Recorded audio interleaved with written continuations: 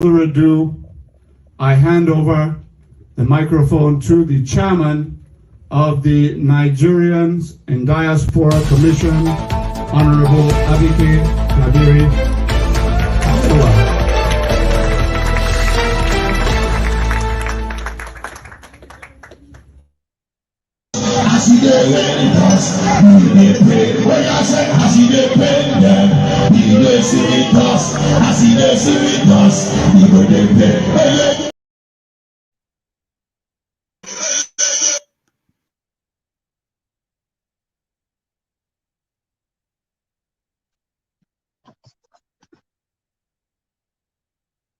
Ladies and gentlemen,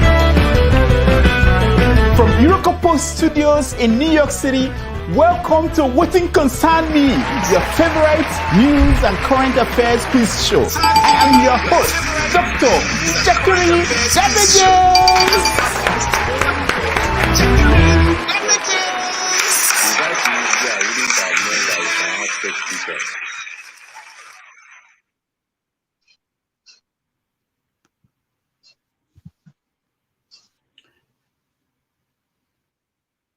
are not honorable.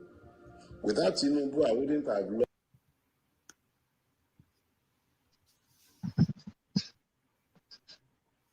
Like that. Is there anything that you can say you like about Tinubu? Anything? Oh, I am very, very happy. I thank God for Tinubu. Without Tinubu, I wouldn't have known that we can have fake bishops. Without Tinubu, I wouldn't have known that some men that I thought were honorable men are not honorable. Without Tinubu, I wouldn't have lost more than half the people I grew up with and thought were my friends, who have now discovered are largely ethnic and ethno-religious jingoists. And they are not just Yorubas, some Igbos are amongst them, and some Hausas as well. I'm talking about friends across the length and breadth of Nigeria. Tinubu has been very good at unveiling the true nature of people. So all the horrible people who have been busy protesting to be men of God, one can see them clearer. That's because of Tinubu. If Tinubu were to be a man whose evil was ambiguous, if it was possible to say maybe he's not bad, it would have been very easy for them to continue pontificating and sounding like men of God. But the fact that the man is so unrepentantly and clearly evil, and they have found accommodation for him, and they are the ones excusing the evil, explaining the evil, looking to normalize the evil, they don't even mind taking off their own garments of honor to cloak a filthy felon. Tinubu can only be thanked, though. I thank God for Tinubu. Without Tinubu, I wouldn't know the things I know today. Some people I thought were men. In fact, some people I thought were gods. They've been revealed to be men. Just men. Just men. So Tinubu has been a very good thing for this country. Excellent thing. How would we have known how useless our judiciary is if it wasn't for Tinubu? Tinubu has been a fantastic blessing to Nigeria. So now we know that some men who used to pontificate about honesty does not matter to them. Men who used to talk about citizenship, freedom, electoral rights, it doesn't matter to them. Now we know. If it wasn't for Tinubu, how would I know? Some men would have gone to their graves with honor if it wasn't for Tinubu. Do you know how many people Tinubu has turned naked? No, I am thankful for Tinubu. If I say the things that there are some things, I am so happy. Tinubu is the best thing that has happened to me in my adult life. He has helped to bring, with his darkness, he has brought light.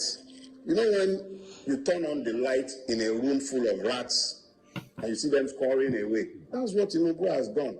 Without Tinubu, we wouldn't have known just how depraved our society has become. All of a sudden, in this society, it doesn't matter that a man's name is unknown. It doesn't matter that his parentage is unknown. It doesn't matter that he probably went to school being a female. It does not matter. Nothing matters again because of Tinubu, and you say I shouldn't be happy. I'm exceedingly happy at this emergence. He has shown the decadence of the society. Tinubu is the mirror that has been pushed in this society's face, and I'm enjoying watching every minute of it. Okay. Children are born and put on a rubber stool. No, I tell people, Dr. Damages, you need to come, if you want to know the level of poverty in Nigeria, you need to enter the Nigerian hospital. You'll be walking at the doctor, sometimes you cry. Sometimes we use our money to give patients. So when people see doctors go on strike, I get mad. I had to leave. It's painful. You see a child that you're taking care of. After a few days, the child is getting retrogressing. The child is getting worse by the day because the drug you recommended, you prescribe for the child. They cannot take the child's prescription to the pharmacy. There is no money. They don't have money in their account. The little baby that is so fragile, you manage to take their blood sample. They cannot process the blood sample because the person at the lab said no. They don't have the money in their account. They will take my salary if I process this sample. So you watch the innocent baby go retrogress. What do? You take our money from your pocket and give that parent, madam, please go and put in this account. Let me see this child get better. And we're here defending thieves because they give you $5,000, $1,000. What is $1,000? Children are born and put on plastic chairs in Nigeria. Are we not ashamed of ourselves? And we'll call Obi stingy. Let him be prudent and let us have functioning hospitals. Let us have good roads. Our people are dying. Children are dying by the day. I had somebody when I was in Calabar, and when I was still a medical student, the man I used to buy something from at Amarian Market, his child was born premature. Guess what? But the child was older than the other child that survived. Why did his child die? Because the child missed the last incubator that was available. The other child that was born that was weaker had the incubator. His child did not have any incubator. They had to wrap the child and put a lamp beside him. That child died. Oh. And you people have the effrontery to come here and defend Tinubu Atiku. Oh no, it's so sad. It's so sad. You want to know poverty? Enter the hospitals of Nigeria. You don't know nothing. It's so we have to be very careful. That's a good question. That's a great question. I don't know what is wrong with them all. I don't know what is wrong with them. Somebody asking for where you do your course and you are sure you did your course there. I agree with you. But a lot of what we hear, because you didn't hear this direct from Tinubu, because lawyers are very funny. Sometimes lawyers will say, you must not say this. I mean, you know what is happening to Donald Trump right now? Donald Trump that guy is walking himself to jail. And he is coming down to say that, oh, well, it was my lawyer who said it. It was your lawyer who said it. It was your lawyer who said that you should march people to the Capitol and stage a coup. People stage coup in Nigeria. They never live to tell the story. That's what I tell them. They never live to tell the story. They are summarily tried within a short time and sent to jail or made to face the firing squad. That is the way it works. But it's only in America where somebody put a gun to your head and you say, all right, well, you are quoting the First Amendment right. What is First Amendment right? What is it? I don't understand. So I don't know why he's denying Atiku the chance to go there, because the news media, they tell a lot of lies, things that are not true. I knew this man went to Chicago State University. I knew that. I won't like Dr. Wumi, yes. if you were aware of Tinubu when he was at University of Chicago. Yes. Can you elaborate on us the accusations whether he was actually distributing drugs and was a drug dealer in Chicago in those days? What do you know about this? Okay, thank you, sir. I heard about it, that he was distributing drug, and I know a lot of people who distributed drug. Who was the girlfriend of? But let's be more specific. So look, we've all heard that Tinubu was a big drug tycoon. We have all heard that. What kind of specifics? I mean, when you say you heard that from people. Were your friends the ones who were buying from him? Did he tell them that he was selling? Like what can you tell us as a distinguished man around that area at the time when Tinubu was there? What can you tell us that he was really up to? Well, what I tell you, I don't know whether, in fact, the first time I saw drug, I thought it was in Lubo.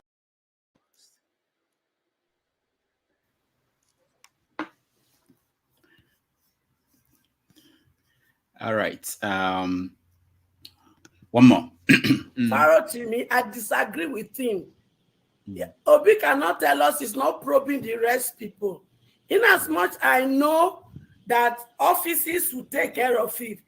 As the commander-in-chief, he should let us know that they will probe from 1960 till date. And the people that need to do the job, he will make sure they do the job. But giving us a message that you are not going to probe it, that is a bloody lie. The truth is this: if Obi own Nigeria as his business, and all since 1990, 1960, he has been giving it to different managers to manage. And they've been stealing and looting the destiny of his business, which is the future of every one of us, including our unborn children. And now he has the opportunity to take back that business. And he knows those who stole from 1960. Will he keep quiet? I believe in doing unto others what you want others to do unto you. Mr. Obi, do unto Nigeria what you want Nigeria to have done to your business. Period. Wow. Then two. Is it just me or the thing is this? That she has the Facebook? There are two things that will take place. One, is a must. It is either we allow peaceful revolution by ballot or bloody revolution. And I will go and lead that protest. Nobody kills me. We must build a new Nigeria, whether they like it or not. All right.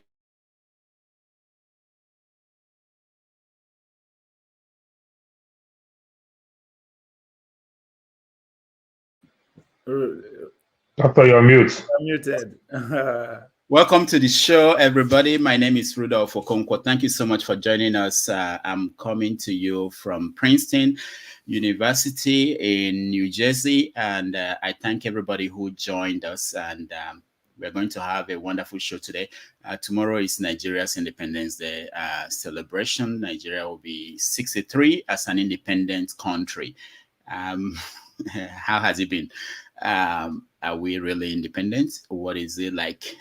What is the Nigerian dream? Is it coming up? Is it deferred? Or is the dream doomed? So we're going to talk about that. We're also going to talk about Tinubu's troubles. There are many, from Chicago to Paris and all over. We understand that he just got back to the country, I think 24 hours before the Independence Day anniversary. Probably now he's rehearsing the speech he will make to the nation, which people will listen to tomorrow. So we want to talk about that. What are we going to with his presidency? Some people believe that his presidency is damaged beyond repair. So we will talk about that and every other thing else. Of course, there's a strike coming up by the Nigerian Labor Congress. We expect that Tinubu will address the nation tomorrow. He probably will announce that there will be an increase in the minimum wage, something to do to make the labor union to go back from the brink, because they're talking about indefinite strike this time. And of course, the issue of Mohbad and Naira Marley is still on. So these and other things we are going to talk about today. Down the road, I will go back into the field because the conference I'm here for is still going on. And Mr. Shaw will join us to host, and forefathers and other people. So that's what we have today. Welcome, everybody. Thank you for joining us. Let's see the people who are here in the studio. Obiorika, welcome to the show. Thank you very much, Mr. Rudolph. Obiorika is a senior fellow. We appreciate you for joining us, and we come to you. I know you're joining us from Oka in Anambra State, so we'll come to you and get your view on what's going on. I know you've been part of the people who saw Nigeria over the past 60 years, so maybe you give us insights into how we've done. Paul in Arizona. Paul, welcome to the show. Thank you, and good morning. Good morning. So Paul is in Arizona, and Paul, how are things over there? Well, I guess we have the best weather you can think of right now. Okay. And then of course we have Ovie. Ovie, you were supposed to be in Princeton. I didn't see you. I don't know what happened to you. So what's going on? How are you? You're right. I was supposed to, but I worked till late hour yesterday. So Wait, do you have we are going to come with a private jet? Yeah, I was. Yes, I was planning to, but I had to borrow Obi to able to make it. It's more important. Obi was here. Yeah. There's so many. Obi was here, and he promised that he will come on this show. So again, but this time I think it might happen. It might happen. So he used the same quote. I mean the same phrase with Dele Faro to me, which says I'm very. Faro to me said Tinubu is the best thing to happen to. Yeah. But Obi, one of the clip that you posted from his speech from that place, he said President Tinubu is the best thing to happen to her. I was like, what's going on here? I don't know. Okay. Interesting time we are in, and the videos that you play, those our faces, our beautiful sisters there. I spoke with Mama Echo. Was it last week? She's okay. She's doing fine. Nothing changed. And that's true, Doctor. You help me on my issue, please. You can talk to her. I really need her contact. Okay. I've been missing her for a very long time. She's my elder sister. Yeah. You guys are from the same part of town. It reminds me of when I see all those faces, you remind me of. I say, oh, this one now because of Obi. So, and it reminds me of a quote where I learned from when I was working with one marketing company in Rhode Island, and we were given contracts to distribute Obama phone. Between Rhode Island, Mass, up to Boston area, and all that. So, and the quote is that if you are on time, you are late. Obi was on time, but he's late. So that's what happened. He was on time, but was late. You have at least 5 minutes or 10 minutes before the time for you to be there. Which also goes to say, stay ready. He says, stay ready so that you don't have to be ready. So Obi was on time, but arguably Bola Tinubu was more prepared. So if we want to say like that, Obi, I don't think so. The only time Obi can only be on time is that is when it becomes like the French Revolution, because the only thing is just that for us to say, okay, let's rig the thing. It's like the way you see other countries, you understand, try to hack the US system and every other thing, knowing fully well that America is number one when it comes to technology. But they feel not to just do it like area boys anyhow and every other thing. If not, the only thing is, no matter how prepared Obi can be, if your opponent is rigging the election, is taking advantage of a bad system, the only way you can correct it is for you to either join, you understand, because it's bad thing, so you don't need to learn. The only learn you can learn is that you are learning to also do the wrong thing. That's it. Paul. What I mean by what I said is that, and then regardless of how you want to present Obi is one of the foundation block of the system that you are criticizing. So it's being part and parcel of the system. You don't win and lose election for the system before. So the system have been taking advantage of Obi. Correct yourself. He gave Obi election. So Obi have never done that part that you're talking about. Paul, can I make my point, please? Yeah, go ahead. It's a conversation. Go ahead. He is not a novice. To say the rigam is not an excuse. That's what I'm trying to say. Exactly. He who read better the day won. Tinubu was more prepared. I'm not saying Obi is not prepared. Obi was on time, but it's not enough for you to be on time. There's more to it. You know how the system works. You know how the game works. So that's not an excuse. It's not a novice. It's not somebody that just comes to know. If you understand the process, you understand that is what it's going to take to win. He just didn't want to go that route. I still disagree because if you want to talk the system, then equally Jonathan would have won that election and go away. It's still part of the system. No, 2015, Jonathan would have taken that.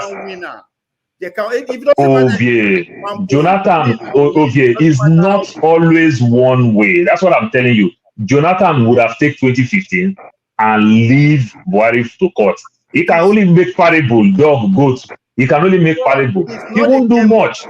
So the system is just not one direction. It is a game of clear. You have to just a winner to emerge. Whether they know this, I don't know why you are making excuses as if it's That's exactly what I'm saying. It's not one way. Jonathan would have taken that election. Nothing will happen. The American will only leave him in CNN and Fox News. Part of the system. I didn't know aware.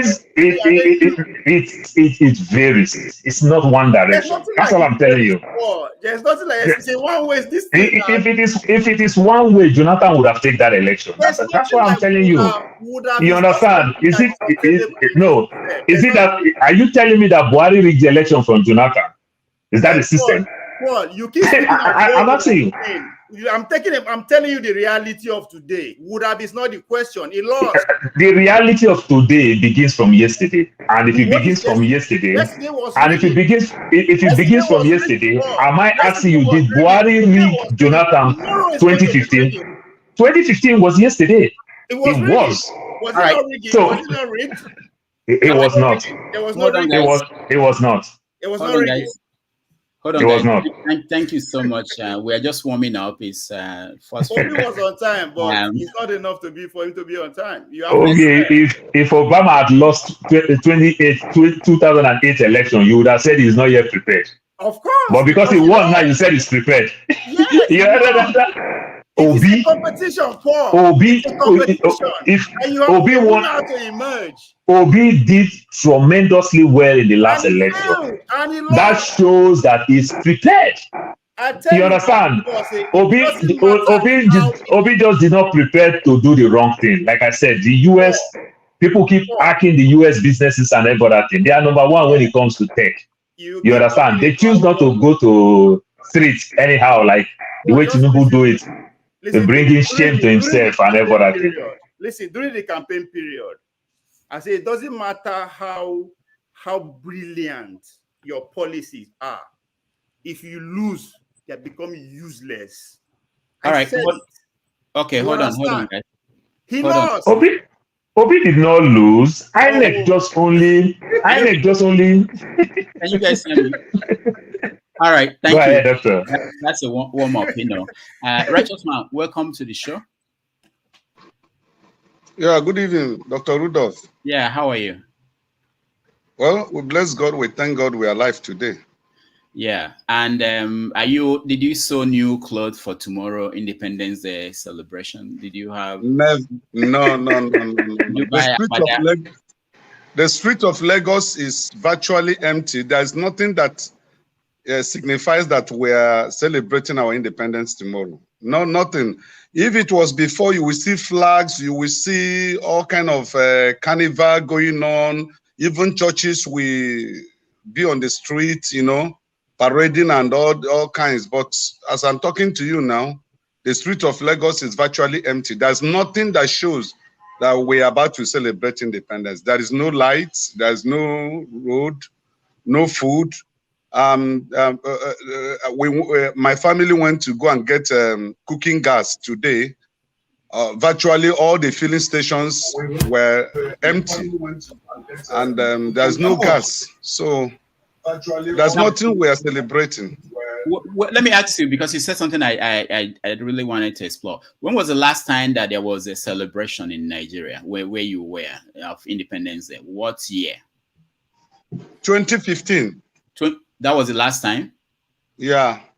That's when Nigerians came out to celebrate, wear green and white, all different kinds of carnivals on the street, church holding prayers and seminars for the country. That was 2015. Since then, wow, we've not had something good like that. Okay. AY, welcome to the show. Yeah, good morning, Mr. Rudolph. Yeah, it's nice to talk to you. Good morning, everyone. Yeah, good morning. And Uzo, welcome to the show. I don't come early today. That must be Independence Day. Something. Hail everybody. Yeah. Now we're done. Yeah. Thank you so much. Thank you for joining us, and all the people who are at home watching and all the people in the comment section. We appreciate everybody. So let me go around quickly and see if there's a major story that we're missing from our lineup of stories. So Paul, is there anything that is important that we're missing? No, not really. Not really. Okay. I can't think of any for now.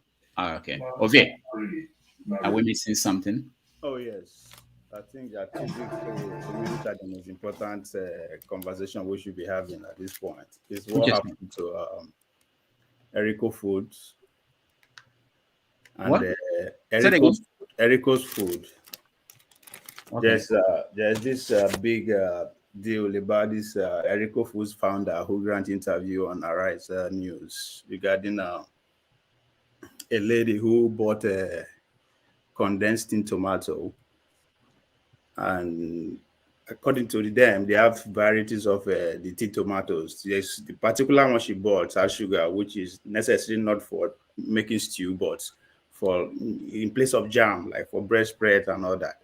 So instead of her to actually take it to that place where she bought it from, or actually make that complaint, she decided to just put it out there on Facebook, and she said, "Oh, I went to so place to want to buy the tomato. I did not see this product. So I decided to say, let me try this product." Right. And I think that from there just when the spiral, the man begin to lose his credit line. And that's a big deal, foreign credit line. So everything was just trendy. So I said, okay, let me even listen to the man interview. And the man made two important points that I think that is lost in the conversation. The man was saying that there's a deliberate attempt to actually kill indigenous business. And if you look at so far the policies that the administration is putting out, they are anchored on Western interests. If you pay attention to our Minister of Humanitarian, Betty Edu, all the policies that she's rolling out, she's waiting for approval from the World Bank and all that. So things like that is happening. So this man was actually pointing out that there's an attempt for importers to actually kill their own business. Not that he's even actually making money, that he has never even gotten a credit or any loan from Nigerian bank. All this business is anchored on credit loan that is getting from outside. And this is actually happening, but nobody is saying that. And as far as I'm concerned, I'll narrow it down. That guy is an Igbo guy.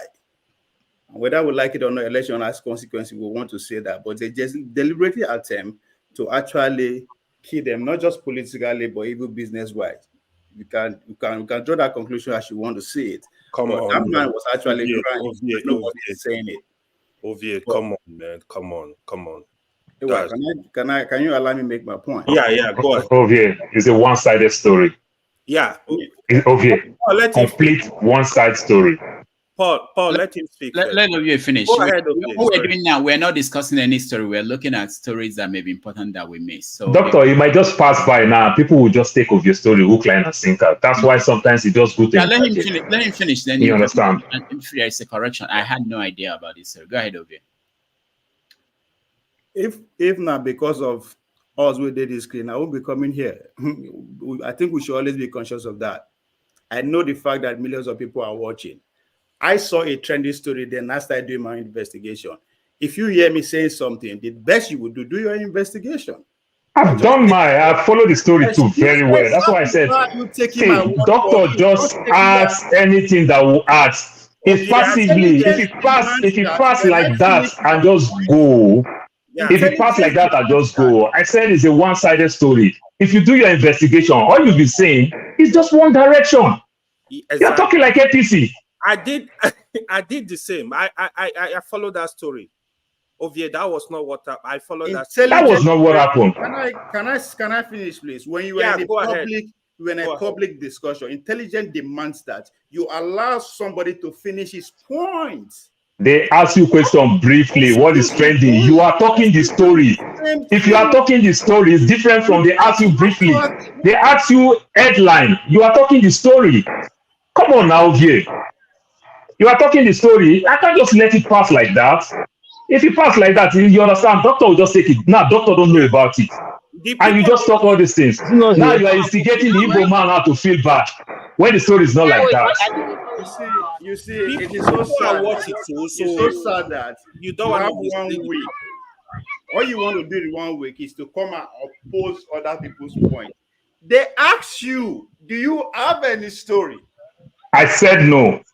Exactly. So why? And they ask you headline. You are giving the story. You are reporting the story. You are reporting. Okay, what you are doing now, you are reporting the story. It's briefly they ask. You are reporting the story. If you report the story, somebody needs to call you to order. Go on now. Who's in charge? All right, guys. Okay, so Obie, Daddy, you're supposed to be over here. I want to see this baby who is speaking. More important than Obie and Paul. So Obie, thank you. What we're going to do is that's the problem here, right? This is how we are here to have a conversation. I said I have 2 headlines. I'm trying to give a contest, but somebody say I am putting one side. You didn't even allow me to finish. You don't even know what I want to say, what the other side of the conversation is. Okay, you are reporting news. They ask you headline. You are reporting news. Just talk about a risk, then we'll discuss it. You are reporting the news. It's different. Okay, you pass English for school at all?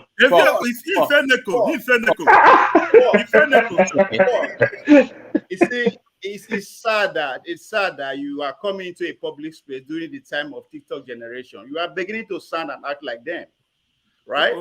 Exactly. That's exactly how you are sounding. Ovie, you are taking advantage of this system. Maybe because of you have your own YouTube where you sit down, where you talk, people listen. You understand? This is a conversation. They ask you headline, just talk about the Risco, then we'll come back and discuss it. You are reporting the news, and you are reporting in one direction, one way. That's what I'm saying. And you are instigating the Igbo people to feel bad. All right. That is wrong. Okay, Paul and Ovie. Okay, you guys can wait now. Henry Clark said, wait, I only debate my mate, the rest I teach. So this is an opportunity. Let me teach you again. You are just calling Rudolph stupid and foolish at the same time. He is in charge. Are you saying he's incompetent? Are you saying he doesn't have the ability to tell me to stop or not? So, Ovie, so you also don't understand the context of this program. They say have your say, but this is a conversation. You understand? And if it's a conversation, we are conversating. No, this is what are you talking about? No, this is not a we are conversating. We are conversating. All right, Paul and Ovie, please, let's move on. They asked me a question. I was asked a question. They asked a question, say, what is trending? They didn't tell you to read your own news. They said, what is trending? Just give an headline. Okay. Give an headline, we'll discuss it. It's too early, guys. It's too early. Let's go to Ovie, hold on. Just hold on, two of you, hold on. Righteous Man, welcome. Two trending news. One is about the closure of Ladepo Market, where this guy sells papers. You know, the government has come up hardly on them, and that market is, in fact, is the most celebrated Tokumbo spare parts market, if not in West Africa. So the government is coming hard on them. They are closing it down. That is number one. Why did they close it? They are claiming about the environment, you know, environmental issues. Okay. Of course, most cases every year, or if not every year, they normally shut down the market, and then they will negotiate, and millions will be paid to the government before they open it, you know. That's one. Number two, the Supreme Court have ruled that the authentic chairman of Labour Party is Aburi. So, and then Nathaniel Achiono is the authentic Labour gubernatorial candidate for Imo State election coming up in November this year. So, did you like that? To ask me whether I like it, I mean, why did you ask such a question? No, because I want to get at something. If you give me that answer, I just wanted to get to. Okay, don't worry. When we have the conversation, we talk about it. But what I'm pointing out is that I want to make sure that people know if you like that decision they made, and when next time they make another decision. Yeah, Dr. Dr. Rudolph, if you are from Imo State, just like I am, Imo State had been the most peaceful state in the Southeast before this time, before the Supreme Court made Uzodinma governor. So every Imo State indigene would want a new party to take over Imo State. And the ruling, if I was majorly celebrated, if you go to the East, it was a carnival in Imo State. Okay. You know, people, my relations in Imo State were calling me, celebrating on phone. Was there any danger that he wouldn't be the candidate? Oh, if I don't take like. Yes. All right. AY, is there a story we're missing that is important? Yeah.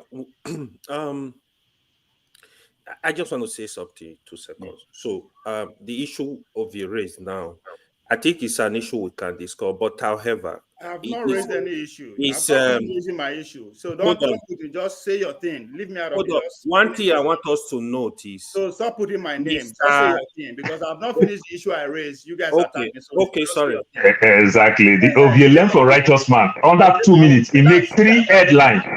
Under 2 minutes, righteous man just make headline. Intelligence means don't forget I exist. Make your point. You understand? That's how you educate people. People are listening. That's what it's about. Forget about me. Make your point. Okay. That's how you communicate in public. Okay. Are you done? Yeah. One thing we need to know: Mr. Risco is an Igbo. The girl that made that post, Choma, she's an Igbo. So we cannot be discussing everything based on tribal setting. Even if she's not from the East, we should not be raising this kind of point. We divided the country is messed up. Your headline, no be person. So okay, I don't really have any major headline. Uzo, so you are be, I go fire you back. You be my friend before. I was gonna bring my drink with my colleague. Yeah, go ahead. Okay. Uzo, go ahead. Uzo, my own headline is in my state, Eastern Heartland. You know where that is? The Eastern Heartland. That was summit during the week, the East Southeast Security and Economic Summit, which we have been hammering for a long time. The 5 states will put their egg in one umbrella so they can find security. One thing we know that is affecting security mostly is the base of the non-government. Their base is in Imo State, and they go through Anambra, Obonyi, Enugu. You know, so we are talking this. If the 5 states can come under one umbrella and tackle security, not when they are being chased in Imo State, they will go and hide in Anambra. When you cool down in Imo State, they will come back. They are being chased in Anambra, they will go to the Abia State. So keep on doing that. So I'm very happy that the governors can be able to come together to, you know, try to refer what they want to do at the time of Michael Okpara. The old Eastern states try to bring investments, industry, and security to the region. That's one thing. That's my own today. So right. Thank you so much, Prince. Mazi Prince. Yes, Dr. Rudolph. Good morning, and good morning, other panelists. For me, I think one of the things that is what is interesting me is Uzodinma promising 4,000 youths to get them a job in Europe and Canada. Is that man? Is he? Well, when we get there, and then also him using the military to destabilize Ehime Mbano or something of that nature. I think it's a village of his opponent, Achono or whatever it is. So that whatever they're doing in that village is not right. It's not right at all. You know, they talk about they chasing IPOB. IPOB is not there, and they're destabilizing poor people. You could see their homes. Like, it's not right. All right, thank you. Someone on the comment section, I think Victoria mentioned seaports in Abia State. And if when we get to that point, maybe somebody knows about the seaports. Ndubisi, welcome to the show. Good morning, everyone on the program. Good morning, Doctor. I have 2 headlines. I don't know if the first one is a headline anyway. It's Doctor, your base, they flooded yesterday. I hope it's down now. Oh yeah, That's New York. Okay, flooding in New York. Yeah. yeah, that's one. And the second, Mm. yeah, the second one is what yes, on Wiki is trying to do in Abuja now, trying to sack, or he has already sacked some heads of agencies in the FCT. I don't know. Maybe we'll have to look at the FCT laws and see whether he has that power to do so. That's the headlines I saw. Thank you. All right. Thank you. All right. So let's start with the big story, which is tomorrow Nigeria will be 63 as an independent nation. Paul, how do you feel about that? When you just call 63, make me remember when Nigeria was 25. I will never forget when Nigeria was 25. There is this song, Nigeria is 25. We all in this survive. Arise the celebration. Conjoined. I sang that song when I was a child very well. When Independent Day, you see the helicopters everywhere will be throwing those balls that have no valve, and every other thing. We enjoy Nigerians of those good days. But right now, doctor, the money no reach to build us. If you no reach to buy cars, if you reach to drink ogogoro, people will just drink ogogoro for Independent Day, maybe because it's public holiday. That's how it is. They drink out of their frustration. They are not drinking because they are celebrating something. They are just drinking out of their pain and everything. Tomorrow means a day of pain to very many Nigerians. The way people call me, the way people inbox me, I am shocked. I was in the UK last week. Man, when I saw Nigerians in the UK, I was shocked. I live in Manchester. I drove to London. Doctor, Nigerians are living in penury. They are suffering. In the UK? In the UK. Jesus. They sold everything. And this may be average people in Nigeria working in the bank and everything. They sold everything to come here. They are having problems. So many of them, no wife, no husband, displaced themselves, having issues up and down, suffering. From one Nigerian restaurant to another Nigerian restaurant, I was literally buying food for people. Nigerians are more or less like an alamajiri. I'm not interrupting you. I thought you were in US. How come you're in UK? I travel. I just came back. Oh. No, I traveled to the UK. I just came back. I came back on Sunday. Oh, okay. Nigerians were suffering.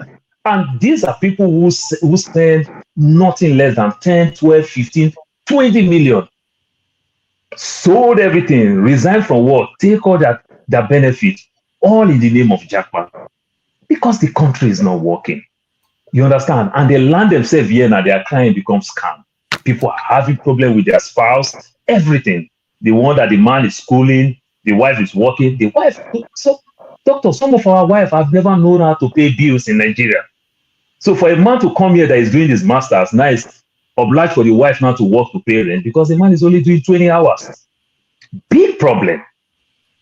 I'm telling you, I feel for my people when I saw them there. You understand? They can't even, some of them, they don't have any contact with Nigeria. They're literally begging anybody, don't give anybody my number because they're suffering. And people are trying to reach them to beg them for handouts. You understand? And these are people that have been giving people handouts in Nigeria. They are doing well for them to even make that trip. No. We need to fix that country. We really need to fix that country. There's nothing to celebrate come 63. That's my take. All right. Thank you, Paul. Ovie. Yeah. Rudolph, I'm not happy. I'm not happy with you directly because one of the most important events, I would say, so far this year in the Southeast took place in Imo State. That's the summit. And nobody is talking about it. That was about to be the second thing I wanted to talk about before I got interrupted. But before I come to that, let me land on the other content I was trying to put out there. Now, contrary to what everybody is saying, just to me, there are three coins to a side. There are three sides to a coin. Just the head, the tail, and the edges. Right? The head here in this conversation is what every influencer out there is running away with.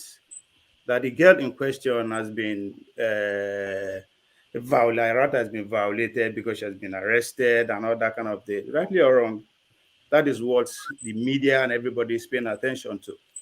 The leg here is what the salient point that the man is trying to make. That there's a bigger conversation to have. That him being the only indigenous producer among the folks, why is this thing happening? He's talking out of experience too, but nobody is talking about that one. To me, that is the edges here is that there are 3 interviews you need to go watch on Arise New. One is with the founders of Eric Food. 2 is with the girl's lawyer. That's I can't pronounce this young man's name now. Inebe Efyong. And her husband. The other one is there's a guy who he was kind of a director in one of these regulated agencies. Those are the 3 interviews you need to actually go listen to. Then you get a full picture of what is happening here. Because most of the time we run away with what the media is presenting to us. So many times, yes, and majority of the time, because the voice is so loud, we just say, oh, that is the order of the day. But the elite and the ruling class always find a way to capitalize on that silent point that those people who lost the argument are trying to make to overrule everything. Case in point, the Electoral Act, and I'll keep referring to that. There's a few people who are saying, come, this thing not go work for my area, but we overshadow them. But guess what? Majority of the ring and everything that took place in those areas. So there's always a point to be made here. It's not about win or loss when a conversation like this is in a space. Doesn't matter the perspective you are seeing it from. You understand? There's what they call scientific theory. Once I say something, I will give you examples. So say this is what I'm saying. It has happened before. It will happen. It will happen in another place. That's what I'm saying. We are not having conversation about the foreign investment that is about to come into. But that is the bigger point. The foreign investment that these our leaders are crying, are celebrating, they are bringing into the country. At what detriment? That's the conversation we should be having. We are not having now. To the other point I was saying about what took place in the Southeast, there's a lot of speeches that there's the events to me is one of there's hope in terms of that region and how even if Nigeria no go work, I think they've finally realized that we can make our own side work. And that's what that was my takeaway in that, especially from Okonjo-Iweala, who spoke directly from her base in New York. She actually gave a comprehensive speech. I was there people to go and listen to. Soludo at the same time also make a very powerful speech. Pius and Oti, the governor of was it Enugu State. So a lot of point that was raised and countered, but most importantly, as far as I'm concerned, I see people who finally realize that people or citizens don't overthrow or create states. Only organized people achieve both positive and negative social change, and that is my underlying takeaway there. So just please don't be angry. Okay, right. I thought we are going topic by topic. We are talking about Nigeria at 63. Oh my God. We will come to that. I'm not attacking you. I'm just observing. Anything way you want. Prince, okay, go say you know they're intelligent again. Okay, go remind you say you know they're intelligent. That's your 63. That's your 63. Okay. Come on, for your name. Come on, since you put myself for your name, please no like you again. Come on, for your name. Rudolph. Huh? Okay. When they reach their time, they use and talk whatever they want. This is not funny. Ovie, Kwakwaso don't give you PTSD. Kwakwaso don't give you PTSD. I don't come here because of Una. I don't care, but I don't know Una. I mean, you visit Kwale. You go visit Kwale. I'm here to put something out there. You don't have. It's not about you. All right. I don't pay attention to noise. I'm not here to gossip. I don't pay attention to noise. I pay attention to you guys should let them actually affect me or indirectly. I don't care about gossips. Yeah. That's what is trending. That's what you guys want to talk about. I don't stop you from talking about it. That's okay. But don't stop me when I'm making my own point. It's my time, man. Let me have my say. For God's sake. Thank you, Ovie. So, Ovie, do you have anything to say about independence there? Yes. Okay, go ahead. 63 years. I will give Nigeria good credit as far as I'm concerned. 3 generations, one will say. And everybody's actually discussing, yes, actually, as they will actually want to push back. Talking about then, the older generation want to push back. That if there's one thing that we, the younger generation, have that they never have, that we have choice to choose our own representative. Rightly or wrongly, I think if it only take us 3 generations for us to be talking about that, I think that is progress. Because if I'm comparing Nigeria to other nations around the world, who took get hundreds of years to actually achieve what we are talking about today. So if I look at it from that perspective, yes, we are actually doing well. Can we be better than what we are now? Of course. And for the fact that we realize that we can be better, that's also a progress. Because if we're talking about a society of 200 million people, that's not easy to actually govern and put together and achieve actually reasonable peace, whether we like it or not. So yes, I would say Nigeria is making progress, but most importantly, we realize that we have to be better than where we are today, which is to me the most important takeaway from me at 63. All right, thank you. Ewa. Thank you, Rudolph. So so I can comment on anything, right? You can. It's your time. So, or we prefer that you stay on the topic. Nigeria at 63. To be Yeah. to be honest, I don't think we've done well, man. We've not done. I don't think we have much to celebrate. To be fair, when you look at it, right, my biggest disappointment is we don't have a plan. I don't think we go in it. We are directionless. We don't have a direction as a country currently. Where are we going? I mean, we should have a plan. The population is blowing up. Our infrastructure are going down. Like, what are we really doing as a country? What is the plan? Where is the direction? It seems we just live in.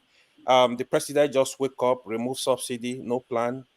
Unify Naira, no plan. Everything is going down. This morning, a friend of mine was just telling me price of cement is going to 10,000. They reported it on a TV station. I'm like, how? Like, things are just getting bad. Every day I worry about people in Nigeria, like, how are they surviving? I will ask my mom, how are people surviving? Like, things are just get so bad. Like, we can't pretend. So, assuming we are moving in a direction, even if it's just small changes, small improvement, I will have hope. I'll keep my hope. The so-called Paul was talking about now in the UK. Mind you, these are the majority of them. They are the middle class in Nigeria. The educated people with experience. They go to UK doing nothing, sweeping ground, working in Walmart, doing stupid job just to survive.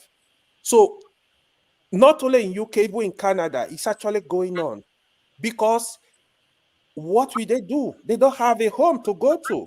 Like, even me to visit Nigeria now is a bit scary. Like, it's just headache, you know. So I think we've not done well on that. Then on the issue, I will go back to that issue of the Erisco issue. I will, please give me 2 seconds. Let me read the post of that lady. The lady that made that post. You can go confirm this. What she said, she bought tomato. When she got home, this was her post. I went to buy tomatoes yesterday that I will use to make stew. I did not see Gino and Sonia, so I decided to buy this one. She posted the picture. When I opened it, I decided to taste it. Sugar is just too much. Oh, Biko, let me know if you have used this tomato before, because this is Ike Guru situation. I don't know what that means. So that was her post. I don't think it's a matter you suppose the owner was supposed to escalate. You can talk to this lady, go to them, make comments. You saw the post, message her, hey, let's talk. Let me talk to you. Of course, we buy stuff here. You go to restaurant, things are not good. You go there and bash them. Hey, you know, they will, oh, please call us. We can discuss this. You went ahead, arrested the lady. That was what was pissing people off, not the media. The lady, to me, she did not do anything bad. This the way they handled it. The PR was so bad. So, which I don't want us to come. It's not everything will be fighting over. Everything will be look like, oh, they are against some people. They are against. I understand of the point of the man need assistance, kind of like we should encourage him. I'm actually in support. You know, we should encourage him to do better. But I think it's something they need to settle. They should not go to court. It's not something that's supposed to escalate to this point. You know, but the man should be encouraged. I mean, I watched the man interview. I understand his pain too. I understand the difficulty, but that doesn't mean it's totally right. So thank you. All right, thank you, AY. Uzo, Nigeria 63. Were you there when we got our independence?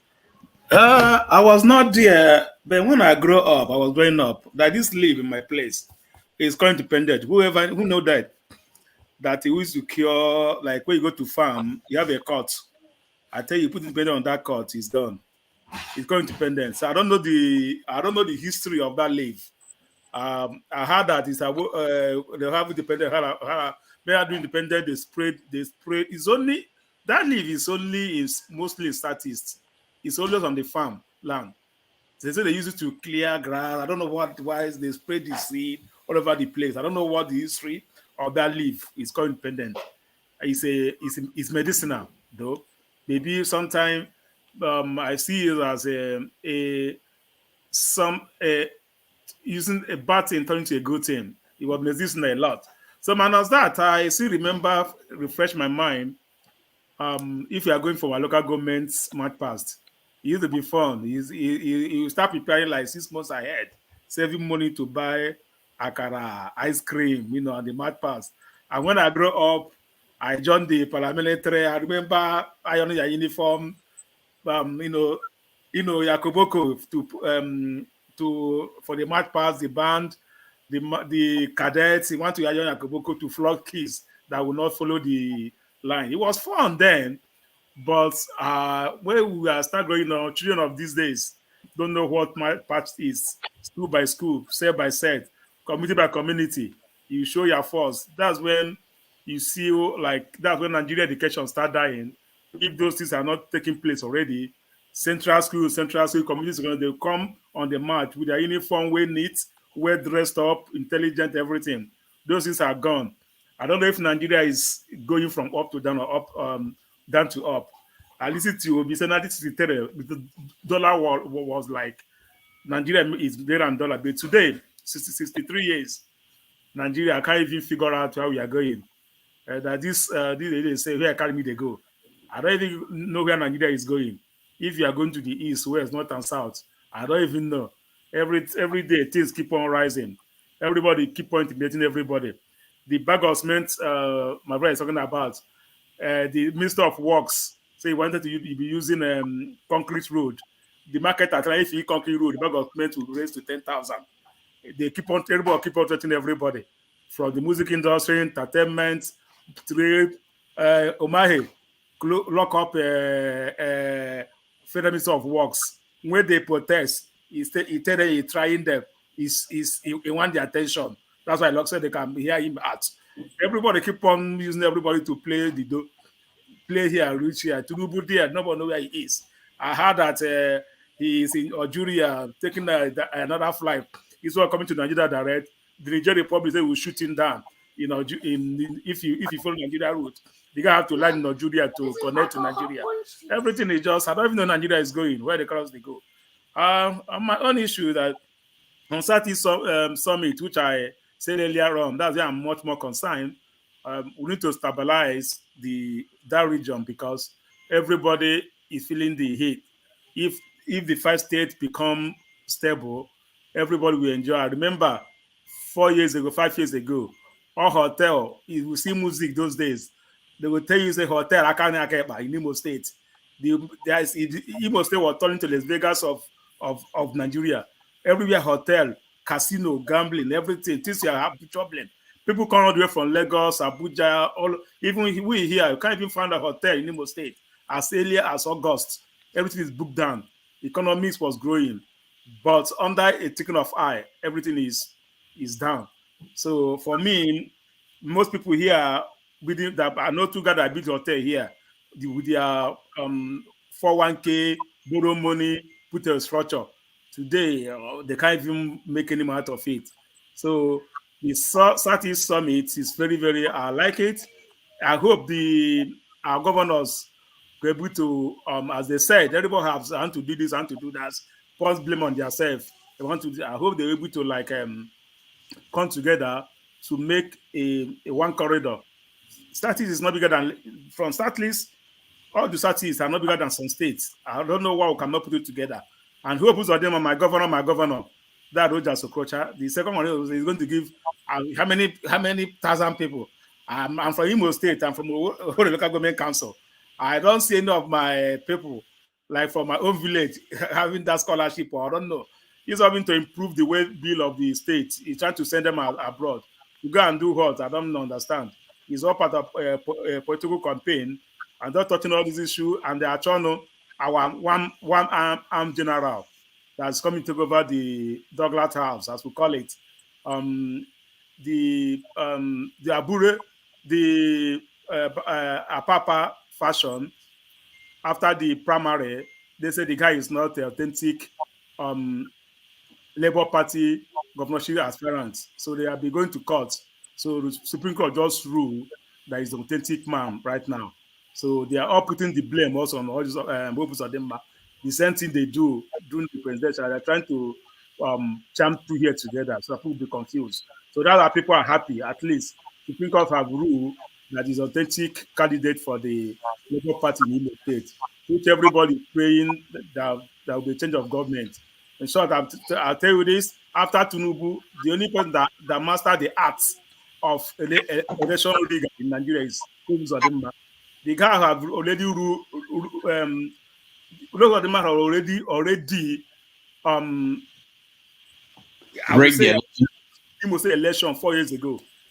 He's not perfecting it now. Everything is in place for him. I don't see actually beating him because this guy really all the community in Imo State. That's why he was able to win every seat in Imo State during the state House Assembly. And he's going to repeat it again in the governorship election. Whether I like it or not, the guy have already perfected the art of election rigging. Prepare in time. When they get to start preparing, he knows that. So that's my own take here. As much we go on, we'll keep on bringing things out. But I'm happy for the Southeast Security Summit. So I'm happy for that. That's it. Thank you. Thank you so much. Mazi Prince. Let me start from Ozo. It's good to be optimistic. However, that someone is a thief or an armed robber. You can be successful all the time, but one day you'll be caught. When you talk about Hope Uzodinma, we all know his plans. But what I'm praying, let what is about to happen. If Tinubu is thrown out or something happens, Hope Uzodinma is gone. His politics will be gone. Okay? Because pretty much it means that the next agitation will be to change the INEC, leadership and change all those crooks, everywhere. That said, for me, Nigeria 63, are we where we're supposed to be? No. Are we making an improvement? I was saying no. However, I believe that we are becoming wiser. I know certain people are talking about restructure. For me, I don't understand. When I mean I don't understand, everybody have a different meaning or different definition of restructure. What? However, for me, I would say since Nigeria is copying America, why don't we do it the way America do it? When I mean, when we have a governor, let's not have deputy. Instead of having deputy, let it be lieutenant. Lieutenant, a lieutenant governor who is also in a ballot. It could be a governor could be a PDP and APC will be a lieutenant governor. That's how they do it over here. The justices and all that stuff, let it be by election, not appointment and selection. No, because by the time people do all those things, there would be a faith in the fact that every arm of the government is independent. The executive will be independent, the judiciary will be independent, because the judiciary will know that if they don't do well, they will not be voted next time. That's how they do it here. And pretty much it will go a long way in nurturing the democracy that we're talking about. Because right now what we have in Nigeria is not democracy. It's just anyhow crazy. That's how I put it. When I dig into the tomato paste thing, for me, just like AY said, the man made a big mistake. There is what is called consumer rights. I don't know who I think somebody's thing is on. I'm hearing an echo. So the man made a big mistake in the fact that when somebody said something, just listen to what the person said. She didn't say it's a bad thing. She just said it tasted, sugary. It could be her taste bud. And she just asking a question. If I were him, I would have sent some people to her and say, you know what? This is not how it usually is. Probably, let's look at the quality control and see what it is. Now, with all this thing, I was watching him the other day when he was talking about, they asked him, how much are you gonna sue the person? He said 5 billion. Oh, he's living in a fantasy world. And now it's been discovered that tomato, that product is not even that registered. So you see, he's creating problems for himself. Somebody's complaining about something, you have to use police or DSS to come to Lagos and take the person to Abuja? For what? Just because of tomatoes? And now he's losing. And he's crying. He made a big mistake. And he needs to retrieve whatever he's doing. He needs to retrieve it back, go back, apologize, and even make a video with the lady. I probably say, please guys, we solve this. It's a quality control. It happens here.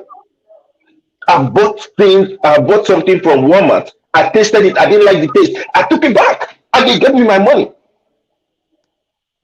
No question asked. I think it was a chip or something. I didn't like it. And I told them I didn't like it. That it's been, it's been there for a long time. They checked it. They said, I don't like it. And they gave me back my money. No question, no stress. All right. It's only in Nigeria that you buy something, when you take it back, they will tell you that your money is gone, that they've used it to pay their creditor, and all that stuff. I know Obia is raising his hand. Mr. Kanta. Yeah, you can speak. Yeah, go ahead. You said something that I like. You say if you happens to you here, if you buy something at Walmart, you don't like it, you take it back. Yes. Does that make sense? What you just said make perfect sense, right? So this is how we do it here too. This is how we do it here too. If I don't like it, what did she do? Did she not do that? She not go back to where the bank say come. This is either it's wrong or it's bad. But look at that post that AY read out, right? There's something you need to take out there as a business person, right? There's something you need to take out there. Say, I want to buy tin tomato yesterday, but I will use to make sure. I say I didn't see Gino or Sonia. Okay. That's the point the man is making.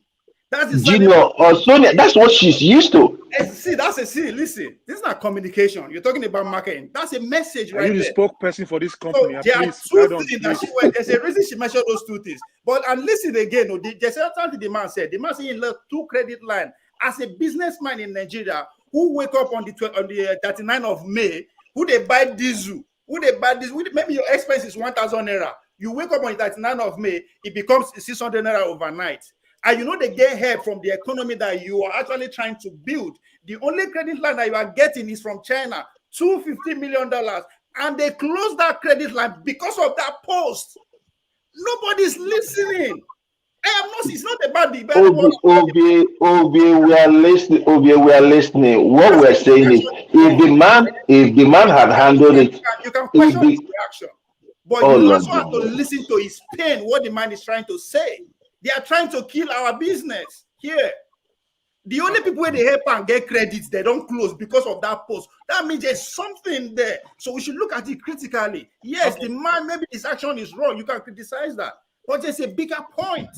Okay, I'm not who say that the girl is wrong or right, but I'm just saying. Mr. Ridolph, 30 seconds, please. Sorry. Yeah, hold on, everybody. Hold on. We'll get to this If topic. you don't like them, you return them. If they reject them, then you go ahead and announce them. But you didn't do that. You just go ahead and start announcing with specific points. And the line of communication, that means a lot. There are two names there. Why there's just what is these two names doing there? Because people get now this convention will trigger people to go and start looking at it. So what is Gina? What is you understand? So they will not say, well, it will not take you a flick of for you to say, okay, this thing is bad. So there's a bigger effect to that than what me and you as a businessman, unless you never run business before. Okay, but Obi, just a quick interjection. Prince, can you hear me? Please, let's stop. Yeah, I can hear you. No, let's this topic. Let's go. Okay. We're going to visit that. I don't want this to continue. Let me hear. Okay, so let me round up. Let me round up that. Okay, so pretty much that is that. And then if I also touch what Ozo said about, I think it also interested me on what Omahe did when he saw the reaction. Nobody tell us say Abuja no be Ebonyi State. They humble him. So I rest my case for now. All right, thank you. We are going to talk on this topic over here after this, but I want to hear from people the main topic of the day, which is Nigeria 63, and then we can go to other things. And we see, you're next. Thank you, Rudolph. Nigeria 63 is a tale of woes. The country is in dire straits. People are suffering insecurity, fighting, grinding economic hardship. And the people who are in power, they're just dancing away, enjoying themselves, and telling us lies and propaganda that all is well. The country is crumbling before our very eyes, and everybody knows it. And the three arms of government are not helping. The judiciary is equally, well, everybody sees that they are now very, very compromised. You can see the judgments they have been given every year, so people are not happy. This is not in Nigeria for our dreams. Dreams are being killed every day. Students are leaving schools because their parents can't pay their school fees. Things are just skyrocketing everywhere. I think the country needs a reset, and it's not just restructuring or whatever.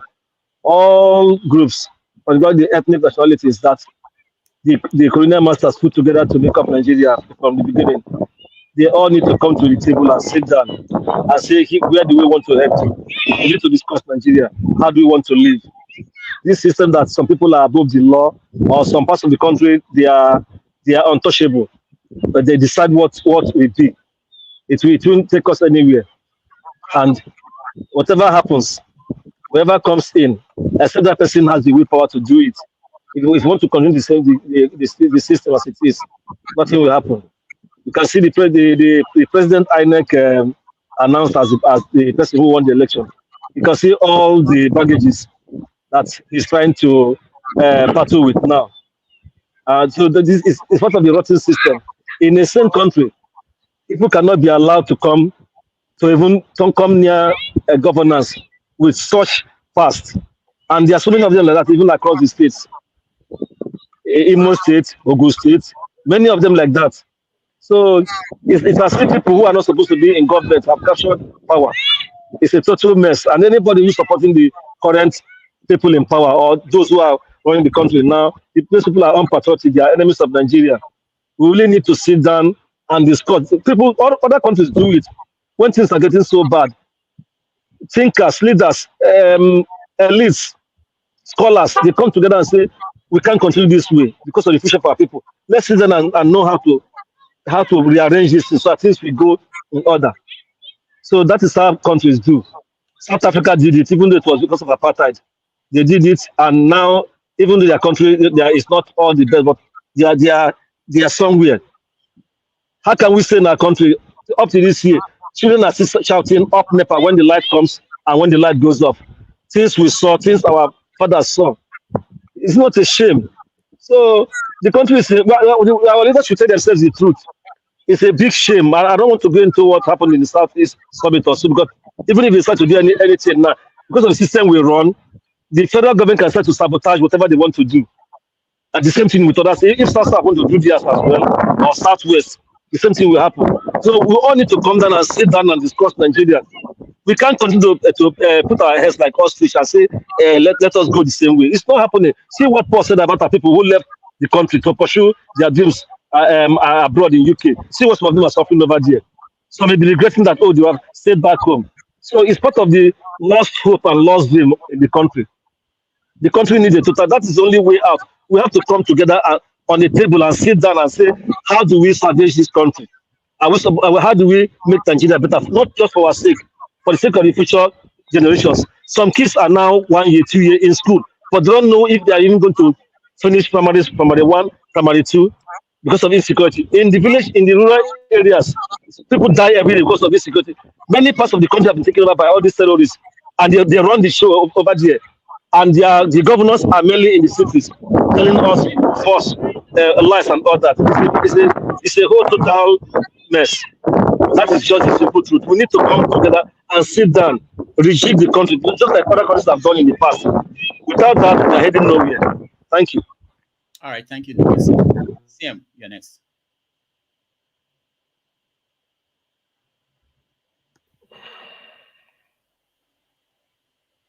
Okay. Okay, go ahead. Good day, Rudolph. Thank you. Yeah, good afternoon from here, Rudolph, and then good afternoon, everybody, to those listening where you may be. What really do you want me to speak on? Because I know I missed Nigeria the trend. What do you? Nigeria at 63. Have we made any progress? What is your take? How do you assess the country? Hey, well, sometimes it's not good to ask a question that you already know the answer. Well, you may come Nigeria up is a disgrace. Nigeria is a disgrace. I say this with every sense of responsibility, and I want to be objective. Given what nature gave Nigeria free of charge, Nigeria is like a child you want to set up. The best school, you go and pay the highest school fees, bribe the principal or whoever, put him there. You bought him everything excessively just to make him comfortable to study, and he's wayward. What do? That's what there's nothing that nature didn't give Nigeria. It's not mineral, human being. Yet look at where we are. So Nigeria is a shame. Probably God should not have created Nigeria. It's a disgrace to the black race. At 63, look at all the resources we have. Look at what we are battling with. The most wicked and hypocritical type of human being, they are resident in Nigeria. How can Nigeria move forward? What do we need to become great that is lacking in Nigeria? Is he human being? The best of his kind that a black race can think of, they're in Nigeria. If they're 100, at least a good 80 will come from Nigeria. If they are 10, a good. The most wicked and hypocritical type of human I'm hearing echo. They are resident in Nigeria. How can Nigeria? I don't know. Where is the echo coming from? Where is the echo coming from, please? Coming from you. Some people should mute yourself, big man. Please behave yourself. Some people should mute now. Why are they putting me on echo? If you are the echo is coming from him. CM, the echo is coming from you. I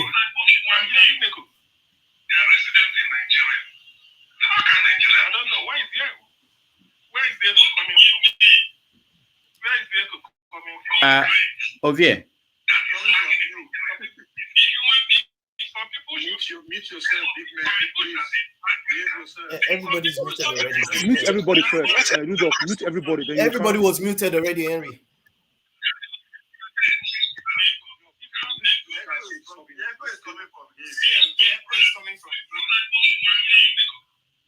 It's coming late. See, and you want to go out and come in again.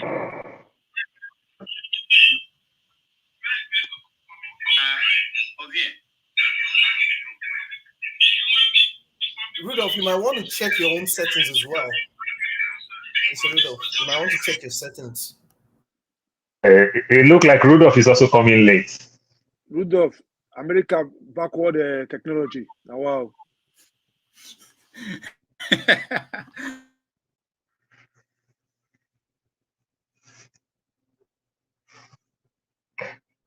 Doctor, you mute yourself. Doctor, you mute yourself. It's not me. Someone. There are other people who are controlling things. Somebody muted me, not me. But it's not coming from this end. I have only one computer here. I used to have two, but like I said, I traveled. So let's try again. CM, go ahead. Let me see. But Ovie, you are not muted. You are the only one that is not muted. So I'm not sure if it's from Ovie. No, Ovie is muted, Rudolph. Okay. Dr. Rudolph, Ovie is muted. Okay. Yeah, everybody was muted. Okay, so I don't know. Okay, CM, continue again. Let me mute myself. One Polish, the former Polish prime minister, when he was taken away and put into jail, while addressing a trade union, when he came out, he said, like I was saying. So let me say, like I was saying, before the interruption. Nigeria is a disgrace. I make no, in fact, I'm not sorry to say it, because given the resources that nature, God gave Nigeria free of charge, we should make the best out of it. Some countries are fully resourced in terms of material resources, but they've not got the caliber of human being to put them into greater use. Nigeria has both the most intelligent black people and the resources you can think of. So why are we not? It's because we are wicked. It's as simple. I'm not really saying this, but what I will advise is I'm not being original. I remember what Bola said during the time of Nadeko. He said for this country to march forward, that was 1995. 1995, before they killed Sarawiwa in November. There's a newspaper called PM News or AM News by Odio Fimon was publishing it. Bola Ige said he may be alive, he may not be. He said, but before Nigeria will move forward, the people that constitute Nigeria must ask themselves two questions, and they must answer it. Number one, are we convinced? Do we really want to be together as one country of one people or one nation? If we say yes, he said under what terms? That terms is the constitution. Because Nigeria is made up of people of different value system and civilization. The type of civilization the people of Kanem Bonu or Kanuri have is different from the type that the Igbo has, the Igbo man is having. Different from that of the Yoruba, that of the TV, Bachama, Efik, Ogoni, Urobi Chekiri, Igala, Idoma, Igede, there are many. So because we find ourselves in this unfortunate situation, we must be honest and say, look, for 63 years, we've been lording over each other. Do we really want to continue? If we want, let us say this is how we relate to each other. I don't care whether in the end the Ogoni, because of their oil reserves, they become Dubai. I'm not bothered. As long as they have peace, I can decide to go there and reside. Nigerians are going to Dubai to go and live, but Dubai is not their country. They go there and obtain citizenship. So that is the thing we have to do. This idea that when we just see ourselves, we feel that we are not moving anywhere. For the first time, look at the mess Nigeria is now at independence. We are talking of a forgery. I once explained to people that they will say Nigeria is the home of the black race, the most populous black nation. And they happen to say that the president of any country is the number one citizen of that country. In other words, Bola Tinubu is the number one citizen of Nigeria today. In other words, the number one black man. Can you now imagine the number one black man is being talking? Look at the mess. Look at the shame he brought to Nigeria. Or is that not a shame? Any wonder that Nigeria is in the mess that it is now? What really are we talking about? You see, now I know why Bola Ige said that. I wish the man is alive. Nigeria must answer that two questions. But to me, if we come together and say some people, even if they're 100 or 1,000 or 10 million or 5 or 20 million in population, if they say they don't want through a referendum, let them go. There is nothing sacrosanct, according to Lisa Wakoba, about Nigerian coming together. There is nothing. Nigerian governors, many of them, went to Rwanda to go and learn one or two things. You can hardly locate Rwanda on the map. Rwanda is double landlocked. Rwanda is bordered by Uganda. Uganda is bordered by Kenya. So Rwanda is double landlocked in some area. Yet, they are the flagship in Africa. They had a genocide. When they finished the genocide, they came together, built a monument, united in honesty, talk to each other, take the blame, and then they start developing evenly. Did we do so in Nigeria? Despite the fact that we had a more brutal genocide than Rwanda. Why do we always feel that suddenly, if I lord it over this man, then I'm making progress? We are not. Nigeria is a disgrace to the world. Nigeria as a country is a scar on the conscience of the black world. Nigeria is a disgrace. It's just a leper. It's a disease to the black people. Where there's nothing to write home about. Given the resources we have and the opportunities God gave us, God overblessed Nigeria. Then what do we make out of it? Because people will say, oh yeah, we are talking. Other countries that are having 1% of what Nigeria is having, they've gone ahead of us. So before you condemn Nigeria, you have to check what are the resources? What did God give us free of charge? People did not choose to be Nigeria. God planted intelligent people in Nigeria and gave them resources, everything, even good climate. Volcano, we don't have. Earthquake, we don't have. Bush burning, even whatever, we don't. From the Sahel down to the coast, we have everything. Gas, after Russia, Qatar, they say it's Nigeria in terms of gas deposit. So what is it that we need?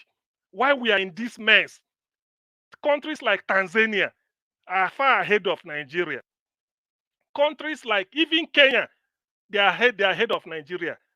Countries like Rwanda, South Africa, Nigeria go to South Africa as if they are going to the moon. South Africa of yesterday. So look, Nigeria is a disgrace. The earlier we come together and say, and our problem is because of hatred and wickedness.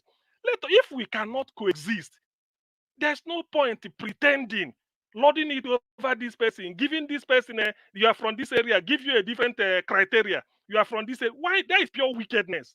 God did not create it to be that way. So if we cannot coexist, this is the opportunity. That's why Bola Ige said, let us come together, we must do it. And ask, if we want to live together, under what terms?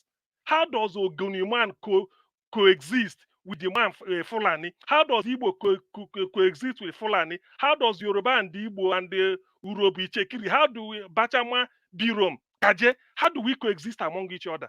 That is the constitution we should have. So that everybody, and we put it like Ethiopia did.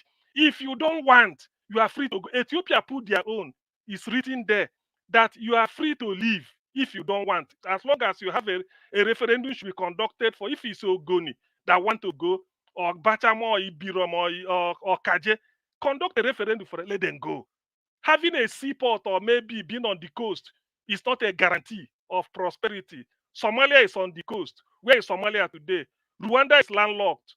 Look at where Rwanda is. Austria is landlocked. Look at where it is. Portugal is on the coast. Can you compare Portugal with Austria? You can't. Can you compare Portugal with Switzerland? You can't. So there are some primordial sentiments, some lies, some innuendos. We must have to, by now, we just have to come clean and ask ourselves the simple question. We are tired of all this nonsense. Look at the type of the way Nigerians suffer. So you suffer at home, you suffer abroad. Are we not ashamed? Even if there is anything we can do, have we ever heard that a president of a country will now say that a university should not release details about you? Number one citizen of the world's most populous black nation, number one black man in the world, and you are disgracing everybody. And we say we are one country. Later people will take it after me. I don't care. But I have to be honest, Nigeria is a shame. It's a disgrace. I think for 63 years, we've been fooling ourselves. Let us come now and draw a line and say, yes, we want to march forward under so terms, or else, for God's sake, we were living before Lord Lugard came and marched us together. We can equally live. Population, the number, the numerical strength is not a measure of prosperity. We all know that. If you don't train your people, when some area is having different civilization, the other one is having, that is what is causing confusion. That is it. We are not meant to be together. But if we perforce, we must be together. We define the terms. You can, if you want, for you to marry a good wife, that you can't complain, marry your sister. But you can't marry your sister, the same mother, the same father. That is the way, that is the law of nature. But if you must marry your sister and direct sister, then it means that you can coexist because it's the same thing. But for you to go and marry a woman from a different culture and this thing, there must be terms under which you coexist. Otherwise, you go away. So to me, I don't want to waste much time. Nigeria is a total disgrace. And the earlier we realize this is better. People are laughing at us. Not albeit with the latest Tinubu scandal all over the world. Nigeria is a disgrace, it's a shame. No, we should hide ourselves in shame. Thank you. All right, thank you, CM. Just to point out that yesterday at Princeton, this conversation we're having was also taking place at the university during the conference. The title of the conference was "The Trouble with Nigeria," and I listened to several panels of scholars from different universities all over the world talking about Nigeria and the trouble with Nigeria. Just the way you guys are talking about it here. So you're doing a wonderful job, you guys. Dan, you're next. Yeah, good evening from our side and good morning in America everywhere. CM, thank you for that landing. I'm on the same line with you, to be honest. Though I'm not a pessimistic person, I'm a very positive man. I like to fight to the end. But Nigerian system, for me, is more than a disgrace. Before, I used to have this opinion that Nigeria should remain together. But lately, I believe Nigeria has nothing to do together. We are just fooling ourselves. This morning, I was listening to one of those foundation members of Nigeria, Pa Debanjo. He made it very clear, very, very clear, that when the British people were leaving, that they brought us together. But the leaders of that time said, no, this system will not work. Unitary system. So they went somewhere in London where they made the federal constitution so that every region takes care of themselves. But unfortunately, the military thieves guys came in and changed that constitution and gave us a constitution that has been destroying that country till today. You understand? That he wished that the journalists who were trying to fool the man told them, listen, maybe most of you were not born at that time. That, in fact, he didn't give them time to say anything again. He just told them, for Nigeria to move forward, they have to go back to the constitution of the founding fathers, the regional system, because Nigeria is a country with different nations. That is enough for any person who have gone to secondary school to know. We are not the same people. And that is why Nigeria is where it is and will never be good until, if they still want Nigeria to be together, they have to go back to that 1963 constitution where those people who knew Nigerians, the Azikiwes, the Tafawa Balewas, who knew themselves, they know themselves very well. And they told the British, we want a constitution that gives every region autonomy. Then we can come to the center and divide whatever. If you have this, I give you small, you give me your own, we manage. But Nigeria being together, we don't have to lie out to ourselves. We all know it's not, CM said it's a disgrace. For me, it's not a disgrace. It's just a know-nothing. We have to just go back to who we are and just manage ourselves. When I was growing up, Nigeria was better. But the more I started to grow, the older I became, Nigeria got worse. It got worse, and today we can't say more. We know where we are today. And for me, before I continue further, Dr. Damages, I just want to say something. If Nigeria should continue, then we need a foreign intervention. Something like they did to the Super Eagles when we were fucking up. They brought Westerhoff to control that team. That is when Nigeria became something. So if they still clamor for Nigeria to continue, we need a foreign intervention. I don't know where they will come from, but a foreign hand that will come and hold us down. Together we have failed. Together we will fail. I'm not saying this to discourage anybody, but it's the reality. Because at 63, we have a president that cannot. I mean, I told you the day he came in that I wished him bad luck because he wished us bad luck. He's the only president who came to Nigeria and insulted the whole Nigerians. That Amashisheku. In Yoruba, that means we will die walking. You understand? And you see where he is today. He will fall. I already wished him bad luck. He will fall. So on conclusion, for me, Dr. Damages, I watched your program yesterday in Princeton, and I watched it through. So P2B was talking, a lot of distinguished Nigerians are talking, some biting their tongue, some saying this, saying that. For me, the solution to Nigeria is a total breakup to the 1963 constitution. Let all of us go our way instead of fooling ourselves continuously, because we have seen where we have pushed ourselves to. There's no future in that place. Thank you.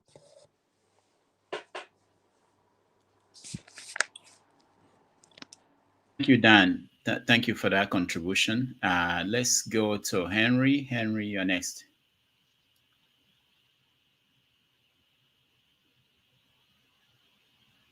Henry, unmute yourself, please. Oh, sorry. Good evening, Mr. Ruto. Good evening, everybody. First of all, I have to thank Mr. CM and my brother, who just finished now, for just saying what I wanted to say. Nigeria is a big mess. And it's a shame. What are they celebrating for the 63 for? My dad told me yesterday when I called. He said Nigeria is gone, except we change it. That's what he was telling me. Except we change it. We are celebrating for 63 years old Nigeria. In Saudi Arabia, what do you call it? United Arab Emirates, Dubai. How old is Dubai? They are celebrating. If countries are celebrating independence, Nigeria should keep quiet. Like Germany now, they're going to celebrate on the 3rd of October, unification from East to West Germany. Those people can celebrate things. You can see progress in their society. The Eastern Germany is progressing because you can see progress in there. They celebrate. If France is celebrating, they will celebrate. The America is celebrating, they should celebrate. Nigeria should not think of celebrating because they did nothing for the citizen either. When we're growing up, was better. Good, but not better. Somebody is Nigeria achieved. I think is even.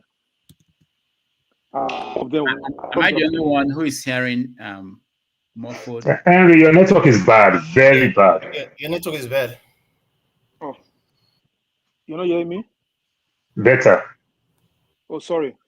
So as I was saying, when people say Nigeria is progressing, they're trying. It's like it's a daydream. I think this person is in dreaming, or maybe it's in nature. So you see, people are suffering, people are hungry, people are living for tomorrow because some people don't have one square meal a day to eat. And the same country, politicians will be sharing billions of naira. And you are celebrating. What are you going to celebrate? Rudolph, Mr. Rudolph, I will say this to you that those your people in America there, US, they celebrate 1st of October always. People going to celebrate again. What are you people celebrating? Always. Last year they did the same thing too. What are you people celebrating? Mostly US, they celebrate 1st of October. For what? We don't need to celebrate. We have to mourn Nigeria. We have to mourn Nigeria.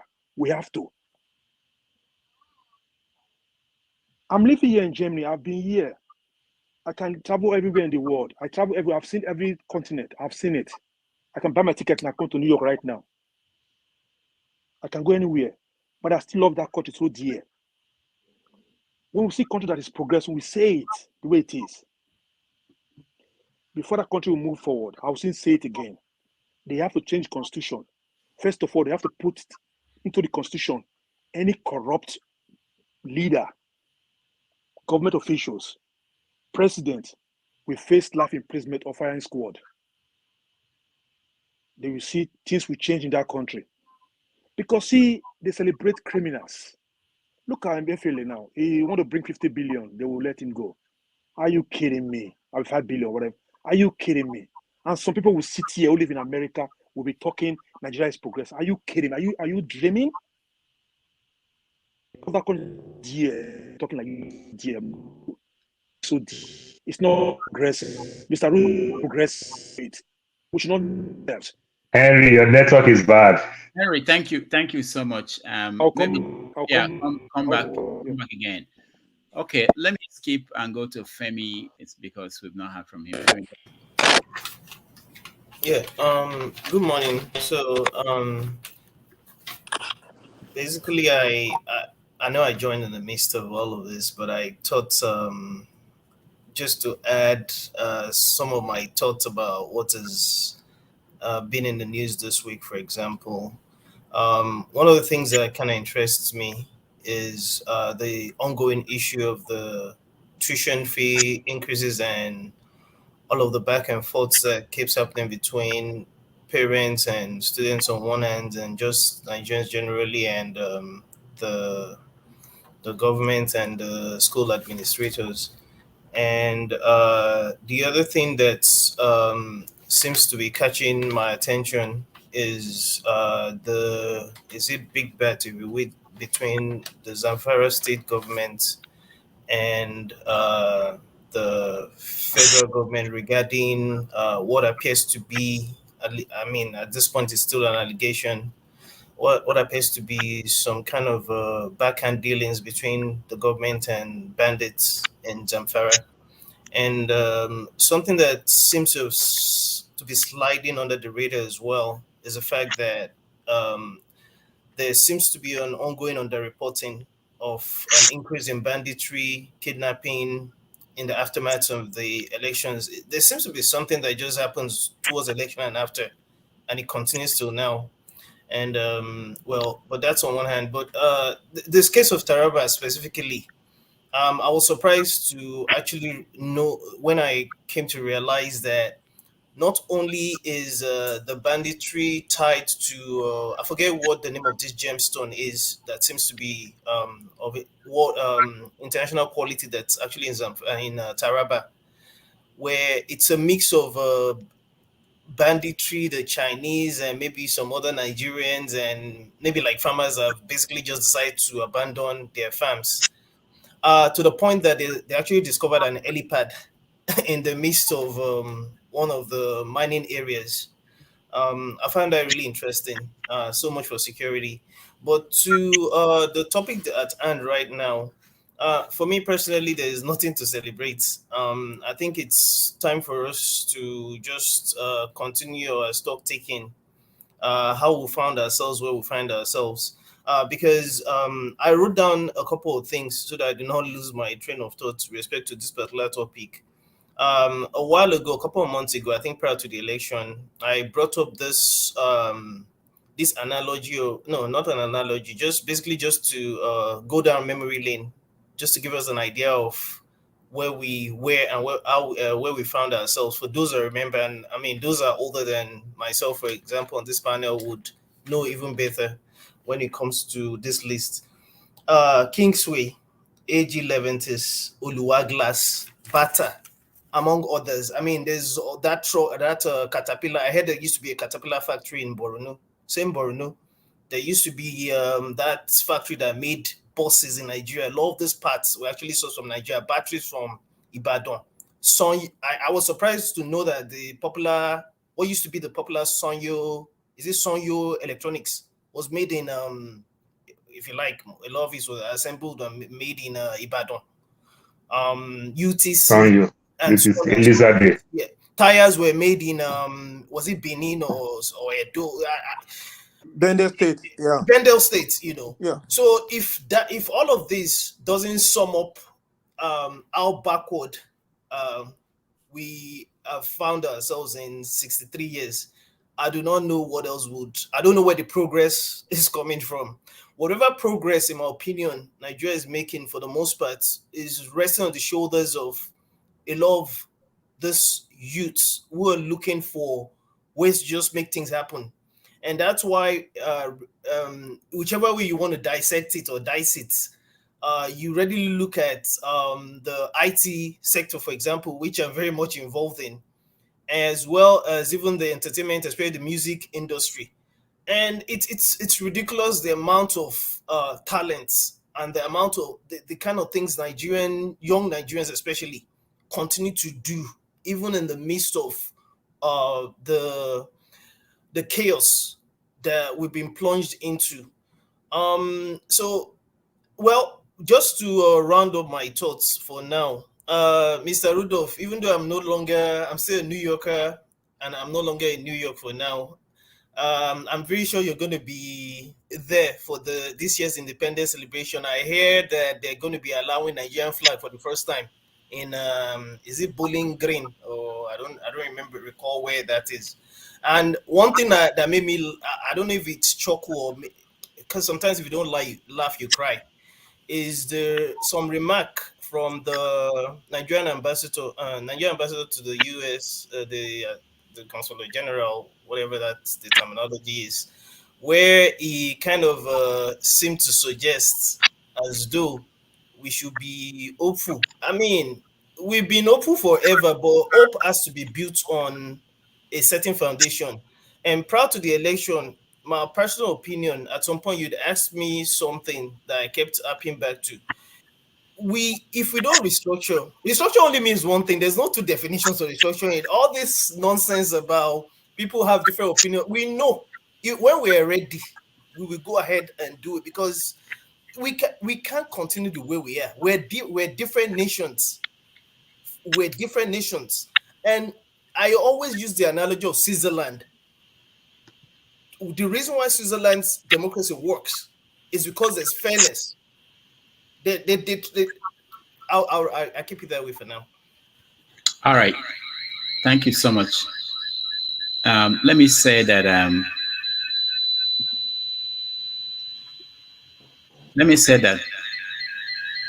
sorry.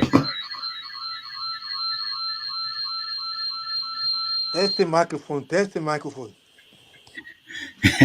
All right. Let me say that, Independence Day parade will happen on Saturday next week in New York City. I understand that Mohbad will have been there. He was actually granted a visa to come and perform. So they are going to honor him. I don't know the extent of the program. I might be there depending on some other factors I'm trying to work out to go there and see what's going on. Okay, sorry. Are you going there to celebrate or to mourn?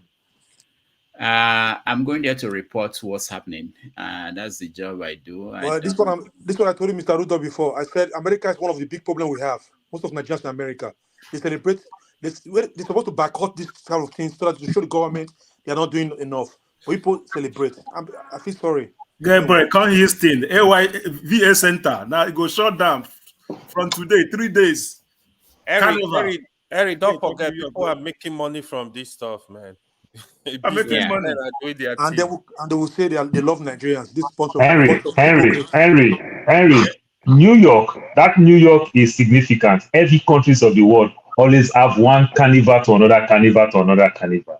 So, and the Nigerian community is big. We are talking about so I understand. They can still do it. Maybe this time in a sober reflection, people can go there and just carry candle. You understand? Maybe that. You understand? Because every country has been doing it. It's not only Nigerian thing. So that's why Nigeria Okay, also but follows that's suit. understood. But Yeah, I'm just saying. Nigeria should make a placard to tell the government they are wrong. Exactly. This has to be That not that makes sense.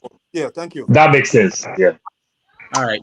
Thank you. So, like we said, what we're doing here is have your say. You can have your say and disagree with anything. If there are Nigerians in New York who are feeling that there's something to celebrate, they can come there and protest. And we do have that all the time. You know, it's not just everybody there dancing. There are people who are protesting. I've joined them before in the past where people are condemning the president while government officials are there. You know, so it's not something. Rudolph, can I finish my topic because can I finish? I'm yet to speak on this, if you don't mind. Yeah, I know.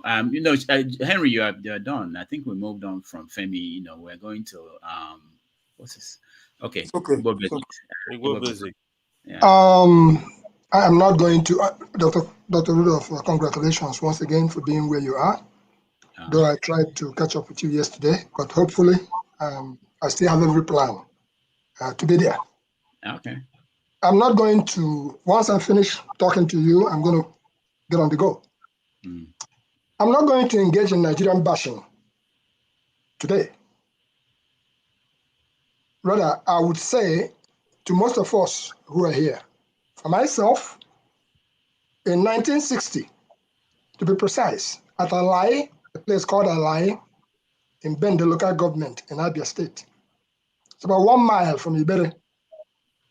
We all marched down to that place. I was privileged.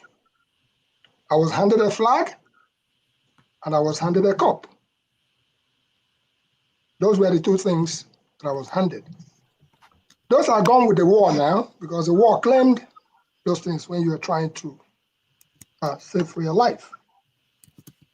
As it stands today, all of us here, I believe,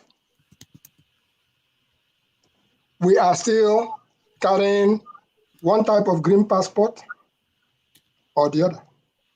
Except, of course, some of those who have disavowed, they said, no longer Nigerian, I can have relatives there. For me, I always go back to my passport of Malamilia, which is this big passport.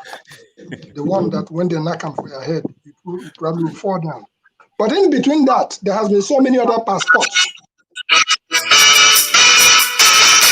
Now, this is... Sorry, go ahead. But as it stands right now, the one I'm carrying, it says Economic Community of West African States, Federal Republic of Nigeria, passport. That's this one. And I'm sure that most of you who are current have the same passport. So I'm not going to engage in Nigerian bashing today. In my family here, there was a time when on Nigerian Independence Day, my daughter will actually make a cake and it will be green, white, green. And we would celebrate.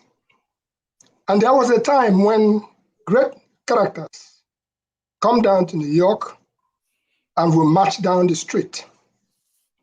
And there was a time when some of us flew an airline named Pan Am. That was after Nigerian Airways, the Flying Elephant, went comatose. There was a time when in New York City, JFK, Nigeria owned almost a hangar there. There was a time when some people used to come from Nigeria, fly into New York at daybreak, and by sundown, they're back to Nigeria. They're doing their business. There was a time when you say, I'm a Nigerian. Somebody wants to be your friend. Somebody wants to host you. Somebody would be very proud of you. There was a time when you can come into JFK. It happened to me, of course, with some of my money inside the socks. I bought 46 kobo to $1 under this passport. It's still stamped in it up to tomorrow. 46 kobo to $1. There was a time when my humble self and several others, not only celebrating Nigeria's independence, we went to the governor's mansion, Drumwacket, New Jersey, to raise Nigeria's flag, courtesy of Governor Jim McGreevey. Again, Nigeria ambassador was there. And we made a big fuss about it. I hear that the mayor of New York City is aligning to do something. They're going to, mayor's council, they're going to try to raise Nigeria's flag. When you see Nigeria's flag being raised in Newark, New Jersey, it was an offshoot of that effort that we made in 2002 as proud Nigerians, because Governor Jim McGreevey was doing a community outreach. And we, as Nigerians, we felt we must outdo the other countries, Italian, German, all the rest of them. They were raising their flags. When it came to our turn, because I was the Secretary General of that group that put up that show, our aim was, if we were able to raise 500 people at Drumwacket, that would have beaten all other countries.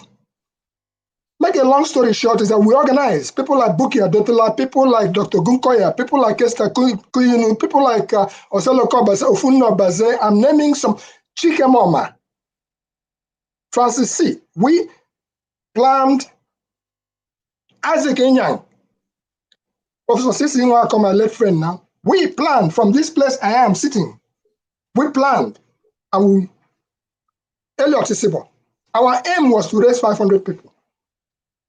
And we gathered Friends of Nigeria, Muslim Association of Nigeria. I still have the list of all those people here. All Nigerian organizations. We went, we put in our best. We had a Muslim to come and pray, we had a Christian to come and pray at the governor's mansion. And we even did the traditional color nut breaking. That was the day that Jim McGreevey says that if it was in his Italian place, that we so much love our ancestors, that there are people who first of all drink before they offer to their ancestor. I took that away from him. On that day, we expected 500 people to show up. Over 2,500 Nigerians and friends of Nigerians signed the register. I still have that with me at Drumwacket. And that showed the force of our pride as Nigerians. What were we doing it for? In honor of Nigeria's Independent Day celebration. Fast forward, here we are now. We've gone through civil war. We've gone through so much, but still, and I will align with submissions of Dan, who says, Nigeria was good. Nigeria was really, really good. During the regional governments, Nigeria was good. But here is what has happened to Nigeria. The loss of basic trust. If you like, you can speak all the grammar. It's not today that we started holding symposiums and international conferences. I even addressed one in New Orleans at one point. There is plenty of position papers. There is plenty of template that Nigerians have submitted all along. But what is happening now is basic trust. So my submission is this, because if I begin to talk about Nigeria now, you go long, you go long. Right now, my family is not even talking about making a cake for Nigeria's independence. It's been very difficult to convince another person to follow me go Nigeria. Because the next thing you hear, they are kidnapping people. I said, but no. But so I'm not going to go there. Rather, my appeal to Nigeria and Nigerians as we solemnly light a candle. I'm not going to say to mourn. I'm going to say so that that bright light called the ingenuity of Nigeria will not be snuffed out. Because from the video that I just saw this week in Aba, when you go there, made in Aba, when you see all those shoes, Aba will make better shoes than even the one you are wearing. But for the sake of the fact that it's Aba, until Nigeria realizes that all parts of Nigeria, the cocoa makers, the every maker, until you realize that you are actually depriving Nigerians and the future. My appeal, as far as basic trust is concerned, let us start with the man who is at the helm of affairs now, Alhaji Bola Tinubu. I believe that his mission was to, first of all, just be the president of Nigeria for one day. Okay, they have awarded it to you. And you have been president of Nigeria for just one moment. When you look back around now and see the flies are following Nigeria, vultures are waiting. My appeal is that Alhaji Bola Tinubu Ahmed, if I were you, I will honorably resign. I will honorably resign and let Nigeria move forward. But as long as you continue to try to patch, you can patch all you want to patch. You can't bury smoke. It will continue to tip out. Now, small shit, they break now show. That's the language we use. So, for the sake of the future, of Nigeria, it is an appeal that I'm making as somebody who has lived through quite a little bit of this place called Nigeria. I'm a Nigerian for now, until further notice. Until anything says otherwise, I still carry that green passport. And I'll be celebrating my traditional retirement soon. This December in Nigeria. Bobby, I have a question for you. Please ask. Okay, thank you. So you made mention one important thing that one of the problems we are facing now is lack of trust. At what point this problem started in Nigeria? That's one question. The second one is, like you enumerated, because sometimes a little boy, I'm thinking backward, like in the 80s, like I talk to elderly people like you learn from them what's going on. My professors in school, we used to have the discussion. We were building bridges, building roads. At least we build refinery. Things were getting, to me, things were okay, like there was a gradual improvement in the system. 80s till 90s. Today, what happened? At what point everything just stopped? Like it seems they had a master plan. Things were going good. We had Nigeria Airways. We have different NITEL. We have things like we will be able to build things. Suddenly, everything just stopped. Like the system is, we don't know where we're going. What happened? What really happened? How can a system just collapse, just stop? Nothing new is coming up. It get me like, and now we will say we are more intelligent, we are more educated. The people that build all this stuff, most of them were not as educated. So what now happened that the system just collapsed suddenly? Because you will know the trend of things. What happened to Nigeria have happened to other countries, but they came out of it. What happened to Nigeria? The discovery of oil has always been in the background. Nigeria was surviving without oil. And the war came. When the war came, Nigeria has so much money at the end of that war that Nigeria could have bought half of Manhattan. The Chinese were able to capitalize when real estate was still relatively touchable. Nigeria had enough money, quote me, to buy half of Manhattan. It didn't happen. The greed that set in,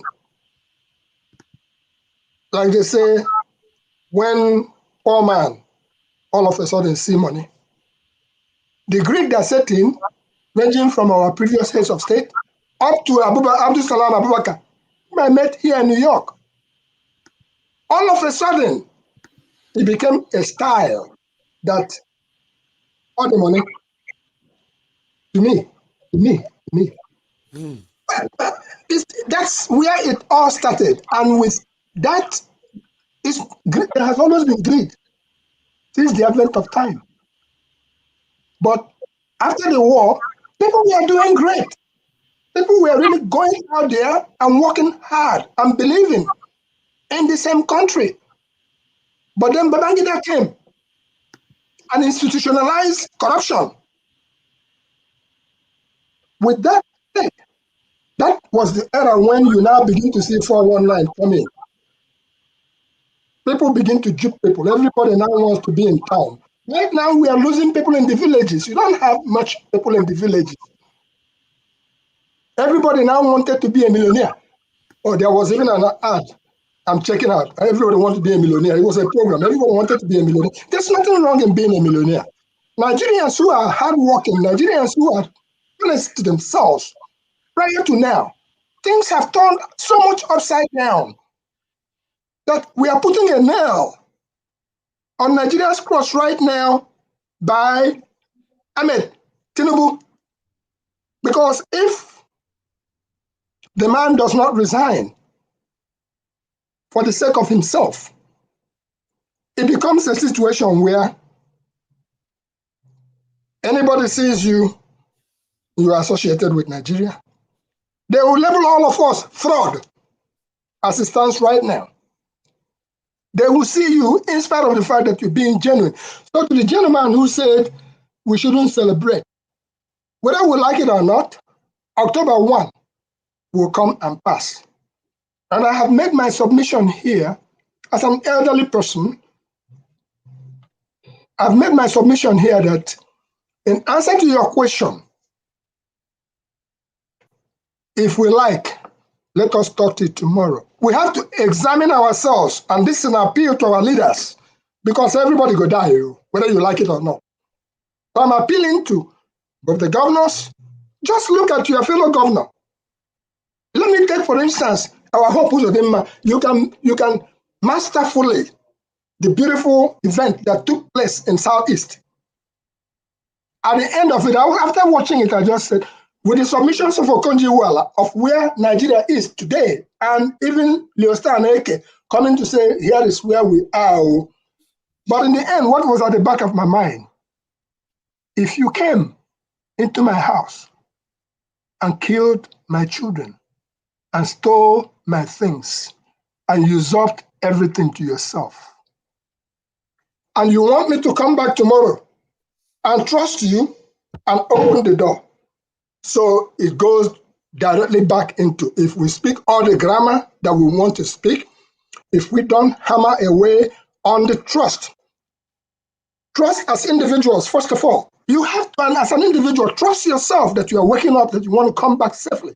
If you like, carry all the bulletproof cars you want to carry. That will not be life. Oh, we are depriving the future. You cannot eat your breakfast, your lunch, your dinner, and then you turn around and eat the breakfast, lunch, and dinner of our children that are yet unborn. So for Nigeria's independence celebration, I would say congratulations to every Nigerian who have remained alive up to today, who have not been killed, one way or the other. Congratulations to every Nigerian who has gone out there to try to make haste and try to send help home. But it's about time that you inform our people at home, for instance. Can you please, maybe for 1 month, find a way, whether not got where you go drink, manage yourself accordingly. Stop for 1 month. If we can stop sending money to Nigeria for 1 month. Hello? The Nigerian government will realize that sold forward, because I understand that they have sold forward the oil. They will realize that he who goes a borrowing goes a sorrowing. You can let me still ask something. Let me still ask something. Let me just Ibe Basic, he said it right though. At least I was opportune to meet some elderly people. When I start hearing some names, I ask, why does this happen? Before you get to this level, I believe that one thing that accountability is one thing that make Nigeria what it is today. I will take 3 major companies I met. You know of Dumes Nigeria Limited, at least Dumes Nigeria Limited, Newi Nigeria Limited, and Nigeria Airways. I met people that work in those companies. What finished Dumes accountability? They will tell you to supply a contract to supply. Let me example 4 trailer loaded of gravel will supply to. Then nobody will hold anybody accountable. You keep on doing that. How would that company survive? You tell someone to supply aviation fuel. You supply supply like 500 gallons. It's going to supply 200. Nobody's holding anybody accountability. They will the same thing, the same process, the same system keep on happening until those companies are closing down. Then with the human beings working there, I was saying something one day about refinery. People think I was joking. How they will give a contractor money to bring the original one. He will go out there and go to turn and do whatever he likes. The machine will start and go ablaze. So that was going on. Sometimes we blame the government the other way around. Human beings also, Nigerians are also helping to like bring Nigeria down by doing all this. Think that we are making money. End of the day, we are closing those companies. Also, it's not just the government, the individuals. Yeah, that's what I'm saying. I will cite you an example of doing an exhibition. Nigerian government says, if you do this and promote our non-oil exports, we will back you up with this. I did that. So with bells of rubber, Nigerian rubber, NSL10, a company from Lufkin, Texas, came, placed an order for tons of rubber. In spite of the fact that I was being backed by a person like General David Jenibawa, that's when I realized that even the rubber that I came to present, that factory had already, is between Aba and Pota, that they have already sold to China, that I could not supply. So what face again am I going to come out? And for that person who I tried to make arrangement with, at the United Nations, when they still had a gift center, when you can still walk in, I had an order of artifacts to supply to the United Nations here in New York. By the time the people in the West, it was the boat people, the wine tappers, handicrafts and stuff like that. By the time the people in the West finished producing it, some have been eaten by termites. And of course, so I'm talking about basic trust. Gentlemen, the story of Nigeria is big. Let us try to light the candle and don't let it die. Thank you so much, Igbo Basics and everybody that contributed. I wanted to show you guys our guest for tomorrow. I just haven't been able to pull it off. I'm having some problems here. But I want to thank everybody. I will now return to the conference that I came for here in Princeton. We hand it over to our able Mr. Shaw, who is here. Mr. Shaw, thank you so much for joining us. Mr. Shaw, Mr. Shaw will take it up to the point where forefathers will come in and of no return. And we'll continue. If I can, where I am, if I can go live there, I will let you guys know. Yesterday I tried to, but I couldn't. It wasn't very convenient. But I will see how the event goes today, and I can join you again live. But in the meantime, we'll continue the conversation, and thank you everybody. I like what there was this Nadeko. Nadeko was talking about Tinubu should resign. It was a conversation that I would have loved to see us talk about because of embarrassment.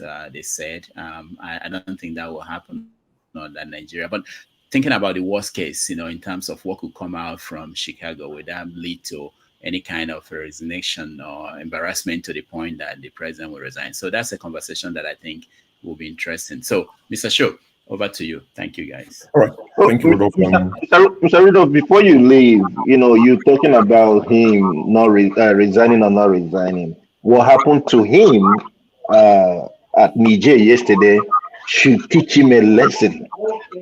Okay? How can a president not be allowed to fly over a country? Okay? So he should learn and know how to do things. If I were him, just follow the NADECO. You say you're a member of NADECO. Follow their recommendation. That's all. All right. Thank you, Mr. Sho.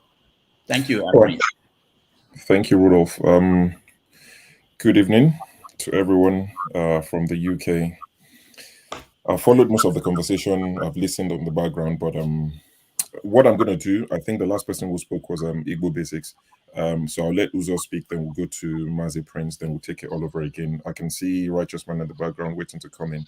So I'll bring you in again. Henry Gabriel, I'll see you in the background as well. I'll try to bring people in and shuffle it. And also, can I please implore that we have, maybe civil is not the word, but, bickering.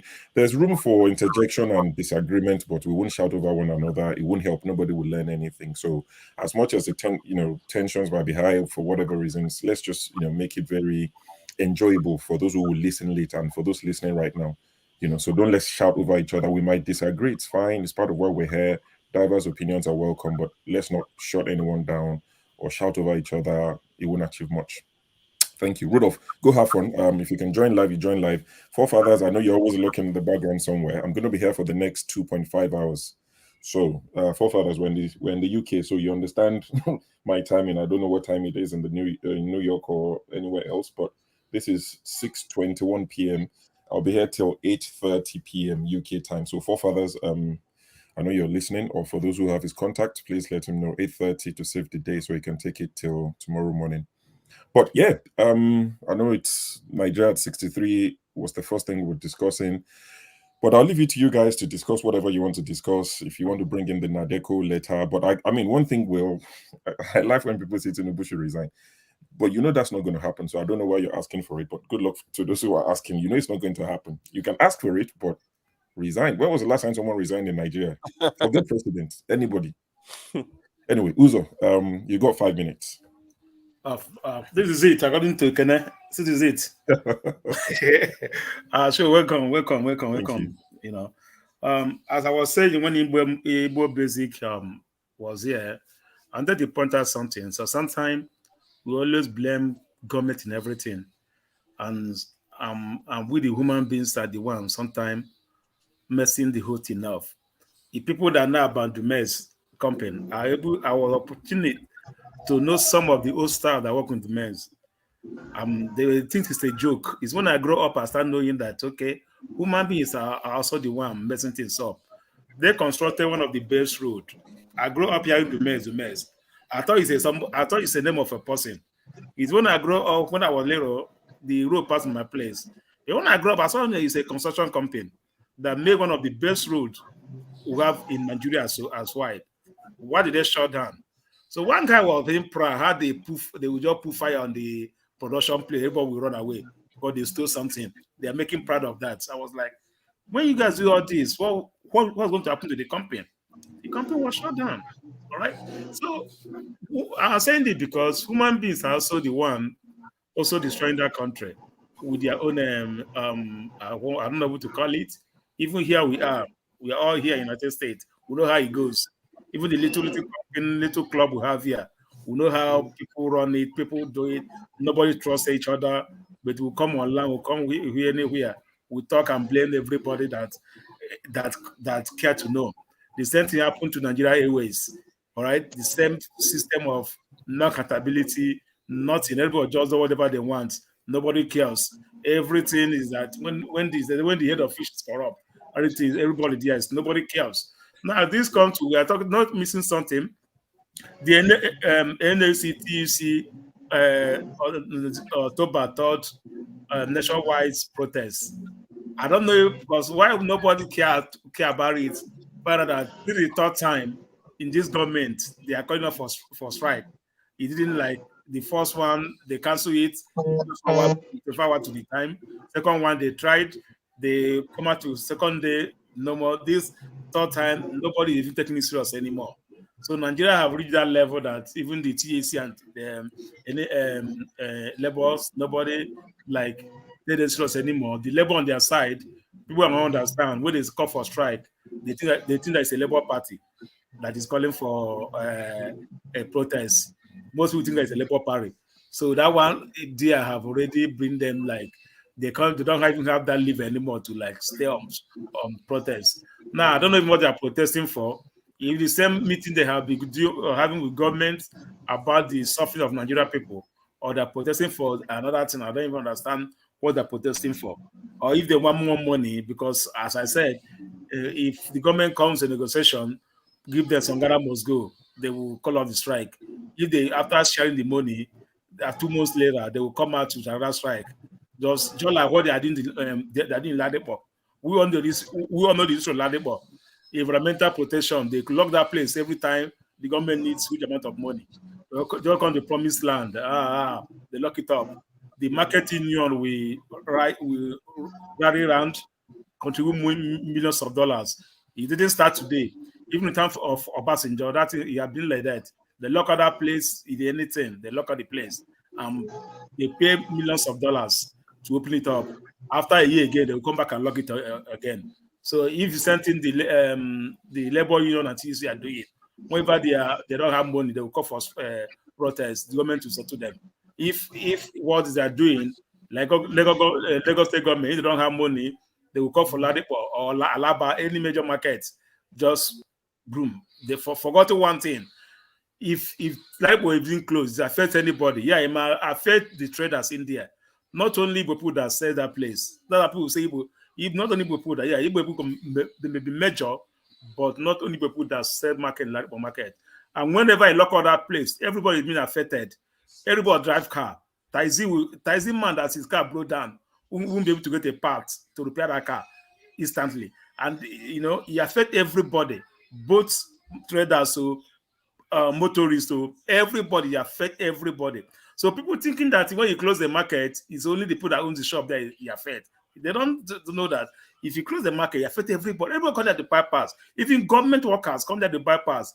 Even governors of free, they come there to bypass. By the time you close that place up, everybody will start going to another Rogo or where they say pass again to go and get. But someone Shodi, Mushi will travel 2 hours to go and get parts. And before he comes back, your motor will be stuck there. He won't be able to get the parts. It affects everybody. So let us, if I'm to take government, let's not to think that closing any place is the major thing. If you want to move them, they should move them to that place is dairy.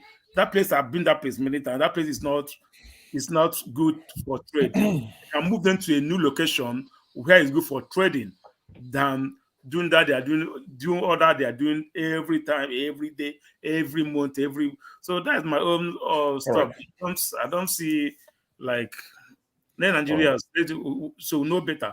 All right, thank you. Sure, just 30 seconds, please. Are you leaving? I want to say something 30 seconds just for this what he said about Alaba market. You are the next after Mazio. Just after Mazi, you're next. Yeah, okay then. Okay. Yeah, just don't worry, we'll come to you. Mazi Prince from California. I think Harry can take my position. Okay, so we can take one. Yeah. Harry, go ahead. You got 5 minutes. Thank you, Mazi.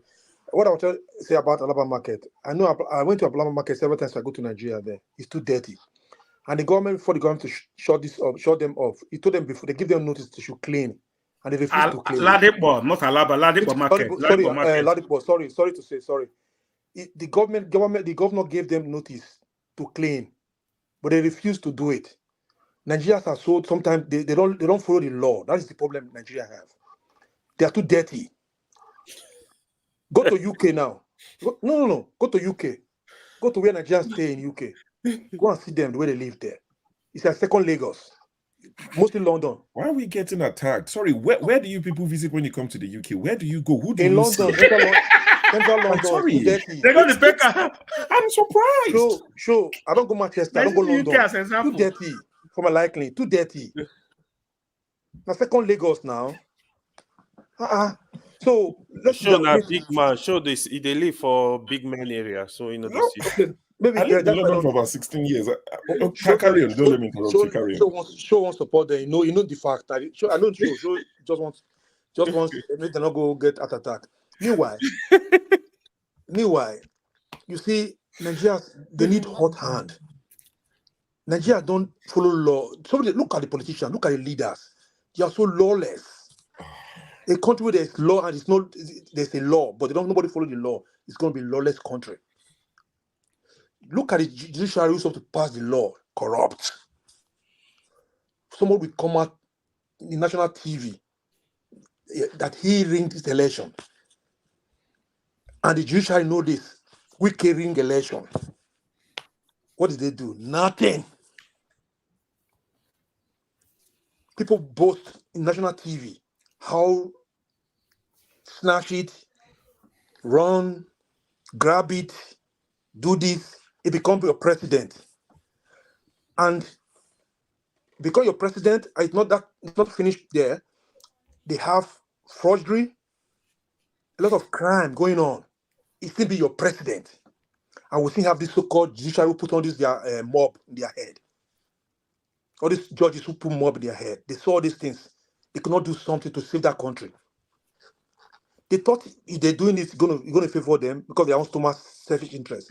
When the country explodes, it's going to affect all of them there. What are we going to celebrate? Like what Igbo Basis was saying, those days you're just talking history. Those days it's forgone. We are talking of what are they going to celebrate now? Nothing to celebrate about. Look at Indonesia. How old Mr. O'Shea show? How old is Arab Emirates? How old Dubai? How old is Dubai? Show? How old is Dubai, please? How old is Dubai? Very young. Very young. Why?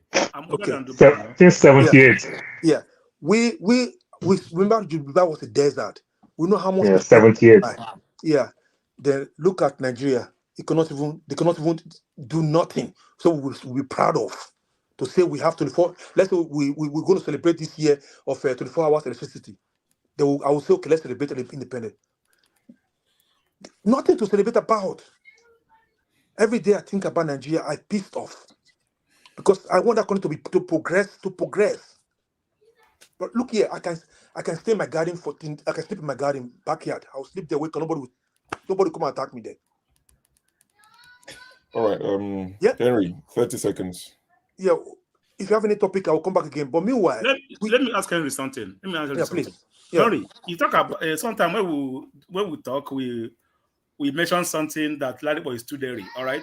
I told you that it's dairy, but my problem is this. All right. If I'm shutting you down because you are dairy, I want to open it until I make that place clean.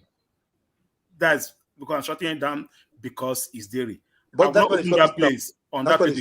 That's why they shut it now because they told them not before. When I shut it down. This is not the first, not the second. But this one will tell how much the market union contributes to give to the government.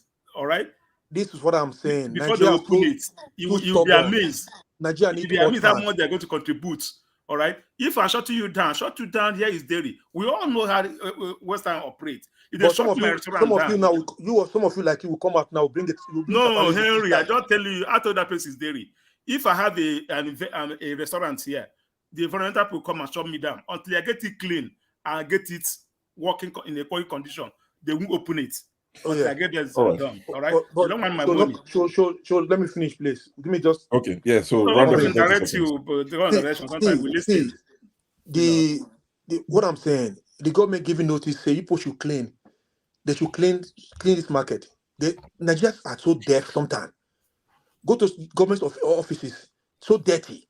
Go to immigration, dirty. Go to hospital, dirty. They cannot even clean. We're talking from Ladipo. Ladipo is a dirty place. We know that all these areas, they are dirty. But when they tell you to clean, why not use your own initiative? So this place is dirty. Are they blind? They don't see it's dirty.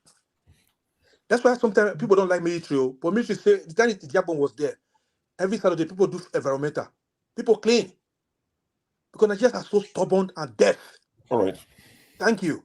All right. So let government lock it up until they get it clean. Thank you for Don't that. collecting money. That's my problem. Don't collect money and leave it open. Some of you Okay, come all out, right. tribalists in Emig and Lockham. No. Not only I gentlemen. said, not only, see, let them lock it up and get them clean this place. Not to collect money and open it Let's again. move the conversation forward.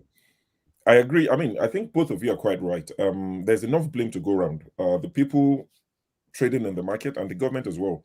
Because, when you compare it to Germany or US or wherever you live, human beings are human beings. Yes, the people in the West might be slightly cleaner because over time it becomes a habit. You see, but if you leave the people in the West as well without consequences, over time they will be as bad as we're in Africa or Nigeria. Now you're talking. So I believe have a law that there. if the laws are enforced, people will have no choice but to abide by it. That's where I stand. So there's enough blame to go around the people in the market and the government as well. If what Uzo is saying is right, that whenever they're broke, they go there, collect money, short it. The people would see it as a joke. Okay, they're here again. We just have to give them money, and they would disappear. That's corruption there. I mean, even hospitals in the UK, where it's meant to be the cleanest, some of the cleanest places, you see that there are cleaners there 24/7, cleaning up after people. People drop stuff in the hospital. They work, So if there are no cleaners, if it's not enforced, it will become an issue. But anyway, let's go to Righteous Man. I see you in the background. I brought you on, but I think maybe your connection, you dropped off. I'll bring you on again as soon as I have. KJ's camera is off. And to the gentleman who I brought on about 10 minutes ago, and I took you backstage immediately. I can't remember your name. The reason why I took you backstage is because you were laying on your bed. And one of the few rules we have on this platform is to join the platform, you must be appropriately dressed. You can't be laying down. You cannot be eating and all of that. So the minute you're no longer on your bed laying down, you can sit down on your bed. As long as you're sitting up straight, I'll bring you back on. So it's not intentional. There's nothing personal about not, bringing you on stage. If you're still listening to us, we'd like to hear your view. Prince Mazi. So we're still Please, my network has been on and off, and I've been here for 3 hours now. Nothing. Please. My network is bad. Righteous go on. Righteous Man, please go ahead. Since you're joining from Nigeria, your Airtel done the fumble, and we did praise them last week. Now we jinx. Yeah, the moment I advertised the network I'm using, I don't know whether they are flagging me. I don't know. It shocked me. This is Nigeria. It shocked me. I don't know whether those who collected the number or whatever, they went to sabotage me. I don't know. I've never had it this terrible. Come on. So we are talking about 63 years of Nigeria existence as a nation. Let me remind us that I always make this statement. If Nigeria had been good, so many of you that are in overseas wouldn't have traveled. You traveled, you left Nigeria because you lost hope. And you saw that nothing was actually coming to favor you. So you took a ride for a greener pasture and for a better life. I'm not blaming you. I did it, but I thought it was just for a moment so that I can come back to invest. But however, I'm facing the consequences as I'm talking to you, and I wouldn't ask any of you to come back to Nigeria now for any reason. Even if you are cleaning gutters there, please do clean your gutters and earn your living than to come down here. All I brought from Germany to Nigeria within the gap of 7 years, crushed. And the best experience in life is what you as an individual have encountered. It is not my wish that any Nigerian that have escaped Nigeria for now should return back here. Don't do that. Don't do that. It's not going to favor you. Even as a politician, the people are looking for a way to make sure that you pay for your sins.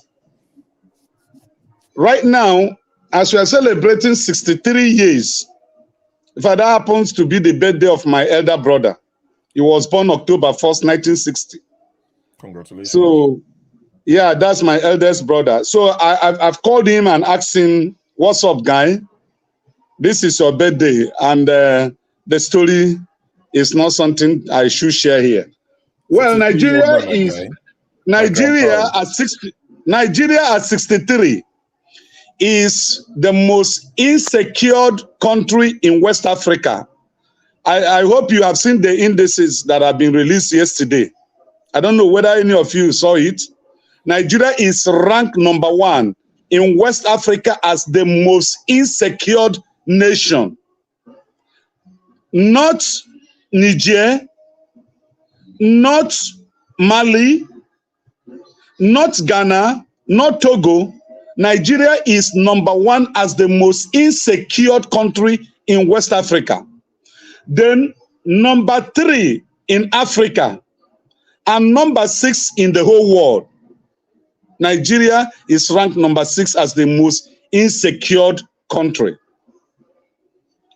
Then, within these 63 years of existence of Nigeria, there have been a civil war that have not been resolved up to today. Because one of the ways of resolving a civil war, I was talking to my friend some times ago, I said, the whole world fought Germany, and within the period of the end of the Second World War, go to Germany today. And those of you that are in Germany, you will know that there is no European nation more unique, more developed. We are. I'm Germany. More than Germany. I am telling you, that's known. Because that's a country I was in before I came back to Nigeria. You wouldn't even believe that the whole world fought that country. Okay, look at USA. Some of you are in US. USA, during their own time, they had civil war. But it does not reflect in their everyday life. You won't even remember, unless you're a student of history, to know that America had a civil war. An American is an American. But here in Nigeria, it's not the same. The effect of the civil war, the hatred, look, you may agree with me, you disagree with me, but it is say your opinion or have your say, as Rudolph titles it. I agree with him. The landmark, the sign is still there. They've attacked him again. The hatred is still there.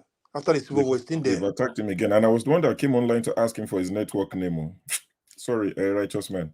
Forgive my unrighteousness. Down to Africa, they cannot even go to get their own satellite.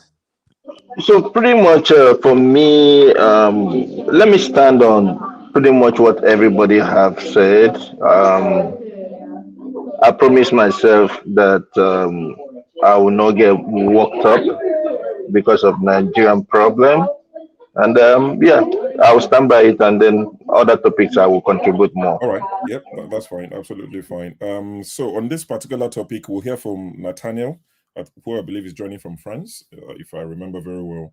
So we'll hear from Nathaniel. I think, Dan, you've spoken on the topic, so there's no point laboring this issue. It's still Nigeria that we're going to discuss, obviously, but with regards to 63, what do you think? Has Nigeria progressed? How would you score Nigeria? Nathaniel, you've got 5 minutes. Thank you, Mr. Shu, and I greet every one of you. I would say congratulations to my brother Ovie and my brother there, brother Paul, for Nigeria's 63 years birthday. But I want to remind us, because if that is where we are thinking we begin, that is where the confusion, the problems that we are facing, that is where it got started.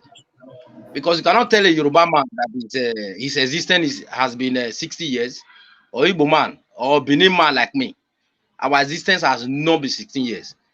So the reason why we kept repeating the same failures of these prodigal criminals who we don't know their fathers, that are running the political system in Nigeria. As long as we keep giving that narrative that Nigeria began with like this, is going to always be failure. Let us go back, because those of us that also believe in the Bible, any man that does not know where he's coming from, he will not know where he's going. And the confusion we are in today is like we don't want to go back to see who we were before this amalgamation, before Nigeria was born. So we are not 60 years, and I have nothing to celebrate about it. Because if I have to celebrate at all, when I was little in the Shagari time, I think I had opportunity to be in the primary school where we have they were giving us a free pencil, free education, chalk, everything. We education. eat food. Yes, free Yeah, food. free food. Mostly when we want to go to vacation, they will always make party and so on. So I enjoyed that when I was in primary school. And if Shagari was considered as a corrupt politician, and Buhari took him out with a coup, and the same Buhari, they brought him back again to rule Nigeria, and unfortunately, he put Nigeria into the grave. And Mr. Tinubu cannot do anything about that. No matter how we try to twist it, we try this, that. Nigeria is in the grave, and nobody should celebrate. Rather, we should mourn. We should mourn and think of what we can do. And maybe I will just bring our mind back to Professor Mulumba, PLO Mulumba, and we should go and look at his videos, because the solution should not only depend on we talk about these political criminals and the failures, what we can do on our own. And I was telling Mama HO the other time, HO, that you people in America, it is time you people should start doing everything within your power to cry to these our brothers who are in the parliament in the US to look into our situation. Because the bottom line is that that same nation you people are enjoying, the greatest problem we have is coming from America. I work in the oil industry. There's a game that is going on there. We don't even own our oil. It is owned by them. It is owned by Britain. I spent 5 years there. So the gamble there, that is what brought Buhari back to power. If you people follow politics well. And even if our gas is missing and oil is missing and so on. But I want to bring something back to our mind. That there is a part, Buhari and even Mr. Tinubu, there is a secret agreement they had about what is happening in Nigeria today. Not the stealing of our crude oil, about terrorism. And if you people are not serious about this, because they can steal our money, steal anything. They have been stealing right from time, but Nigeria still exists. Our people exist. They can go to their farm, go to school, and manage their life. But about terrorism, what they are in with the Western world is to take our villages and take our towns and take our places that we that are out of the country, we might never return back home. So you people, we should try to be very, very careful when we are analyzing the facts about Nigeria.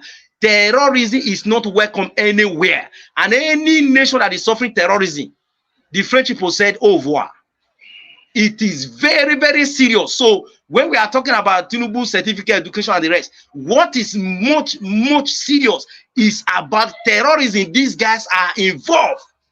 Okay. These guys are very, very, very dangerous.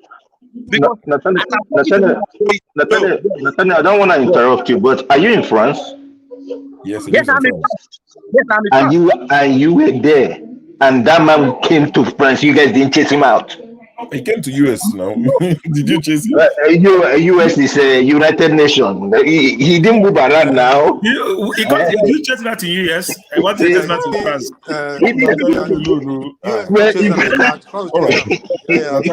Nathaniel, if you round up in 30 seconds, please, so we can move on to Righteous Man before he leaves. I can see you're waving. Welcome to your Righteous Man. About where Mr. Tinubu is, where he is a hidden thing, because we know the gamble. There is a cover up here.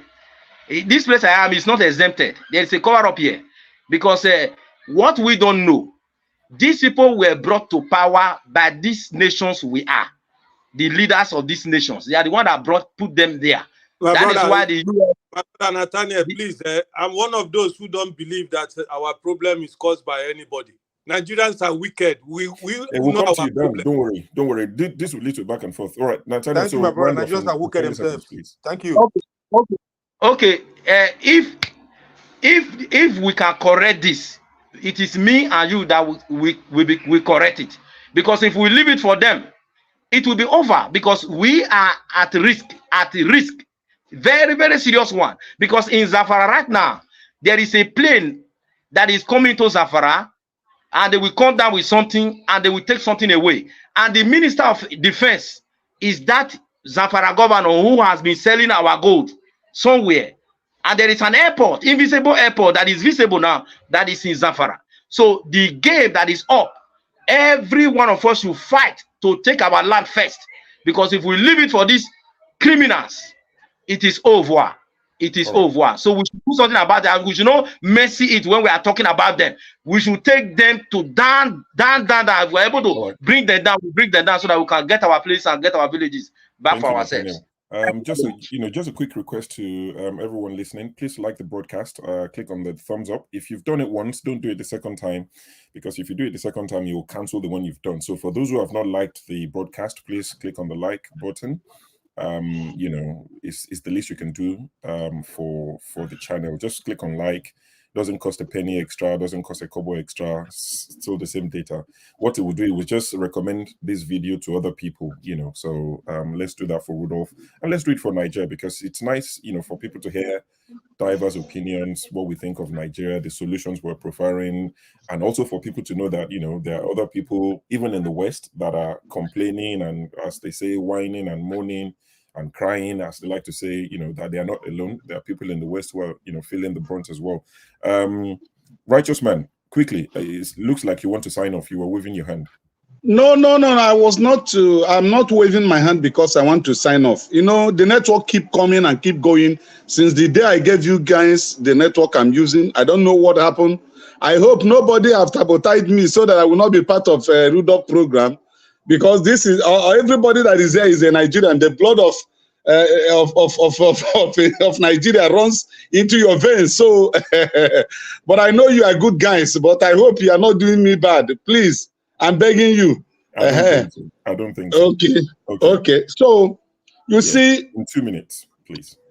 Yeah, this platform, Ovie, do make some statements that when you sit down and think about it, or think of it, you will know that the points are very cogent. Just like my young man here that is wearing, is it long sleeve blue or whatever, and the CM.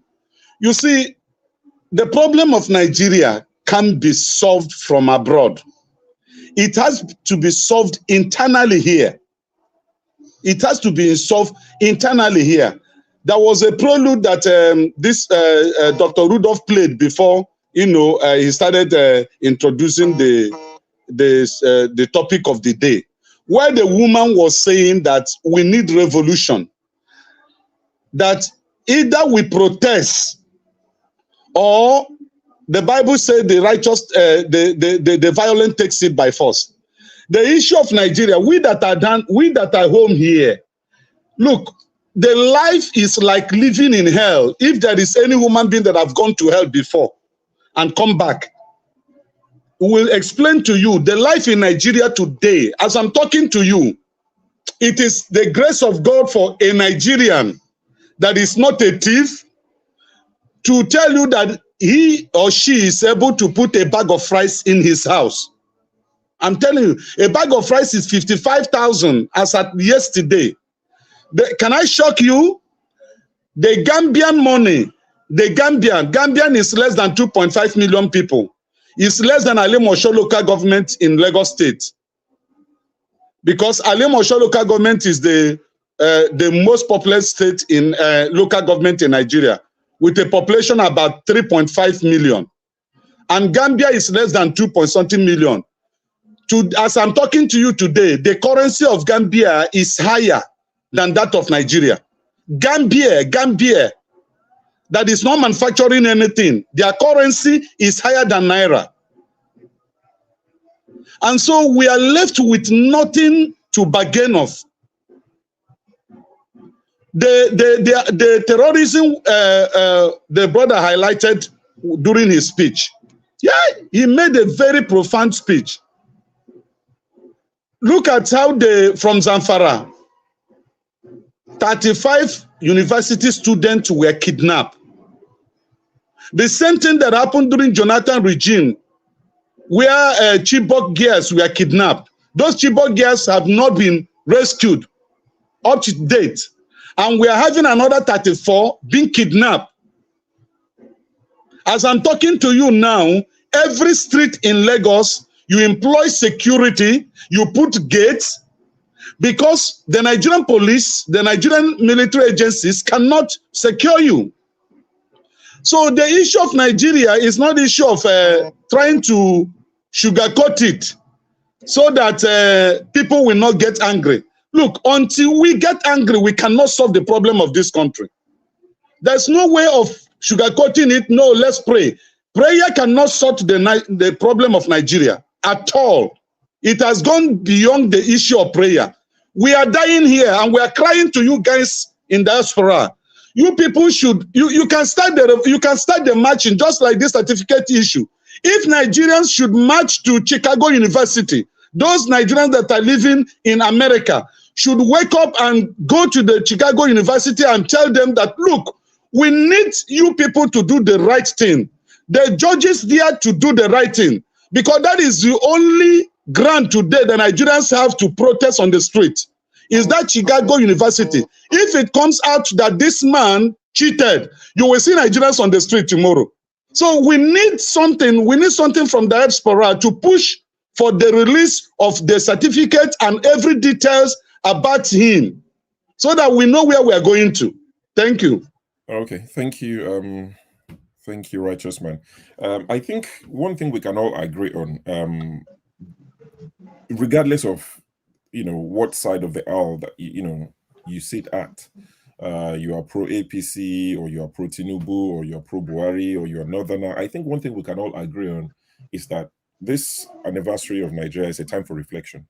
Regardless of who you support, where you sit, it's not a time for celebration. It's a time to reflect, because of course there are good things happening in Nigeria, but there are a lot of news that come out of Nigeria, and I know people will be quick to say, oh, but it happens all over the world and all of that. We are quick to compare the worst, the bad news in Nigeria to the worst situations everywhere in the world, but we are reluctant to compare the good news. That's when we remember that, oh, their GDP is this, their GDP per capita, then everybody becomes an economist. But for instance, there's news that's on. So please, I'm not interjecting you. What are the good things that are happening here, please? Because I'm in Nigeria. You can't say it's 100%. See, even if it's 0.01, you can't say just tell me one. Just tell me the 0.01.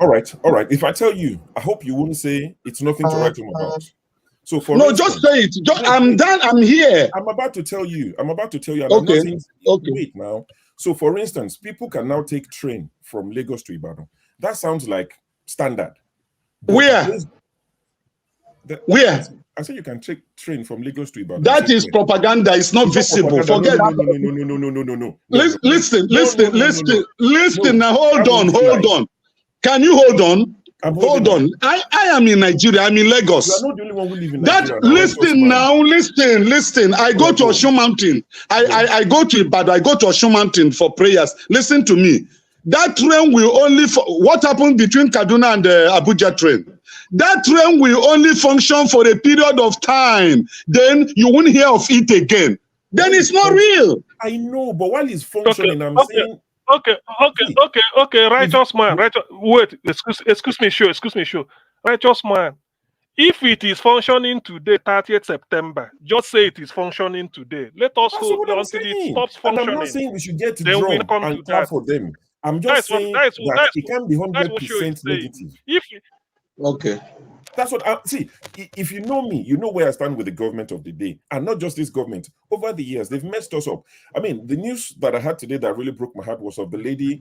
So there's something in Abuja called One Chance, where kidnappers and thieves. It's not only in Abuja; it's all over Nigeria. One Chance. Okay, I thought it was just where they would disguise as taxi drivers. They would drive in regular taxi colors. Somebody gets in there, you wave a taxi, you get in, it's either you're kidnapped or you're robbed. So there was a lady, her name is Greatness Oluwa Feromi, which means God loves me. She passed away today, sadly, or was it yesterday? So she got in one of these one-chance taxis in Abuja. They robbed her and they pushed her out of a moving vehicle. She was taken to the hospital, one of the major hospitals in Abuja. I'll check the name again. They And refused there's to a treat video. her. Yeah. There's a video online of the lady sat there bleeding, and she bled to death because they shut the door of the emergency. They refused to accept her because there's no police report. Now, I know that there was a law that was made in Nigeria that if people are brought to your hospitals, accept them. Contact the nearest police station within 2 hours of accepting the patient. These are trauma patients, and you shut your door because there's no police report. You know, these are some of the things you hear. And see, my biggest issue is with the hospital. But the overarching issue is the government, because you need to come down hard on such hospitals. There's a law 63 that years. is out there. Guarantee free healthcare. Free healthcare, 63 years. Forget free. See, this lady's family would have paid. Don't shut the door on her because there's no police report. They shut the door. And we're celebrating 3 years That's happening in independence. Abuja today. And this in Abuja, the people who committed this crime will go out tomorrow and do the same. You know why? Because in 2010, now people can see, for me, it's not about Tinubu alone. The Nigeria's problem is bigger than one person. In 2010, Tinubu wasn't president. There was a $470 million contract on Abuja CCTV. We took the loan, about 90% of it, from a Chinese bank. We awarded the contract to a Chinese company. Where are the CCTVs in Abuja to capture the number plate of this taxi? So that's why I said times like this are a time for reflection. Also, the Musi one chance. You understand? So it's a time of reflection, regardless of who you support. Okay, sure. Let me ask you a question. Tinubu was not in government in 2010. Now, in 2015, Tinubu came on board with President Muhammad Buhari. Why did they not investigate that contract that was given? Thief, not the investigative now. Okay. Yeah, so that's what I'm saying. It involves everybody. But before I carry on talking, I'm here to moderate. So before I get kicked out, Dan, we'll come back to you. So from Dan, we'll go to CM. Sure, you skip me, or it's supposed to be me. No, sorry, I'm just trying to follow the ways on my screen. I'll go to Dan, then CM, and I'll come to you. I beg no fix, Paul. Don't worry. Yeah, sorry, okay. Paul. Guys, you know what Mr. Righteous Man is saying? That man is an experienced man, and it's really saying what is truth. But let me tell you, Show, you know, I know your view. Me and you, we are the parties in Nigerian situation. I like your mind, you know. But when somebody asks you, say, give us one thing where Nigeria, they happy, you mention train. Train for which? That is not, I mean, if you mention something, sorry, make I just learn. I don't want to make verse with you. When you mention something like train, for example, who go enter the train? Poor people. When they enter train, they don't care about that train. They just take and close some people mouth, make them see something to talk about. Nigerians are suffering. No food. This is what people are after. Not train. What in between? You know, I know it's to you or to me, people who call them achievement, say they don't. It's just no like security. No security, nothing. You know what I mean? Maybe now they just make one kind of small thing now. Say, maybe for example, now my dream be that they just say Nigeria go they get 5 hours electricity just to shut some people mouth. We go begin holla. Where there are some countries, in fact, the day when they take life, say you go be like say war one start or waiting they happen. That train where them give for Lagos, how many people they use them? And secondly, it's not the most important thing in Nigeria because it's just in one angle, only one country. You understand? So it doesn't affect so many. I think I say 10% of Nigeria self they not go enter that train for their lifetime. So what we are saying, let me come to my own viewpoint because I did go work. Let me just round up before I leave now. Maybe later when Forefather come late night. Forefather don't be backstage. I don't see him. It's yeah, getting ready. Don't they arrange in shirts? Where would they live? The time when people they sleep, now we they go hustle. What you man go do now? So let me just say something. You see Nigeria celebration. I mentioned it before. Nigeria situation today, to be honest with you guys, Nigeria, if you ask me, Nigeria have to be broken into pieces. If na English be that. They break that country into pieces. The Yorubas go their side, they can control themselves. The Igbos go their side, they control themselves. The Hausas go their side, they go themselves. The Benin, that's our side. We go, we control our side. Then the Benue go their side. Okay, Benue, anyhow go their side. Don't forget John Abao. He must go. No, you know why is because of that is how we can be able to control and respect ourselves. And a typical Yoruba man will not listen to an Igbo man. A typical Hausa will not listen to a Yoruba man. Maybe the Yoruba man will be Christian, him be Muslim. All these are the trouble of Nigeria. Nigeria problem, they too much. If somebody come to power now, look at Wike in Abuja now. As he come now, he carry gra come there. Anybody will no dance to him too. You use gra finish him, or he do this. These are not the problem of the solution to Nigeria. Nigerian problem, we say, make we go our way. I'm telling you the fact. I'm a person who believes in the unity of Nigeria. But with experience and the way I mingle with Nigerians, my brother, we are not the same. We might just claim sometimes, oh, my party, this, we do this, or because if you meet Nigerians correctly with one heart and one love, you will find out Nigerians, we are not the same. When it comes to the nitty-gritty of things, we will go in our different ways. And that time, they no one know whether you and be friend before or nothing. Immediately when it comes to where they go share money, you go see say Nigeria go divide. Straight. You go surprised the party where you call your party where you and be friends self. When you reach that level, you go surprised say it go disappoint you. So since we don't know that thing now, all this make we continue, they move together. My brother, it will never work. We will continue and nobody will save us. Okay, look at P2B where we get hope on to save Nigeria. When he reached in turn, waiting then do him. They say no. Why that Igbo man go enter there? That is the nitty-gritty. Not because they no win. Not because they see it's an Igbo man. Nothing more. Make them like any story where they talk. That was the reason they did not allow P2B. Even though they come with another northern hero in the name of Alaji Dante. They know say those their combination will repair Nigeria. But still, just because an Igbo man be P2B, we go head the affair. They rejected him.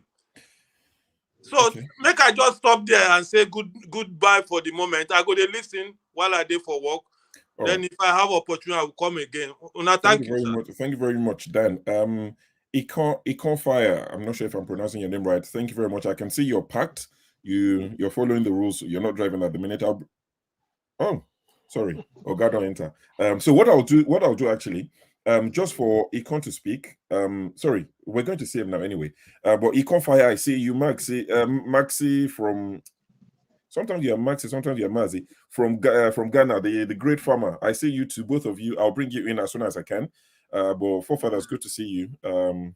I tell them so you arrange your shirt now today, looking all fresh. But CM, it's your turn to speak on. You can put me backstage so that they can. Sure. Akwachi, let me put you no back. problem. I'll bring the gentleman that is driving on so that he can speak to us and carry on his journey. Then I'll bring my rich farmer in. Why don't let Fofada stay backstage? Instead, you're gonna come later and take space. As they bring our He brought himself on stage. He has the power to do so. I should let him stay backstage. But it's not fair now. What is he doing there? Sure. Is there any? I know. I need to write a petition against Fofada. Yeah, one second. Henry, just 1 second. Sorry, go on. CM, I deal with you. Yeah, earlier when where is the noise coming from? Where is the noise? Somebody is not muted. Somebody's children. Go ahead, please. The earlier I spoke, Rudolph was asking question about Nigeria 63. What do we think? Yes. Is that what is still on? Or No. So we're trying to move the conversation forward. So if you can, I'm not sure because I know with you, it's not every topic you're interested in, which is fair enough. I respect that. But Nigerian Labor Congress are saying they are going on an indefinite strike on the 3rd of October. But I think there's been a pushback from the federal government saying that, they'll be breaking the law. I didn't read the full article, but I saw that the federal government are telling them that, that will be going against a court order or something like that. So what's your take? Do you think even if the strike was to happen, do you think it would have the desired effect? Do you think it would bring succor to the people? Because what NLC seem to be asking for is like, this fuel price is crazy. You have to look into it. Some quarters are reporting that subsidy is back. I don't think it's officially back. I'm not saying it's not back, but there's no official, the federal government won't own up to it. So what do you think about the strike? Do you think, the people have had enough of NLC, TUC, are not taking them serious? Put me backstage, I beg. Put me backstage. Hi, Yeah, sorry, go on, where is coming from? Okay, normally strike, people go on strike to press home a demand, which is in most civilized country, you use strike to protest, write your placard, carry it, so that you call the government to negotiate either for better pay or to get something that will be quite noble. But to be honest with you, do you know that Nigeria, the way it is now, I can't really say I can't put my finger on the fact that strike may help to solve something or worsen it. I can't. You see, but let me tackle, instead of let me leave the strike whether to go for it or not to go. But if the plan or if the aim of going for this strike is because of the high cost of living we've seen now, occasioned by fuel price increase and all these things. In this thing called petrol, there's one formula I gave. It may not be popular, but somehow, when you are in a war situation, Nigeria is not at war, but I liken it like you are in a war situation. My father told me during the Biafran war, there are things Biafrans don't have. If they lay ambush, they catch a Nigerian soldier. Don't kill him. Take the gun. Keep him alive as prisoner of war. Two Biafran soldiers to one gun. If we catch them with their jeep, you dismantle it, bring the jeep, you use it. They were refining petrol at the backyard. How do they do it? You just like one big pot, use clay just to hold the heat, and you keep heating it with firewood. As it's melting, you may be collecting fuel. So that is so crude, but because they want to survive. I said in Nigeria today, they say there are people in the bush called illegal people refining crude oil. I asked a lawyer, why is it illegal? Because the law did not cover it. What is the law show? Go to those people, bring them. Don't call them, because you are in a war situation, you are in a very precarious situation. This technology you are using is crude. Let us refine it. Maybe because you pollute the atmosphere, or you do it in the Niger Delta, maybe Uroboland or Ijoland or this, we know. But you call them. You say at least you have the ingenuity to be doing it in the bush in a crude way, yet you are refining that petrol and cars are using it. Why not bring these people? Because this is what they call homegrown ingenuity. Because we are in a precarious situation, we are owing, we borrow, we don't do. Why not bring these boys? If that is to solve this petrol issue, you can say anybody, if you want to refine fuel, please go and register with your nearest local government. Let us see how we are going to do it.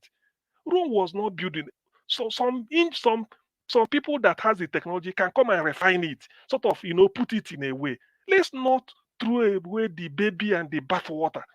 Now look at, we can't get petrol, even with all the subsidy removal, subsidy not removed, very important.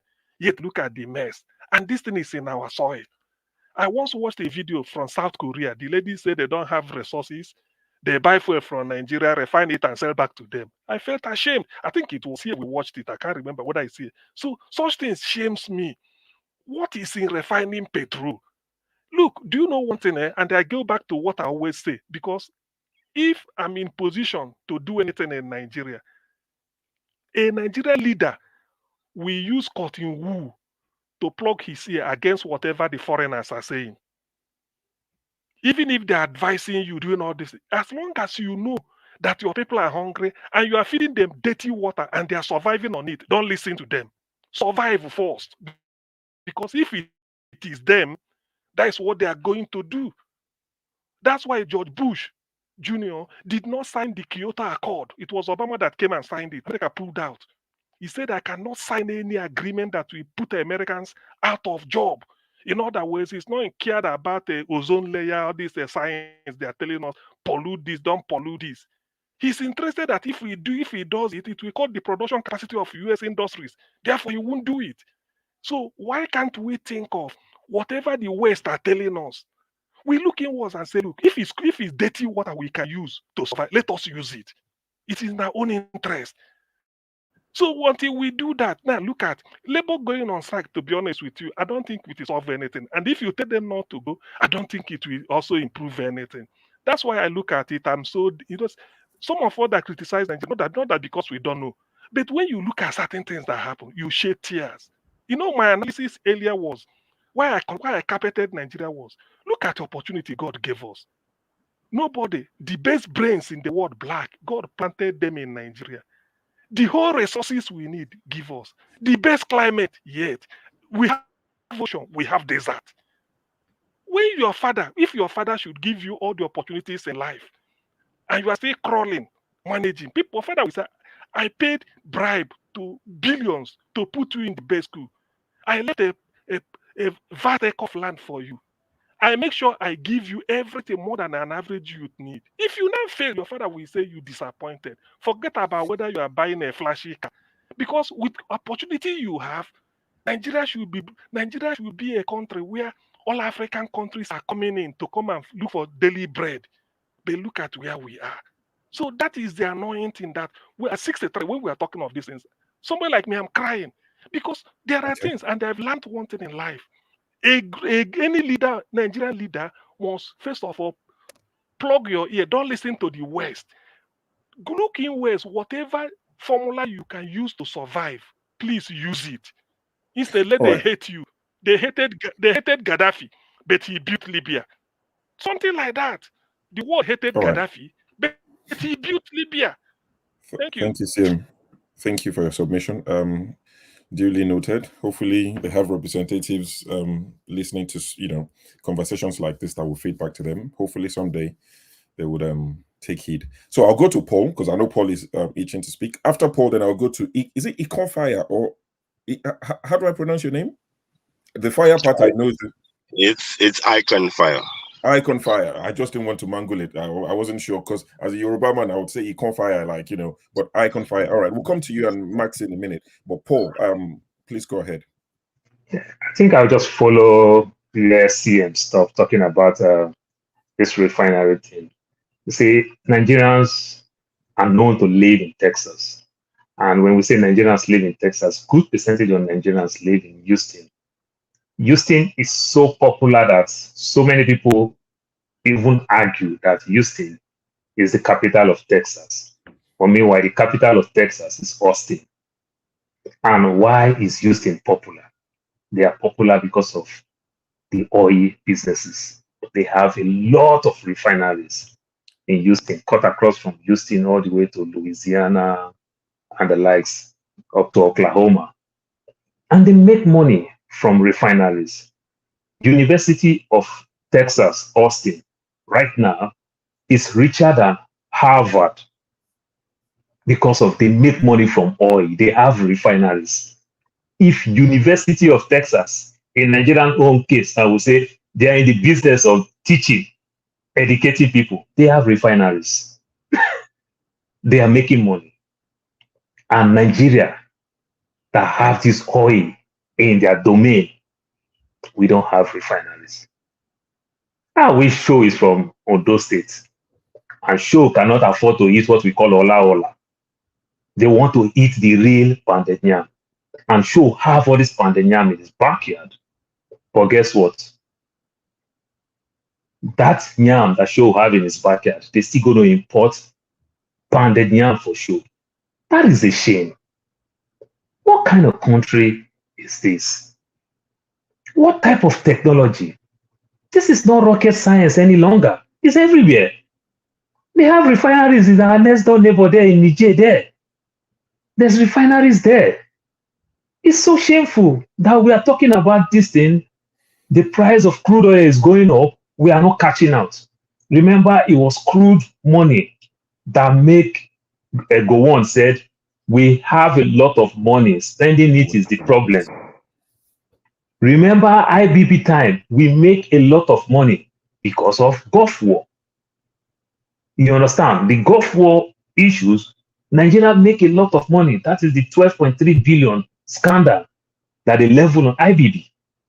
We have a lot of money. We have all these things. Right now, the price of crude oil has gone up to $96 per barrel.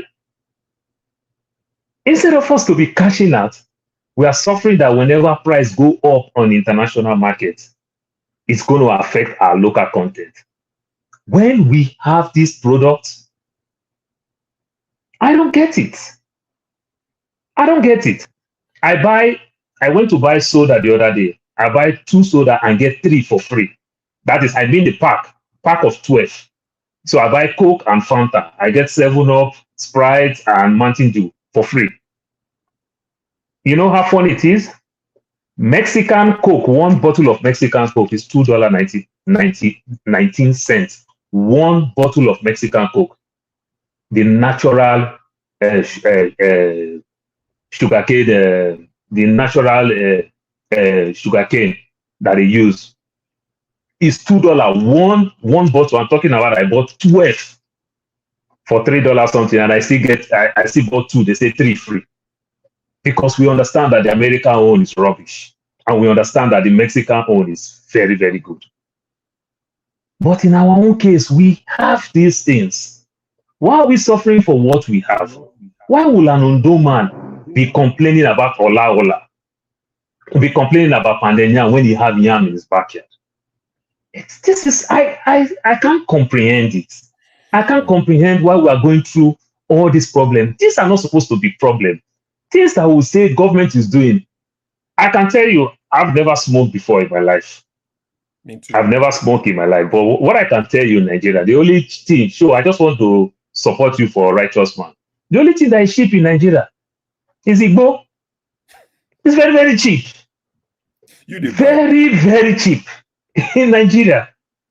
But still, they will not convert it to business to say, okay, when Showore say, let us invest in this thing so that we can export and make foreign currency. My Christian people, my Muslim people, they criticize everybody. Where is this country going? Do you know somebody is coming out for president say we should invest in weed?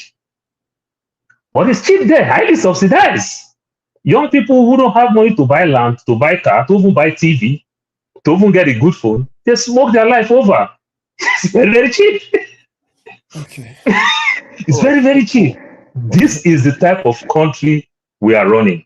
Okay. We don't get it. And so one thing I will say, when people talk about we don't find a way to help our countries, this is a lie. Good percentage of us, we all live in the West. If we don't have love for that country, many of us send money by the day. We send money home. And one of the money we send home that we don't regret sending it all the time, when they call you uncle school fees. We don't think twice to send those money. It's hard for us to send Ashoebi money, but we send school fees money. We send money whenever they call, uncle, this one is sick. We send money. Still, we don't get the best. I have literally lost good percentage of my friends just because of bad health sector.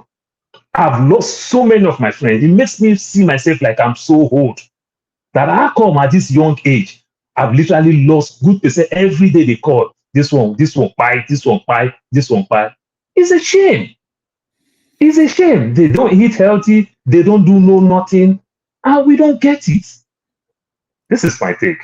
All right, thank you. And have Henry, a good morning. Henry, let me beg your indulgence. Let's go to Fire. Fire is driving. Let's hear from Fire. Then we'll come to Henry. Then I'll quickly come to Maxi. Then go back to Nathaniel. Ambassador RMD, I see you two will come to you at some point. But Fire. Sorry, before Fire speaks, I know that Post, you mentioned Ondo State quite a few times.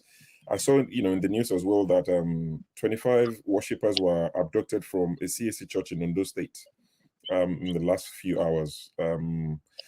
I mean, when Forefather talks about security, maybe he talks about it a bit too much for a lot of people. But honestly, security in Nigeria needs to be beefed up. We said it before. We said in one program. We said in this program before. We said we need Nigeria first of all security. Some said no, light first. Come on, man. Yeah, I think when you put them, when you leave it to people to debate, some people will feel economy or whatever. But honestly, security in Nigeria needs to be beefed up. I mean, you can't just be cutting people away. There's Zamfara girls.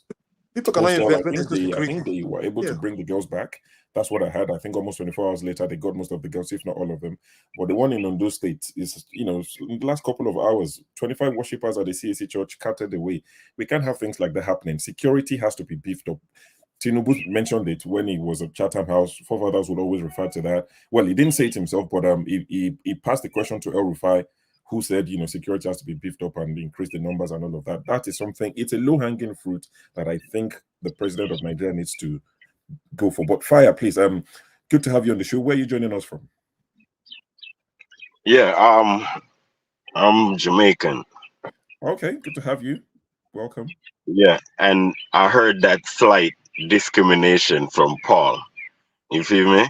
Because as soon as he see me, I'm Rasta. Now I never heard Nigerians speak about weed. So that's my take. But I want to say this, right? Yeah, go on. I'm here because y'all might say, oh, this not a foreigner. I'm a foreigner and I'm not supposed to talk about Nigerian issues, but forefather don't stay out of our business. So I got to talk. Okay, so you know him. Okay, makes sense now. Go on. Yeah. Anyway, I am with forefather on the security matter, but I am with my own apparatus of what I see as security. Okay. Now you can try to stop robbers, kidnappers, and all that stuff. But my issue is, how do you stop their mind from being that way? So you won't have that problem from the very people that's walking past you every day. You feel me? So why are we trying to deal with the initial problem that we see? Why can't, and it's what I'm talking about is called proactiveness. Why don't we stop them from being that way in the first place? Because all of us is crazy at the same way. Are you Yoruba? You this, you that? I'm Jamaican, Black American. We all crazy in the same way. Don't you see something wrong with that? Like, oh, we different, but we crazy the same way. How is that possible? So that means we all the same. Because we just differ in goodness, but we crazy the same way. Don't like blackness, don't like our hair, prefer white people over your brother, get all cheese when you see white people, and you frown and scoff and scorn when you see a black person, if he uglier than you or prettier than you. All these things is what we have as an issue, where we don't mind what you'd call putting tire on a black thief, but do nothing to the white thief and the Arab thief. He get away scotch-free. You feel me? But we tire our brother, that we turn into a thief. Because the very thing we support is turning us into monsters. That's Christianity and Islam. And who is controlling our school apparatus, which is the Ministry of Education. We need to, what you'd call, defend the Ministry of Education with vigorous security. We need a Pan-African Black conscious education system controlled by the Ministry of Education where this education system will go to Muslim, Christian, Fulani, got Yoruba, or all of these different people. The same education system is what turning all of us into idiots. You feel me? Well, I'm talking especially like the Christian part of Africa. You feel me? The Muslim part of Africa, it's the Maghrib or whatever they have, that's what turning those people into black opposers, even though they black. And our Christian school administration is turning us into anti-black people, and we black. Now, how can you prefer Europeans over your own people, but all you see is your own people? That spells chaos. That's why we can't work together. That's why we can't give each other money with trust and know that our mission gonna be handled, and we gonna all go into success together. That's why the diaspora, in the Nigerian diaspora, is worried about sending their money to because we don't have an African patriotism focus. We don't have a black upliftment focus. You see me? So therefore, we don't mind robbing each other because we just individuals. They turned us all into, even tribal members are robbing each other. Now, how you gonna rob your tribe? Where you gonna take it? Into your tribe? I mean, like, what does it make sense you do these things? What does it make sense you rob Nigeria? Where you gonna take it? Nigeria? It's like we just playing against ourselves daily. Now, me as a Jamaican, we have no power. We are just an island. We waiting on you, the monsters, or the mega monsters, to be monsters to Europe and Arabs that was your enslaver. We all just forgiving, and we all pleasant and nice. We're not saying nothing bad. We never mad. We only mad at black people. We only show our opposition to our black brothers. We only have strength and power against our black brothers. You feel me? We become some tame puppies when it comes to white people and Arabs. You feel me? I don't like that type of stuff. That's what makes us weak, because these people are they tried to Mecca and be treated like Abib, whatever black tribe you is. You feel me? And you, the Christians, these Christians who are in Europe make you suffer, and that's why you have to leave your country. You feel me? You ain't mad. Like, you just want to go be friends with them? You're not mad? That's what I don't like about my African brothers, because y'all choosing the wrong set of people to be mad at. And it has been keeping us enslaved and poor since slavery. All right. You feel me? Thank you very much. That's that's a good one. It's a very good submission, powerful one, which resonates with quite a lot of people. I think if I got anything from what you said, I'm just really saying that we should be strategic in focusing on how we gonna improve our moral standards. I hear you. You feel me? And that's the only way to get our people out of the bush. Because listen, it takes 20 years to change a generation, bro. So if we're doing the same thing every day and expecting a different result, that means we lunatics. We are actually mentally ill people. Right. So it just takes 20 years to change a generation. Who you think is doing all the damage? The people that got to 17 to to 29. That's all of them.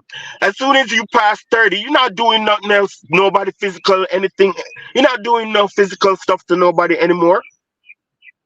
It's between 17 and so if we can capture the education system, like just direct our attention to the Ministry of Education. Put it black. Take all of these white stuff out of it. Put it black. And it will put its tentacles all over Nigeria and affect the generation to come, bro. Because you didn't think that you was gonna run things. We all here are people we all here 50 and under or something. You feel me? Our youth is so fresh in our minds. Our youth is fresh in our minds, and we was like, oh, these big people run, but we are running stuff now. And we have to understand that it's chaos. Our generation is chaotic. So we have to do something about it for the future generation not to be crazy by the time they graduate. So that's how we got to deal with things. And we need to focus on our women a lot more in terms of what they teaching and how they are applying things to these young kids, especially the boys. You feel me? Because we need to be patriots to our land, and we need to be patriots to our skin and our hair. I hear you. Okay. Well said. Well said. I appreciate your contribution. It's, like I said, that that resonates with most people, judging by the comment section and the quietness in the panel as well. I'm sure a lot of people agree with with what you say. We know we have a massive battle on our hands because the average Nigerian wants the betterment of the black race, Nigeria, black race in general. But we all know that we're fighting against demons. Most of the political elites across Africa, like forefathers would say, they are the direct lineage of the people who sold their brothers to slavery. The current political elite, most of them are, they're in the clutches of their enslavers. They will do the bidding of the West. They would rather die than see Africa prosper. But everything you've said resonates well. Thank you for your wonderful submission. It'll be nice to have you from time to time on this platform. But have a safe journey. So I know I should go to Matty, but because we begged Henry to give us a second, Henry, we'll come to you now. That's a tough one to follow, but no pressure. Should I go on? Yes. Okay. As this our brother just finished now, what he said, Nigerians should take it into consideration. Should think about it. Till we, as an African, love ourselves. You have to wake up in the morning, check your mirror, love your skin. That's why some of us, we change our hairstyle to become like Chinese hair, to become European hair. We bleach to become white. Whereas they love my skin. I know many my workers, how they love my skin. They want to be like they want to have my skin.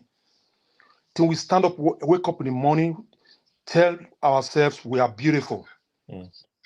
Till our leaders wake up to say they want to change that country.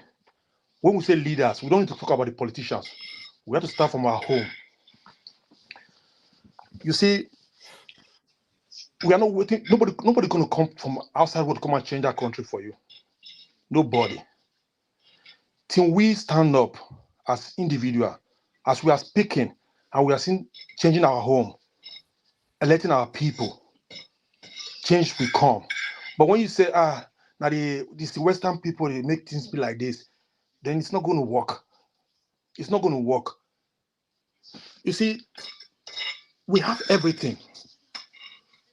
When somebody come here and say, God, may God help us, I don't like when people use that name, God, every time. God is tired of you people calling him every time. He's tired. He gave you everything. Good land, good climate, strong citizens, strong men and women, brave people to change that country because of the wickedness of this black race, Nigerian government, Nigerian politicians. Have you ever seen any Western country steal money and bring it back to Africa? Have you ever seen that? Any foreign Western countries, they stole money and bring it to Nigeria to invest? No, it's only just this wicked and selfish, satanic heart they have. Some of you will not agree with what I'm saying. Fine. Till you people wake up and love yourself as a human, they will not. That country will never be changed, because these our so-called criminals, politicians, love that country so dear. They will not steal our wealth and take it to the Western country. You see, talk about Zambisa forest. The Western countries still go there with portfolio full of money, meet the bandits, collect their golds, collect their minerals, and go. They take private helicopters, ship their things off. They steal from you people. But Nigerians cannot go to their farm. But this Western country will come there at night, go to pass the bandits there. You people are just jokers here. When you put your blame to Western country, you see, my home in Nigeria, no foreigners, nobody can come in without me allowing that person to come to my house. My dogs will hit you, or someone will shut you down. That's it. How can foreigners come to your land where you say you have a so-called terrorists? They can go in there at night, negotiate with them, and go free. And your so-called military officers and your government cannot even make things work so that people can go to their farm. It's already organized. Till you people love yourself, that country will never change. Because self-hate is the problem we have in that country. Till you wake up in the morning and see and watch your mirror and say you are beautiful. I like my hairstyle. I like my bald hair. I like my afro. I like my dark skin. You will stop bleaching. We spend money. Our guests will be spending money for about 1.something million to buy stretched hair. Is that normal? Think about it. Is that normal? People will come here and start saying, "Hey, don't discriminate." You are discriminating yourself indirectly. Okay. Have you ever seen Western country come and give their skin to come and be black? Like they will go to sun to roast their skin. But we should be proud of we have it. Till our government love themselves, they will not steal from us, because they're stealing from us for many years. Some of you will go and celebrate 63 years old Nigeria. Shame on you. Nigerians are crying. Nigerians are hungry. Nigerians are bleeding. Nigerians are bleeding. And some of you will say you love that country so dear, but you will not come out and speak for the truth. May Nigeria sometime they happen to you and your generation, because these so people make us travel from our country to come and stay in Western country here. I love my country so dear that I feel like I wish the country was good when I was growing up, because Nigeria was good then when I was growing up. I got free education. I came to Western country late. In my 30s, I came to Western country. I didn't want to come before, but things were getting worse than I came. But if they want their countries to be better, why they cannot stop stealing from us? They steal our resources. Self-hate. They hate us so much. Our leaders hate us so much. That's okay. If you love your children, will you steal from your children? If one of you here watching me right now, if you love your children, your family, will you steal from your family? I don't think so. Round off in 30 seconds, please. Okay. Till we stop hating ourselves. Till our leaders stop hating themselves. Till you say you are beautiful. Till you say you are human. Till you say you are an African. You will not. That country will not be progressing. Stop this your so-called spending millions to buy hair for yourself to look beautiful. You are already beautiful. Stop bleaching. Love yourself. Self-hate is the problem we have ourselves. Our leaders hate us so much. They don't want us to grow. They don't want our country to develop. Thank you. Thank you very much, Henry. I'm going to go to Maxi from Ghana. I know we've kept you waiting for so long. I'm really sorry. Sure, put me on backstage. I want to try something. Just put me on backstage, please. Thank you. All right. I'll go to Maxi. I'll skip straight away to Ambassador RMD. We'll go to Tone and Chim, who have not spoken. Then we can circle back. Forefathers, please, anytime. If there's anything that you really want to say, I know you've spoken. Don't worry. I can see you. Put me on backstage, please. Just okay. 2 minutes. All right, no problem, no problem. I just want, it'd be nice to hear from the guys who have not spoken at all. Forefathers, please, at any point, if there's anything you want to say, please, you know how it works. Yeah, thank you, this in show for having me. Greetings to everyone on the panel and the chat. Please subscribe to the sister channel, Iroko Post TV. It's a backup channel to this channel, and we have 405 people watching. Please go and subscribe, and we need at least 10 people to move over so that we can carry on conversation.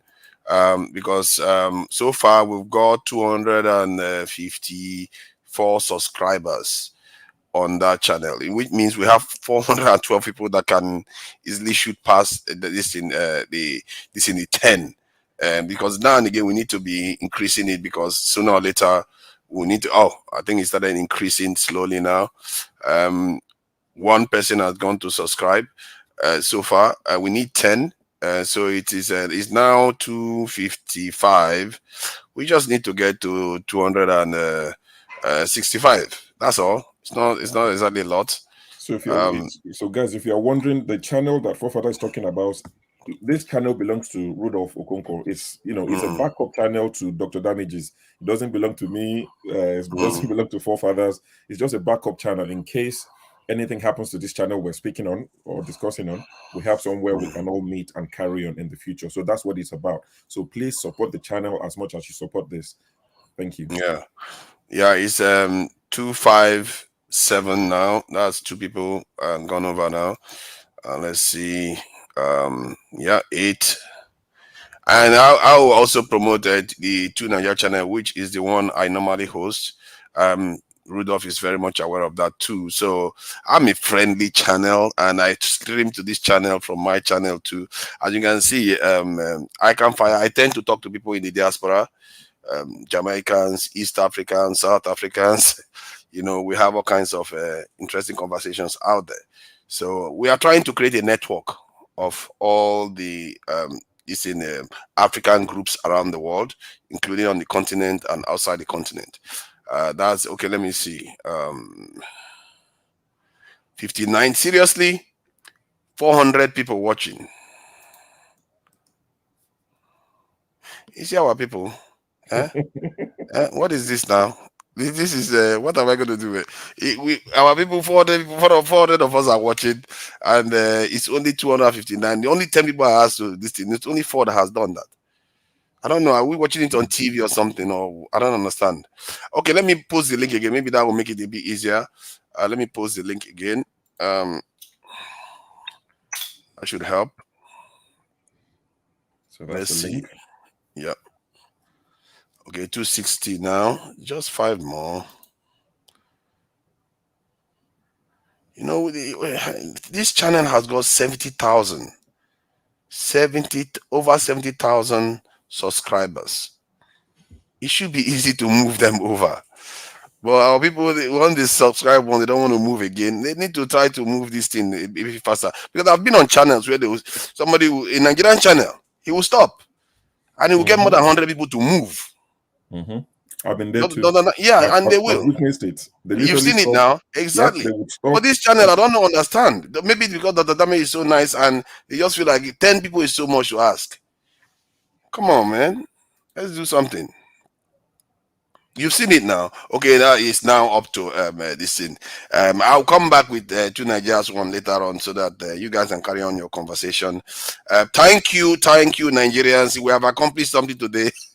10 people have subscribed to that channel. Thank you, and Dr. Damages will be grateful. All right, sorry for the interruption. This is panelists. I know that some people wanted to have their say. Okay, please go ahead. Whoever was due to speak next. Maxi. Thank you. Thank you, Mr. Show. It's a pleasure. To Niger. Your glass there. Your glasses there. It'll be too much. Good evening to everybody. CM, good evening to you.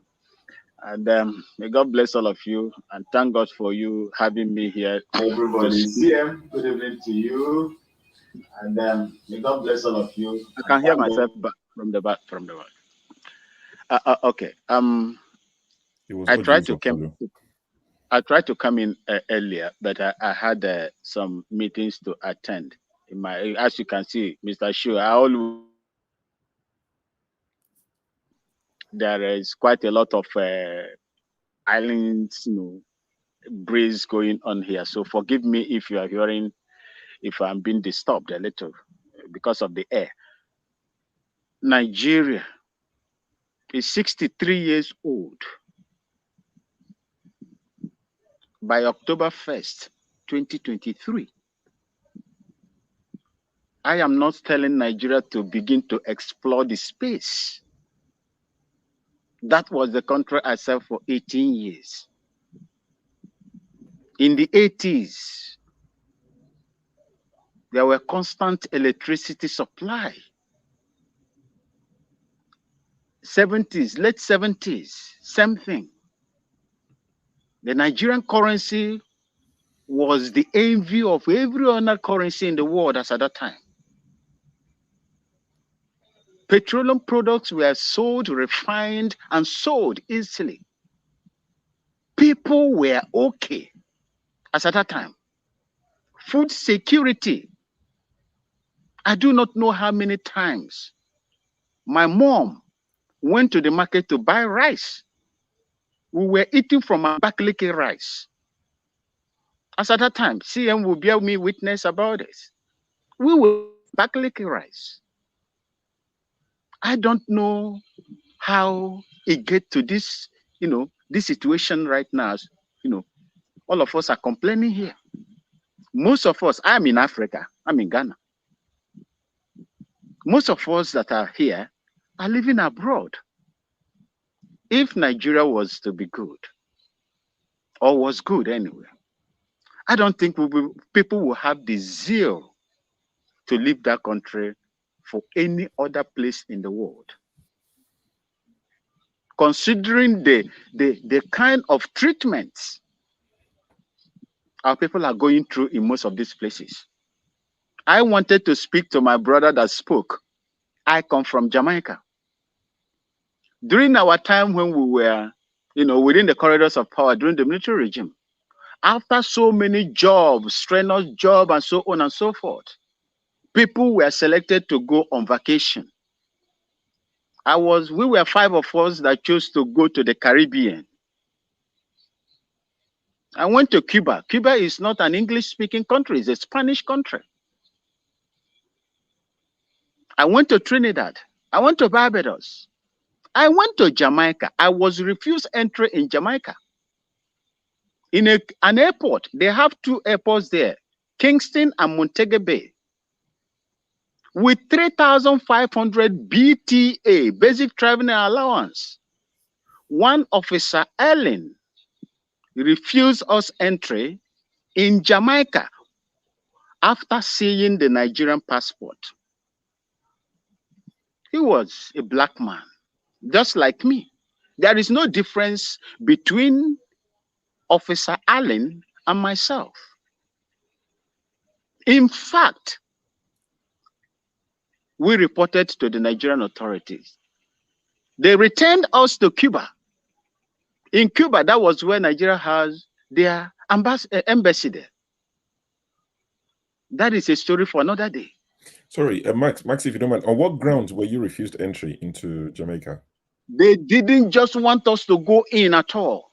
Wow, that's strange. But Officer Allen in Montego Bay International Airport. That's crazy. In Jamaica. So if my brother was complaining about how Africans are treating themselves, I'm not saying that Jamaicans are bad. No, that's not what I'm saying. I also go through that same wickedness that we are complaining today of the white people as well in Jamaica, which is predominantly a black nation. Yeah, but remember, he said we're all crazy in the same way. He didn't exonerate Jamaica. He said once you're black, that was his position. That once you're, there's something that once you're black, we're all crazy the same way. He did mention that just to. Yes, if it were a white man, I wouldn't have any problem. But that was the same person that shared the same color as I have. So that brings me back home. Nigerians don't need anything much from their government.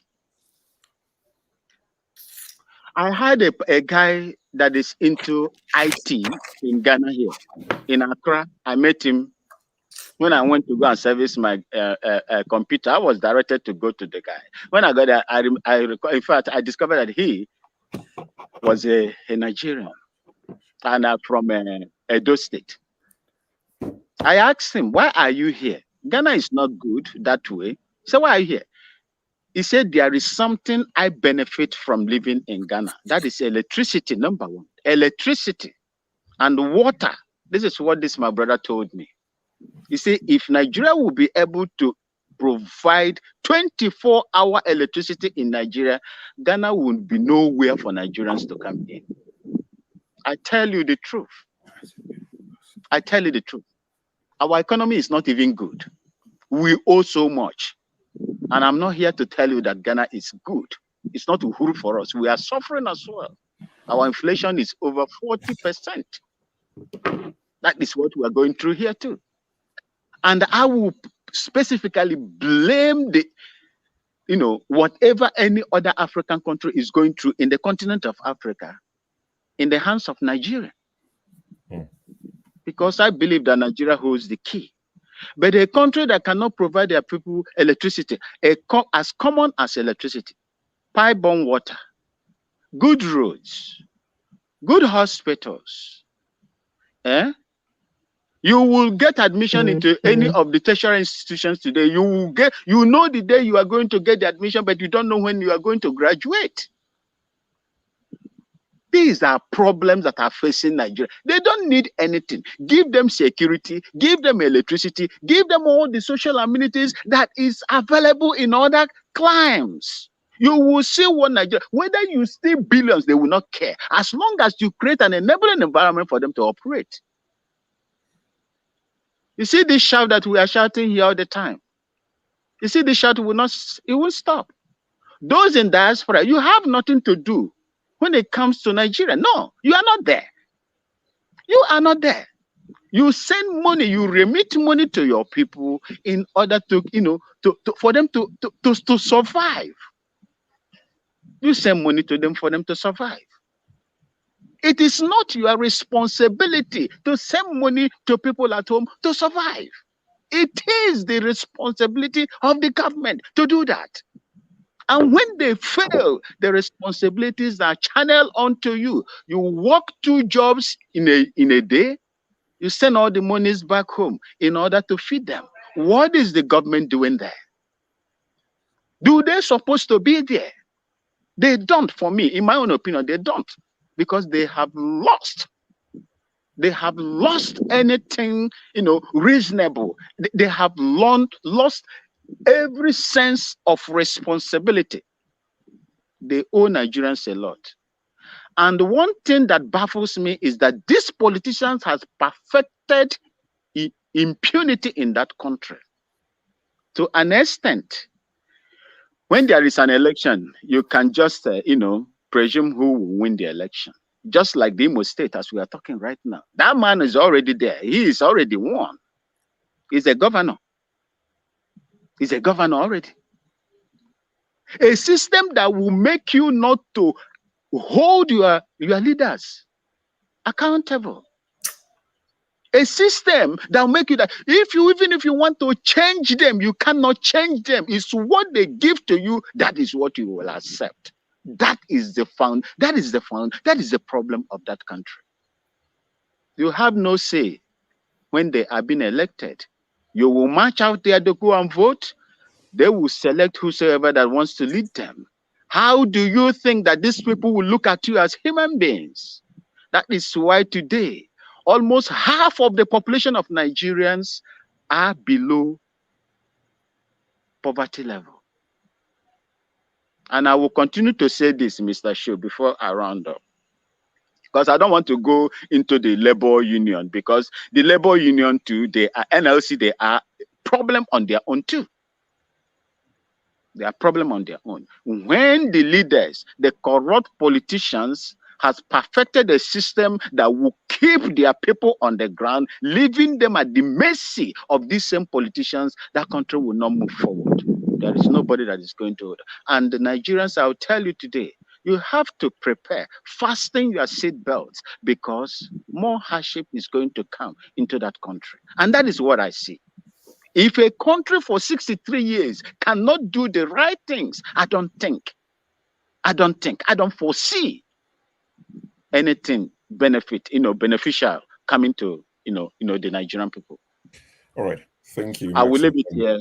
And may God bless you for having me. I hear your submission. I'm going to come next to AMB, RMD, or Ambassador RMD. But I think, based on what you said, that, Nigerians don't need much. They need roads, electricity, security, hospitals, schools, and all the, the basic amenities, as most people would, consider these things.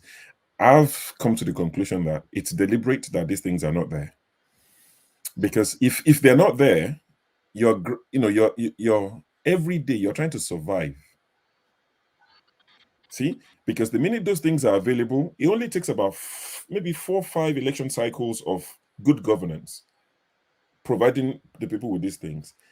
Imagine a Nigeria that is functional with good roads, good education, good hospitals, and all of these things. And I'm not saying give to people for free, but these are, these things are available. Can you imagine a governor running for office? And I'm sure for that you've seen this, and it probably made you go crazy. A governor campaigning, telling his people that I'm going to secure jobs for you in Canada and in Europe. 4,000 of you from Imo State. The minute we come back for second term, these 4,000 jobs are there for you in Canada and Europe. I would pay for your flight, sending the best brains voluntarily out of your own state.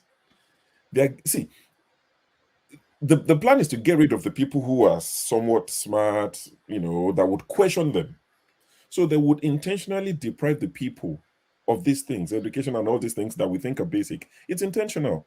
Because the minute you have it, nobody can come to you and say, we'll send you to Canada. You'll be asking questions. Canada for what? Why can't you provide me a job? So all these things that we think is deliberate. The minute, the day we realize that, the day we start to ask them the right questions. But AMB RMD, is it Ambassador RMD? Some people in backstage. Okay. AMB. Sorry, Natalia, what did you say? You want to go back to backstage? Just 1 minute. Okay. Have 1 minute, go back to backstage. I want to see Lexi. Lexi is looking dapper. He needs to come on stage and speak to us. The way he's looking, I think it's off to a wedding. Nathaniel, go ahead. One minute. Okay. Concerning the labor backstage, let the people the labor union cannot be trusted. Let say, when I was in that union cannot be trusted. Everything that is happening, it is wrong that this company. Sorry, can you fix the echo? There is echo going on. Is it possible to fix it? What's going on? It's sorted. I've muted the guys. It's okay now. Yeah, go on, Nathaniel. 1 minute, yes, please. Okay. The labor union or the Nigerians, let them come together and ask at least for one thing. For example, the refinery. If the labor union will come out and say, we need refinery. When I was in Focado's terminal, that is where we export crude oil. Everything that is being practiced there is run by foreigners. And our people that are there, they are just subject to the decisions of these companies. And like the electricity we were using there, this gas flaring was compressed. The company compressed that gas flaring into a turbine, and that is what we're using. And we have 24/7 electricity. So the Nigerian government or the Nigerian leaders, they cannot even have a conversation with these same companies that is running the affair to do the same for Nigeria. Why Nigeria will pay with the same crude oil they are giving to them? So Nigerian leaders are in captivity, and they don't want to let Nigerians know, just like Tinubu is today. So if through the labor union, for example, they said they want a refinery, all of them should come out, because it's just to connect the pipe down to our refineries, and breaking down our refineries is intentional, so that there will be no job. And without no refinery refining our crude oil, there will be never economy. If anybody tells you that they will bring petroleum from anywhere to run the Nigerian economy, it's a lie. These leaders are in captivity, and the Nigerian people should know what they want. If they said that refinery should be repaired, it should be repaired without any other instruction from any person. They should focus on that, and they will get it done. That is what I see there. Thank you very much. I go to backstage. Mr. Sho, please put me backstage so that I will, give room for other people to come. Thank you so much, for having me in this platform. Well, thank you, everyone, and good evening. Sorry, AMB RMD. Sorry, I've been muted. So is it good to have you on the show? Is it Ambassador RMD? Yes, Ambassador. Ambassador. See, I told the comment section that you're an ambassador. They said you're Ambody. I said, no, it's not Ambody, it's Ambassador. No, but good to have you. Where are you joining us from? Yeah, I'm joining you from the United Kingdom, from Wales, United Kingdom. Wales. Oh, okay. How are the sheep? Good evening, everyone. I want to commend is it just me, or is it the audio very low? The mic is quite low. Maybe if you hold it closer to your mouth. Can you hear me now? It's still somewhat low. Is it clear now? Guys, is it loud enough, guys? Or yeah, we can hear him. It's a bit low, but we can hear him. Okay. Can you hear me now? Yeah, go on. Carry on. Good. I want to commend everyone who has spoken. You guys spoke very well about the issue bothering our dear nation. However, we all know the problems. And I come from the school of thought that discussing problems will not solve the issue. Since we already know the problems, we'll look at solutions. I will begin to maybe touch on some of the few things Nathaniel, Maxi, Henry talked about, which are very important. To begin with, I'll begin with what Ikan said about security.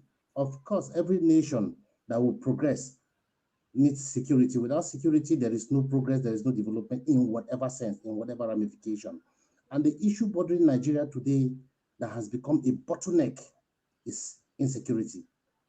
And to addressing that, I come from the civil society organization. I have been in an interface between the people and the government, and I can tell better. I want to put it on authority that the Nigerian Department of State are doing excellently well. I can compare them with the M16 or the CIA. I can tell you for sure, but we have a disconnect from implementation, because when these informations are gathered, there's a disconnect on how these securities are being checkmate, because DSS would always give security report on whatever event that will occur. Those always come to board.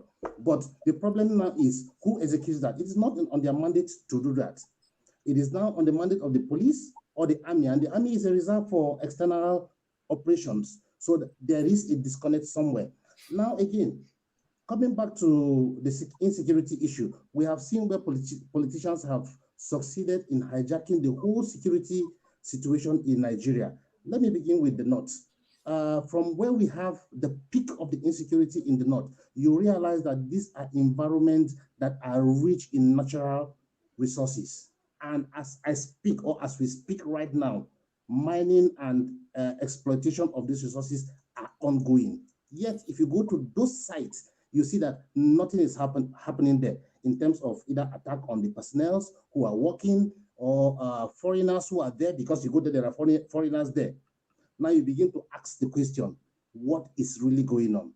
Because of course, the government is aware that such is happening. We have foreigners on our mining sites. We have people on the mining site, yet we have attacks coming from proximities away from the mining site, but not around the mining site. Moving of our resources out of this country are done freely.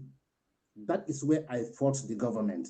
Now, if you come down to the southeast or the south-south, I know that there is no way, and there is nowhere, anywhere in the world, that security happens or insecurity happens in any community without the knowledge of somebody within the community. Now, all of us are a share to this problem. This is because most times you see in an environment, let's say, let me take Kaduna, where I used to stay before I came down here. I live in Southern Kaduna. And of course, in my locality, I know virtually, if not all, except newcomers, people who come in. And in that kind of environment, I should be able to know who has a tendency of theft, of violence in that community. And when we begin to see some funny actions or funny acts coming into play, of course, there are some persons who should begin to channel it. Because when I was back in Nigeria, in my community, I know that anytime there is issue of theft, I personally walk up to the, they call them jungle, where they smoke Igbo. I walk up there and meet the jungle leader, and I will tell him, this thing has happened. Now we are giving you a specific time to produce whoever did that, or all of you will go in for it. And I bet you, within the shortest possible time, you see them fishing out the criminals. And that has really helped within that period to be able to contain insecurity in that area. Until maybe when I left, then you begin to see today, like just recently over the television, we saw that some youths were captured in the area, manufacturing guns, selling of arms, you understand? And they are living in the community. There is no way all these things have been happening without the knowledge of one or two persons in the community, so that the people have become complicit to such actions. And again, Maxi said, we in the diaspora don't have anything to do. We have a lot to do back home, except if you have disconnect with your people. If you don't keep in touch with your people, then you don't have a mandate to control. I can tell you for sure, for those who have a good connection with the people back home, you have a lot to say in terms of whatever thing that happens in your community. Because of course you pay the bills. Because in my community, even during the election, I was communicating with people and I would tell them, this is what you should do, this is what you should do. And I was getting feedback and they were following my direction as it is, because I have been able to control the network. Now, most of us are just here and we feel it's all about my family. I give my mother, my father, but yet your locality in totality, you are not concerned about what happens there, what development comes in there. You don't question authorities, then you begin to leave it to the government. The question is, the leaders we are talking about, what is their fraction? Our population is estimated to be over 200 million, and these leaders put together are not up to 200,000. Let give them to be 500,000, which is less than 5% of the entire population we're talking about. And yet, we are ranked to be the most educated people in Africa, well educated, well exposed, yet we cannot ask questions. A lot of us, from my understanding and observation, realize that a lot of us are not concerned about what happens in government. You see, somebody will tell you, I am a medical doctor, I don't have business with this, but it concerns you.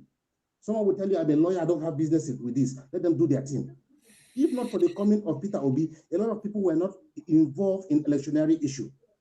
Now, because it got to a point where Nigerians were becoming fed up, now Obi came. They saw the Messiah in Obi. It made a lot of people got involved into the electionary process. Now it has happened that Obi did not win. Now some of us, or most of the young people, are beginning to be discouraged. Instead of them to use that as a yardstick to gear up to prepare for further elections. Now, because we don't involve ourselves in putting who decides for us what happens, that is where we get it wrong. Now, most of these things they're talking about, like the issue of unstable electricity.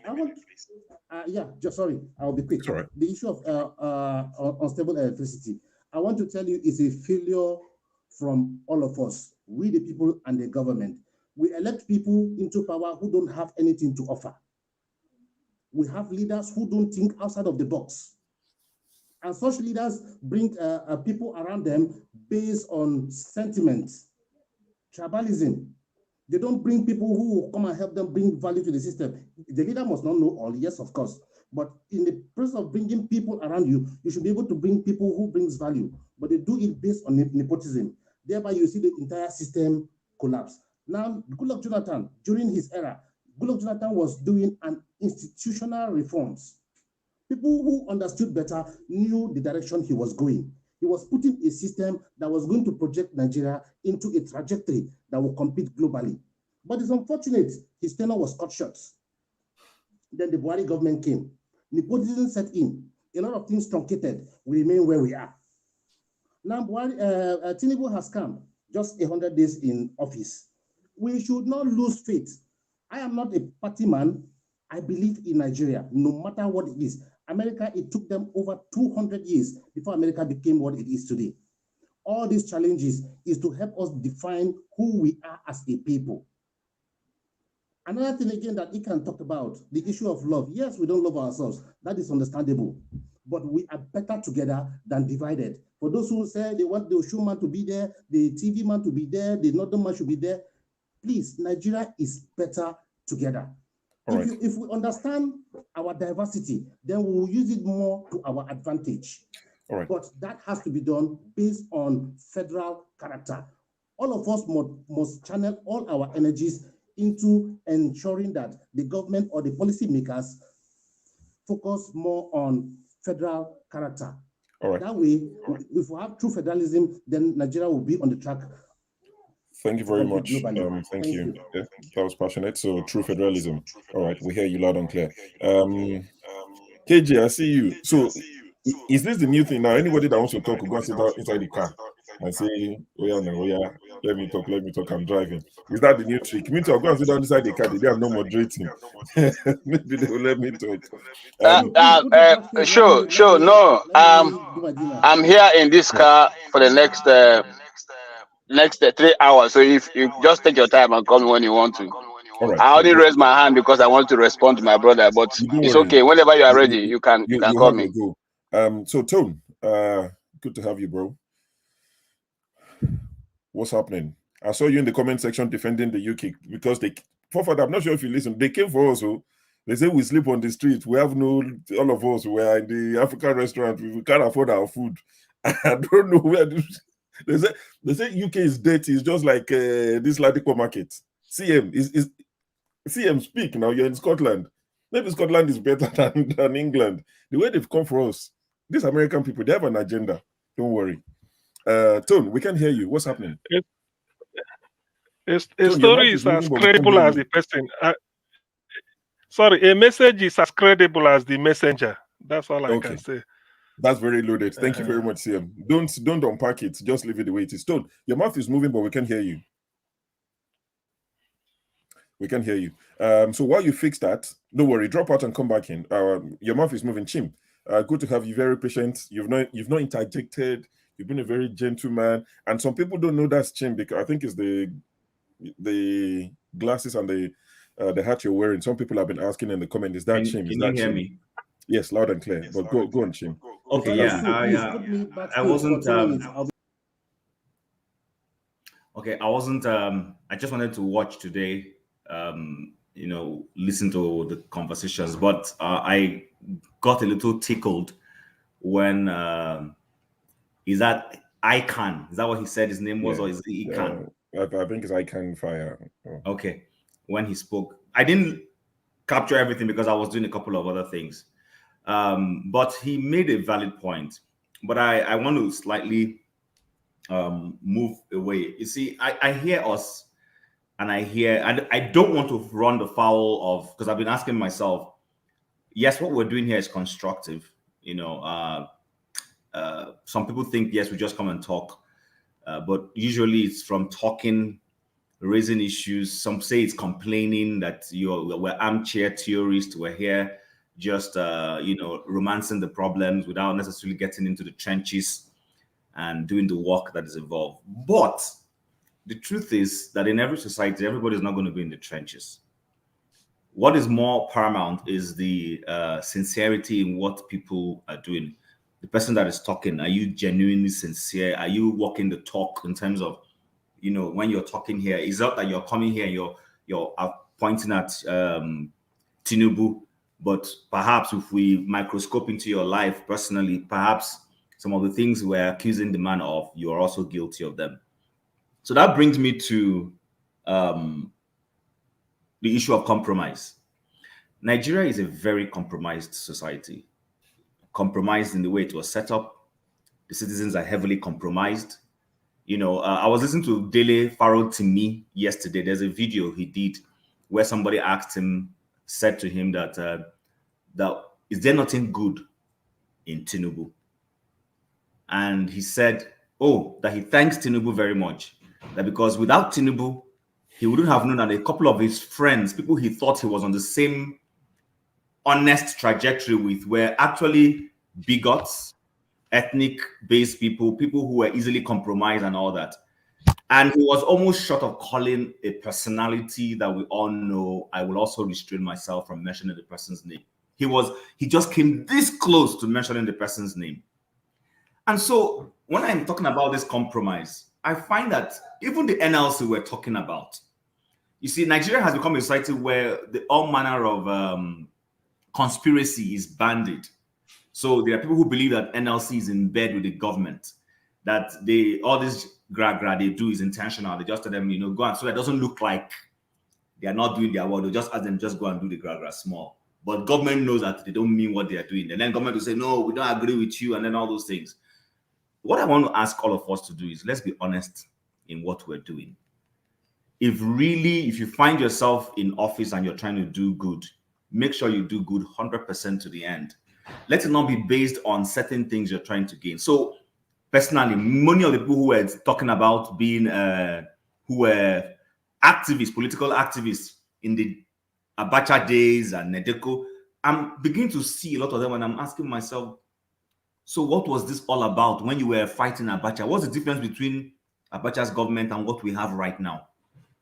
I mean, what's the difference between Abacha's government that we all demonized and what we had in the last 8 years before the man who is in office right now? Sorry, the man who was in office before the one who is in office. Is it not the same thing? Was there anything democratic? Is it all about wearing a badge, or we really want to move Nigeria forward? Because as much as I hear us, I know sometimes I feel that way, that I have nothing in common with the man from the north. When I consider, the kind of policies people are pushing, we're saying Nigeria, we're trying to fight for Nigeria to be a federal state. And we're saying we want resources of state to be owned by the states. When I mean state, I mean like the individual state component units. Let Abia State own its resources, let River State own, let Kano own, and then let them contribute a quota that is agreed to the running of the federation, which is what we have everywhere where we call a confederate state or a federal state like the United States. But suddenly gold is found in Zamfara and some portions of the north. And nobody has woken up to say, why are we not pulling the same resources in Zamfara and bringing it to the center, the way we're fighting with the people in Rivers and Ogoni? And nobody is saying anything. Which is why I say Nigerians were compromised people. I haven't heard the voice of certain so-called activists, even from the south, standing up and saying, federal government, no, we're taking you to court. This is not happening. Why are we not setting up a gold, whatever it is we call, like we have NMPC, so that we can know, so that the resources we're getting from gold and other resources can be used for the federal district? Why is it suddenly that it's pockets of individuals that are mining these things and it seems okay right now? So you see, until we start speaking the truth, all this whether it is security or it is the economy is not good, come on. Nigeria does not lack well-designed policies, programs, or blueprints. Check it. We don't have any, we're not lacking in sitting down and coming up with a blueprint. We have, even in laws, our laws are some of the most fantastic in the world. Our problem is genuineness in implementing those policies.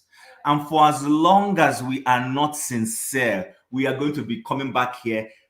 God forbid, the next 63 years again, we'll come back and we're still on the same spot, talking the same Nigeria at 63. So when Babangida was in office was when I got conscious of Nigeria's independence. I won't forget Nigeria at 25. I remember the jingles. Nigeria is 25. The odds we did survive. Arise a new. I know that very well. But I'm asking myself, when this happened, when Nigeria was 25, and how many years down the line, are we any better? And the truth is, we're not. I'm not a pessimist. I'm one person who believes strongly. Is that my confidence in Nigeria is gradually waning. I'm starting to ask myself, have I been believing in a lie?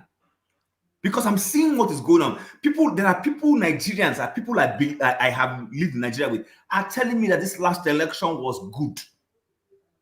People are telling me the election was fair.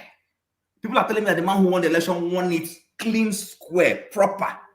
Nobody is questioning anything. And somebody said, I think it was Ambassador who said, we don't question our leaders. That's not correct. In a minute, if you round up, please, Jim. Yes. The local government chairman from Ogun State stood up to authority, questioned the state governor and asked, where is the resources that are supposed to go to the local government? The man is languishing for daring to say that. He's languishing. It was impeached and picked up. Yes. You know, so no one should come and say Nigerians don't. Listen, in all fairness, we've had a lot of genuine, even those who were not genuine, question authority. But I would end by saying we all need to go and look ourselves in the mirror. Nigeria is a heavily compromised country. People are in it for what they're going to feed. Even when I look at comments people are making on our comment section, and I'm not offended, I'm just picking it. It's just a reflection of what is going on in the country. People should be angst and angry about certain things, and nobody is saying, no, this is not happening. Why is this kind of thing happening? Everybody's looking for a way to justify it based on what they want to get. You know, and I will end on this statement. It has come to my belief that most of us as people, we only get angry when it's not favoring us. The moment it looks like I have an entry now into government, I have an entry into siphoning or getting my own share of the national cake, you begin to see people begin to change their compositions. They begin to change their views. And you begin to ask yourself, but is this not the man who I was yesterday fighting? We fought Jonathan's removal of subsidy, but all of those progenitors who fought and went to Ojota, I haven't seen any of them stand up in this era to say, no, something is wrong. Why? For suddenly now, because their own man is in office, it is perfectly okay. So my point is we need to start looking at honesty. Until we sort this honesty issue and stop compromising unnecessarily, we will keep running round in circles. All right, thank you, Chim. I think what you said right at the end is similar to what Seun Kuti said. I think it was misconstrued. I'm not a big fan of Seun Kuti per se, but I think what he said recently in one of his maybe it was an interview or one of his Instagram stuff, that the people complaining about Tinubu, if they get access to him, they will love him. And I think some people misunderstood what he was saying. Seun was basically saying you might be complaining from the sidelines, but the minute you get the opportunity. And it's a fair comment, very fair comment. People will start to say, I mean, look at the Labour Party guy that was eventually kicked out, the House of Rep guy that went to House of Rep one time and he came out and he said, oh, Tinubu is wonderful. And I'm not saying Tinubu is not wonderful, but that guy probably would have criticized Tinubu in the past, but he got an opportunity to meet him and the guy was just like, wow, Tinubu is everything I've always wanted for Nigeria. So, it's easy to criticize from the sidelines. Your true personality will be revealed when you get access. Ovi, what you drink on your own, just you by yourself. You're not even offering. KJ, I see you. But before I come to KJ, please let me plead your indulgence. I know you've come back and you probably want to speak, but I want to go to Lex. Is it Kexi now? Because you're quite it was a typo. Okay, because I know L is next to K, so it's Lexi. You're still Lexi. Are you ready to speak to us like 3 minutes? You're muted. If you mute yourself. Thank you for observing that. I wanted to go back, but I didn't want to lose my position. Yeah. I saw the K. Yeah, please go ahead. No, it's still the same Lex. And I'm not dressed to come and show off here. No, I go to church. I was only joking. Of course not. Yeah, I'm an Adventist, so normally I miss some of this discussion, and it pains me. But hey, that's okay. I like to catch you guys at a good time to be able to talk sense. But this time, again, I came in when the guy from Ghana started talking. All of them have made very salient points that should help us to decide what to do with our situation. Now, I was once a civil servant, and I didn't stay long because my parents did not bring me up to survive and join that kind of environment. Let me tell you, we were project officers for World Bank project. I had my own your audio is really bad. Something's happening, right? Yeah, your audio is really bad. It's very choppy. I don't know why that is happening. Is there anyone around there? Keep going. If you sign in and Sign out and sign in again. His audio is really So let me post the link. Lexi, so you can try and come back in. I think we've got one space. We'll try and bring you back in as quickly as we can. Click on the link. We'll try and make you back in. So in that case, I'll go back to Ovi. Ovi, I know you're back with us. Anything else you'd like to tell us, or still on the Nigeria 63? First, I would say you don't have to like Shein's music. I don't too, but you can't help but. It's not the musical. I said I'm not a fan of Shein himself as a person, but the message he passed, I took it. So the way the guy thinks is interesting. Yeah, I mean, Nigeria. Well, Nigeria. I think at this. Well, so far I've seen everybody talk in Nigeria as if it's in the third party. Everybody criticize Nigeria by Nigerian by. I'll take this route. Nigeria as a nation state, I think for 63 years, 3 generation counting, is doing good. For the fact that I think we can actually go to bed without fear, say, oh, our government will be toppled. I think that's a thing to be proud of. For a country of 60 years, if you compare to other nation states, it's a different story. Now, as a people, as citizens, as Nigerians, as Nigerians, we are still very much at that animalistic level. We are not different from other animals yet. Because I've always said it, and I keep saying it.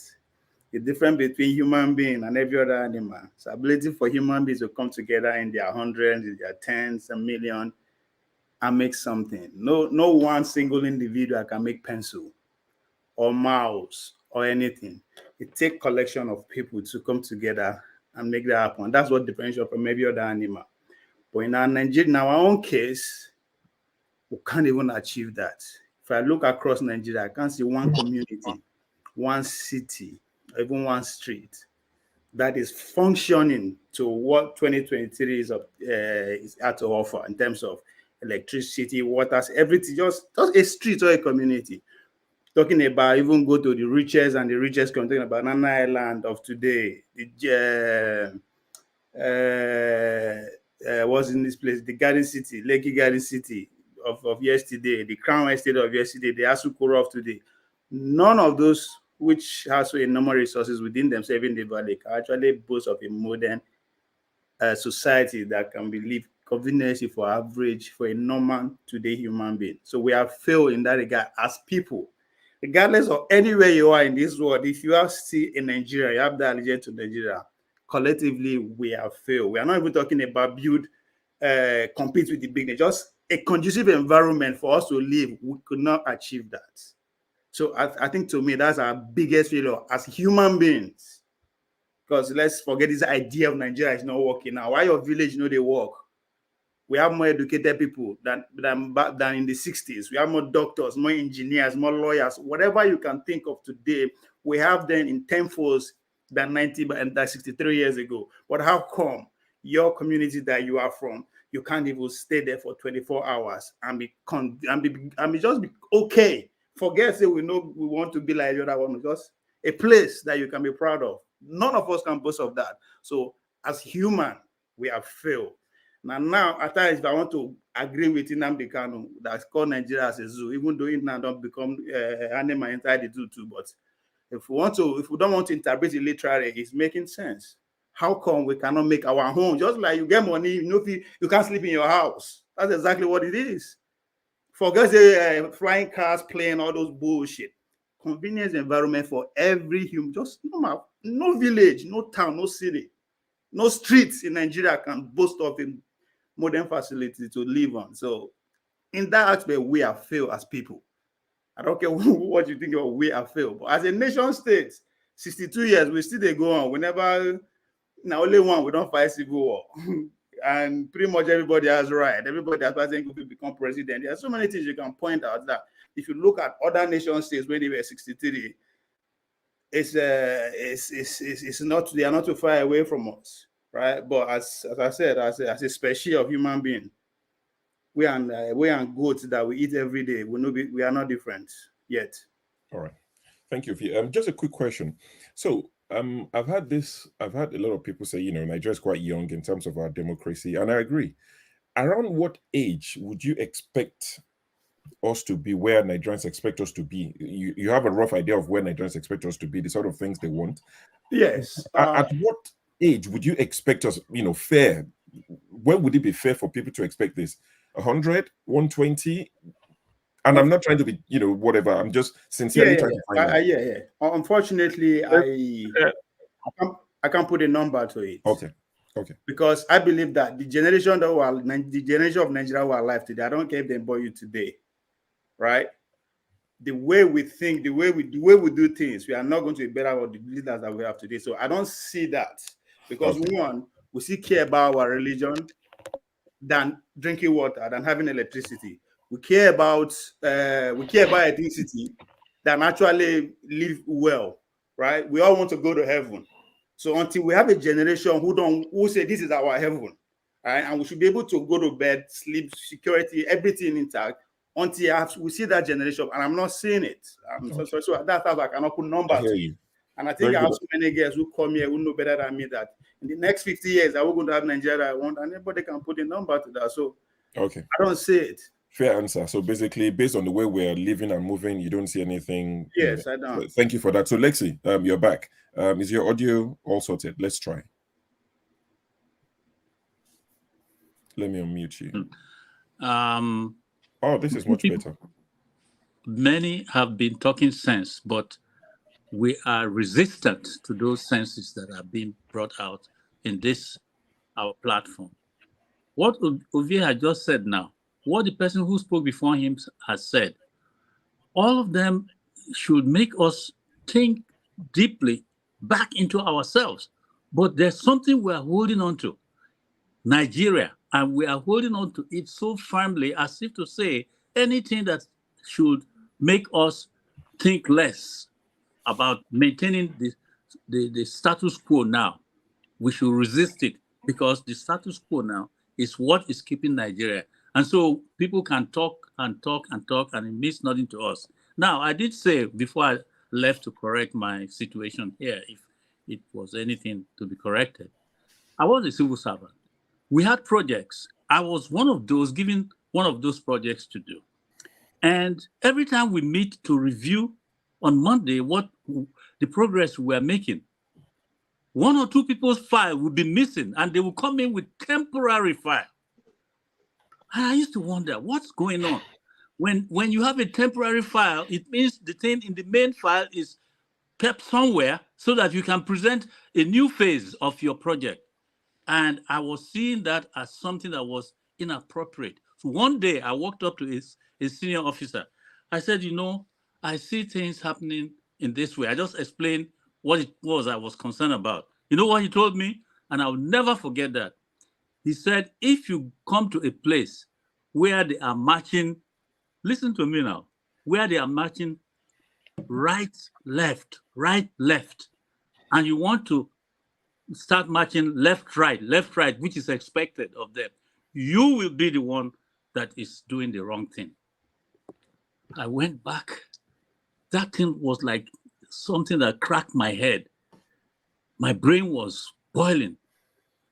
The people are marching right, left, which means they are doing the wrong thing, because what we know about marching is left, right.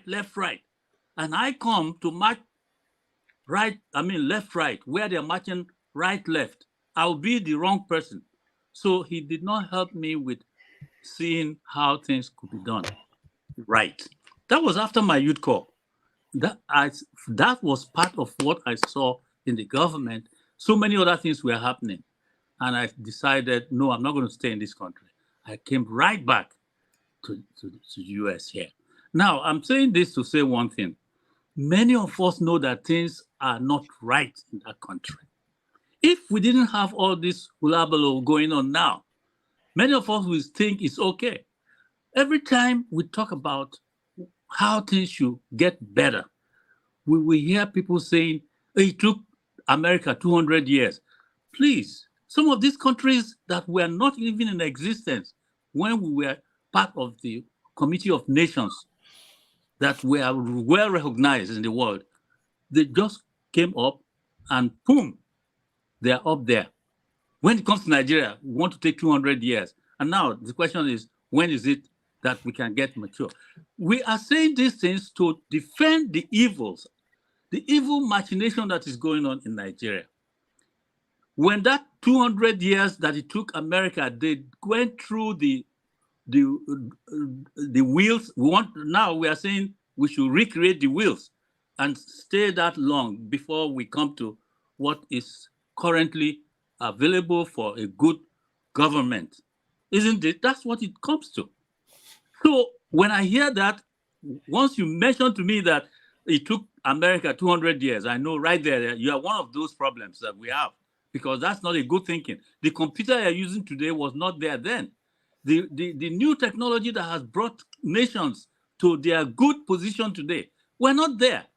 And now we want to stay 200 years like America. Please, anybody who says that, every other point you have made, I throw away, because you are not giving us the right direction and how we should go. Oh yes.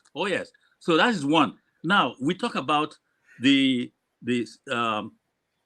security in the country. Do you know what many of us, even on this platform, think? When you talk about security, what is in their mind is the Southeast. That is where they want that security to be focused. That's where they are thinking about security. Listen, we are told that it's all now politics. Everything in Nigeria is politics. Forget about even the security and insecurity is being used for that politics. So whatever they want to do, those that have the power, the powers that be, they apply politics, and it will continue to happen. If what we have come to now with the person that we now have as president, that many are still defending, when it's over, already there are many people in that multiple of what surrounds the load he's carrying. Many Nigerians are even worse than the man. I'm telling you, we have fake PhDs all over the place. They will put DR, doctor. You think that they have it. Now, in terms of not trusting Nigerians, that's why our passport cannot be something attractive to other nations. One of the speakers said that he will refuse entry into Jamaica. I have a very dear person in my life who was sick in Nigeria. A hospital in Mexico was paid $35,000 for the treatment that person needed, because that was how much they said they needed. Now, the hospital sent an ambulance to the airport to pick up that patient. That patient was flown through, I think that was Dubai, and then back into Mexico, Tijuana Airport. The ambulance that came for him from the hospital was waiting. They refused a patient that needed to be treated before he died. Why? Because he has a Nigerian passport and he was coming to that place for treatment. Do you know, they called the embassy and they did everything. The immigration in that country refused him. The ambulance was there, their personnel, the people from that hospital were there to pick up this person. That person was deported back to Nigeria. And when he got to Lagos, about 5 days later, he died. This is happening to us. And we are pretending that, oh, we have something good to carry on. Why don't we think and do something? What we should do is not all this romancing of what has happened. Oh, let's give... Anyway, I don't want to go into all that. Sure. Let me just round up by saying, let us stop this self-deceit. The truth is staring us on the face. We see it every day. Listen, I don't want to be in enmity with any Nigerian, not even Boko Haram people who have been used to do the same politics we are talking about. But we can separate and still become cooperative. Look at the United Arab Emirates. It's not only one nation. They are cooperating economically and otherwise. That area was like a desert before. let Nigerians sit down and decide what to do with the structure of nationhood that we have now. Let us stop this condoning of falsehood and toleration of very corrupt judiciary and say we are building a nation. We're not going anywhere with that. No. That is why I have held on to this thing that we should sit down and decide how to go forward. Not because we must remain Nigeria. No, in fact, Nigeria has become an abuse to the, and a kind of poison to the rest of the world. There's one plant here in North America. If you go to your garden and you see it, you just do away with it, because if you don't, you get problem. It's called poison ivy. Poison ivy, you don't play with it. It's very dangerous. So Nigeria is like a poison ivy among nations now. Let us jettison it. Let us release all political prisoners. Nnamdi Kanu should not remain in that jail, and all of us are talking as if everything is normal. That guy was so infuriated about what was happening, which all of us are now. Yes. That's why he was using those terms and words that annoyed everyone, because he kept shouting for us to know that things are happening that shouldn't be. If we say he was talking rubbish, today we are seeing that rubbish. It's with us. Thank you. All right, thank you very much. Let me address some of the points he has made. Sorry, can I speak? Again. Can I? If you don't want me to speak, I go. I've been waiting now. I go wait. I've been waiting longer than you actually. Please allow KG to speak. Allow KG to speak. Can I ask Lex a question, please? Wait. So, Forefather, just 1 second. So please, let's not do back and forth. Ovie, I know you want to write a reply because something along the line of but just a form of question. I'm not go. I understand. So please make you know how it goes. So in like 45 seconds, just sort of rebuttal or whatever you want to say. Then Forefathers will say what it needs. Forefathers. Anyway, Ovie, go on. Mr. Lex, I have 45 minutes to convince you why. 40 seconds or minutes. Yes. 1 second. It might even take longer than 200 years, Mr. Lexi. Why? Based on these three things, right? Let me put three countries as an example that we have a lot in common with: America, China, and India, right? I said that because of our population and the way we are growing, right? Now, I'm not even going back to their history. When America gained their independence from British, they set out an idea. So America has an idea. And today, if you pay attention to the conversation regarding the election, they are saying that the bet of that idea is the third most important bet in the history of humanity.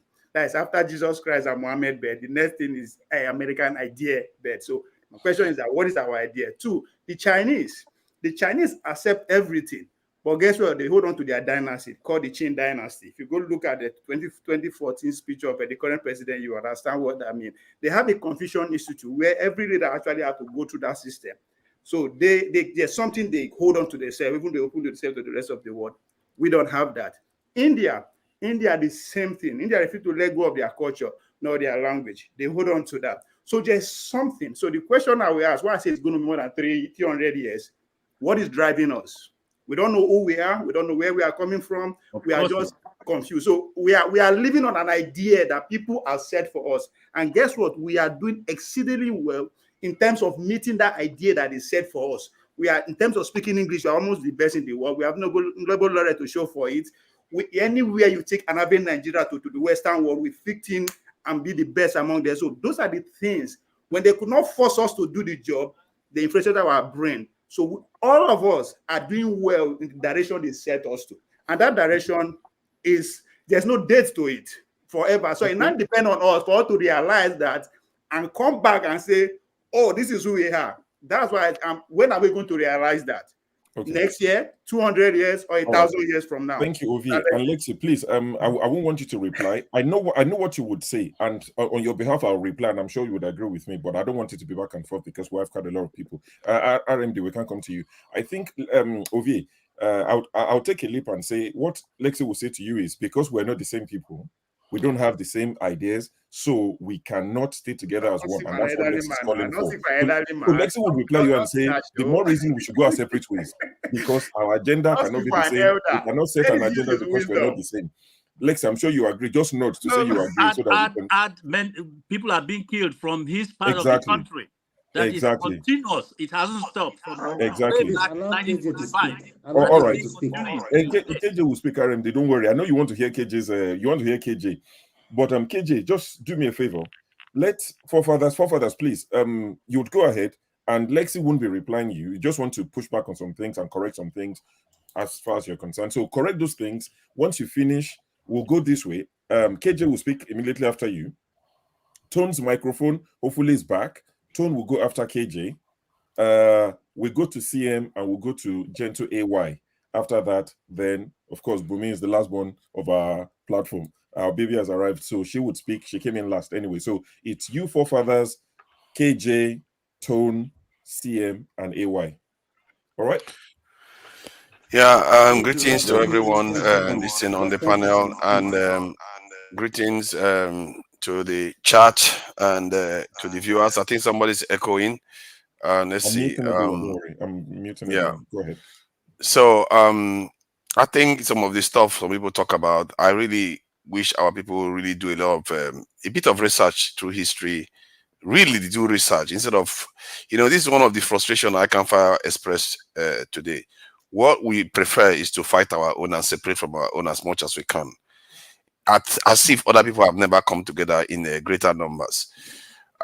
If you look at the history, you look at how the British took the Yoruba kingdoms and took the Igbo kingdoms and went to the north. The story, the way it starts from is that when they came in, then they said they found them fighting each other. Then the British took sides against this one, and by the time they are done, they came and claimed everybody. This story just repeats itself over and over again. And look at what we are still doing exactly the same thing. What Lexi doesn't understand is they think before the British arrived, it was paradise. That is a mistake. When the Jebu kingdom was taken over by the British, they were fighting a war for straight 12 years that weakened that kingdom. That's why it was easy for the British to take over the country. That's the town. And most of the southwest fell after that. We just don't understand history, and we go even when we try to do that, we go at it from a biased point of view. So we fail to recognize the signs, the pattern, the true patterns that actually repeated themselves. Why the British were able to do what they did. There were very few men relatively to the population of the continent. How did they manage to take over the whole people? Even with all their guns, they shouldn't be able to take over the whole Nigeria, but they did. Because of this division. Until today, there are Nigerians, I say it all the time, that will happily take up arms from those British and from those people that enslaved their forefathers to fight their own fellow Nigerians. There are many of them here. This is a senseless behavior. How can you not recognize these things? And you know what? I think it was this Ovie that said this generation, it's like they are all gone. Many of them, they don't understand anything. They really don't. It's like, how can you, the records are there for you to see. When I was reading it the other day, it makes me annoyed because it's so clear. The patterns repeat itself over and over again. And when I was reading it and I was seeing what is happening today, I was like, that's exactly what they are doing now. Again, no lessons learned. And I don't know whether I should blame them for it, whether I should blame the fact that our history is slightly different from what other people have experienced, or whether I should put the blame on our leaders. But however way you look at it, our situation is precarious, and where we are in right now, after 63 years of being in the country, is still very dire because nothing has changed not from 1960, from 300 years ago, nothing has changed. As a matter of fact, our situation is even more dire now. Before they didn't have the power to destroy us completely. Now they do. What have we done? The other day, I discovered that there was the city, the most populated city. You know, when we talk about the most populated city, we think it's Lagos and all. I was surprised to learn that the most populated city was in China, which was Chongqing. And man, what I saw in that city, my goodness, we should be asking us, how are we this way? People are over 20 stories up in the air. You would think it's ground floor. You are 20-story up in here. There are filling stations up there, buildings up there, but you look down, it's 20 stories down. The stuff those people have built is just it's like on a totally different planet altogether. We can't even dig a ground. We don't even have underground facilities. Not to mention building. Almost all our buildings are built by other people. Let us go home and do it. And a governor comes out and says he wants to send 4,000 people overseas. There's no strategy to bring them back. Oh, now politics. No strategy. No strategy to bring them back. See, this is one of the reasons why I was saying that those people that sold our forefathers as slaves, that sold our people as slaves, that class has not changed. No revolution has happened to change the structure of that elite. Nothing has changed their mind, or they have not been removed. Even the Chinese removed theirs. The Chinese, the Chinese state you see today is not the one that existed before. I assure you. They actually define it. They call it the four olds. They got rid of it. All the old stuff, they removed it and started anew. And look at what they built. It's like a miracle. Within 40 years, look at what they built. Some things I see in China, if you think the West is building something, go and look closer at what's going on in the Asian continent. Even in Japan, forefather. Even in Japan. When I look at those things, anything spectacle for the last. We are not those people. We are different. We are in the same world. I wish we are not on the same planet where they can come here and take over everything we have. I wish we were not. We are in the same world and we have to compete. It's like you are on a racetrack and other people are there fully trained and you are saying, oh, because my track is different. It doesn't matter. The race is going to happen. Who are we competing with? With what? We compete with them with their products.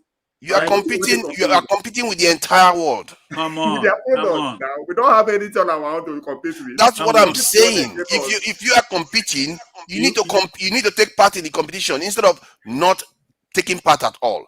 And when what our problem is, when we go home, we will be able to compete. When we go need home, to change our education system from kindergarten. It's not only about going home. The Chinese were also overseas. To your tents, oh Israel, and we will come up. Not like Israel came up. Let me finish what I was saying. Let me finish what I was saying. The Chinese were overseas when they built what they built to. They were not only at home, but they had a purpose. Our people don't have a purpose. There's no agenda. There is no mission. And our leaders from almost all the sub-Saharan African countries, there's no agenda. The only agenda that they have is the one sometimes the UN spells out for them. They come and tell you about HDI and all that garbage that means nothing to the people at all. You can't talk what for you them. should be doing. You can't talk for them. You can't talk for I can talk. See, I don't care about talking for them. Nobody's talking about. So hold on, Lexi. I need to say my piece. I need to say my piece. See, if Biafra, I can tell you right now, if you remove the entire Hausa, remove the entire Fulani, remove the entire, in short, remove everybody, Biafra will still be as poor as they are today. Because Cameroon is poor. Rwanda is no, sir. I refuse with you. See, don't just make assertions now. Don't just. What's your basis for making that assertion? My basis is that basis for that assertion that if you remove them, Biafra will still be the same way it is. Okay, good. You asked a clear question. I will give you a clear answer. Because all the nations around Biafra is still poor. All of them, without exception. That is not a reason why Biafra will remain that way. That's not the reason. But I'll give you time. When I want to answer, I will respond. Yes. Because you see, that's the thing. I really hope you confront the point. Don't just skirt around it and run away from it. Because every nation around us is just as poor.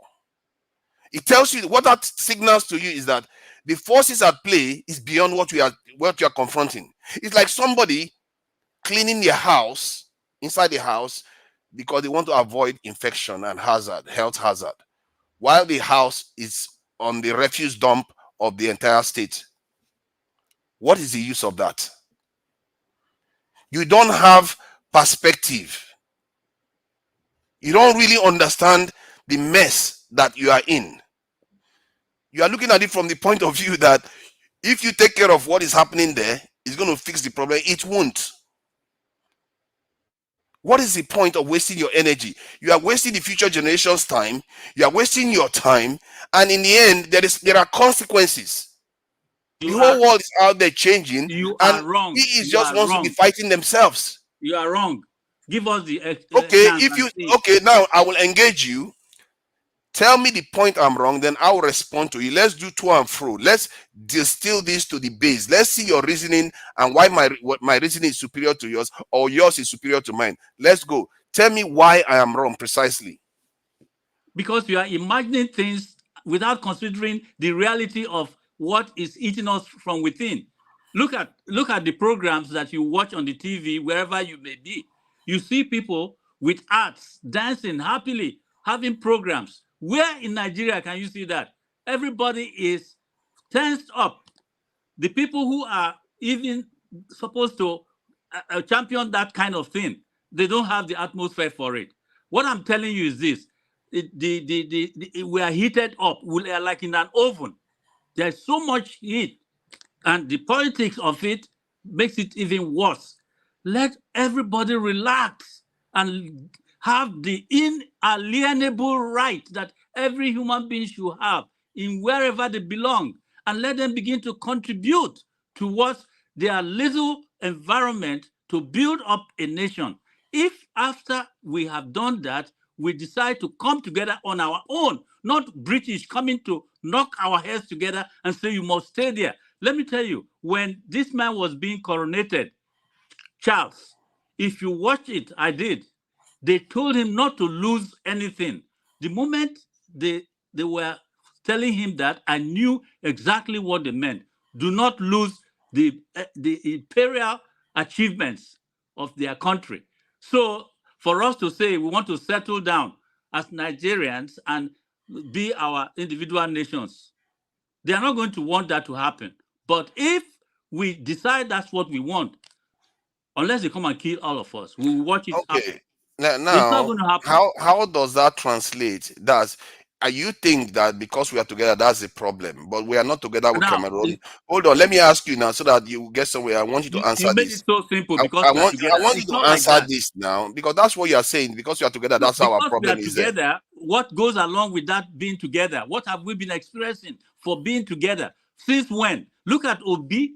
Who okay, I hear what you are saying, but I want to ask you a straight question. You have to allow questions to come in so you answer precise questions here. If because we are together is where our problem is coming from, I said that's not enough of what. Okay, then where is the problem precisely coming from then? Coming together is the platform that is set.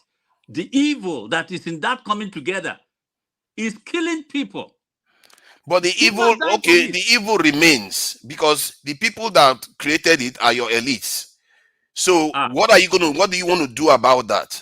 The elites are the ones, they are not only from the north or the west, they are also from the southeast, the south, everywhere. Okay. So what do you do about them? Okay, how many people consist of that elite you are talking about compared to the whole people in the country? Like most nations, they tend to be 5 to 1% of the depend on how you want to look at it. 5-10 to 1%. Now the people have risen up now to say, wow, this is what you've been doing to us. Enough is enough. Give us the chance, give us the freedom. Let us be human first. Let us be citizen of our own nation. And then, if you don't want to give us that, we will not let you continue with this your oppression. Yeah, but but do you know that the constitution that we have now is the elites that put it together? Your fellow nationals, they are the ones that put it together. Haven't you had the condemnation of that very constitution in the House? That this is the problem. See, what you are not understanding is that no matter what constitution you put together, there will people that will be opposing that constitution. So what doesn't tell you? What that should tell you is that our problem is coming from somewhere else. It's not about the constitution. Sorry, can I come in at this point because I'm tired of waiting. What if you guys are not going to let me talk? I'm just trying because people are listening. I know I've been waiting here since, man. If you're not going to allow me, I will log off. He has a point. I need to understand where he's coming from. Because but you're not understanding his point. You're not understanding. You are still sticking to your own. Everybody. Everybody is not sticking to their own. You have to respect other people when they are having conversation. You will have your chance to talk. I waited a lot longer before I was able to speak at all. You can go ahead and have your channel, bro. Okay, if that's how you look at it, let me have this guy come back in. Don't look at it that way. The thing is this. Look, if I must tell you guys, I have very close ties with the rest of Nigeria, but I am seeing our problem as very soluble if we go apart. And let us now see how, even if it's five years, give us that freedom and see whether we will still be in this mess we are in. Even the very people you think but let's see. No. The very people you think that have put us in this way. The very force. Hold on. I will stop now. The reason why I'm engaging is because this argument has gone on in a secular nature for quite a while. The French people are crying now. The British can also cry the same way. If we do away with their interruption and settle ourselves within. That's what I'm saying. I know you are saying that they are going to come after us. No, we have a right to be who God made us and not who British made us. And that's where we should go to. To your tents, Israel. But you already are who you are. You are an Igbo man. You've not changed in any way. And your lands are still in your control. Does that not tell you that you need to do something else to improve your lives? Did the federal government not say that our lands don't belong to us, and so all the rivers we should clear away from? Your land belongs to you now. You know your family land. It's not federal government that owns it. See, they have the people they want to occupy those places standing by to continue life there. It's not. See, Lexi. All I will advise you to do is go and read history and find out how the British took over the southeast. Yes. Look at how it happened. You see that your people were divided, fighting each other. That's how they were easily able to take over the place you are arguing to go back to. It wasn't paradise. All right, I'll show you the book next time. Forefathers, it's not true. Whoever that wrote that history to you or you read is lying. Igbo kingdoms were the most peaceful. Go and read the history very well. It's manipulated history that the white man wrote in order to confuse us. I believe what he is saying. Our coming together was not a mutual agreement. It wasn't. If a man and a woman has to marry, it has to be a mutual agreement between them. But where there is no mutual agreement, it comes to a time when each of them will decide to leave. Hold on. We had the thing is, let's calm down. The thing is, if the entire Southeast was united, let me just say this: if the entire Southeast was united, the British were not going to be able to defeat them. They didn't have enough people. They simply didn't. So how did they do it? Sorry. Who is next? So that somebody. I think it's Bumi that is next, isn't it? If I'm not mistaken. Yes, Bumi is supposed to be next. Yeah, normally when I'm on, excuse me, how come Bumi is next? What are you guys talking about? Is it because I'm calm all the time? Was he? You have not spoken. I haven't spoken at all. I haven't been supposed to Oh my God, I didn't know that. Hold your peace. AMD. Hold your peace there, please. Hold your peace. There's a moderator here. Yeah. Stop shooting your snout out. I know that there's a moderator there. Just hold your peace, okay? Thank you. Bumi, please speak. Thank you everyone for having me. Can you guys hear me? Yeah, loud and clear. Okay. I mostly came on because I wanted to just add to what Mr. Chim said in regards to like the whole. In regards to like, please, I take exception to his statement. I think you should be talking to Cassie, not me. Cassie shouldn't be interjecting when we have a moderator.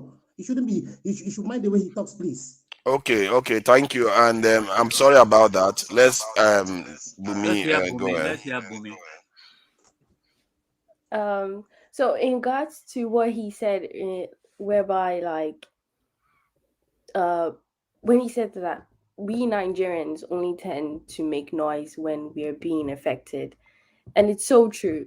I remember before the election, I was talking to someone and I asked them, hey, so who are you planning on voting for, And they told me the first candidate, and I was like, why? And I was listening to their reasons, and it made sense. Then after the election, everything went sideways and everything, and they decided to be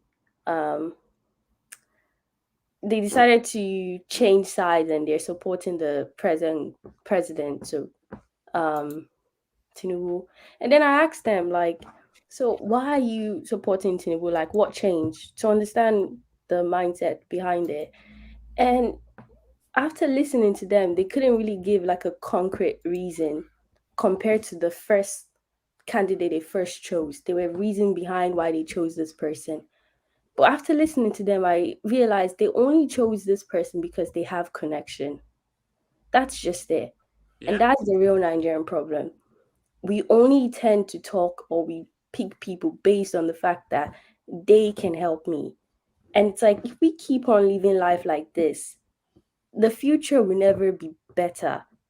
It's just it. And we don't base our like decision making based on the fact that I am capable or this person is capable, regardless of if I'm connected to this person or I'm not connected to this person. So it's like, now I'm supporting, let's say, this present government because I have a connection, not because I'm smart. And let's say I'm a teacher, or I have the required things that you need to become a minister or whatever it takes. So now you're just basing it because I know this person. And it's like, nothing will ever happen. And it's so funny because, like, when we start reflecting our Nigerian behavior, we have phrases for almost every single thing. And that's like, for example, people say, let Nigeria happen to you. And that's just it. Understand that you only make noise until Nigeria will ever happen to you. And that's why we're always saying it, let Nigeria happen to you. It's so weird, our behavior. We're not realizing that we're like, it's just like bouncing off each other. And I also think about, like, when the whole Chibok girls were taken. And it's just like weird how, like, almost 200 girls were taken. Till today, they haven't been, like, recovered. I mean, some escaped, some were released, but based on the fact they were not actually, like, our military or our government or our police did not actually go and rescue those girls. They're still missing till today. And it's like, and we still have a functioning society. How does that make sense? It does not make it. And that's why people only complain until your own daughter is the one kidnapped. That's when you start making noise. But because it was happening in the north, no one cares. And that's why I think we're just deceiving ourselves, Amen. And we use our government as a scapegoat, and we blame everything on the government. But understand one thing: one of the reasons why it will be so hard for us to break down the corruption in our government is that, how does it make sense that for example, let's say I'm studying mechanical engineering, but for some reason I'm an accountant in a bank? That does not correlate at all. I did not study anything that relates to business or accounting. Those people who have jobs based on connection will never want to destroy this government. That's just it. But it's not based on the governors or the presidents or the ministers. No. The people they have below will not want to, because they don't have the capacity to do anything otherwise. We have so many civil servants that are there just because of connection, not because they are able to do that. Those ones will not support you to protest or rally or whatever to break the government, because if they do that, they lose their job. Now, what are they going to do? And that's why you keep on having people that will keep on working for the government. So you see how the cycle just keeps on continuing. And And I think it's very funny that we blame everything on like, oh, we just need to vote for the right president. It's a joke. We are also the problem too. If we don't stop electing people based on our connections, and start basing our like our self-esteem, and I think it also relates to the whole like love yourself and everything. You need to base it on yourself. I cannot live life based on the fact that I always need to know someone. That makes no sense because I have to constantly keep my ears open. But if I live life based on the fact that I am smart enough and I have the degree to work, then whatever happened happens. That's just it.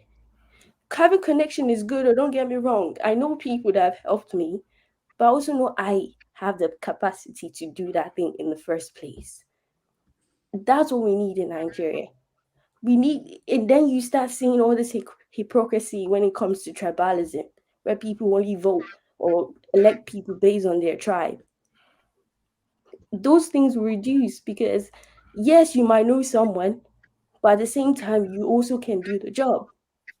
So now we have more people in government that will be doing the job because they realize, okay, I we need to have certain structures placed in Nigeria, like in the country and the society. If not, then the future generation will not succeed. They will not prosper. And I think it also kind of correlates to the whole idea of like, oh, Nigeria not having a we're 60, 63, and we're not moving forward because we don't have a plan.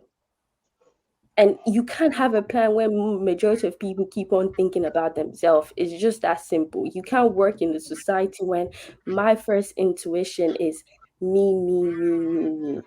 It's just it. So that's all I just wanted to add to the whole stuff.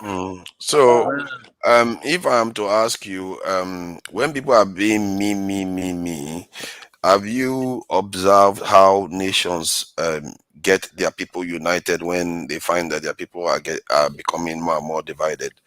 Have you observed how nations unite their people? I mean, it can occur in different ways. You know, a good example is the Singapore one is the closest to one people tend to choose, whereby you get someone who's like, we need to stop thinking about me, and they focus on it, and they really they ingrain that into the mentality of the people, that if you keep on thinking about yourself, we're not going to have a society.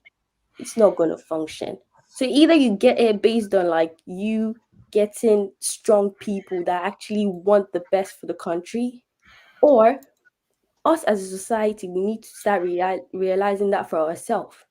And then we can easily nitpick people who have those mentality. For example, I think one of the panelists said that the people in government are they're not up to 1 million.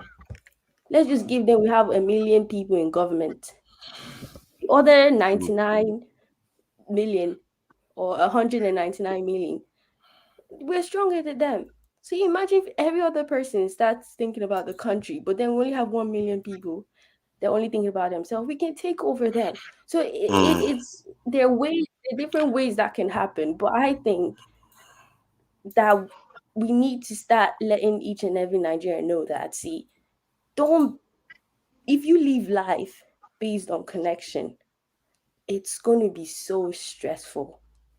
It's harder work. I'm in a society where I don't have to keep on basing my and that's what actually, why are you going to the West? I think what we should do is ask ourselves, why are you going to the West? You don't have any connection in the West, but you're going there. So why do you Yeah. think you need a connection in Nigeria? So you need to Yeah. start implementing those behaviors back in Nigeria. So you don't need connection to become successful or play football or something. Maybe we need to start relating those behaviors and start saying, okay, the West is working because not every single person in the country has connection. So let's do the same thing and stop this whole connection or godfather behavior and start reducing it.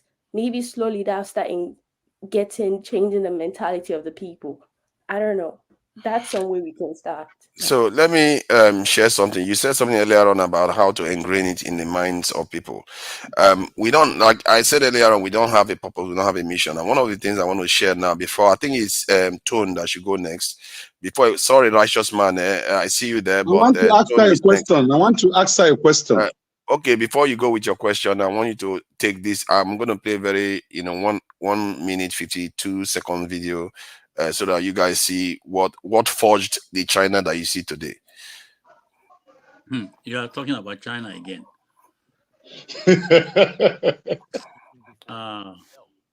We're not Chinese. In order to commemorate an event that happened 87 years ago. This belt was worn by a PLA soldier in 1936 during the Long March, when the PLA endured death and starvation and still continued on their mission to regroup with Mao Zedong. The PLA had suffered severe losses under the gunfire of the Kuomintang, who were armed with more advanced weapons imported from the United States. Tens of thousands of Mao's Red Army died. But they managed to turn the tables later and defeat the Kuomintang. The Kuomintang escaped to Taiwan and set up government there. 那个时候武器大家也差不多，就打个平手，对吧？但是你如果境界高，精神力量不来了以后，有一种使命感，对吧？那你就不怕死了。你整个一个人不怕死，整个一个群体一支军队不怕死的话，那你就压到对方了。要在落后的武器装备的情况下，那你这个思想觉悟高的这个有精神力量很塑造的很好的军队，那你就无敌于天下。所以这是我们甚至于可以弥补武器的不足。为什么国民党武器那么好？中国共产党军队能够夺得天下能够战胜国民党军队，一切是那个思想政治教育，塑造这支部队的魂的话，精神建设的话，就要强调这个东西。所以那个战士说，我要是留下半根皮带，要到延安给毛主席，这实际上就是表达了这是军。United States. The idea, what he said there was basically ideology, because they had a purpose. They believed in what they wanted to do. And what I find with our nation is that, and not only Nigeria, almost all sub-Saharan African countries, there is no mission. There is no mission that they want to achieve. There is nothing, there's no purpose to their existence. Their only existence is to be conditioned to go and serve other people, like the way Uzodinma just crystallized. Sending his people his own young people overseas to go and make other people's country richer. No plan to bring them back. No plan to make your country better so that they can return back to the country. That is the mentality that we have that most other people don't have. So I will allow Tone to go, except Tone wants to allow Righteous Man ask this question. Okay, Tone, go ahead. Righteous Man, calm down. You don't want me to ask my question? Please calm down. I'm not spoken for even a minute today. Please understand. No problem. KJ is there. I and KJ have not spoken. We have not said anything today. Okay? You will speak. We normally have our night shift. Don't worry, we are members of the night shift. We'll talk very well. Okay? Sorry, bro. Okay, can I proceed? Forefathers. Yeah. Can you hear me? Sorry, yeah, I was muted. Go ahead. Well done. Okay. Yeah. Forefathers, please listen. This is for you first. Now, we have a wonderful forum for a couple of weeks now. This is how I spend my weekend. I hardly go out anyway because I work very hard. So I just chill at home and I've been enjoying it. Now, there's been a lot of forums that have sprung up during this political period and all that, and I really do respect Dr. Damages, his views, how he tries to control himself in the face of all the rubbish that he hears every day. I don't know how he does it. And forefathers is you're one of the guys that I do respect a lot because you kind of research what you believe in and stand by what you believe. But I have seen you did say something earlier. You said your channel is very friendly. Now, being friendly, will you allow bigots to stream through your channels to promote their sick ideas through your channel? And that's what I've been seeing, which is a big concern to me. Clear bigots. Just to give me an idea, what bigots are we referring to? Like what topic? Yeah, tribalists and bigots. See, okay, that leads me to my next point because we keep saying these people that are running down Nigeria, they're very, very small in number. But the biggest people that I worry about, and that's the biggest problem we have, is the so-called educated people that are so-called educated. They want to be called by their titles. They want to be called professors. They want to be called doctors. They want to be called Egbon, yeah, uncle, and all that. And they come to this sort of channel and start propagating lies and tribalism and nepotism and all that stuff. Shame on all of you. Shame on all of you. You are the biggest problem that we have in Nigeria. It's enough for all those idiots that are cheating me and cheating you as well and cheating your families back home and all that. Instead of you to direct your anger at them and all that, if you say anything contrary to the sitting government, because that person comes from your village, he comes from your tribe, or your family have benefited from them in one way or the other, and all that, you start cussing people up. You start cussing, telling them they are IPOB or obedient. Where are we going with this kind of with this sort of mindset? Where are we going to go with this sort of mindset? So that's a problem. See, we can talk and talk and talk from now till tomorrow, suggest ideas and all that. The biggest problem, it's idiots that are that are living in the Western world, that have seen how things work and all that, and yet they will come every weekend, every weekday, and propagate lies. Look at what is happening to the person that calls himself our president. Instead of you guys to call him down and say, Egbon, this thing that you're doing and all that, or resign honorably, that man is going to end in shame. We told him, okay, you have grabbed it, you have snatched it and all that. He doesn't even know what to do about it.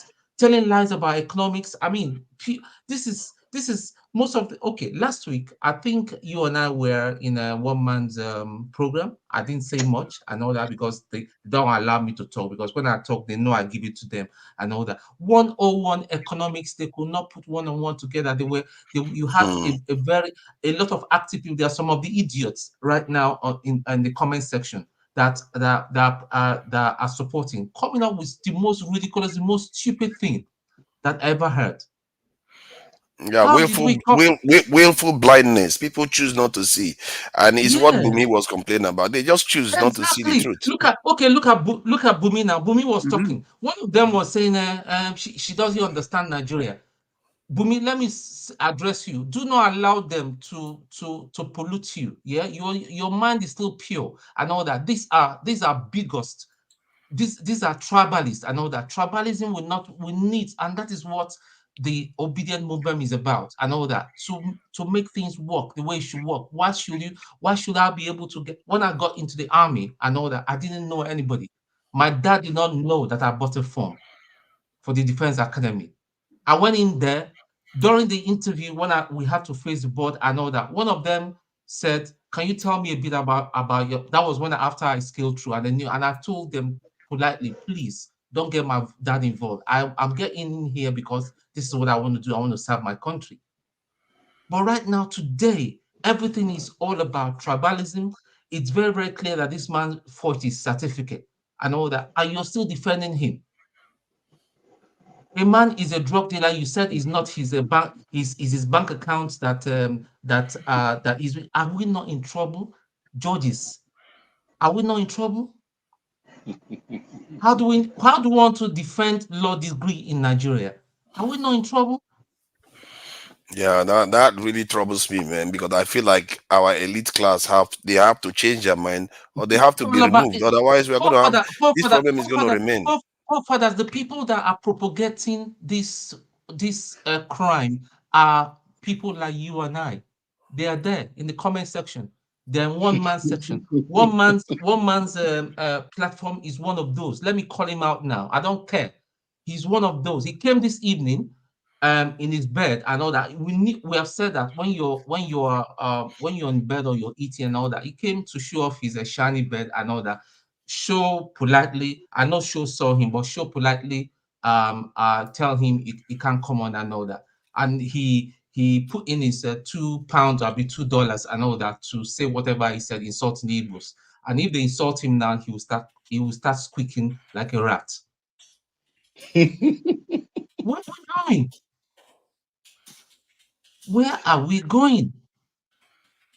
If we cannot be truthful, our past leaders, Nnamdi Azikiwe, did he forge? Awolowo, did he forge? Did we have a case of stolen identities from them? How have we got into this? I know somebody right now in the government. I don't want to mention name and all that. Maybe if he sees this and all that, maybe I'll be getting phone calls next week and all that. That is part of the Tinubu government. I know how he got into the NDA, but I don't want to say that much and all that. But they are the big guys calling the shots. Yeah. So until we change our mindset, listen, I don't hate anybody. I don't have any problem with anybody. Until you bigots, what is the use of your education when you cannot think? You cannot think. Now the VP is referring Obi as a religious candidate. We're in trouble, though. We are in trouble. Yeah. We are really, really, really in trouble. Until we start changing our mindset and say collectively, enough is enough. It's not about Yoruba. It's not about Igbo. It's not about whether my dad was made a commissioner. And listen, if my dad was alive and he was part of this rubbish, I know that I'll call out my dad. So unfortunately, if my dad was part of the rubbish, I will call somebody to call out my dad. No, I'll call him out. I'll call him out. The last thing he's gonna do is that, listen, I don't want to see you. Then when he dies, I'll sort out what I have to sort out. Because this got to stop. It just got to stop. It just got to stop. I really like the way I like the way you reason, because if more Nigerians reasoned like that, things will be sharp. Things will be done more precisely instead of all this noise. It's really staggering. But me, I find that jarring how educated we are, yet we know little. And I'm still learning. And I consciously make effort to try to better myself every day in this journey. And that's why sometimes I allow for people to do whatever they want to do, and I tolerate it, because in the end, we are all in different places. And the key is the ones that believe in the same thing need to band together and look to make the change, because it's not all the country. Yeah, the video I played just now, it's not the whole country that transforms changes. It's people that believe. They hold on to it. Zionism, that's how it was formed, from nothing. And look at Israel today. That is how things are. You have to have a belief that is beyond you, and if you are correct, you will flourish. Thank you, Tone. I really appreciate the way you come at things. Righteous man, thank you for your patience. Please go ahead if you want to ask a question or say something. Yeah, but Tone, please take it easy with those guys on the comment section. They even abuse Rudolph. They said he was the long sleeve today. Those guys are sometimes when I read one of them say I'm not in Nigeria and I'm a spy. Righteous man, I'm not afraid of them. I'm not afraid of anybody. I see. Listen, all of them are just bunch of agbayas. What you call agbayas and idiots. Crazy They are people. complete agbayas. And I'm not afraid of anybody. I'll take them Just, on. just laugh, Any day, just laugh anytime. over, just laugh over them. They are not serious people, honestly. And If you furthermore, go to there's comment somebody, section, you won't be Righteous coming man, here. do you know there's somebody that came on today, he's been coming on, I don't want to mention it, he knows himself, he's watching now. When he comes here as a panelist, he will say one thing. When he goes to another panel where they promote all sorts of bigotry, he will say another thing. I'm just disgusted with two-faced people. Yeah, they are very, very, they cause confusion. So the question sorry, KJ, I'm coming to you. Don't worry, let I want to ask Sister Bumi question. You see, have you ever been to the northern part of Nigeria? Yes, I have. Okay, to the rural areas. I suppose so. Not really. I mean, I didn't live there. I didn't stay there, but yeah. Okay, why I asked that question is this, because you raised quite a number of heart-touching issues and you made good points. But from my own point of view, I think the environment we're operating here in Nigeria may not be able to accommodate the views you have raised. My reasons are as follows.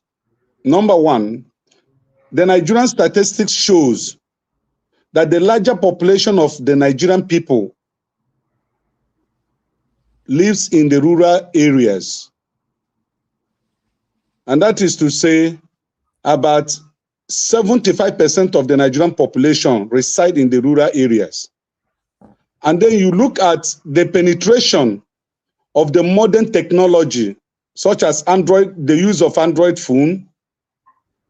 How many percentage of the youth in the rural areas, in the rural communities in Nigeria, have access to Android phone that can get into a panel like this to listen to a younger person like you?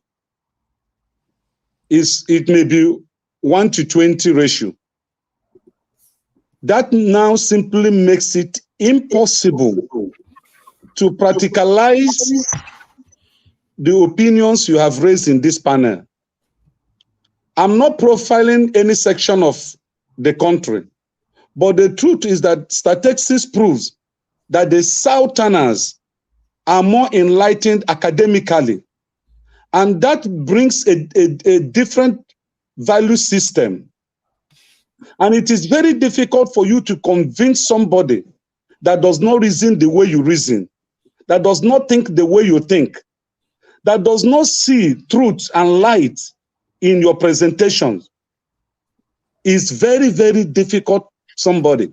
My friend came from Tennessee, USA. They visited me when I came back from Germany, when I relocated to Nigeria. They were 4. They came from Tennessee, white people. So we were discussing. They told me that it is like it's difficult to win a Catholic to be a Pentecostal. It is easier to win a Muslim to be a born-again Christian than converting a Catholic to become a born-again Christian. That is, I'm just using it as an example. That is how difficult it is to sell the Western values, which we uphold in the South here, Western values. I'm talking of the Western world, their values. We hold it and cherish it in the Southern Nigeria than the Northern aspect of Nigeria do. And then it is a very big problem to sell these values to them. Righteous man, you know KJ is waiting now. If you have a question, you ask so that KJ so can... my question is this, Bumi. Considering the Nigerian environment, how do you think we're going to set up a system that works for us all? Okay, I just want to clarify that when I said what I said, I didn't make it seem like it's 1 + 1 is 2. Okay, you can't just wake up and change someone's Like people have been like Nigeria is, for example, Nigeria is 63. That's not a baby age, regardless. It's so imagine. So I'm not trying to make it seem like, oh, it's just, but I'm just saying that is one of our problems. Okay, to solve something, you need to understand something. Okay, so Sorry, now that Nigeria had been existing since 1914, but became an independent nation in 1960. So we are not 63, we're 100 and something years in existence. yeah, whether it's the concept of Nigeria or whether it's the independence of Nigeria, it still doesn't change the fact that it's something that's been going on for a long time. So it's still there. So what I'm saying is that is the problem. Okay. Now, and you asked the question now, how do we solve that problem? It's not going to be a day job. Like you cannot just get one president or one governor and next thing you No, know. I said, how do we, you get my question, how do we set up a system that works for us all, not for some few people? Okay, so we can start by understanding that it's going to be hard first. We need to accept that first, that it's going to be hard. Another thing too, we need to understand that we need to have this conversation. And I think it's also kind of because looking at the comments, I hear people say, oh, you don't understand the Nigerian behavior, but you don't understand that we're talking about humans can change. Okay, you're making it seem that, oh, Nigeria is such a bad place, it can never get better. Then why are we talking about Nigeria? If we truly know that we don't understand Nigeria, if I don't understand Nigeria, then why are we talking about Nigeria? I think one thing first, we need to understand that that's the problem. Two is now understanding how can we slowly change those mentality, but how people behave. And it's individually. That's why I said we need to stop thinking about me. For example, in your family, who in your family thinks about me? You can still have that me mentality, but have a bigger mindset whereby it's like, I want to create change in my society too. And Bumi, I'm not interjecting, please, so that other people will speak. How do you think that the Western world will stop harvesting Africa and seeing Africa as a conquered continent for their actualization of their civilization? Because you are talking of me. That is how the Western world is talking of them. And that's why they're enslaving Africa. Yeah, but understand that the Western are still thinking about me, but they're thinking about a different kind of me. I'm not saying don't try and survive. You still survive, but have a goal. The Western world, they still think of they're thinking about themselves till today, and that's why, for example, France, regardless of them being part of the United Nations, they value human rights. They don't value the human rights of African countries, but they value their own human rights, and that's the me mentality they have of putting themselves first. We need to have that kind of mentality too. Don't you think it's a human problem? Thank you. So that we can allow, we can keep it there so that we allow this thing to flow. It's all right. Bumi, don't mind righteous man. Righteous man is always mischievous like that. Yeah, let's leave righteous man. He's always with this thing.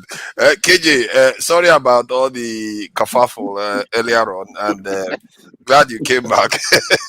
So please go ahead.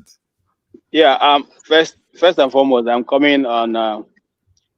First of all, righteous man, compare your age vis-a-vis Bumi that you want to answer those questions. You should be the one answering those questions you're asking her. Don't bother this little girl with all that.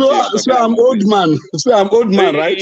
I mean, you people sport Nigeria for them, and you're asking her to give you the solution. Jesus Christ! Is that a good thing?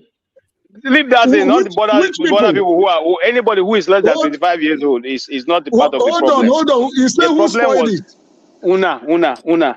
Are you not more than 25 years old? Are you not more than 25 years old? You know the generation that support Nigeria. Are they the ones? You are the ones who created the divisions. Okay? They created the divisions. And I'm coming to that. Now, I want to come on a very sad note. I read something in the papers and I was so disappointed. A young lady, okay, was stabbed by the ones they call the one chance in Abuja, and she was rushed to the Abuja Metama Hospital. And the nurse and the doctors there will not treat her because they said she didn't bring a police report. And this lady was in the car there and bled to death. In fact, they locked the emergency doors to the hospital. That is what Nigeria is. So when you sit down to think that there's something happening in that nation, think of these kind of things.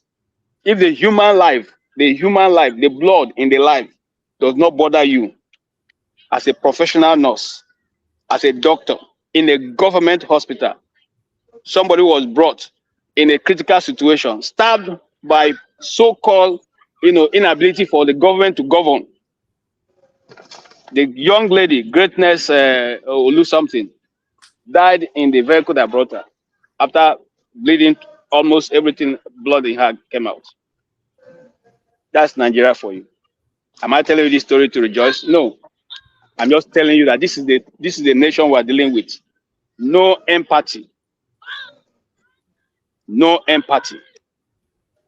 Okay? That's what the leadership has built Nigeria to. And people who are talking about patriotism, who told Nigeria was not patriotic?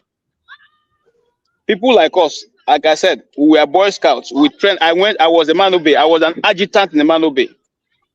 I went from Cub Scout to Boy Scout, from Boy Scout to Mano Bay, serving the community we were in, learning leadership, how to obey and follow instructions.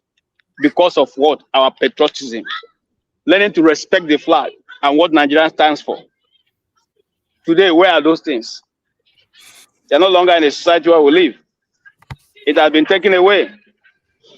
Okay? And then what are you going to be patriotic for? American will say, we respect America because America is so and so. What is the Nigerian dream? What's the thing that makes you a Nigerian? What makes you stand out? What's the thing that gives you the courage to say, if I die on behalf of this nation? What is the thing? Mr. James was talking about, what's his name now? The guy with the tie. I can't see him on a small screen. Lexi. He was talking about a lesson. Let me tell you who taught me that lesson. It was taught to me by my commandant. He said to me, and I remember those days when this evil corruption was creeping into Nigeria. One day he was teaching, and he said to us, if you are standing far away where you cannot hear the command, and the brigade commander says to 10 soldiers standing in the parade, right about turn, and 9 of them did left about turn, and 1 did right about turn. From your vantage position where you're looking at, who is wrong? I leave that to you. Decide who is wrong. From where you're looking at, you didn't hear the sound of the command. You didn't hear what the command was, and 9 turn did left about turn, and 1 did right about turn. Who will you say is wrong? The one that follows the actual instruction that is meant to be followed. This is where we are in Nigeria. This is where we are in Nigeria. And so, if we are serious, but I don't think we're serious of even being a nation, because no nation develops with 3-4 ideology. If you are from the north, this is how you should think. If you are from the west, this is how you should think. If you are from the east, this is how you should think. If you are the bourgeois, this is how you should think. If you are the commoner, this is how you should think. No nation, no nation can develop in that order. No matter what you people say, no matter how you treat it, that's what Nigeria has become. And I want to take on further. Some few more, like a week ago or thereabout, we were saying that the southeast has access to the sea. You guys refused it. You made us look stupid. But today, the Abia State governor is constructing a seaport. Yeah, okay, there's a port in the north too. It's not a sea. I'm coming, sir. More like. Hold on, sir. You said there was no access to the sea. No, you have access to the sea. You have to go through other territories. That's my point. We are not going through any territory. We are going through the sea. Somewhere along the line, you need to show me where Imo is on the map, because me, I don't know. No, I didn't say Imo. I said Abia. The Abia State governor is using a seaport. Doesn't have. You don't know my state is there, forefather. You don't know my state. So, you see, they started again, though. You want to start this again? You want me to put the Nigerian map up? You want to start again? But Forefather, I didn't raise this thing. I didn't raise it so we can debate it. Hold on, sir. Please. Everybody hold your fire. That is on the map. I didn't raise it. I didn't raise it so that we can discuss it. The governor is launching it today. It's being launched today. So it's not, I'm not speaking in terms of what's to come. I'm talking about what is being launched. 29th of September, they are launching the seaport project. It is in Abia State. It's not in any other state. It's going to go through the waters of the south to get there. That's my point. It's not going through any south, because if you're going to go to the south, you will have. But however, there's river cutting through Nigeria. No, it's true. Water is water now. I've always said that. All I'm simply saying is this: dredge it and make it bigger. You ask several pertinent questions, and the guy with the last guy here, I've forgotten what he asked, but I don't want to go to it because when I wanted to respond, he did not give me a chance. I don't forget the thing. But all I'm trying to let him know is that there are people who are patriotic in Nigeria, and there are people who want to be Nigerians. But if that is not happening, look, yeah, and I remember what I wanted to respond to. He said, Nigeria, America was built in 200 years. Do we need to reinvent the wheel? Do we need to reinvent the wheel? How old is Kigali? How long did it take them to build Kigali? Dubai, I was already in secondary school, living in secondary school when Dubai was still a desert. I can still remember traveling to, nobody was even going to Dubai, because if you want to go to Dubai, I said, what are you going to do? There's just desert. That is sometime in 1985. Exactly. Today, look at Dubai. Did it take them 200 years? Did it take them? Look at what is. In fact, Americans are going to holidays in Dubai. And so we are saying that if we are people who are conscious of what we want, and I keep saying that, the reason why Biafra has come up, is because we are tired of following this roundabout circle. And somebody is saying that we are just speaking. We're not just speaking. If you listen to the Eastern Governors Forum 2 days ago, you see that some of the points we have raised there is what some of the things that Tolu talked about. So the program is doing its own work. People are listening to it. People are following it. So it may not be we who implement what we are saying, but we are throwing out ideas in the air, and anybody who cares to grab it can grab it. If they want further clarification from you, they can call Rudolph, or they can call any of you directly and say, look, these are the ideas you canvassed. We want you to clarify and give us in-depth, of how that is done. But like I've said here, anybody who comes to Nigeria, listen, governance is 4 years they give it. That means that the people who gave you 4 years understand that within that 4 years you can make a difference if you want to. If you want to. We're not asking you to build us 150 story buildings, to make railway and make roads. That's the thing that was too difficult for us to do. And then make process how people can be able to farm their goods, bring it to where they can make reasonable money. See, my brothers and sisters, I want to let you, we are not ready to develop Nigeria, or listen to me. They don't want to do that. Listen, you see, last week we were hammering on this issue. What are we going to tell our children so that certificate does not matter any longer? That is, look at what the journalist who was covering that woman, who was the president of that Chicago school, wrote. Have any of you read his report? What he said, and why he said that he knows exactly that Bola Tinubu was never in that school? So these are things that in fact, these days when you say, a Nigerian, people look at you, the Tinubu guy, that's what they call you, the Tinubu guy. So it's not only circulating in Nigeria, it's circulating around the world.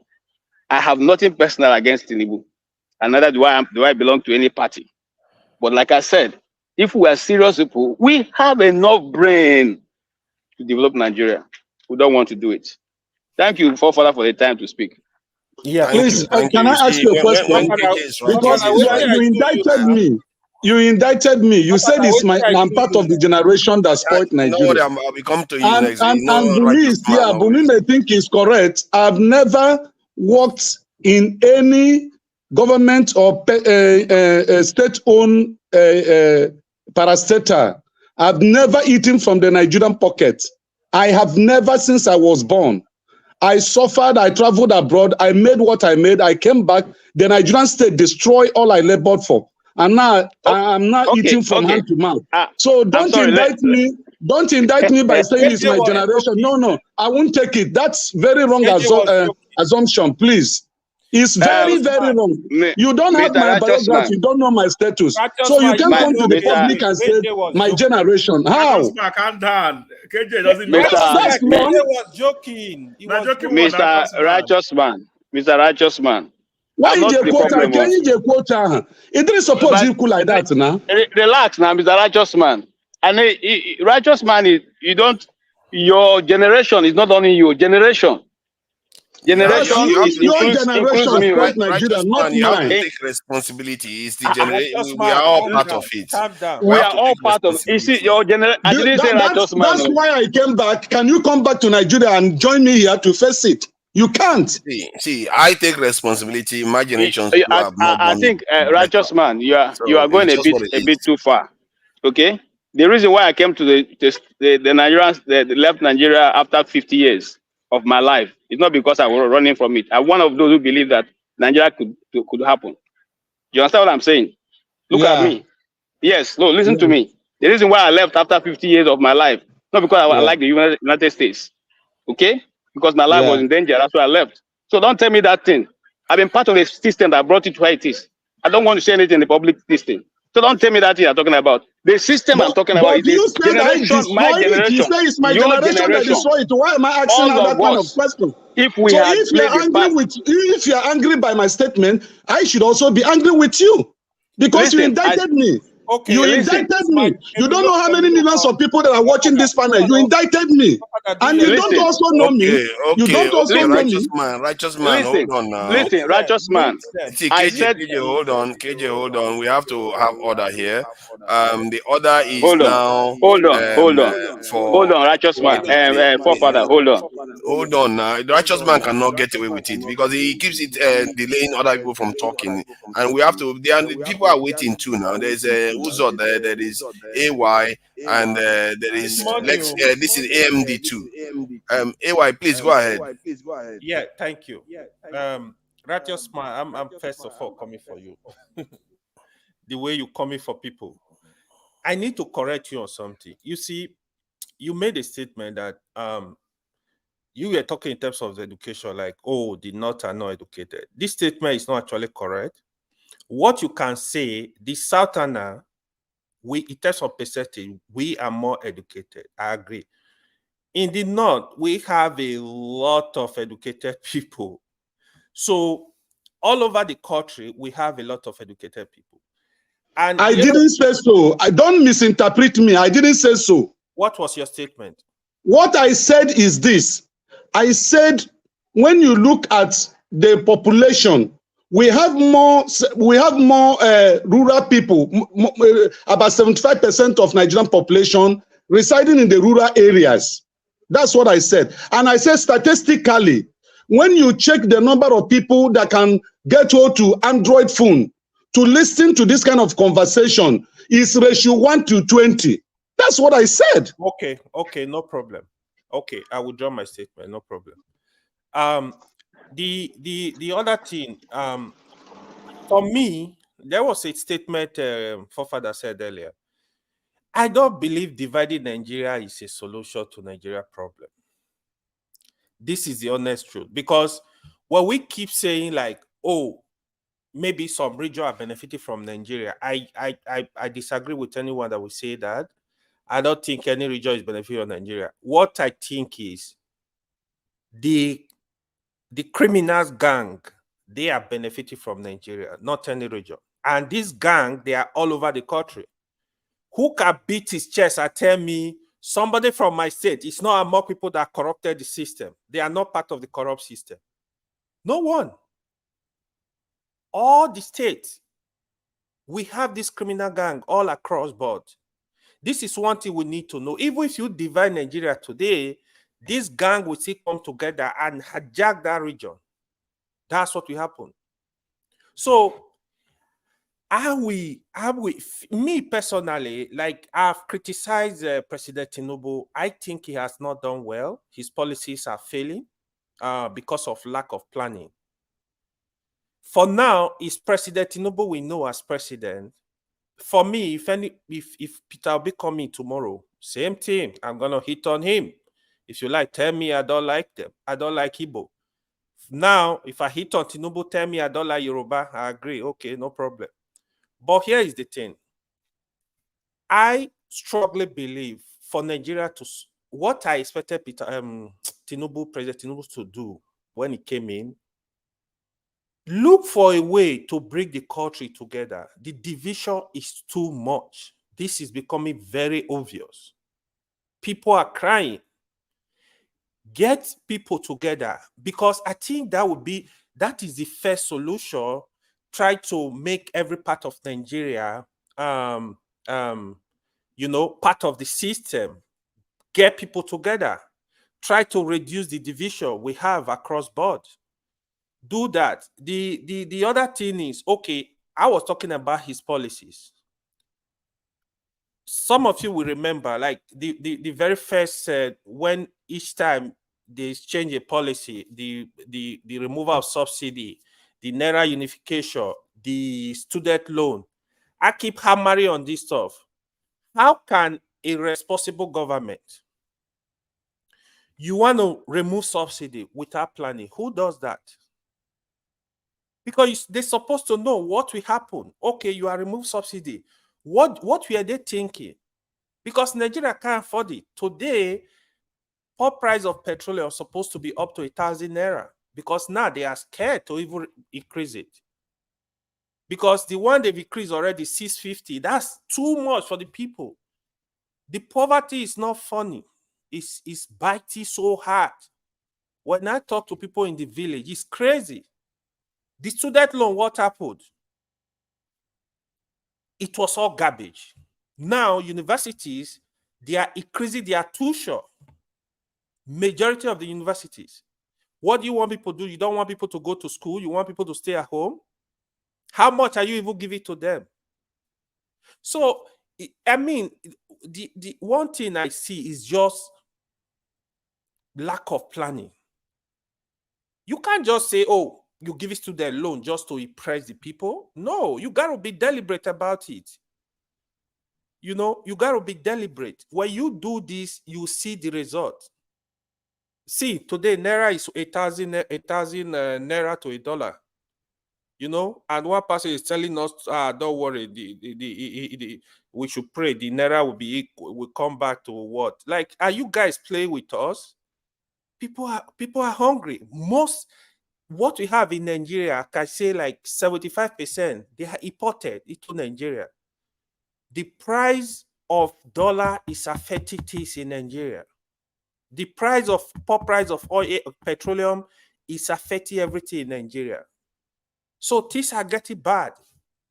So what we need to do is they need to sit up, rebuild the country, rebuild our security, infrastructure.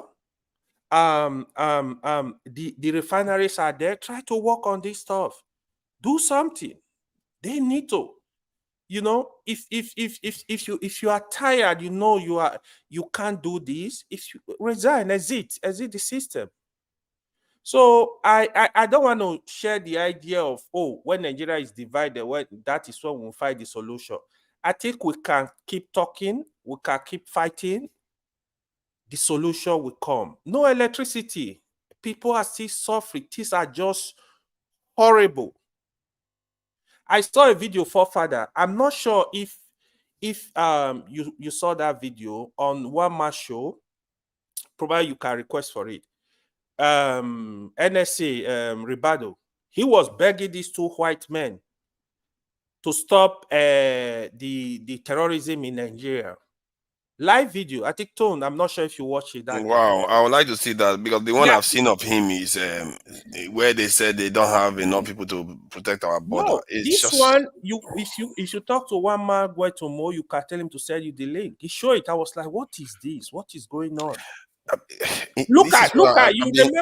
We've been complaining about this forever, that our leaders are not governing for us. The last time, you know what we discovered? Me, my forefathers, some of us, we were looking at Nigeria. Do they even have alliance? Any for security? None.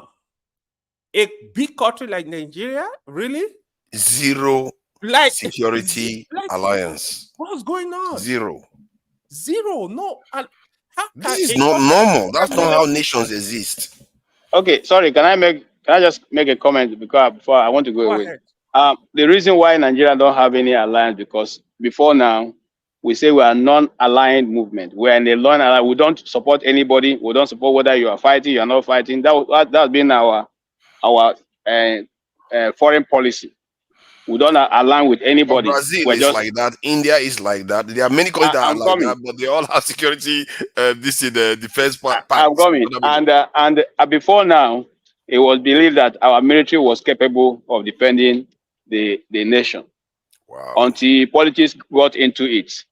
I tell you the truth. The people I know, How did they convince that? Sorry, KJ. How did they convince that generation that the military we had was capable of defending the nation? Because they did a lot of wonders. They were never they were. Let me give you two examples. They are fighting dwarfs. It's like measuring height among dwarfs. They were fighting West Africans. Yeah. Did they go and fight any real military around the world? The Nigerian army that I know, led by Lieutenant Colonel Sudo, okay, confronted the gendarmes that was fronted by the French army, and almost took Cameroon. I just call you a name, and the person, the brigade commander in that mission was General Buhari. Yes, General Buhari. That's Cameroon. Nigeria. Listen now, were we fighting Cameroon? We are fighting the French. No, you were not fighting the French. You are fighting the Cameroonian soldiers. Oh, my brother, I'm telling you, what happened. How many thousand versus how many thousand? Listen and learn. All I'm trying to let you know I'm is that learning. I'm just the Nigerian army. The Nigerian army was some kilometers. Sorry, KJ now. So if you are fighting, Nigerian army is fighting 1,500 French soldiers. That is not the same thing as fighting French. You see what I mean? In Cameroon. No, it's not the same thing as fighting. It's a whole country fighting 1,500 people. Is that what you are saying? If you understand, I didn't even call a figure. But all I want you to know is this: that the reason why the West African countries are weak is because they have a lot of French troops in their country, and the biggest threat to the French is the Nigeria. That is Nigeria. Before now, the biggest threat to the French is Nigeria. Because they believe that we are blocking all their moves. Okay? Now, when that problem came, remember when they killed 2 Nigerian soldiers and Nigeria almost took Yaoundé. I can still remember that it took an executive order for that colonel to come back with his troop. Okay? And I'm not talking about hearing it from, I heard it from his own mouth. So now, that was the kind of army we have. It's not the army we have now. So it's not the army we have now. Let me ask you this question. So the army have been totally bastardized. KJ, KJ, let me ask you this question. I think you follow up on this, right? You see, the Nigeria, that was the same question I asked Igbo Basic today, not on the military side, on development. Nigeria military, when I was little, like, people used to, like, the force, like, when you hear Nigeria military, you will know, like, these men are not joking.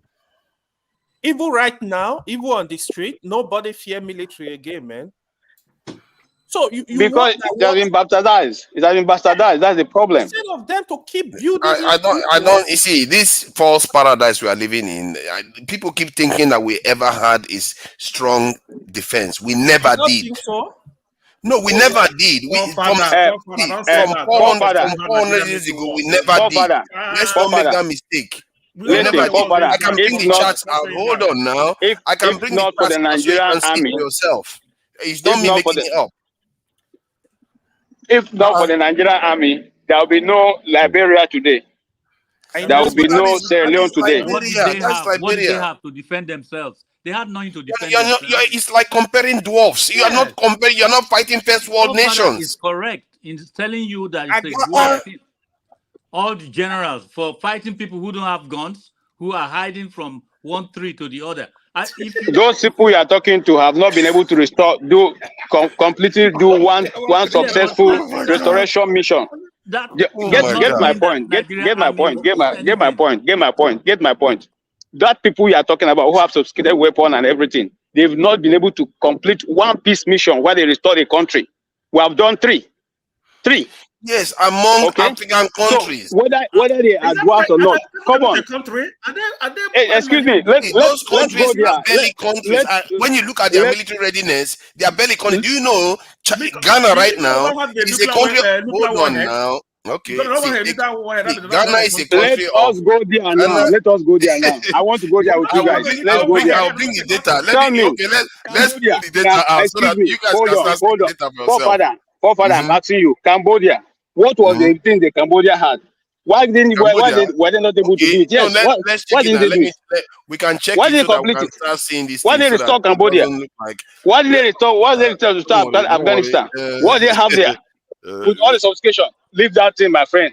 Okay, don't worry. I will check in the minute size so that we can see the number, so you understand what we are talking about here. It's not. I'm not trying to put our military down. I'm just saying that we have never been free. I want you to know something. Weapons don't fight. Now men they fight. And men don't fight. Now people when get hurt, they fight. And yes, It's people that have the heart that fight. People who are brave. Your car, you can have a B2, and somebody, you can be driving a Mercedes, and somebody with B2 will beat you clean on the highway. It is your heart that it carries your this thing. Bravery comes from the heart. Your ability to take what the desired risk. Should we start checking the sizes of these militaries and the differences? So It you does see not matter the size. ratio. It matters because the men, the wars that they are involved in, like Vietnam fought America to a standstill. Even Taliban fought America to a standstill. The only people we fight is the only people we fight is Liberia, Sierra Leone. It's like a measuring height among dwarfs. Come on. Here is my argument. Okay, look at what KJ said. I give up. Sorry, KJ. So in because like, we have not easy truth. We have never been that strong. Hold on, forefather. 30 years ago, if we can do what KJ is saying, right? I mean, for me, I think by now we should be able to go to even a better country and stop a war. That is like we should be getting better, not going down. So now, when you compare it with 30 years ago, we are not doing better. I don't think so. Look at Boko Haram ravaging the country for more than 10 years. They are still there, you know. So I think we are not doing better, to be honest, if you ask me. Like, that's just my whole argument. Just to tell you that what you said is correct. The general, I've forgotten his name, who was in charge of military intelligence, was asked on Arise TV, General, what happened to Nigeria? Why Nigeria cannot take? He said, look, I'm telling you, it's politics. Who are these people? Who are these people that even more than these things? It doesn't even need it doesn't even need half of Nigerian army to deal with this. It was he who said to us, if you people keep calling it Sambisa forest. What is the forest in the north? Do they have forest in the north? They don't have any forest in the north. So it is politics. Okay?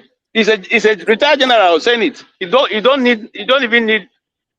He said they don't even need a special army to go take those people out. But they don't want to do it. They're playing politics with it because they're making each of them out. They're all making money from it. That's the reason why they don't want to do it. Yeah, they're making money. I agree. When will that politics end? When will it stop? It will never stop as long as you remain the way you are now. This is the point I'm making. We can't move anywhere in the way we are structured. So why don't we think of a totally different structure? And that's what. That's why I said I was coming for. Forefather, you see, the way Nigeria is structured, if we do not deal with the constitution, we will never be able to move forward. The truth. We didn't write the constitution. Some people wrote and gave it to us. My constitution is not our problem. See, Chim said earlier on that we have laws. Sorry, Chim said earlier on that I have a question for you. Sorry, let me just make this one quickly. I'm not still done with 30 seconds. I know. 30 seconds. Chim said earlier on, we have laws, we have rules. Our constitution is even more robust than that of the British constitution. But yet, the people are not enforcing it. Tinubu had a brilliant, to an extent, a good security policy when he won the election. If he had done it, I would forgive all his other sins. But he wouldn't do it. That is the problem. It's not that we don't have common sense or we don't have laws. We have them, but our people don't obey. Forefather, you know, it takes a pen to cancel all the good things they have done. if you say constitution and is not a problem, all right, who appoints the next chairman? The president. Okay, you know the other chairman will take Nigeria back to 1920. Just one mistake he made. Whatever Because let him do, yeah. Let me say this. Something what so people if we hold correct, on, Uzo, let me just say something that people missed in that same point you're making. When people voted, all the party members were standing around there. When they took pictures of the results, they all took pictures. Where are those pictures? Then what the when they brought it to the tribunal, what the ANEC reply? So there was a way to totally prevent. Hold on, there is a way to prevent rigging of this election because people were there when they voted. Then they took pictures of it immediately. Agreed. So where are those results? Is it not Nigerians that did that? My point is, if you want to correct this, we have to start by making the INEC an independent organization. In every state, the governors is also right. The governors elect the whole INEC chairman that work for him. Presidents will do the same thing. So they're working for. See, INEC chairman is a full member of APC. Tell me how you are going to win the election. So you I think even in the UK is the same thing, and America is the same thing. Is the people, and nobody is letting them do their job. America now. No. And the difference is that they have similar structures, but the people is the difference because the system is practically the same. So they have to make them independent if they want. I beg to leave, please. I beg to leave. Yeah, Lexi, thank you for coming in. I appreciate you, even if we have sometimes this difference of opinion. I really appreciate you coming in. Yeah. Thank you, Lexi. Thank you. I appreciate it. Bye bye. Gosi, wanted to ask a question. Yeah, can you hear me? Loud and clear. Okay, so my question is, like, when AY and KJ were talking about the military, you say, let me do some research. When we have a military person here, I thought you would have called Tone to throw an insight on that topic because he was a military person. Thank you. Yeah, if I wanted Tone, I advise on how to fire guns, I will ask Tone. If I want advice on how to practically maneuver and go and capture people, ask Tone. Wait, what for that? He's not a statistician. As far as a country doesn't have a nuclear warhead, Nigeria fight and they're like chicken. Let the guy fight a country that has nuclear warhead. That's where you are putting your point on. Yeah, because that one, if anybody tries to hit us, we hit back. You see, you can't. Forefather, we need bio, we need everything everybody else has got. Forefather, let me ask something. Has America that has nuclear head fought with Russia that has? Oh no, that have you not seen? Have you not seen that? Excuse me. Have you not seen that they're taking it gently? Even the last time that these crazy guys launched a drone that was going to get to Moscow, that Elon Musk cut their dream down. These are strategic things they are done. You know, nobody goes to try to finish his generation because he wants to protect another country. Nobody does that. Yeah. You won't do that. So thank you for your $20. This guy is just not like me. Yeah. I take the insult. Maybe 1 man will go $2. These are what yeah. See, I think that the reason why they are not attacking them is because they have power. That's mutually assured destruction. That's why I say we are a problem in this world right now. We are only we are part of the 4 great races in the world. There are over 1 billion, and we are the only ones that are not protected by a nuclear umbrella. The Europeans are protected, the Indians are protected, the Asians are protected, like the Chinese. They are protected. The only black people, which make up about 1.3 billion in the world, we are the only ones that are not protected. So it's like a 4-legged stool, and we are the ones that are not standing, and we are destabilizing the world. Forefather, can I shock you? Going to come for us. God is protecting us. You know, remember that's how when they brought COVID. Yeah, they brought COVID. You know what Mrs. Bill Gates said, that people are going to be falling down in the African street, dying like chickens. But you are surprised that you never got there, nothing happened. So they have the artificial one, we have the real one. Do have a real one. God is not going to save us. I've discovered that because our leaders are begging them every day. So look at our suffer head. It has to stop now somewhere along the line. And I believe it can happen quickly. People don't know how, because we have more technology now. Things can transform. Look at Dubai now, according to, was it not KJ that said it? Dubai, very, very quickly, look at where they are now. Forefathers. Righteous man. Yeah, go ahead. Yeah. What have we identified as Nigerian problem? As the nation marks 63 years. Because the nation is not celebrating 63 years, we are marking it. So what have we identified? If I'm to distill it to just two critical ones, that because the reason why I say this is because other nations have all the other problems we do have. The two critical ones is security and technological revolution. We don't have them. And that is the two we are lacking. Security and technological revolution. Again, let me conclude. Let me just add before I'm going to switch off. I need to pick my son. Now, that which you said, the last one, which is technology. Remember when Nnamdi Kanu was making his addresses? He said when Biafra comes, they're not going to depend on the oil. In fact, they are going to give the oil free of charge. That what he's thinking and what he's saying is the brain power. The brain power is what we already have it in Nigeria. If you go to what people are doing in Nigeria, both north, south, east, and west, you see people doing electric cars, generators that don't have oil, it doesn't use any. All you need to do is start it and it will work. Vehicles, electric vehicles, they are removing the engines and powering them with their own technology. This already on the ground. It's already on the ground. We had that debate now. We had that debate earlier on, KJ, when you know, because of the currency that is depreciating, one of the ways to stop it is to reduce foreign imports, like foreign cars. We have innocent in Nigeria. Why is the government not deciding to buy innocent cars and the other cars that are manufactured in Nigeria? Why are they not encouraging Nigerians to be buying Nigeria instead of buying many things from overseas?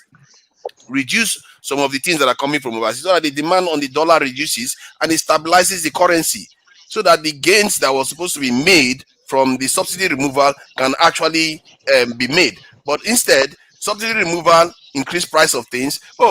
Currency also jacks the price of stuff.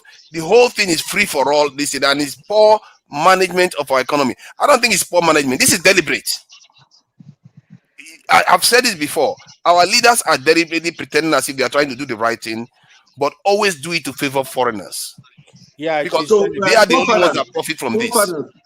Forefathers, if we have agreed that insecurity is one of the biggest problem or challenge Nigeria is facing, what is the solution to the Nigerian insecurity? What do we profile? Because there are many politicians and many policymakers that are listening to this platform. So what are the solutions to the Nigerian security? For me, the easiest one is the recruitment of creating 2 million jobs. You have to create 2 million jobs because one, the Nigerian economy is depressed by 10% because of insecurity. You create 2 million jobs, 1 million in the military, 1 million in the police, customs, and secret services to secure the country.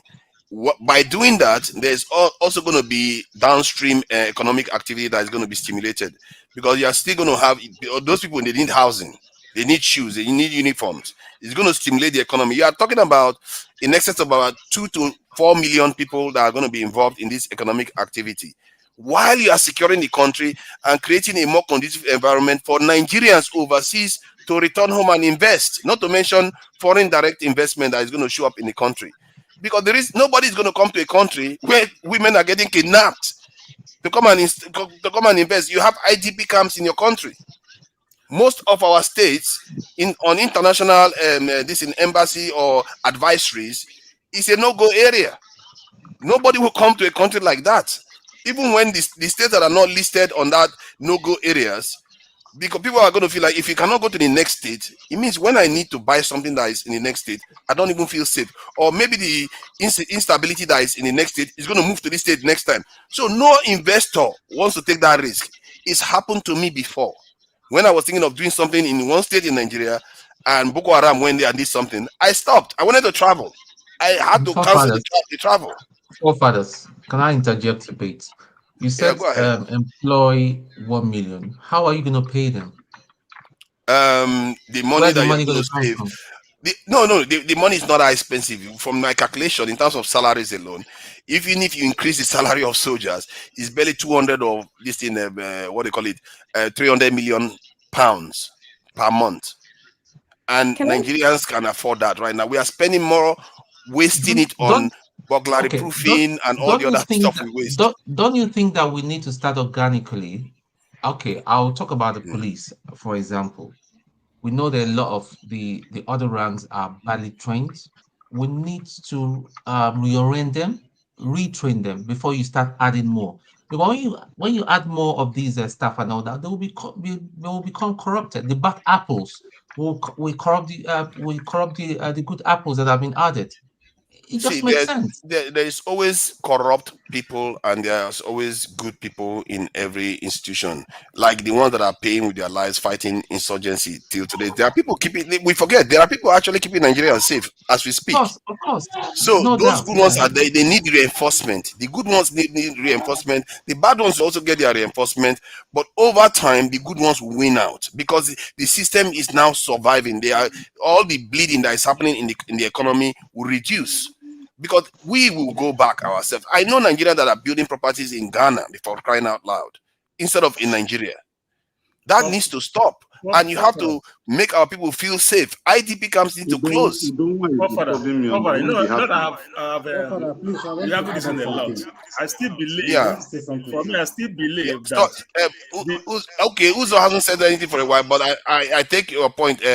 Is he Ambassador? Is he Ambassador ROMD? Yeah, sorry, I'll come to you next. I will not forget you. I'll come to you next. Uzo, please go ahead.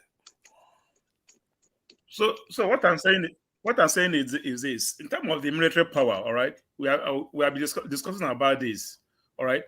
I don't think recruiting 1 million will solve Nigeria problem, all right. Where you cannot take care of them, no good housing, no good insurance, nothing. And the military and the police, we end up sourcing fund for themselves. Like you see, police band, police people playing in a wedding to raise money. And army people going for wedding, burial, playing a burial. You will see army people in Nigeria payroll. That's what they do, is go and play band, live band or anything for them to, with army uniform, for them to like raise money. They are part of the servicemen we have. Police, Navy, the same thing. But no, if you every state, every local government have all this thing going on. Parliamentary, like prisons, customs, they do the same. Raising money, have bosses, raising money, going from one burial to another. Exactly. A lot of waste that can be streamlined. You don't see the wastage we have in our country. If these men are being called back to the service, we're trained, we're insurance, and we're adequately taken care of by a housing scheme and everything, don't you think they will go out there fighting with their mind than when you send somebody to Castina, it will tell you, let me go there and die for nothing. I think the thing is, most countries around the world, I don't know why we are surprised. Like Egypt now has half the population of Nigeria. Yeah, they have 1.3 million soldiers in their military alone. How did they do it? How did Singapore, starting from base, use almost 10% of its population in their military? How did they do that? We use less than 0.5% in our military. So it can be paid for and because it is worth it. Why should our people be worried about security all the time? Do you know when we started using burglary proof in Nigeria? All the way in the 80s, since I can remember, we were using burglary proof. We never felt safe. But if you come to the UK, no burglary proof, you are just free. Everybody, because the entire nation is safe. Some part of here I am, they have burglary proof here. It depends on the area you live in. Nigeria is not safe. You live in dodgy area now. America is United States. There's a place you go to have a burglary proof. I don't know, man. In the UK, it's not like that. Where is that? Where is that? No, ask me where is that. He lives in a dodgy area in America now. It's only in Nigeria. Maybe also they where the gangs they. So you put burglary proofing in your window in the US. I said some parts we go. They have burglary proof all over. Of course, some parts now, but we are talking about the whole Nigeria now, from village to city. They are all burglary proofed. But my point is this: if the one we have, we take care of them, they will fight with their whole heart. But you don't take care of the one you have. You go to the army barrack, Go to the police barrack. Guy, human being cannot live there. Have you gone to those barracks? It's not, the conditions are not good. And my calculation, the calculation I made was based on increasing their salaries actually to a very, very high this from where it is right now. So you can do that because we can afford it. We already spent, we are losing $50 billion worth of economic activity because of insecurity alone. So $50 billion. Because one colonel, lieutenant colonel, will have 3 5-star hotels in Abuja, 2 in Castina, with the money used given to buy weapon. How would it be that way?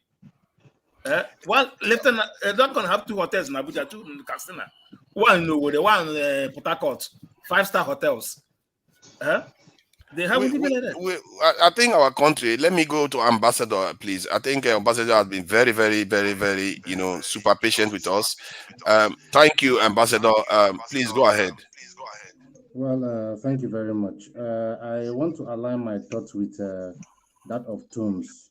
We talked about, you were talking about employing 2 million personnel to the army.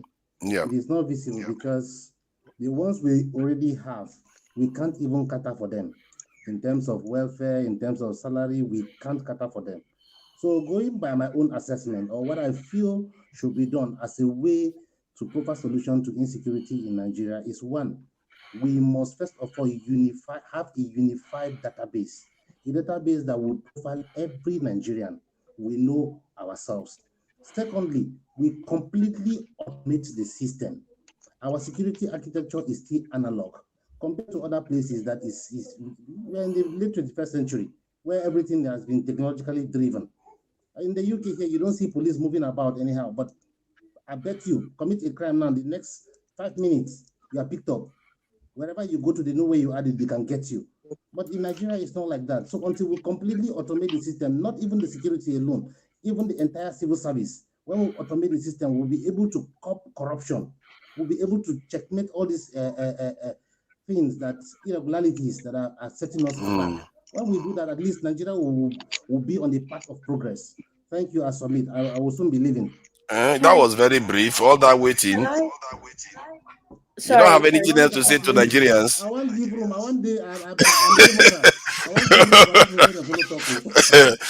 righteous man, I hope you are seeing what Ambassador is doing. I forgot. Please, I want to address one thing. Very important, please. I don't mean to be personal here, but I will appeal subsequently when we are making our deposition. We should try to be objective. I am saying this with respect to the statement that Righteous Man made earlier. He was making references with a statement, whether is it by him or by somebody that says it takes a Catholic to be converted to become a Christian. I don't understand that context. Are Catholics not Christians, or you such statements? So you have not heard that before. You have not heard that before. You just say when we get platform like this, we would try to manage the language of the gods. That's what they call you. RYT, welcome to the show. Welcome to Ambassador. Ambassador. Before you leave, don't take offense. No, I'm not offended though. I'm only trying to. I'm not offended. Okay, you see what happened, I was trying to emphasize on the difficulties of making Nigeria to work. That my friends from Tennessee who visited me in Nigeria here in Lagos. So we're discussing about a certain, I think a business or whatever. So one of them raised this consciousness that in the US, it is difficult to convert a Catholic, to a Pentecostal believer. You understand it now? And I don't know those who lived in the US, you can testify to that, whether the American Catholics is difficult to be converted to Pentecostal Christians or not. Why do you want to convert them? No, I didn't say they should be converted. It's a good question. This religion, now they cause too many trouble. Yes. Okay. I know what you're talking about, right, just man. I'm not referring to I think Augustine is next. Talking about. Yeah, I was not the one that made that statement. Maxi, My white friends made the statement. Maxi, I know you are out there. Let John have been Augustine have here. his Wanted to speak. go. You came to wait. Thank you. John have been here. Let him speak. Want to hear him. I think Tuna said something. I Thank said he wants you. to say more. But Bumi, you wanted to say something. Hold on. I think Bumi has privilege. You know, she's the only lady here and one of the young generation too. So I always, whenever I'm on, if there's less than 3 women, they have to have priority. Please go ahead, Bumi, if you wanted to say something. Yeah, thank you, forefathers. I don't know how to interject, but I wanted to ask a question regarding the security and like the police stuff. So I searched online how much our government like budgets for the police department, and based on this news from the Guidance Nigerian News, it says 871 billion naira. So my question is, I know our police is trash, but where is that money going into?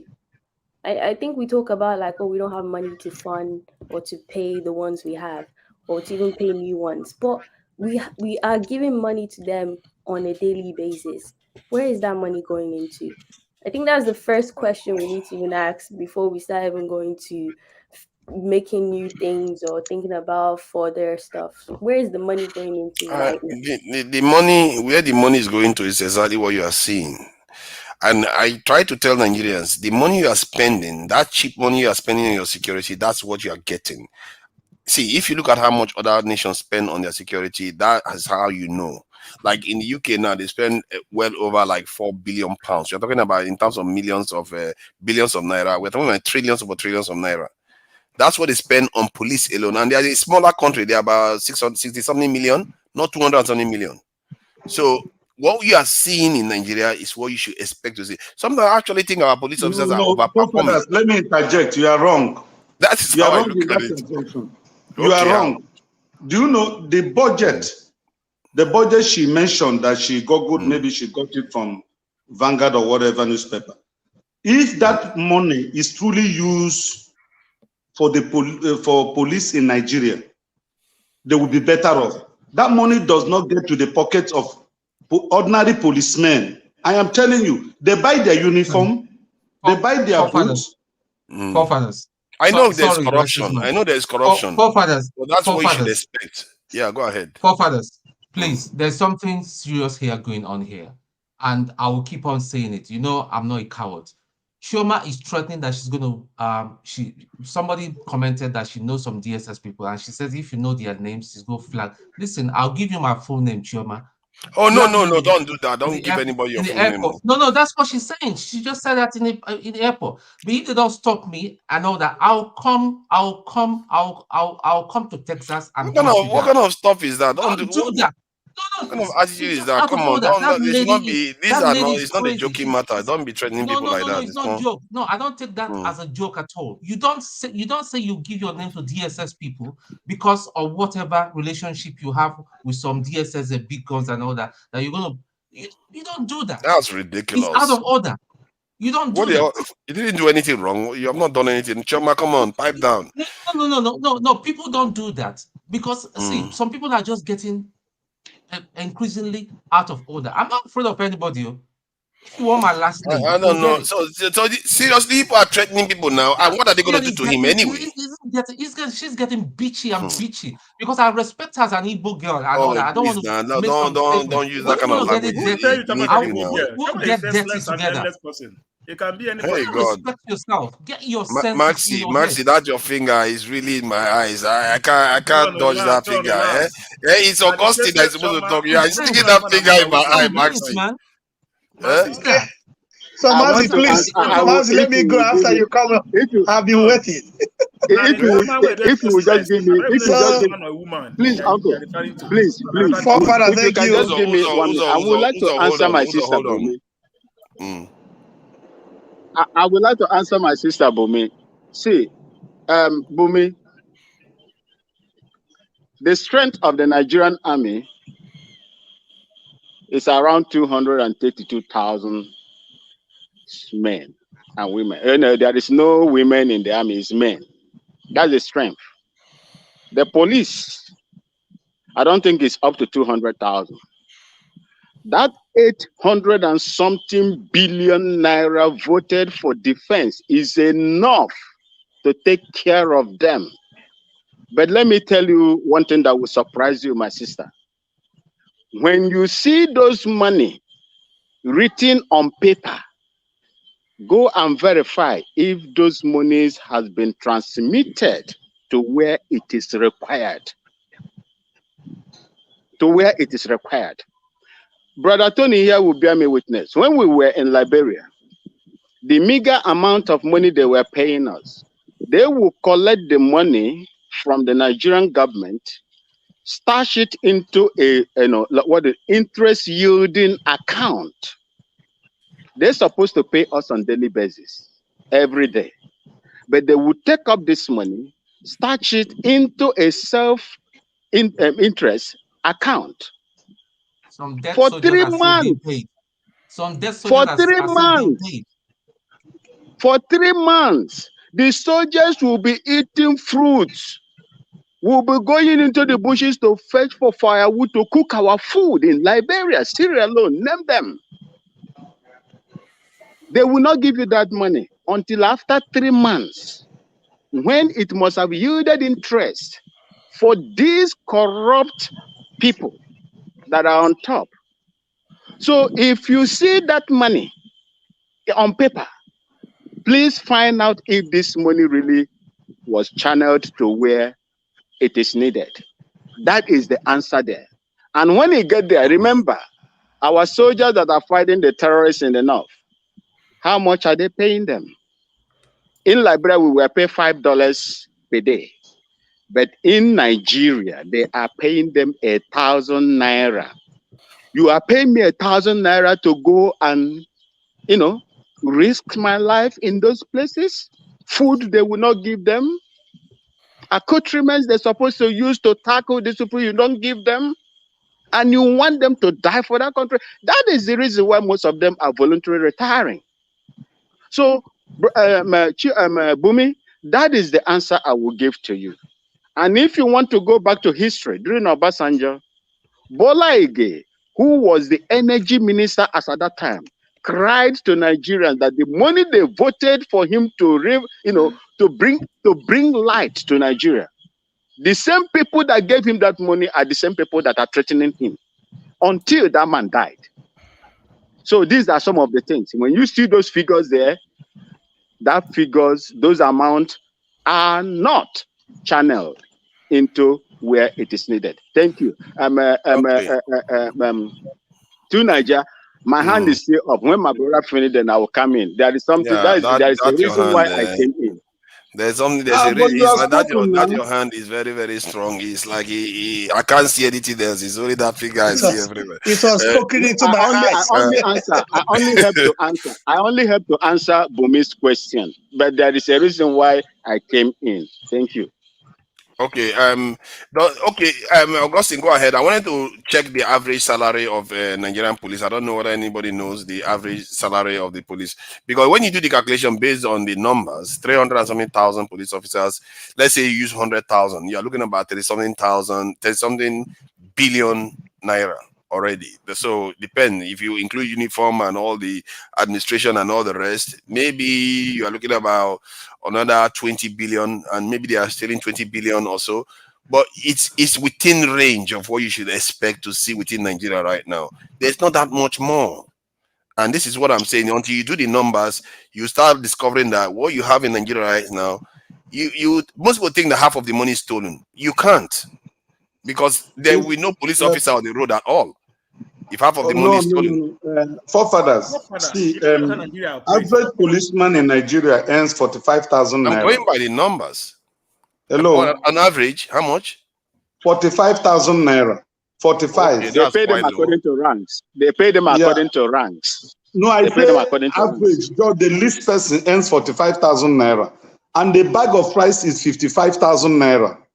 Then you have to buy your uniform, you have to buy your boot, you have to pay your house rent, You have to pay your children's school fees. Sorry, So from what I there can is, see here, they says the average salary of an officer is 420,000 naira per month. If that is the it's a amount, lie. that is It's quite a high. lie. That is officer cadre. That is officer cadre, not the other rank, Yeah, not but the if it's anything constable, close to that, you lance see, corporal, hold corporal, on. The point sergeant, I'm and the rest making of is them. that if it's even anything close to that, almost that $800 billion naira that Bumi mentioned is gone. When I said what you are seeing now is what we paid for. That is it. No, Sometimes you have to no, do the numbers, the calculation. no. Let me Forefathers, so that saying people can that. see it, because I like us Forefathers, going with stop saying data. that. Forefather, Stop saying that. money they That budget does not get to the police officers. It doesn't get to them. Okay, righteous see, man, see, that Papa, number, leave this is the here, number pull that it out. says Nigerian officers earn. Leave this thing you're pulling out. Leave this thing. We all know Nigeria operate. That money they budgeted and approved, right? Before he leaves from wherever the money is coming from, it could be reduced by 10%. Maybe the police commission are getting even 30, 45% of that total money. All right? So we all know how Nigeria worked. This is the total police officers. When I searched, it says on average we have 371,000, and this, if I use that amount, 300,000 times 100,000, you see, that is even more. This is up to $1 trillion. It's about 1.something trillion just on salary alone. That is not, that amount she mentioned is even, I think Nigerians spend more money on police. If the average, as they stated here, is correct, maybe they are referring to this thing. Because they say officer. Officer could be anybody really. It could be a military or all the rest. But if it is police, because the question I asked was, how much was the average police salary? That's what I asked, and this is the number that I got. Maybe it's wrong, but either way, it's pointing to the fact that, I think that somebody is mentioning something here. It's pointing to the fact that what you are seeing on the ground in Nigeria is what we are paying for. If you check other nations now, the amount is through the roof. That is the difference. And that's why I keep saying, if we don't understand the nature of our problem, how can we solve it? And hence why I do some of these things that I do. That's why I always go with data. We shouldn't just say stuff and we don't tie it to what is actually happening on the ground. And that's what surprises us, because when you go now, you want to run for office and you end up in office because of this assumption you've already had. Suddenly you find yourself looking like all the bad leaders. Because that's forefathers, please. You know, I always try to make this statement. Don't use the Western world to compare to Nigerian statistics. The statistics you are seeing here is just theory. It's not practical. It does not exist. What you got good now and what God gave to you is what one of those top guys fixed in there to convince the world. It does not exist. See, the reason why I say is because I'm on the ground in Nigeria too. Hold on, I have police officers. Hold on, I have police officers. What they earn, just ordinary police officer earn 45,000 naira monthly, and they buy their uniform and they buy their boots, they buy their belt. When they are sick, they take care of their health. There is no insurance, there is no coverage. They open police bank for them where they can take loan. Before you get that loan, you will sweat from you will sweat blood from your body before you get it. So forget about the statistics you are seeing on the internet. It does not exist. If that money Bumi mentioned is transmitted to Nigerian police officers, I am telling you, we have better policing today than what we have. See, there's a lot of data about this. Some of them say on average, police officers earn 2-something million naira per annum, and the lowest average of police officers is around 1-something million, which makes sense because some people say that they earn less than 100,000. If you earn 80,000, it's somewhere around 1 million per annum, isn't it? So, but a lot of them on average earn 2-something million. And Nigeria is not that cheap, you know. Some young people now, they take a lot of money. They don't accept anything you just give them anymore. So that is what we are looking at. And if that is a cost, and Bumi is right about the budget, it means that the point I made was correct. We are seeing what we paid for.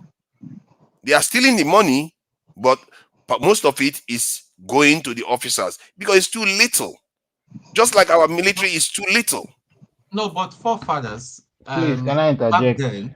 back then, the captain was paid like 120 grand, which was not which yeah, you could say it's some money. But if you compare his salary with his counterparts, say in the United States or in this country, it's nothing. It's nothing to write home about. And that is why you find that the budget for the military is always very, very large.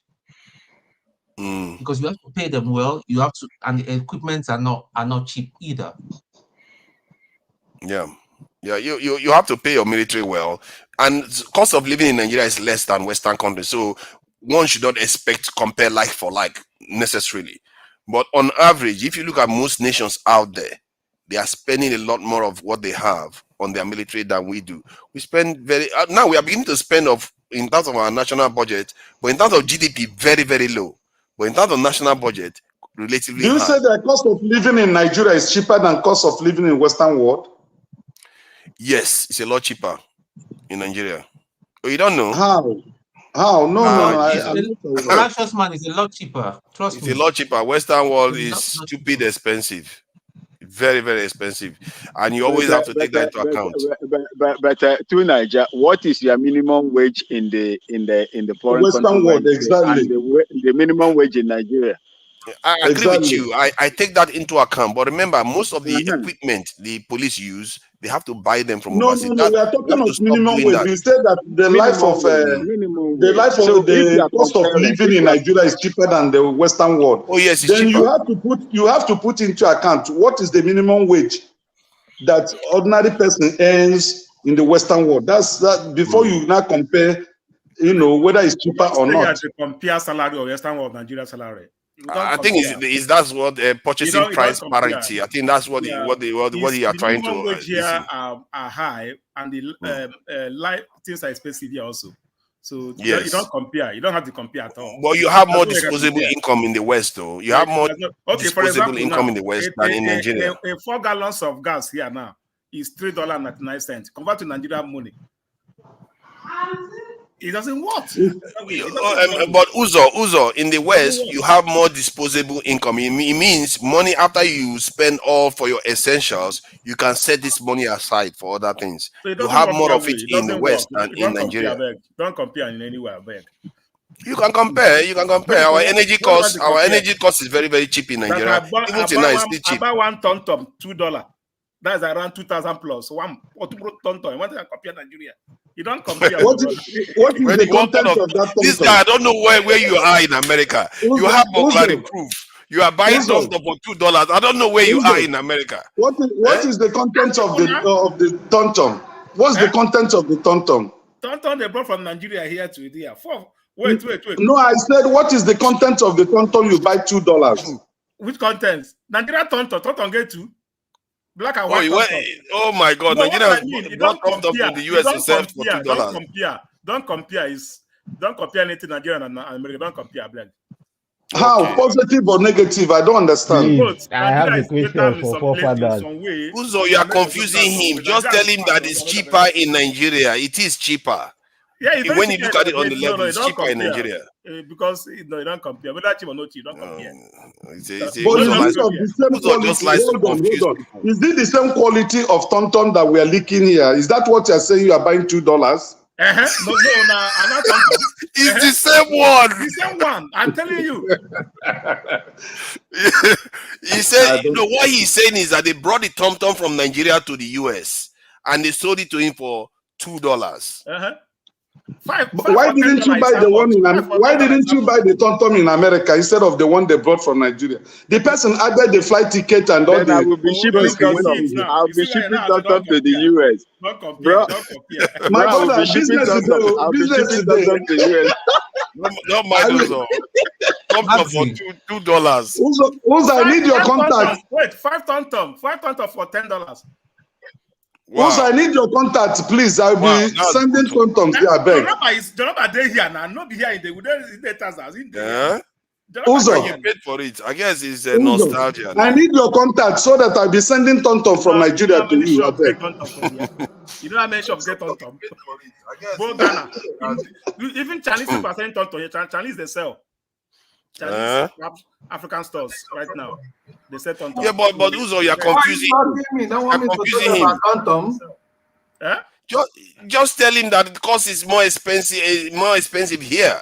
Because energy is more expensive here. No, you don't compare. Everything is more expensive here. As much as it's expensive, we can afford it easily. So because you have more salary, yes, that's true. So you can't compare. But that is exactly what I was saying. This is what I'm saying, eh? You know, I'm a businessman. What I'm saying is this: if he is buying one Tonton for $2, then let me get his Tonton. I can send hundreds of thousands of Tonton to him. He will be able to sell it, take his own gain, and return to $2 to me, or $1.5 cents to me. It's only Uzo that will see many sweets in the West that they will sell one pack for $2, and you go and buy one Tom for $2. So and if you go and buy, that's on you now. Nigeria Tom is different. It's different from the other one. Oh, Nigeria Tom is different. It's different, okay. my brother.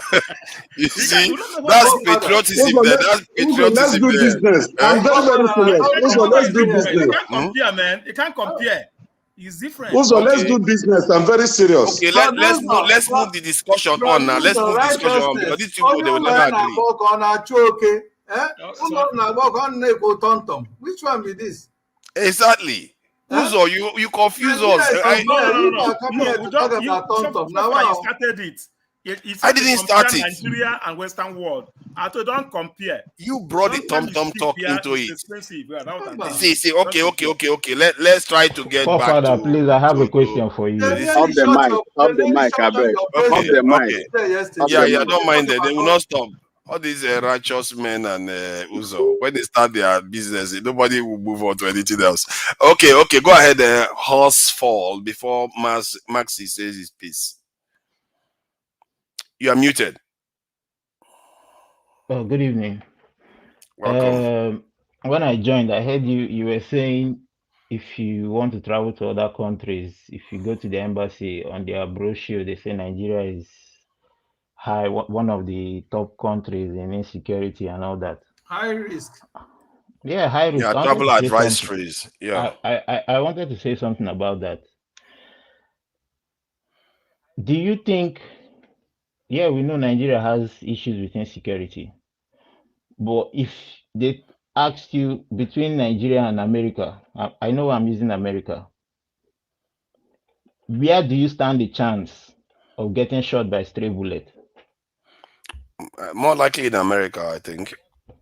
So why would you accept the white man telling you that Nigeria is insecure and you take it to the bank? This is what they do. I think like, there are different kinds of insecurity. Let me finish. It's a way of subjugating us, making us feel like we are small. All the African countries are insecure. Now, if you tell me that they will kidnap people, I say, yeah, fine. All is well, that's true. We have to be careful. We can mitigate that by staying indoors. At a certain period, you don't go outside. But in America, even if you're inside your house, somebody can come and shoot up the street. That does not happen in Nigeria. So I would never accept anybody telling me that Nigeria has issues with insecurity, while every day thousands of people die from stray bullets in America. A kid will take guns to school, shoot up his school. You see somebody firing rifles at strangers at Walmart. Like different things are happening in America, and they tell us Nigeria is insecure and America is the safest place in the world. Yeah, that is true. I think the idea, if you look at what people actually believe, is that one, they sanitize their own issues of gun violence, the implication, because they have actually 40,000 deaths every year. And when people hear about their level of security, they don't think only about America. They think about Europe, they think about Australia, they think about New Zealand, all those countries that are extremely safe. They think about Canada. So that's why they have credibility. America is willfully choosing to keep their country the way it is. If they wanted it to be like Canada, they will. That is the difference. I go ahead. make a comment on this? Listen, I don't know where my brother is. My brother Hostler. Is he Hostler? I don't Yes. know where you are. But I live in America. I've been here for almost 20 years now. So there is no way you can compare insecurity in America with that of Nigeria. It's like comparing light and darkness. The fact that people are shooting, the fact that you hear people go and do mass shooting does not mean America is not secured. Okay, you can't compare. Okay, let me tell you something. When I was moving from one state, Texas Texas to another state, California, it's about 1,500 miles. I traveled that on my car for about 26 hours. I did not even meet a single police. I did not even fear both day and night. Where can you do that in Nigeria? Tell me, my brother. You're talking. Where can you If do you tell me that Police is not dead now. infrastructure, Just if seeing you tell Nigerian me police that, does Where not can you killing do that? you. Which road can you apply? if you tell me that Alone, not infrastructure at is night and in linked the to day in security, Nigeria. I would accept and say, okay, Nigeria has a problem. But categorically telling me that Nigeria is insecure because Americans are telling us My that it is brother, how insecure, many we guns? already know. How many guns are We in Nigeria? already know. How many guns are in Nigeria? Let's take it. Let's take it with let's have an open mind. How many I guns don't do know. they have in Nigeria?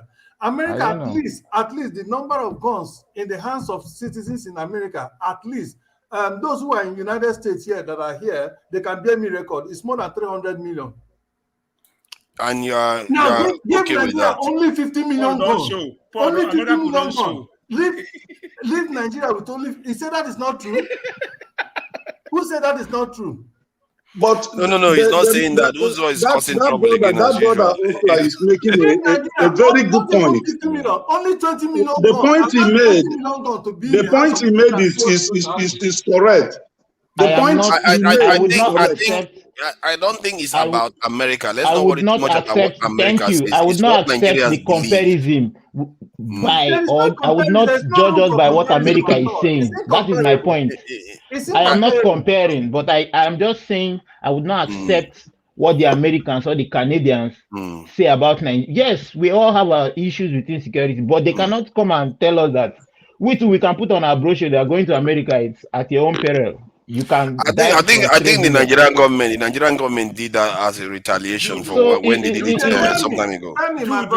But Hosford, there's a different. There are differences in security. Hold on. Who's on now? Let me say this. I was saying something. Mr. I will mute him. Let me mute him. This guy is a troublemaker. Hold on. There is a difference. Who is that again? Righteous man. You see these two of you. Hold on. Let me just say something. There is a difference. When you have IDP camps in your country, your girls are getting kidnapped. Farmers are not able to go to work. And then you take into account the other aspects of the economy and the people that they actually target. When Americans are talking about it, they are not under any illusion that they are not saying it because of Nigerians. They are saying it for their people. That when their people come here, the people, the terrorists or the bandits who want to kidnap is their people. It's not for you. So you have to see it from that point of view. It's not necessarily for you. And I understand America actually has, in terms of casualties, they have far more casualties annually from gun violence alone. So I'm not going to be taking advice from them from that point of view. But you have to see that they are talking about it from their own point of view, telling their people, don't go there. They are likely to kidnap you because they know you're an American. And we will have to come and rescue you like they did some time ago. You see what I mean? So who is next? Let me say something. Uzo. Oh my God. Maxi, that your finger, it's like I can't unsee it. It's always in my face. Let me say this. Uzo, please go ahead. He said it was me. No, after this demand that my other brother that interjected before Uzo came in, so it was my turn to go on. But you are giving it to Uzo. Uzo is a troublemaker. He just likes to cause trouble all the time. Okay, please go ahead. Uzo, wait. Well, Maxi, please go ahead. Uzo just likes to cause trouble. And after Uzo talks, righteous man will want to go. And before you know it, they will hold everything up again. Okay, bro. Thank you. You see, I came in here because of what man of prestige was talking. I don't know whether he was in this platform the panel session or in the comment section, but I saw some of the things he said. He accused my country. I never come to this platform to say that Ghana as a country is on a very good pedal when you talk of economy of Ghana. When I made my submission here first, I said that our inflation is higher than that of Ghana, Nigeria. And I made also that our indebtedness is so high in this country, and we are under IMF as we speak right now. But what I want to ask Mr. Man of Prestige is this. Nigeria is solvent. Nigeria is solvent. But today, few days ago, Nigeria went and borrowed over $700 or $800 million. Nigeria is solvent. We are poor. Sorry, who are you asking? There's no man of prestige here. I don't know who you're asking. I'm addressing him wherever he is. I'm addressing him. Where I am standing. Look, where I'm standing. This is 160 kilometers from the municipal assembly. Look at it here. It's a bush. This is where I'm standing. This is Ghana. If there is nothing to boast of, I can boast of this. And if I get to my house, even in the farm here, water flows in my farm. And not if power I get supply. to my house, That's not and generator. I pay. And I pay. It is not. I pay for what I consume. Nobody give me estimated billing. In my house, I switch everything off. When I go now, I put it on. Then it start reading. This is where I am. This is where I come from. So when people come here to speak the ills of that country that I served before, do not insult me. Like my brother was saying here about the gendarmeries, what Lieutenant Colonel Shobo under Buhari did. I was in Bakassi Peninsula for 2 years, 6 months. I fought all the way to that place, and my legs never stepped on the hard soil. I was in the canoe. That place is virtually at the entrance of the Gulf of Guinea. That was where I lived. And most of the people we captured there were French legionnaires. They call them Marines in America, British Marines. But what they have was French legionnaires. We captured so many of them. Go and read when they did prisoners exchange in the Enugu prison. Most of them were legionnaires from France. The same thing we encountered at Nguruyobe State. They were the legionnaires we are fighting of, because most of these French colonies have defense pact with France. If you remember when Jerry Ghana, during is it Abacha or Babangida's time? No, Abacha. I think Abacha time, when Jerry Ghana was the information minister.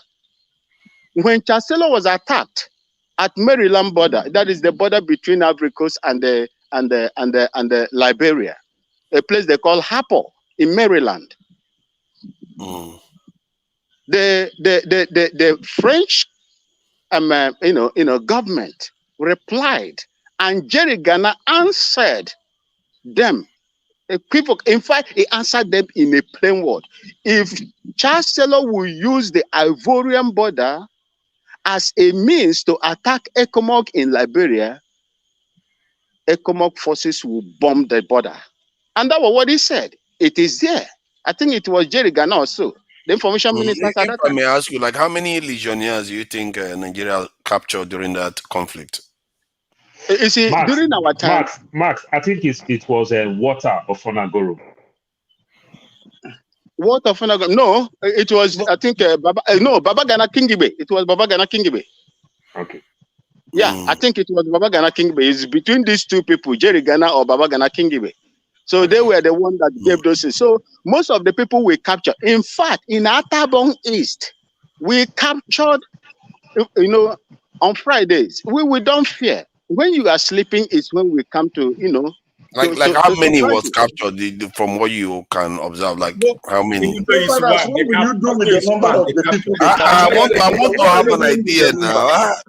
The number matters now, so that I know how many Nigerians were able to grab. You see, this is matter. We want to know. To Nigeria, What are you using the number for? If you capture I will not two, it's mention. different from if you capture 100. That's what I want to know. Hold on. I don't want to mention figures here, but if you go and read the prisoners exchange at Enugu, I think during Obasanjo's time, you will see the numbers there and the people that we captured. And not only us, there were other people that were before us over there that captured them as well. It was Obasanjo that pulled us out because of the filing in that ICJ. Obasanjo pulled us out. If not Obasanjo, we could have entered. We could have, make part of Cameroon, our side. We could have occupied. They could have invaded us.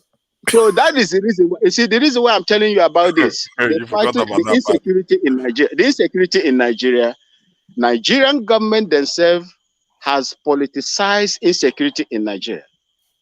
The Nigerian army that I was a part of for 18 years has every capacity. Bumi has gone now. Bumi is no longer part of the panel now. Bumi has gone. Has every opportunity she's allowed to go. She's got a life, to stop the insecurity in the north. But they cannot do it because of what they are benefiting from it, especially these top generals that are still in the echelon of power or hierarchy of command, as we call it, in the military, and their counterparts, the civilian counterparts, the PAM sex and the rest of them. So, my brother Prestige, I didn't come here because the reason why I come in this platform to speak the way I speak is because my mother is an Igbo woman, and I belong to Biafra and anything that is going to bring Biafra, because that is the freedom I want to see before I die, and I believe that it is going to come. Thank you, my brother. I'll show you those prayers will go unanswered. Are you a Ghanaian? There are some prayers that will completely go unanswered. I fear that's one of them. Hold on, are you a Ghanaian? Yeah, no, it's not. I think it's half and half. Go ahead. Sorry. I am a dual citizen. My father is a Ghanaian and my mom is from Abia State, Biafra land. Okay. All right. I think it's Housefall now. Housefall, it's your time now. Please let us know what you think about what you've had so far.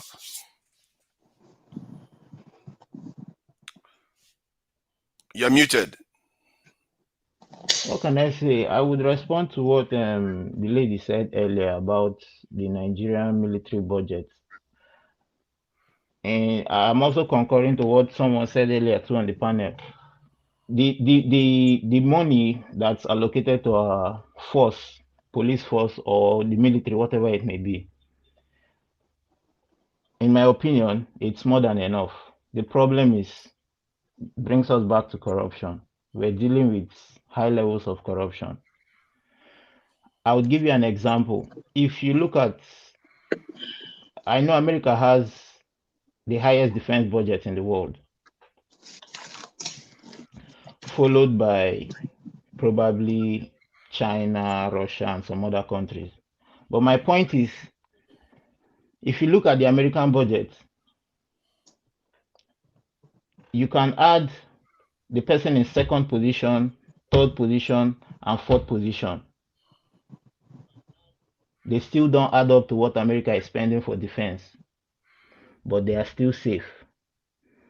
So let's look at Nigeria. We're dealing with corruption. People are skimming off the top. So when the money is, the people that the money is supposed to serve, before it gets to them, they've skimmed up like half of the money is, what is half of the money? A third of the money is gone. You now hear I know officers, I was hearing somebody, I know officers that earn 42K. Like, guy, are you serious? So boy, now uniform are they wear. I'm like, you're joking. No. This as 2 years ago. He said 42. I said, come, you say what thing they do again? It's like this is the pay. I'm like, oh wow. And recently, was it in February? Which month? I was invited. I should come and do examination and screening for NDLA, and I was like, are you serious? Carry that talk, avoid me. You based in Nigeria? No, I'm not in Nigeria. Okay, go Yeah. ahead. I'm not, so I would say corruption is our major issue. Beyond any other thing, the money might be enough, but people are skimming off the top, and when the money is supposed to be distributed, there's not enough for everybody that is serving. That's just what I have to say. Yeah. What I would advise you, because you're a young man, and I would like you to take your time, even if it's 30 minutes a day, do research on these things, on what other nations are doing, compare their population, compare how much the nation earns and what they put towards their military. And then when you come back next time, you let me know what you find. I think that will be interesting to see, because I think the young people need to do their own research and come to their own conclusions too.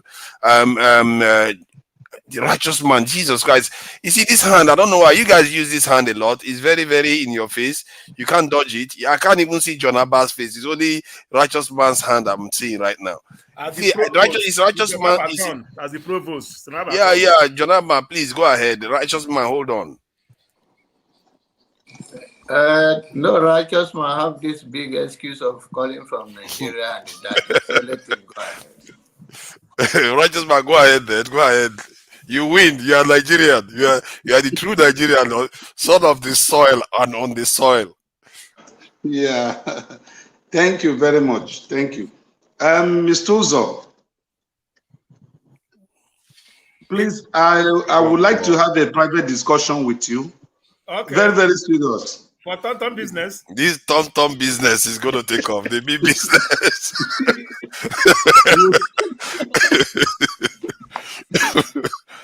Oh my God! I can't believe you interjected for that. Uzo, your brother is trying hard to survive here. It's not easy. Please, so we have a private. No, I'm very, very serious about it. Please. Not only me, even Paul, John Abba, they are all here. They need Tom also. Just supply me 10. Make we try 10 first. 10 packets. Yeah. Okay, I think that's good now. Okay, let Jonaba go ahead then. Jonaba, please go. No, I've not finished. I've not finished. I thought that was the main purpose of your interjection. Okay, let Jonathan talk. After Jonathan, I will talk. Okay. Thank you. Thank you so very much for having me and fellow panelists. It has been a long day. I've been watching behind, and I was busy on the road, so I don't want to join. I think we are all just here doing what we do best on weekend and speak knowledge, wisdom, truth to the power, share ideas, and the love of our country and all of that. And it's always a pleasure to hear the view of the younger ones, especially like Bumi and Houseful, because the only reason why other nations strive, they see the leaders see beyond their lifetime. It's a continuation of government and fighting for their people. I think sometimes we misunderstand the difference between people fighting for themselves and people fighting themselves. We are not fighting for ourselves. We are fighting ourselves. So that is a difference between the other nations, like America.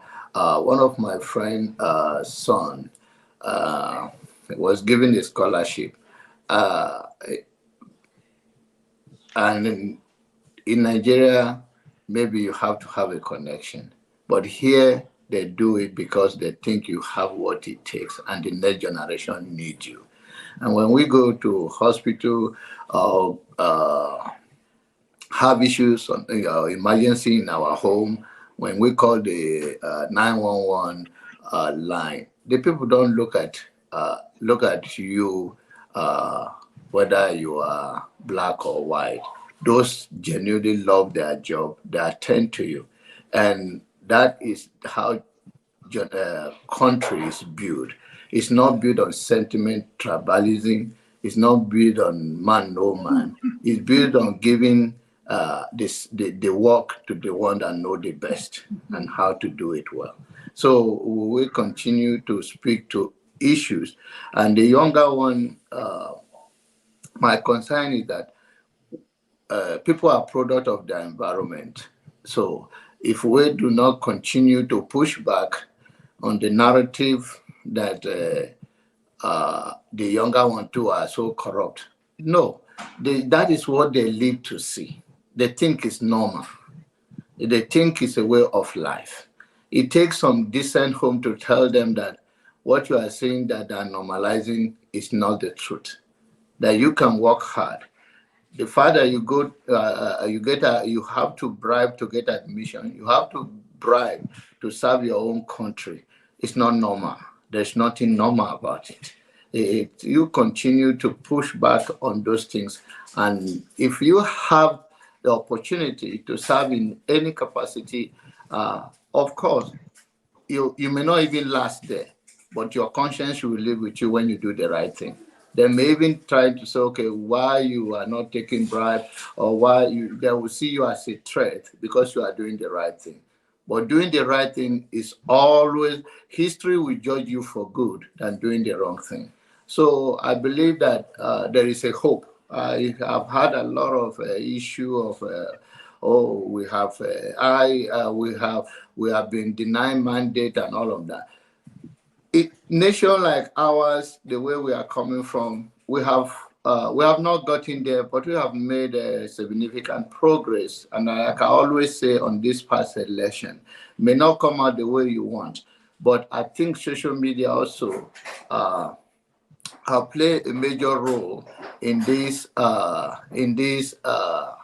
last election, and that is how we will continue to strengthen the core belief of every Nigerian that corruption is everywhere, but we can improve on our own as well. And just one day, eventually, we overtake those forces, but not in giving up, not in personally, I don't believe in dividing Nigeria. People who said they want to do it and they are entitled to their own agitation. But we are even talking about building a better relationship. That even end of the day, if you succeed to become a country of your own, you still have a neighbor. You still have to have a good relationship with your neighbor. And we still have to do business with them. You still have to strengthen your own ally and build ally and strengthen it. So, but the mentality is that we will continue to speak to it, that it's not normal, especially for the younger generation, that what you are saying, that you have to bribe everything, even when you have what it takes to serve your own country. And serving your own country, it doesn't have to be in the military or anything. Whatever you are doing, even if you are a nurse, medical doctor, whatever you are doing to attend to humanity. And then as I wrap up with what happened in Abuja, that is the very core thing that I said, that change starts with all of us. What does it cost you to treat this young lady, even if it's for free? Even if you are really doing it for your service and what you love to do. Well, the issue is that we put money before everything, and once the money is not there, then no any other thing goes further, because the motive from the very beginning is about looking opportunity to make money, and you want to take advantage. There is a certain level that you should have empathy, for God's sake, that you should not allow it. I believe there are many decent people that will pass by there, that even if they are aware and they have the money, they will do it. But the people who went to school, vowed in their own profession to take care of the ill ones among us, are the one that treated one like that.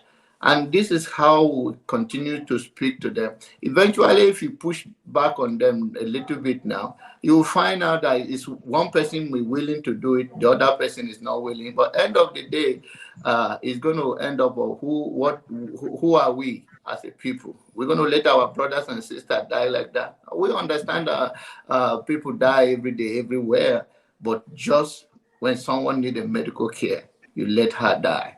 That is not right. And this is all we have to continue to push.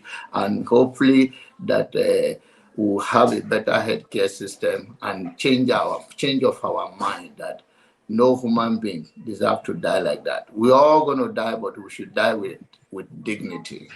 Thank you. Yeah, thank you, Jonaba. Thank you for coming in, Paul, again. And Bumi, as always, if you wanted to say something, you're free to. Paul, please go ahead. Okay, yeah. Righteous man, Paul hasn't said anything since he came back now. I've not said anything. Okay, you want to talk your tom-tom business, go ahead. I don't tell you supply me. No, go ahead. Go ahead. After you, I will talk. Yeah, that Jonaba just reminded me about the lady that died in Abuja. It's just so painful because if you look the way we are wired, sometimes I tell people, I said, good percentage of us, the money we make in the West, we send all this money back home. Good percentage, not for business. We send this money just to help, to touch soul, to touch life, to help, to do one thing and another. All is help, probably no return. It is never a return in investment. So in other words, it's just more or less like charity. And when you find out if a doctor refuses to treat person, I strongly believe that that same doctor should be like me, should be like Cho, should be like Jonaba, that will be taking care of families, that will be taking care of friends. For that person to be a doctor, will be assisting people. And that same doctor, his own profession, telling that you have to protect life first. That is your primary investment. You know, when you look at the police and you look at fire service, they do the same job. They protect lives and property. Sometimes maybe the police will investigate, then protect. But when you look at the fire service will fight and investigate. They just do the same thing. The same thing with doctor. And the doctors are trained in their school that your primary purpose is to protect life. I don't get it. I'm a young boy that I can't even comprehend it when I begin to hear this thing that they rush somebody to the hospital, doctor refused because of they're asking for police report. Are you telling us that that person, they should rush somebody who is dying to a police station first before they rush the person? And if they rush a dying person to police station, when the police start investigating, start asking questions, how would the person even say his own side of the story as at that time? As a doctor that you are trained, you can preserve that life and still keep that person in sleep there. When we go through surgery and everything, they know probably the place that they want to carry out surgery. We can't raise our hands, or we can't raise our leg, or we can't even raise our body. Sometimes we go deep sleep while they're doing what they're doing with our body. We don't have no control. They are in charge. Doctor, you can do those things and put a call through to the police. It's simple. That same thing, they do it here in the US. They do that same thing here in the US. They'll just inform the police. If they suspect anything, they'll inform the police. So it's so shameful. The type of things that you hear when people come up with all this blame. You see the Mohbad issue, police will come up with all this blame. You pay to go and write a statement. I can't comprehend the abnormality that we face in Nigeria. You know, like I tell people, these days now, I just get tired. You see family, you see friends, all my friends, nearly all my families. They can't make a statement without using God. If not be God, I for not die you. So why are you still asking me for favor? Did the God that helped you yesterday died? If the God did die, they continue with the God. They can't make statements. Other than God, we've lost hope in all the institutions. We've lost hope in our place of work. Nothing is working. Nothing is working. Then to talk about this police issue, this police payment and the like. The military in the US, if you join the military in the US, they don't get paid very much. Their pay is so low. The military in the US, they make like $14, $15 per hour. Just to let you know. They don't make good money. They are poor. They are very poor. But they get all type of benefits. If you join the military, you do your 4 years, you get out from the military. You can go to any college of your choice for free. You want to buy property, you can get the VA benefits. You can get so many benefits. Many things that you are buying, you don't pay taxes. You don't pay no nothing. Your children can enjoy, but you don't make money. So these are the great incentives that the system put on ground. So you know that if I take this sacrifice for 4 years, for 8 years, or probably I just want to do it for donkey years, you already know that as you are growing in the ladder, your family going to benefit, you're going to benefit, but they don't really get paid very much. Just to let you know, even though when you see the military, when you join the military for 4 years, you leave, the next thing you see the people go do, they leave the military, they join the fire service, or they join the police. Good percentage of our police, they are all veteran.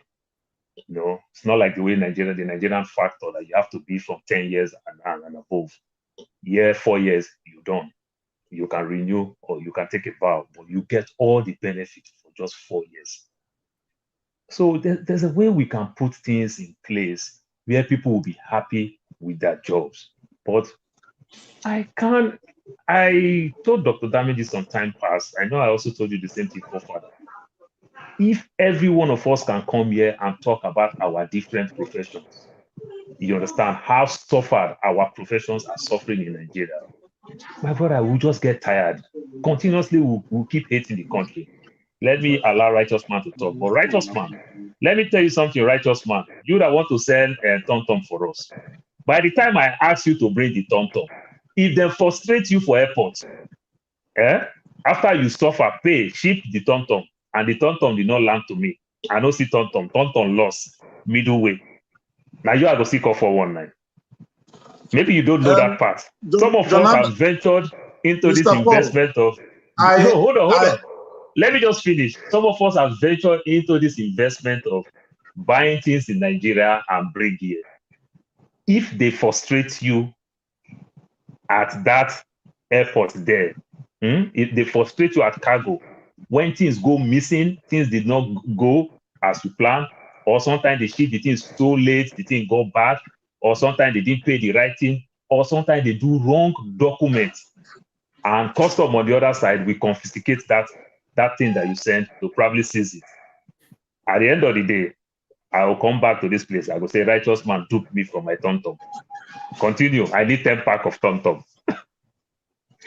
Okay, if you need it, just send me your address. You will get it because my wife is into logistics and all the things she has been sending to US, like our African clothes, men and female, all our customers, they get it there. No one has ever missed. Now you come. I need your number right now. That's good. Yeah. No, I will give you my number. My wife, that's what she does. She sends this our native clothes. She take your measurement. Get my number from Dr. Damages. Yeah, I'll give you my number. Get my number from Dr. Damages. Okay. So Paul, are you done? Okay, I will put my number in the general chat. I will put it in the general chat so that you can also call me. No, the private chat, not in the general chat. Okay, private chat. Okay, private chat. Okay. Yeah, it's interesting. Paul mentioned that the American military, they are paid relatively low wages. Because the country spends a lot of money on their military. They by far the highest in the world, and yet their soldiers are not paid a lot. If that was in Nigeria, that would be a scandal too. But that's why all of them. That's why you see every year they recruit. That's why nearly good percentage of them only do 4 years. It is the benefit, it's not the pay. Yeah, there are a lot of benefits. So the benefit is what you gain. So you do your 4 years, now you can go to school for free. You don't have those student loan problems. Most of the benefit is when they leave the military, and many of them are not exactly leaving. That's some even that's a lie. That is a lie, big lie. No, like how many leaving every year? How many is leaving per year? Over 60% can leave if you don't know. In 1 year, so it's impossible now. The most of them are even deployed. You can't, not 60%. They will be hemorrhaging maybe 10% a year. And that is not significant. So those ones that decide to stay, that they want to use this as their work for 20, 40 years. But what I'm telling you, the way they recruit people now, they recruit 100,000 this year. Right now, as I'm telling you, the military is lacking almost 26%.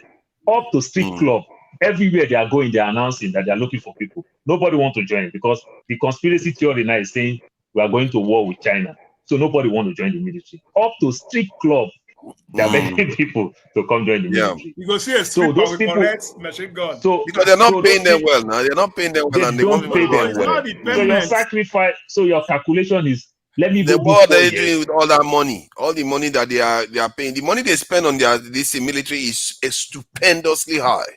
No, they don't very, pay very them high. well. That's funny. And yet they don't pay You them don't well. understand. Yeah. Do you know But where, the even if benefit, they are paying $100 per hour, do you know where all your money goes to? By the time you pay insurance, a house, this and that, even phone bills, the money will drop. But then, most of them don't even pay phone bills. Insurance, everything has been covered. VA, yes, it's been everything. covered. Then they VA have benefit. property and everything. Everything, that benefit that we're talking about, not even the. So if but the the way I Nigerian am, will get most of those benefits too. Nigerian so, military in terms of housing and if all I'm that, to they go, get them too. if I now decide to say I want to go to university now, and I understand that it's going to take me some 80 to 130,000 for me to do my college program, don't you think it just makes sense for me to go do 4 years in the army and get out and go to that school for free? Yeah, So it does this make is the sense. game. Then if I'm buying property, I'm paying very less tax. Paul, most Nigeria you know can be here. in the military while you do or even going to school. You can still be in military. No, it's two-way. Like my daughter now, she joined the ROTC stuff and the like. So you can decide to say, you know what, I want to go to school first, and after I go to school first, then I'll join the military. You understand? So you can be in military. Thinking Like, let's say you can be in military and still go for nursing school. Whatever. Yeah, still go for nursing school. I know most guys. It might affect you a lot. It is those that are doing reserve that enjoy that. Yeah. So it's reserve. But if you want to go for active, you might not get that benefit because you might see yourself in South Korea, Germany, Niger, anywhere. So you might not get that benefit. It is the reserve that get that benefit. And most Nigeria goes there for citizen benefit. You know that. Nah, that one are for citizens. That one are topic for the other day, for tomorrow. That's Nigerians for you now. So those ones they now want to 4 get years. citizenship. Every Nigerian that go for those ones now 4 years, their mama they pray every day. Just do your 4 years. Come on, quick. You see what I'm telling you? And remember, it's not Nigeria like Uzo is saying.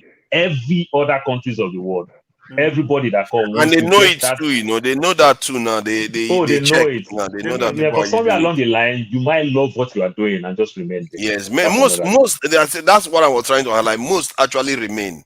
Not all of them come out. Oh no, maybe that is a lie. It's about 10. What? It's about 10%, 20%. I will check. Okay, we can check how many. Because if it's more than 10%, then it means the recruiters are doing something wrong, and nobody will support. Can I say something? That remain there. You know, since I've been in this country, a set army parade day. I've never set my eye in any military person on the road. You ask us where are the militaries?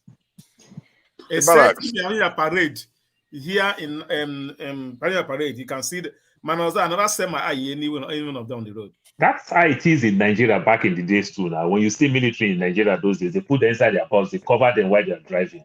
So along the line, because of all this problem and everything, the police is underpaid, the police is not enough. Then they started bringing military to come and assist. When we're growing up, we don't see military. You don't see them at all. You know, before it just changed now. Okay. Okay. I just feel like our own military is that what we are spending on the military and the manpower we are using on it is too low compared to other nations.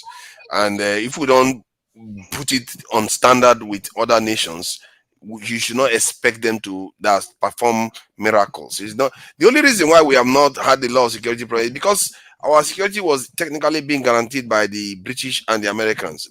That's what we are beginning to discover now. That this is what is happening. Even in French countries, their security is being guaranteed by foreign powers. They are not taking care of themselves. So do you think if Russia wanted to attack Nigeria now, guess what? The British will step in, Americans will step in. That's what is happening. And if they want to attack us, nobody will step in. We are done. So we are not defending ourselves. Okay, righteous man, I think I give up. Go ahead, please, righteous man. I got that you had. I give up. I surrender. Important. Father, you made a statement earlier on. You said you stopped your investment in Nigeria because of Boko Haram stuff. Is that correct? there was a time when I was due to travel somewhere. It didn't stop me. When I was trying to travel somewhere for something that I wanted to do something there, and there was an attack there, and I had to stop. And he slowed what I wanted to do because I had to change location because of it. Okay, just to kind of supporting what the other brother said, is it Hosford, or I can't see the name very well from my end here. You know, yeah, you see, one of the problems we are facing is that the Western world project Nigeria to be evil and to be bad. Now, worse things are committed in the Western world than is committed right here. That's just the truth. And the way gun violence happens in the Western world, had it happens in any African country, that African country will be blacklisted. They will tell their citizens that the moment you get there, the citizens will just kill you. This one will not be. I hope you know that the West Western world is only one country. It's only one country that has that problem. The others don't have that problem. It's only the US, and the US, they love their gun. It's their toy. It's adult toy. They like John Hava. They love it. If John Hava gets his tax now, he will buy 10 there was a killing in one of the European countries. I think, was it on Friday or Thursday? That a young guy. Struggling. You don't know the name because it doesn't happen all the time. It's not that rampant. It's not. It's only US. Okay. Jonathan cannot even go to more as it is. Can't even go to more as it is now. No, even me, I can't go to more. You don't know what's going to happen to more. Back to what I'm everybody. This is the point I want to make. In as much as we know that there is problem in Nigeria, let's try as much as possible to project the image of Nigeria before the rest of the world, that what they are painting us to be is not actually the true picture of Nigeria. Like my friends, no, stop shaking your head. My friends. He's taking his own head. It's my head now. It's my head now. I will shake my head. I said, So those my friends that came from the US, they spent 2 weeks with me in Nigeria back then, not now. And they were telling me, they said, but this is not the story we were hearing when, before we came to Nigeria. We had right from the airport that we should guide our bags and luggages because Nigerians we rush you, and before you know, they will take your dollars away, they will steal from you. But they were surprised. They were at the Amurita Mohammed International Airport for quite a good number of hours because of traffic before I could get to the airport to pick them. So they were amazed. I took them to restaurant, to bar beach. They took photographs there. They shot photographs with our Nigerian police officers and traffic warders. They were asking me, they were calling me by my name. They said, what's happening here? This is not the story we were told. We were warned even before we started coming to Nigeria. I said, when you go back to the US, these are pure white from Tennessee. I said, when you go back to the US, then tell them what you saw here. I took them to Ogun State, to a friend of mine. Wait. Because something did not happen to them, does that mean that Nigeria is safe? No, we are. The other guy, Mr. Is he Hosford or what? He made a submission, and I'm trying to corroborate that his submission that. Of a truth, we shouldn't at all time project the image of Nigeria to be negative. Yeah. Because what is happening in other countries may even be worse than what is happening here. And yet, but nobody is projecting Nigeria to be bad. These people we're at the age of social media. If something happens, okay, like last week, or was it forefathers? It was about 2 days ago that the girl that was stabbed in Croydon, the little girl that was stabbed in Croydon, it went across. Somebody was even asking me, I was speaking to my brother, today in Nigeria. He was asking me, I said, has the stabbing started? I said, how do you know? He said, oh, bro, social media. So news goes around. These people are, you don't even need to, you don't even need to hide anything. Tom, see what I'm trying to say, eh? We are in hardship, their hardship here. The one that you can compare to hellfire. That is well understood. Can I ask you a question? I want to answer this question. Answer this question. So if someone asks me that your president, is he a drug dealer? How do you want me to answer? Please. That is what I'll be answering. No, that has to do with a person. That has to do with the man in power. It has nothing to do with the generality of Nigeria. No. They are saying it's some people's president. How do I answer that kind of question? By the way, that is personally, I don't have any problem answering that kind of question. There is nowhere that I'm not proud. I'm not even proud to discuss that because it's an embarrassment. So I don't think that is a very wrong impression to put forward. No accusation of him being a drug dealer in America. Was he caught in Nigeria as a drug dealer? I see. This is the problem we continue to have with ourselves. None of us here is perfect. Jodaba, you don't. I've not finished. What I'm trying to say is that the news that people propagate in social media goes around. That's what I'm trying to say. That's okay. That's exactly what I'm you trying are to correct. say. A lot of negative news. Tom, you are correct. You are correct. But this is what I'm trying to say. You know, those of you that are outside the shores of Nigeria, you tend to believe everything you read in the social media to be correct. Okay. How about if I told you I was in Nigeria about 3 weeks ago? I went in quietly and came out quietly. What do you say? How about if I tell you I was in Nigeria about 3 weeks ago? No, I'm not doubting. See, what I'm trying to say is this. There is crime in Nigeria. That's true. But that does not mean that it is the worst place to live on earth in terms of crime. When you look at the statistics released, I think it was 2 years ago, when they were projecting that, we were thinking that this issue of Yahoo boys, Nigeria will rank #1 in the world. To my amazement, when the international listing released it, Nigeria was #5 or 6. America, Britain, France, they were ahead of Nigeria, and I was shocked. You can Google it. But they were calling if you go to righteous man, it depends on how you read it, the chart though. So sometimes because they are higher up, the chart is coming from the Western world. They what is the precise measurement that they are measuring? Because there's nothing like Yahoo boy in foreign this. No, you don't understand. The Yahoo boy is our local slang. That's why I want to know what were they measuring. Money laundering. Money laundering. Okay, now you're talking money laundering. How much money do we have coming through Nigeria? Yeah, all the people will surpass us now. Money laundering.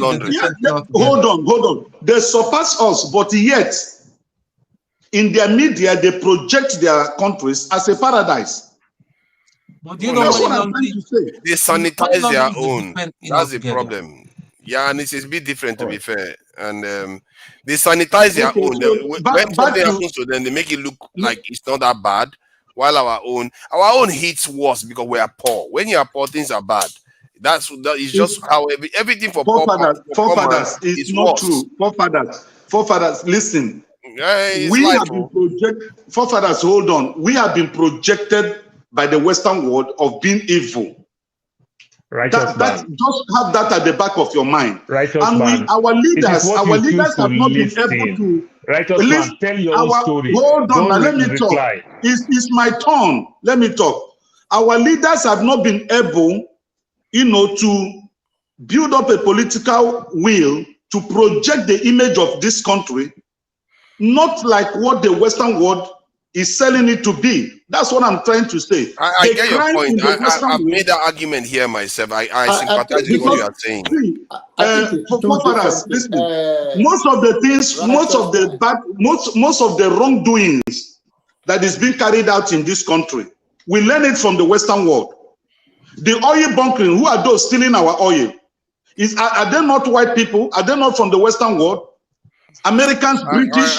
I sympathize with you on that front because And so clearly what are you talking there is about? double When standard we talk here. about Like crime, we say we are the the crime. most corrupt, but if We you are look at the not number breaking. I that think is lost sometimes due we to jump corruption, they subject lose more money due to corruption than and the Nigeria ever topic we just loses. messed it up along the road. So, if you are so treating such thing, then we'll talk about it. And what we are talking about sometimes is that there is a topic, and then if we are treating that topic and something come across, we cannot use that one to generalize that we are portraying the image of our country. I think some of us here, many of us here, we are all lovers of Nigeria and we talk strongly about it. But the things that we are speaking to issues there are people here can speak to their own issue as well if it's affecting them that much.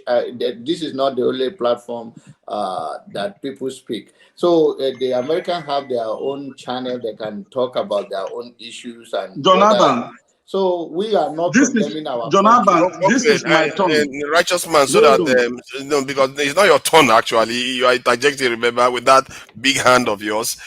So that's what you're doing. It was this guy that was supposed to speak. So the thing is, I sympathize with your point. You have to understand. It's not only about America. Hold on, about security. It's not only about America. It's about Nigerians themselves. If something happens in Nigeria and it keeps happening, you have IDP camps, you have people going to church and they get all kinds of casualties from just going to church, and the people that are doing these things, they are barely brought to justice. You can see why people are scared. Forefathers, do you know there was a case I followed up in America? The police were tracing this individual for 35 years, and he was committing this crime. Well, our own is happening almost every day. Every day is happening. Every day kidnapping. See, the topic we are discussing today is about our 63 years of existence as an independent nation. Am I correct? I asked a question. What are the two things we have identified as major problems that is really affecting us? Forefathers, you are the one that mentioned security and lack of technological development, isn't it? Yep. Good. Then what are the solutions to these two identified problems? What are the solutions? You said that we should try to recruit more boots so that, and other people kicked against it. So, and that was when Mr. Hospital, he made mention, okay, I'm not seeing his name very well. He now submitted that it is not correct to say that the crime committed in Nigeria is more than what is going on over there. Then I came to agree with him based on some certain areas. I'm not saying in the general concept. Some certain area, yes, but the area where it is not found in the Western world is this terrorism. The act of terrorism, they nip it at the bud immediately. That's the difference between the crime that is committed there and the crime that is committed down here in Nigeria. Our own system or our own government, they tackle terrorism with kid gloves. They don't consider it as a threat as long as it does not affect their immediate environment. You see? So laying that aside, what I'm trying to say here is this. I put down a written word that really, because I have been meditating and thinking over this thing for weeks now, you discover that the major problem that is affecting Nigeria, that is causing this insecurity, outside the issue of unemployment, the consciousness to be rich. If you see, I was somewhere yesterday, on Thursday, while I was there, a group of young boys were discussing how they are going to make money. I'm telling you. And I was overhearing them. And these things are not palatable to the ears. They are things that, you know, if you're of age, you will know that this generation have taken a wrong way. The way they have decided to go cannot build a nation. And the reason why they are doing this thing is because they see that if you don't have money in Nigeria, you have no say. Nobody respects you.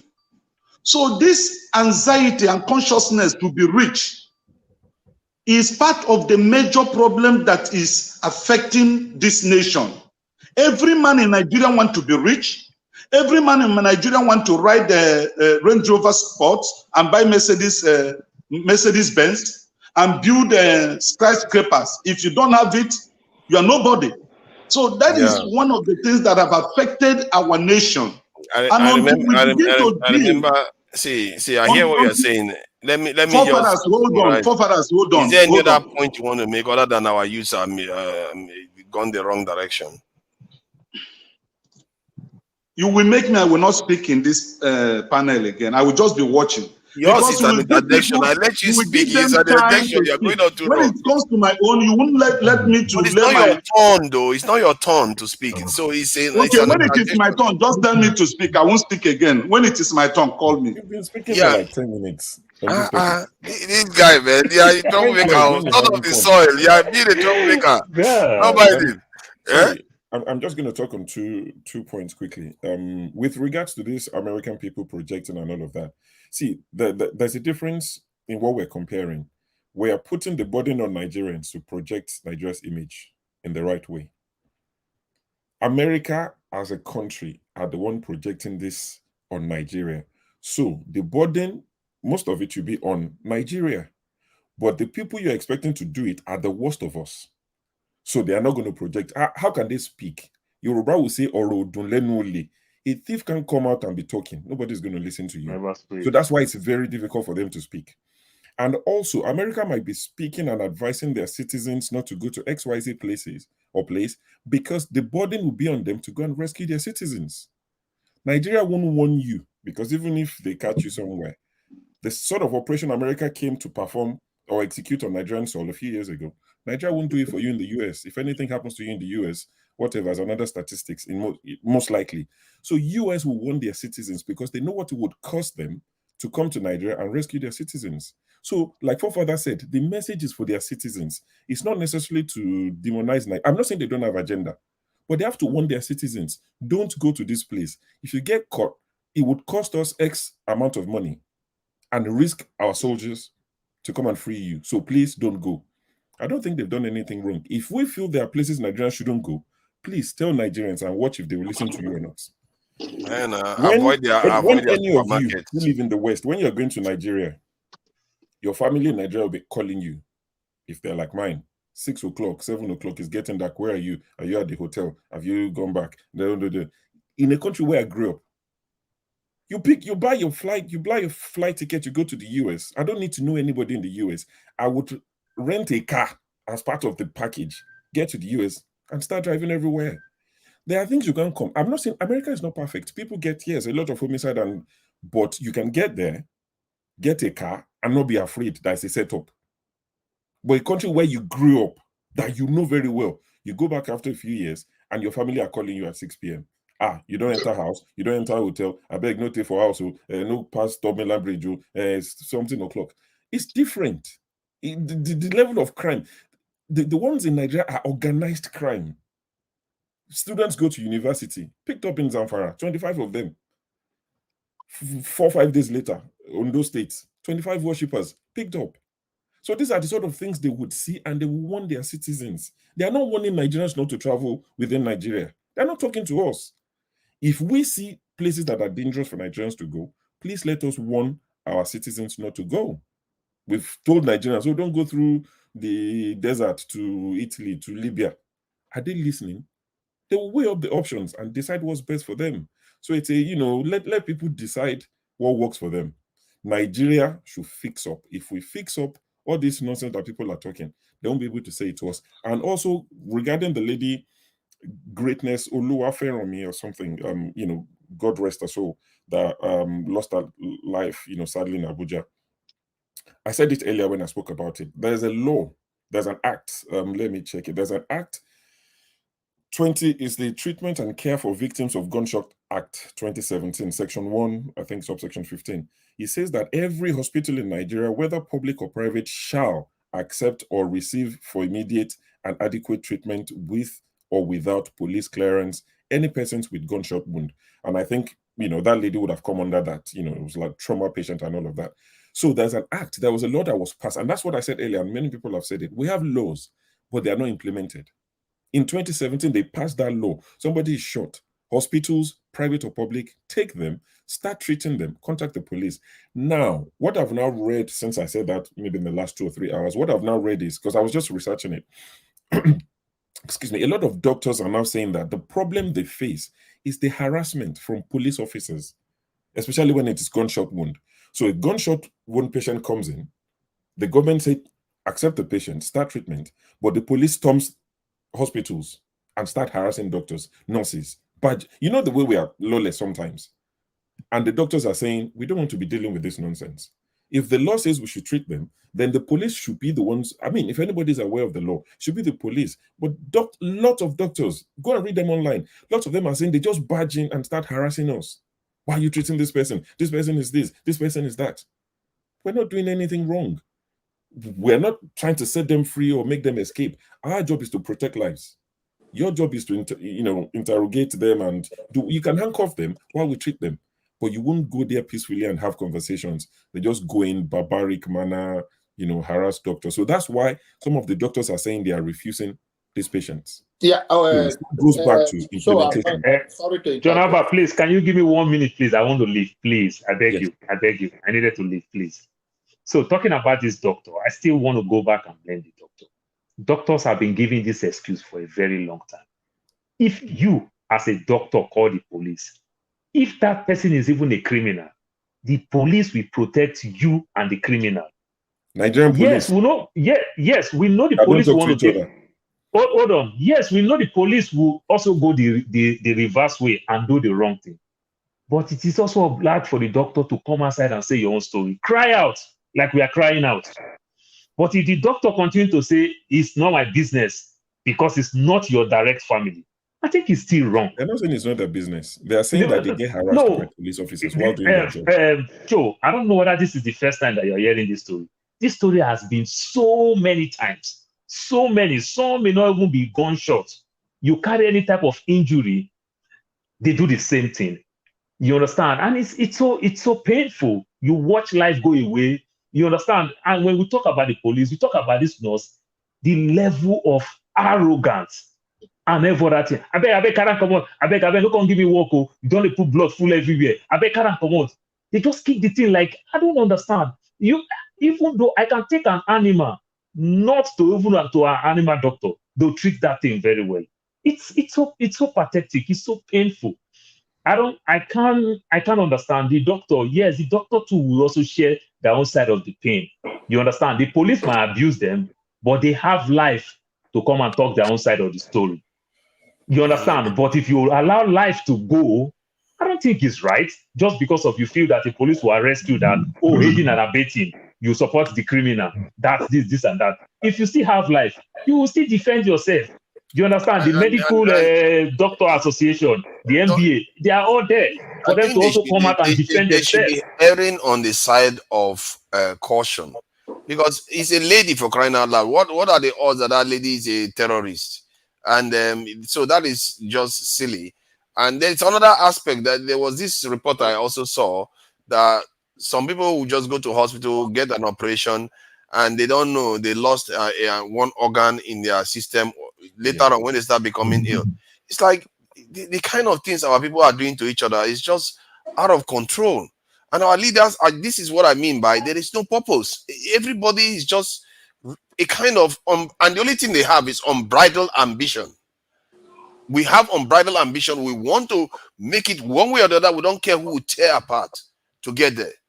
And that's why we do all this kind of nefarious things, because India is poor, but you don't see them practicing. Okay, they do some of it, but not to this level. And leadership matters a lot in this type of thing. Was it not Tinubu that was saying that he's the chief marketing officer of Nigeria? But this is the kind of marketing he's doing for Nigeria so far. For how many days he has disappeared, and I don't even know where he went since. I think he was in France since this UN. Independence Day. I hope. Yeah. They say he came back yesterday. He has to now. If he's absent for independence, he go turn. So where is he? People will be asking. And he's not been around all this while. He's not telling us what he's doing. He's been in French this in the country. If you don't have a right now, why No, we asking? I don't know how we expect this one to govern for us. It's sure, like I'm sorry to interject. I know you were, because Paul was talking and he gave us clues.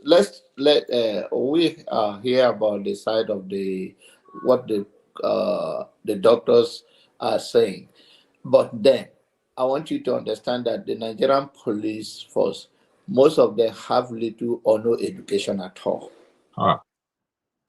Most of them, I'm talking about those lower level police officers, and they don't know even their own basic human right.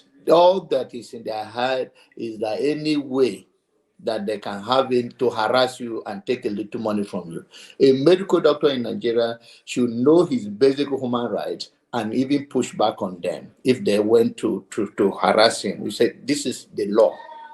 And in most cases, even ordinary Nigerians that know himself and know the basic human right, push back on them, they take a different dimension.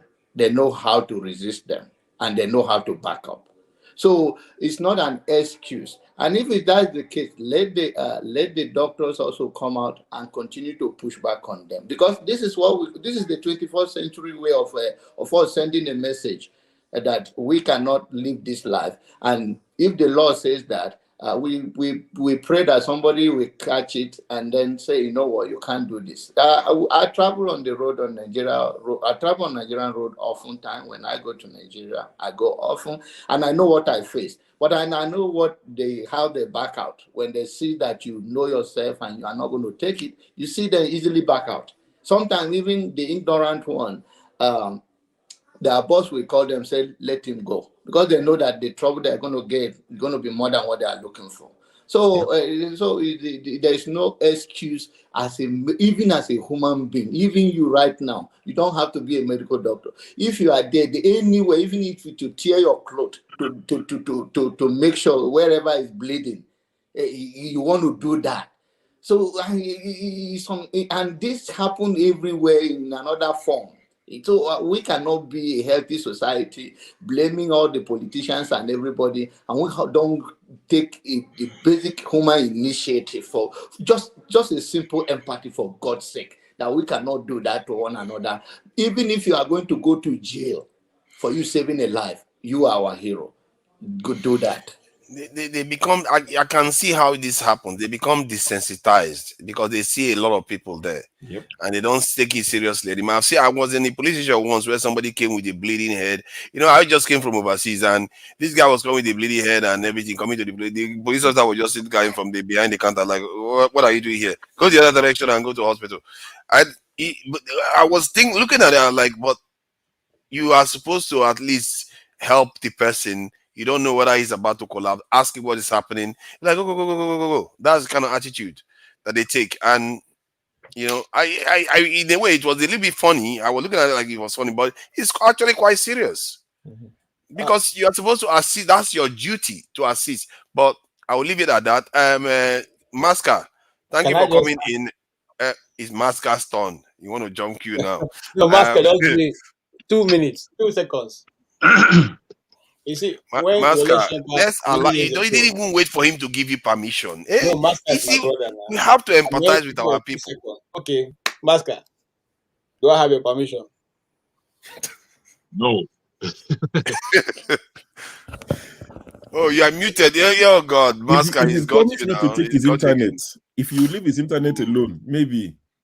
Oh, you are muted, Masca. Sorry, he can't hear you. Oh God, KJ has taken over. Sorry. Masca, your audio is not on. Okay. Now, what I wanted to add was that, you see, many years ago, Wole Soyinka, when he left the FRC and said, Federal Road Safety Commission, said the kind of human beings that had to mix up with these few years that he spent in this thing, he had to mix up with crocodiles. It was better for him to be in the forest with crocodiles, pythons, alligators, and all that, than to be with the people he has mixed with in that few months when he was in charge of Federal Road Safety Commission. Now, why am I saying that? That is when we thought Nigeria was good. So reverse I mean, fast forward to where we are now. What John Abba, my good brother, is saying is it was those days that Wole Soyinka was referring to those people as it better for him to be with crocodiles, snakes, and reptiles. People you have now are people who eat alligator with hands, with bare hands, without cooking it. And that's what I was saying, earlier on. The system does not care. Now, here you are looking at a young girl who is sitting in a taxi or whoever brought her to the hospital with blood rushing out. As a nurse, as a doctor, you guys locked your front door. And then somebody telling me that we have a nation. Come on, guys. No, that is no iota of human sympathy. That even what if this woman dies here, I can't replace that life. The mere fact that you cannot replace the life will have moved you to do all you can. And that's what I'm saying. An example has to be made of such hospitals. They have to make examples. Otherwise, it will keep happening. Sure, the funny thing is that it's a government hospital. God. It's a government hospital. They locked the emergency department. They locked Yes. the door. The video is trending on the internet. The lady was sat there and somebody was pushing her head, trying to keep her awake, pushing her head. Yeah. And I just thought, oh God. And nobody will attend to her. So what is it? Even if people didn't want to treat her, why don't you stop the bleeding? At least to save some blood. And then you tell me, you see, that's why when I come here, I sound so annoyed. Because when Nigeria happens to you, your family, and all that, you will go bear it. Nobody takes responsibility, nobody to ask, nothing. You bear the cost, you bear the pain, you bear everything that comes with it. Okay? And then tomorrow you expect somebody from this family to be a patriotic Nigerian? Please help me. You expect the person that did it was not patriotic themselves. It's the entire nation themselves. We trade this type of behavior. We say we want to change Naira, we start selling Naira. We say let's go and vote. Somebody starts calling politicians, can you come and bribe me before so that I can hand the election to you? We are the ones doing it because we want money. When we get the money, we take it and we jackpot from the country. We don't seem to have any loyalty to our people. That's what Icanfire was saying earlier on today. Earlier on, somebody was blaming Nigerians. Let me tell you something. It's not Nigerians. When I went to primary school, Nigeria was not like this. When I went to secondary school, I'm one of those people who ate. In my university, I had meal ticket, and I didn't go to the university in the 70s. I went to the university in the 90s. I ate in a refectory with meal ticket. My hostel accommodation was 45 naira, and it was not. But it doesn't mean that it wasn't getting worse. Things were getting worse. Hold on. What I'm simply saying is that it's not as if what we're talking about is El Dorado. It is many years ago. Okay, it's just that the people we have, the leadership change, and every other thing change. Somebody is telling me what is wrong with a young man living to drive a Range Rover, for crying out loud. Not be him, small boys they drive for here. Okay, what is wrong with somebody looking for a better life? No. You don't misunderstand me. Don't misunderstand me. Righteous man, please. I'm not addressing you now, because I am the one that mentioned Land Rover. I'm not talking to you now, sir. Everybody who is any human being wants a better tomorrow. I don't see whether you are in the rural area, whether in township, you want a better tomorrow. Look, my father cannot say he wants me to be better. I mean, he wants to be better than me. That would be witchcraft. So my father should say, my son, you should be better than me. If I went 10 miles, you should go 100. And your sons, my grandson should go 200. We should always strive for pushing, the lead. It's not for us to keep running down and say, okay, this person is not doing well, so why should we call? Why can't we also look at other nations that are doing well? At least make the life. Look, the average Nigerian is not asking for too much. Give him a means to be able to feed his family. You can steal everything you want to steal. Give him security. Give him good road. Allow him to do his small business. Look at what they're doing to those people in Lagos. Okay? The economy is so bad. You went to be carrying their yams and on the road because they're on the road. If you provided a place, will they be on the road? The economy is so hard. You say you are a tax force going to the road, carrying poor people's yam and tomato and everything, putting in your vehicle. Like, how are you going to give it back to them? Is there a penalty, or are you going to carry it away? What the wicked people that we are. I think my brother Thank you, KJ. I think one of the things is that you are I'm a little confused about. It's not Nigeria, it's the government. It's not government, it's Nigeria. I believe it's us, the Nigerians. One of us become the leader. So regardless of the leadership, it is where you are coming from. And first of all, before you even become a president, a governor, you are one of us. So when we are speaking in general about the mindset of Nigeria for empathy, you don't expect a governor or nobody. You don't even expect a councilman in your area to know that you went to the hospital. And if you are talking about law in place and it can be enforced, we are talking about two different things. We are talking about lack of human empathy, even as a Nigerian. So the wickedness is within us because it's one of us that become that place. It's one of us that take bribe to ring the election. It's one of us that is one of us in one way or the other. The politicians are one of us. So in any case, that let us deal with our mindset, that let us have empathy. Enforcement of law. There are common sense, there are moral standards that somebody expected from you. Even if you are white or black and you see somebody on the road, there is a type of expectation, regardless of the law, that you as a human being, that is expected of you to do. To help that human's life. So let us not confuse about the government is not working with and in this case, like Show have pointed out, there is a law like that. But we are trying to push on our citizens that if we are better citizens, we can have a better government. Yeah, thank you. Sorry, can you test your mic? I'm not trying to. One second. I know, but Masca, test your mic. Is it working? So that we know. It's even frozen. Oh, test your mic. Let's see if it's working. Hear me? Yes, we can hear you. Okay, so KJ, round off quickly, please, so that No, let him go ahead. Go ahead. Go ahead. Can you hear me now? Yes. No, I mean, I'm not too keen on speaking. You guys can go ahead and talk. All right. Can I just take a turn, as I think everybody has spoken now? Yeah, sure, Jadon, since you're new, yeah, please Thank you. Have your say. Cheers. On the subject of Nigeria and its current and historical position on law and order and on the citizenry.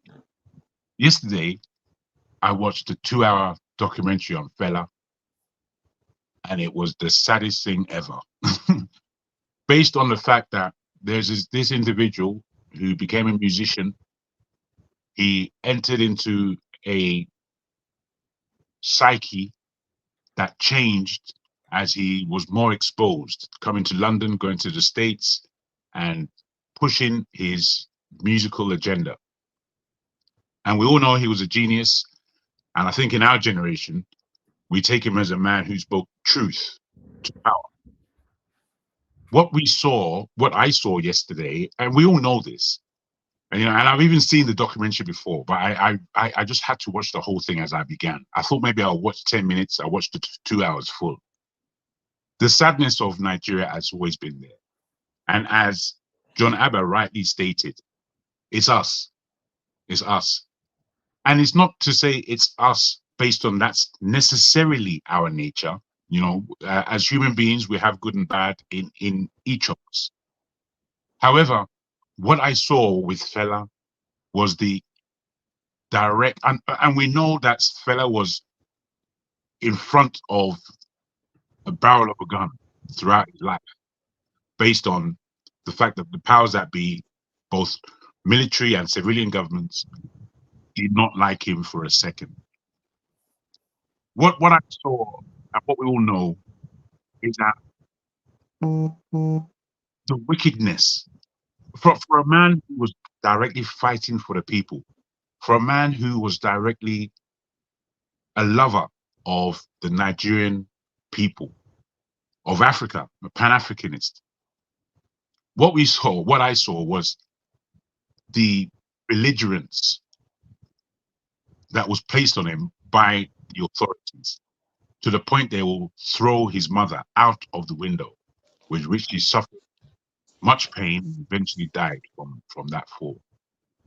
It showed me a lot about our psyche, especially the psyche of oppression that each and every one of us have. But Obasanjo was the one who was behind so much of the pain that fella suffered. And you can tell that he didn't care a damn. He did not care a damn. And I think there's no comparison, because we know the powers that be globally have their own agenda and they don't really care a damn. But with the impunity that we are now presently at, not just with the government, but with us as people, come from hardcore desperation that have come from terrible decision making throughout the 63 years of Nigeria. We now land in the position where anybody can, nothing would surprise us, really. It may shock us for a minute, but we would know that this is our behavior. This is generally our behavior today. Our desperation is so far gone that acting as normal human beings is not what takes place in Nigeria. Not at government, not at the level of citizens. We don't behave like normal human beings. As hearty as we are, as African as we are, as loving as we are, we generally are too desperate to even have the thought of diligence and dignity. We've gone so far away from these aspects. It's only because we are educated people and we're speaking on these issues that we have differences as to what is wrong and right. But Nigeria as a country, it's not behaving wrong and right in mind. It's just doing whatever it wants to do. And people generally, no matter how young, no matter how old, we behave extremely selfishly. Extremely. We don't have our brother in mind, generally. We don't. Unless we're having a family situation where maybe we're sending money to our family to get them out of this problem or that. Really, we don't behave with dignity in that country. Globally, you know, we're talking about the projection of Nigerians. Globally, the world knows who we are. We're all there's nowhere where we are not. People know that we are hardworking people. People know that we're intelligent people. People know globally that we are educated people. People know that we have value. But also, people know that these people come from an entity that is soiled to the point of God knows if we can wash the soil out of our dirty thing. So I think, in my understanding, responsibility and conduct, I don't really know how we're going to win it back, most especially when we have a thief, a fraudulent, I don't want to say murderer, because he hasn't been accused of that, but we know the level of stain our present premier has on his hands. His hands are soiled. Now, without taking this individual out of power, or without somehow this individual being thrown out of power, right, in a righteous manner, I can't see Nigeria getting any better, because we've got a lot of road to recover in order to have dignity within ourselves and dignity for our people as a whole. So, I take the case of Niger. There's a way of dealing with things, and the example has really been laid here. The example is of Niger, that Niger firstly took Bossoum out of government. They didn't go for France first. They didn't say, France, get out first. What they did first is take away the stool pigeon, take away the enemy within, take away the person who will stab them in their neck before the person who is controlling that individual. That's the first thing they did, which was correct. Then they went on to face France. They faced them correctly. They said, "Oh boy, France, get the hell out. We all that you've done in our country is only to oppress and steal, and then have these lies around as to why you're here, whilst you're just oppressing us." I see that as an example, a real example of how any country or black people, even in the diaspora, we have to take out the enemy within first to be able to claim any level of dignity.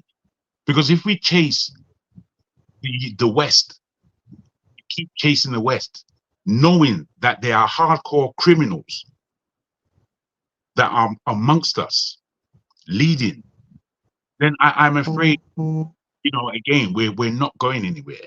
We're just going round and round in circles. And this is something that we've got to get to grips with.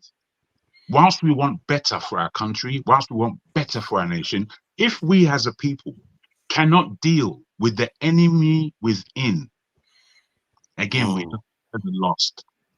And it's this kind of lost where our people are.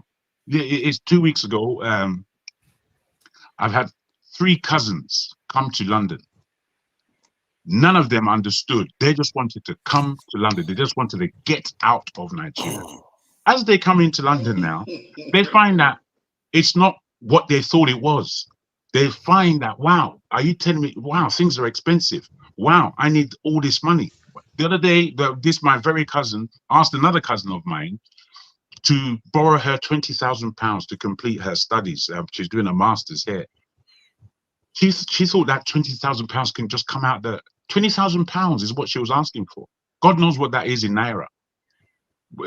My mother now called a general meeting because she told her off for asking one of our cousins for that kind of money. And everybody gathered round and supported her to the point of £7,000. She was grateful, but she still does not really understand why she didn't get her £20,000 that she needs from her family. You see, the lack of understanding, the lack of responsibility, the lack of trying to quantify the world, because unfortunately in Nigeria you just don't see what the world is about. You're with blinkers. Send me money, give me this, that. It's easy for you over there. It's only when Nigerians come to London or the West America that they know that it's going to take at least a year to 2 years just to acclimatize to where you are. Because where you're coming from compared to here, it's just Nigeria, unfortunately, is just a pretense of a nation. It's not a nation. It's not even a country. It's just a 2 million odd, 200 million odd people running around a geographical space that they call Nigeria. But it's not a country. Don't get it twisted. For all the good and all the energy that we have, our lack of dignity, our lack of respect, for a real respect, not that Dobale rubbish that we always do in Yoruba land, not all that shit, because all that doesn't mean anything. I have my nephews and nieces Dobale, but they don't respect anything. So by the time you do all this bowing and scraping, all it's showing you is that, again, you have this begging mentality of how to get to the next level. The selfishness is our real corruption. The level of selfishness amongst our people.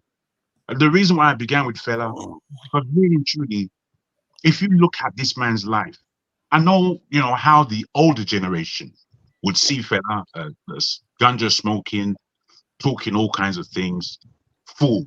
That's how they saw him. But there's not one thing, we all know, there's not one thing that guy stood for that wasn't real, true, something that enforces power within, individual power. I know what my power is. When I looked at this whole documentary, I sat there. I had to sit. This is about 4 o'clock in the morning. I was watching this thing, and I just had to understand that, you know what? After a life like this, really and truly, Nigeria should not be the way it is. But we don't give a damn. Fella's dead and gone. You know, we listen to his music more to jive rather than the lyrics that guy had, what he said, what he stood for, how he suffered and died.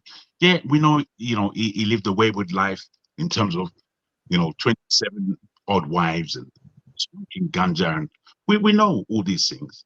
But it just does not take away from what he was offering Nigeria, Africa, and black people all around the world.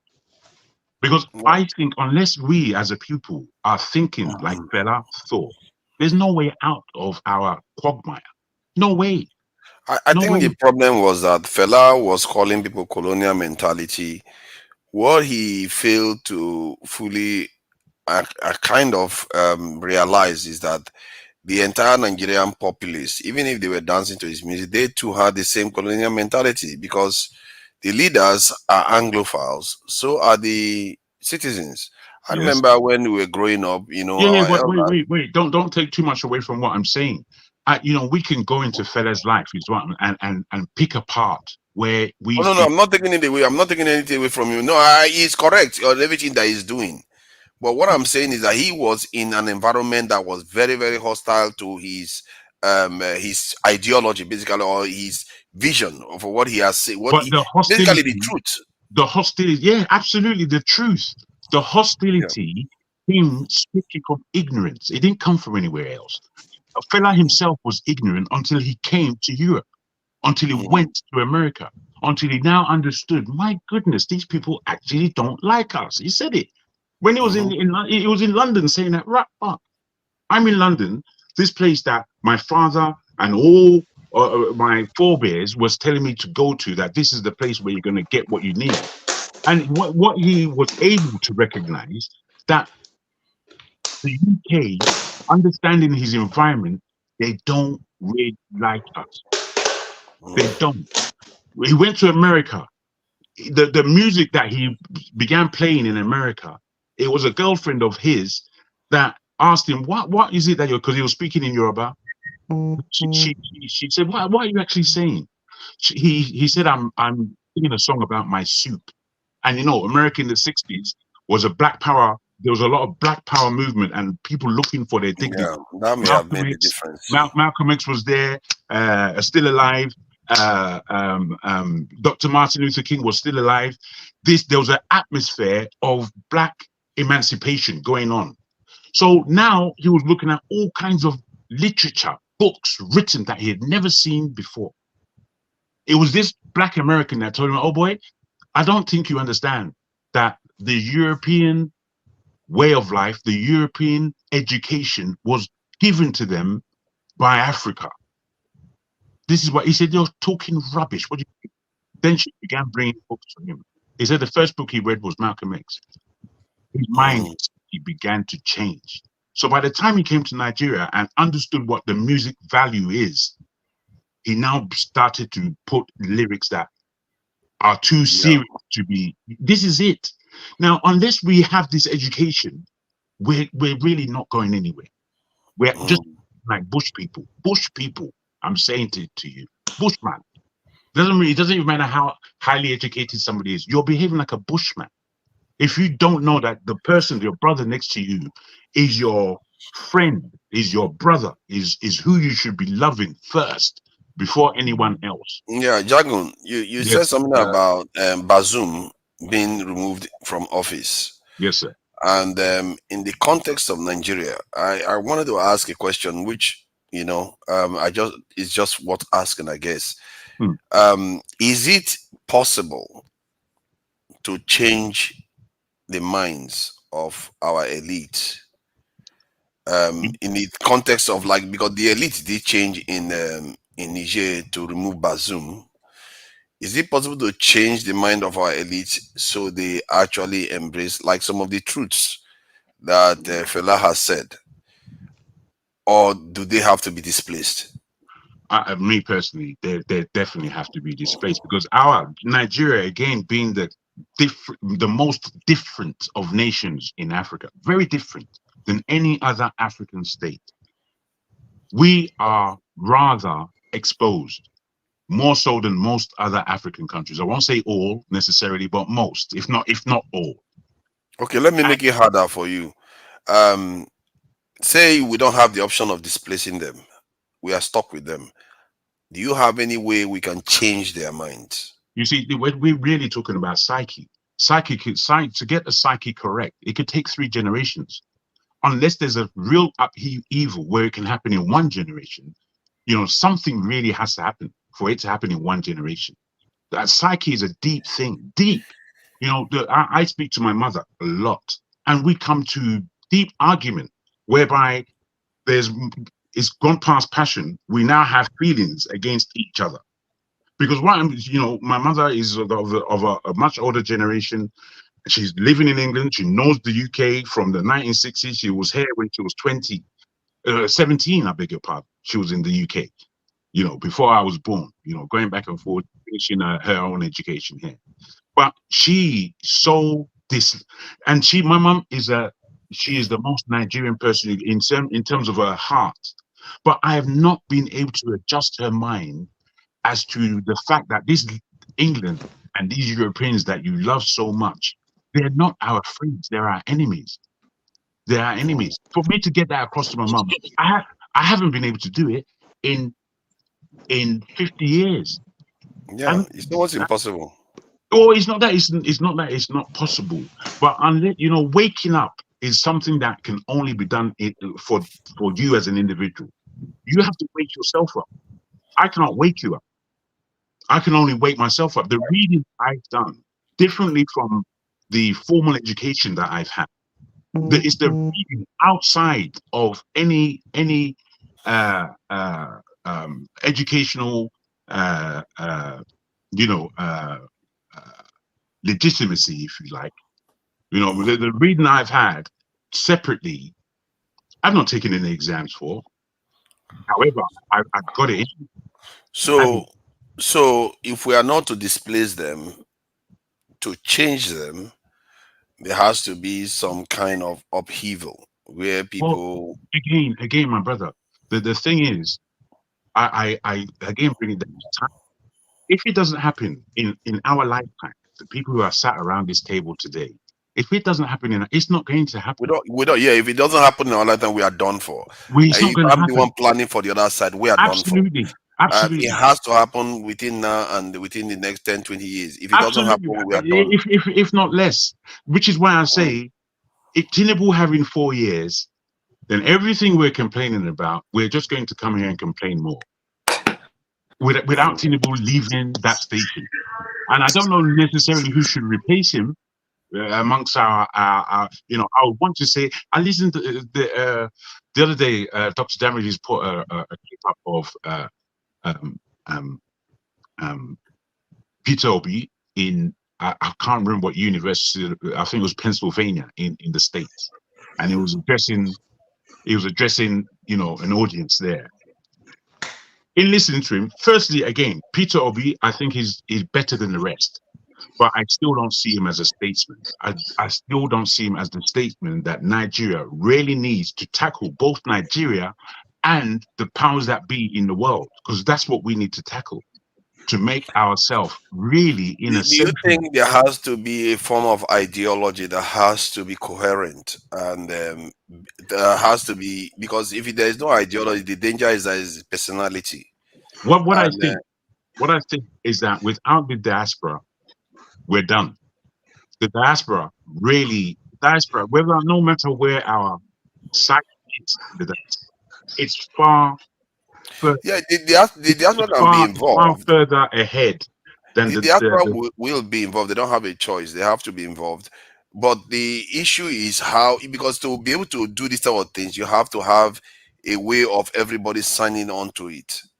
And you see, if you don't have any particular ideology, how do they do that? Everybody is not going to sign onto it. What the ones that want to sign onto it? No. What it is that whoever is in the position of power, they have to partner the diaspora, and leadership has to take place, because the people would follow whatever. If the so-called elite, whoever they are, whoever they become, the people who are leading our nation, if their psyche is in such a position that they are knowledgeable enough to navigate both the Nigerian complexity and the global Western complexity, if we are not able to navigate that, because if there's the 20% rule, the 80-20 rule, where if 20% of your nation are well founded, well grounded, and well established in what it is that they want to do, the 80% will follow, because the 80% are ignorant, so they will follow anybody. Yeah, but the thing But I'm the asking thing is, is all that right, let me land like this. The thing is, if the 80% are following, and they find that they are now in an environment that is completely different than the last 60 odd years that we've had, but Nigeria is a country. Nigeria will be a country.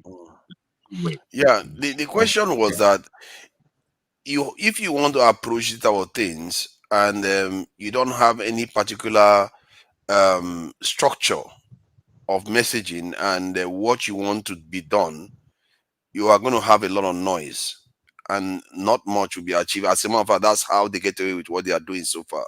It's not because most Nigerians don't believe things should get better. Most of us believe that, but it's because there is no structure to what when you say structure, I don't understand. What do you mean by structure? That's what now I'm beginning to understand why there is ideology. Ideology provides structure of what you are looking to achieve.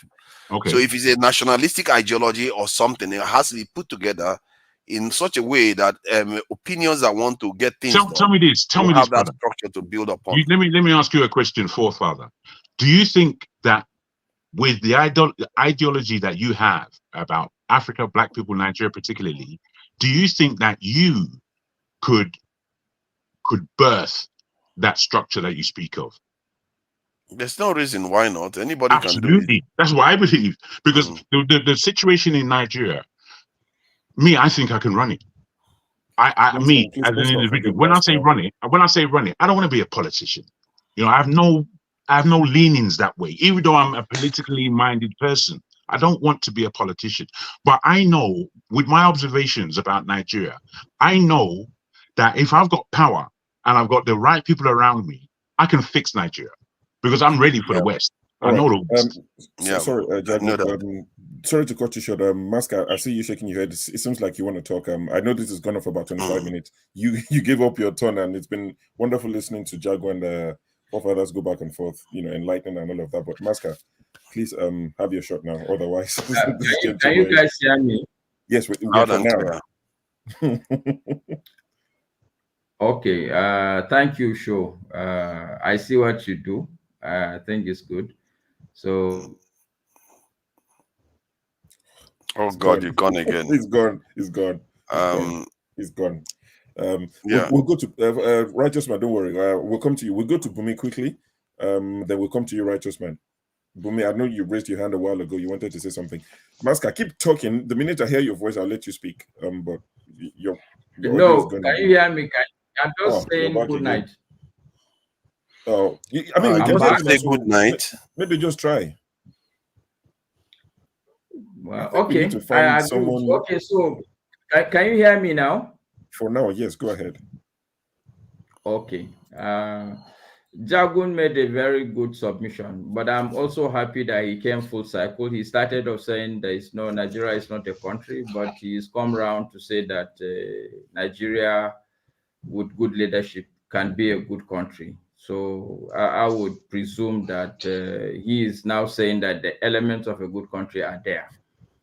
Why I disagree with him at some point is because I think sometimes he gets emotional and makes sweeping statements. But anyway, bottom line, I'm convinced that Nigeria is a country. I think it was KJ that was saying at some point this night that he had what do you call this thing? Meal tickets.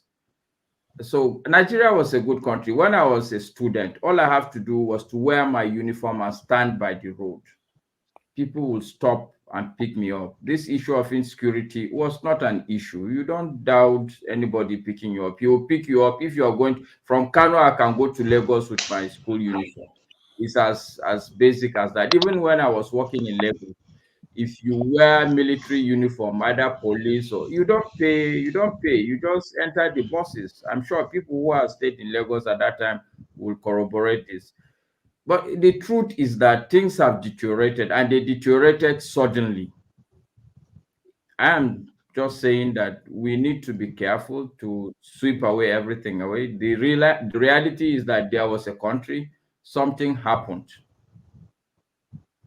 I think the effort more should be in terms of what really happened to Nigeria. Nigeria was there. It was a good country. I was in that country, but it's no longer there.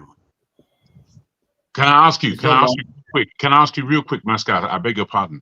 How long do you believe that Nigeria was a good country? For what amount of years? From when to when was Nigeria a good country? I just want to know. I'm not going against what you're saying at all. I understand what you're saying in a way, but I want a measurement of time as to when Nigeria was a good country. 25 years or maybe 23 years. I'm talking from independence. Okay. So I would say Nigeria was a country from 1960 to probably 83, if you ask me. Okay. I think it was a good country, like a Ponzi scheme works at some point, and because it was always going down. That good time you were having was just a bought time. Basically, most of the stuff you were experiencing was from the glow of the British and the protection that they offered us. That is what you had. It wasn't us that built it. We didn't build it. We didn't we didn't lay the foundation that built that period. That's why over time you can see that it's being eroded because it's not solid. While at the same time, while the other nations that build their own from the base up, look at where they all are today. It's just obvious. Oh, Masca, your audio is gone. Sorry. Yeah, I think I won the argument. Sorry. I won the argument. It's clear. It's clear. So I think The audio decided it. Forefathers, you can take the time as you please. All right. I'm going to sign out myself, but Bumi's next. After Bumi, then you do as you please. But it's been a pleasure. I'll carry on YouTube listening to you guys. But in terms of moderation, signing out. Thank you all for being a part of the show. Thank you. This is show. No worries. Hey, Jagun, just one last thing. Can you please confirm that you're Yoruba man? Because there's a guy in the comment section calling you IPOB. But I remember the first time I saw you. Why is he doing that? Why is that guy doing that? A lot of the comments that I see, on the comment section, it's just like humor. You can't take them seriously. I don't take it to heart. I'm a member. I'm a full Yoruba, back and forward and upside down. But as a Yoruba, I'm a full Nigerian. And then speak Yoruba. Say goodbye to show. Men also enjoy about speaking Yoruba. Why I go speak Yoruba? Got him on that one. All right. Go ahead. Yeah. All right. Take care, guys. I want to ask him a question before he leaves. Can I? All right, go on. I think Bumi was supposed to talk. The righteous man. I worry about righteous man. He's going to go on for ages. Oh yeah, what's the question? Righteous man. But I've never spoken for 25 minutes, just like Jago did. If you put it together, at least my 25 minutes. If you look at today's episode, nobody talk reach you. If you put it together, nobody. He's injecting all the time, and it's a whole new session. See, I think Bumi was supposed to say something. 5 hours already. So Bumi was supposed to say something. Okay. So I'm just gonna add on to what Mr. Jagun says, and I do think when I first started coming to this platform, I had a different mentality or idea of what the Nigerian problem is. But after it's been a year, I think, since I started. After just sitting and just observing, I feel like our biggest problem is really our mentality. You can't. like when I sit there and reflect on certain things about like growing up in Nigeria, for example, help me justify or understand the idea of a house girl or a house boy in Nigeria. Like, what makes that okay? Because we all know the way those people, and they're humans. They're one of us. From some of them are from the same Nigeria. Some of them are from neighboring West African countries. But it's like the way we treat those people less than. But then we also want a society that will value human rights. When in our own house, those people are at the bottom. And then we expect that when we walk out of our door and we go into society, the police are supposed to respect you. You're supposed to have a government that's supposed to think about what you call healthcare and all those things. It doesn't make sense. And I think that that's where the problem starts from. Yes, we have bad leaders, but the reason why we have bad leaders is because we as a society, so many things that we justify as good are the things that our politicians are just putting it out there, and it's affecting us all at once. That's just the difference. But we do the same thing, but it's just affecting a small portion of the country. But then the politicians go into power and they make all the policies and affect generations and generations to come. That's just the difference. And also, I find it very interesting that when I listen to people like Igbo Basic or I don't know who he was, but he talks about how like Nigeria was a country, and he talked about how good the society was. They enjoyed this and that. Understand that with the present population, I think 60% of the Nigerian population are less than 25. Those ones never, they never, and till today, even I don't know what it means that Nigeria was ever good. Nigeria was never good when I was born. So when you talk about this, it's a fairy tale for me. But instead, it has gotten worse and worse, and that's the next generation. You have a generation that Nigeria has never worked. So then we were listening to people saying, "Don't worry, we'll make it better." But we were born in a society that has never worked, and it's still not working. And I feel like there's just this very disconnect. And I feel like if a change isn't based on what you guys said, if the change doesn't happen in this generation, I don't think it will ever happen. Because now, me as a person, what story am I going to tell my child? That Nigeria, like, oh, I went to school with free education. I never went to school in free education. I don't have a story to tell my child that. I guess my mom did. So it's just very weird. And I think we need to stop blaming our leaders, and we need to start blaming ourselves. Those people that made the girl die when she was shot was not Tinubu. You can talk about how Tinubu is the worst person, drug dealer, but he did not shut that door, the hospital. Fellow Nigerians did. So if we really want change, we need to start thinking about how our actions are actually affecting and creating that cycle that it keeps on going, just keeps on going. Yeah, that's just basically what I wanted to say. Thank you. Thank you. Well said. I think, yeah, you really need to be coming to some of the other spaces where international audiences are having this discussion. You hear a lot of similar this in that point you made about domestic servants that we have is something that when talking to African Americans that were sold into slavery, and we have a campfire there.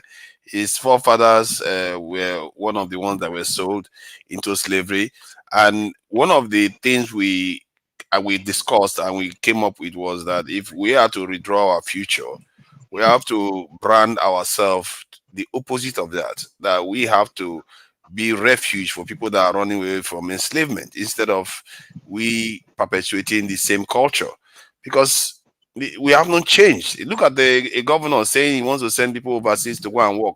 No arrangement on how to bring them back. Just send them to go and work for other people. What is the difference between that and during the enslavement this period? Do you know more people are leaving Africa today to the West than during the time when the enslavement period was the enslavement was happening? There are more people leaving Africa today to go and serve. So please, let's icon fire go. I think Righteous Man, you can carry on with the fight you are going on. You know, there's a bit of a battle going on with you and something there. This your hand. Hey, no respect. Hey, no respect. No respect to the Nigerians. No, after Bumi is supposed to be me. After Bumi, before my network go ahead, went off. Okay, yeah. Let him go. Okay, Righteous Man, please go ahead. Yeah. I want to ask Jegu 2 questions before I make my contribution or my submission. How long do you want this to go? Because there are people waiting. No, leave him. There's only a few of us here. I'm sure we're not going to run away to Hold on, allow me to moderate Jagun. How long do you want it to go? Because we can't go for 30 minutes on this session. I'll cap it at 10 minutes. Okay? No problem. All right. Thank you. Yeah. You talked much about Fela, which I agree with you. I'm one of the people that believe that Fela was a prophet, but due to the society he belongs to, they never recognize God's gifts in his life. They misinterpreted who Fela was, but all his music was revolutionary. Absolutely. And those of us who were not looking at his social life, but were looking at the messages that were coming out from his mouth, really believed in him, So, Jagu, do you believe that creating awareness could lead to the birth of new Nigeria? I think awareness is not sufficient. As much as it is a good thing to be sufficient. That's the answer. Okay, it's not sufficient. Okay, number 2.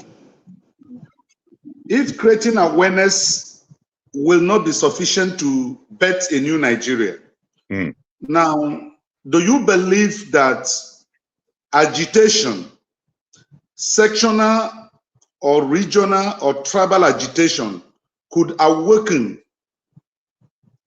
the Nigerian elite so that there could be change to birth new Nigeria? I think Nigeria, as much as right now it's in the hands of the so-called elites, I don't believe the present elites will take us where we want to go. And I think there are voices amongst all of our families, because we ourselves, we may not see ourselves as being the elite. I've never seen myself as being an elite, but within my family, there are strong wisdoms. And I know within all Nigerian families, there are strong people who have wisdom. You don't necessarily have the power. But if some of these people were arisen, they will be there will be a better leadership than the one we presently have, if that makes sense. Okay, now the reason why I asked you these questions, they are as follows. We've tried to march in the streets of Lagos and other cities in Nigeria. We got killed by the police. Some of us, we don't disclose our identities because you don't know who is behind you, whether it's an agent of the government. And before you know it, you get missing. I'm telling you what is happening in Nigeria right now. Activists are hiding themselves. Some of them have gone on exile. And from exile, they are reaching out to Nigeria and Nigerians. So I brought this question to you in order to awaken the consciousness of the panelists here about Nnamdi Kanu. Do we believe that the awareness he created, the way he piloted his agitation, he may be right, he may be wrong, but awoken the sensitivity of Nigerians, both home and abroad. Some may say he was a tribalist. Some will say he never knew what he was saying. But if you look at what that man said, just like what Fela said in his songs, everything Nnamdi Kanu said in the past 4 years, they have made manifest today, presently. They are the thing reflecting in Nigeria of today. So that is why I asked a question: can regional agitations, it may not be targeted towards disintegration of Nigeria? No, that's not what I'm saying. It may not be channeled towards dissolving Nigeria. No, but can regional integration, agitation, be used as a tool to awaken Nigerians? Like, as the Igbos say, I want to go. Let's say the Benin people say, okay, we are tired. The Yorubas say, we are tired. Don't you think it will not force people to come to a round table to discuss how Nigeria will move forward to be a better country? That's my question. Thank you. I don't think that's for me to answer. I think that's for the panel, isn't it? I think. Yeah, for the panel. Oh, that's interesting. Okay. I can't. I don't know whether he can answer that kind of. That's very Nigerian centric question. So anybody can, I guess, go ahead. No, I can just justify stuff, right? Okay. The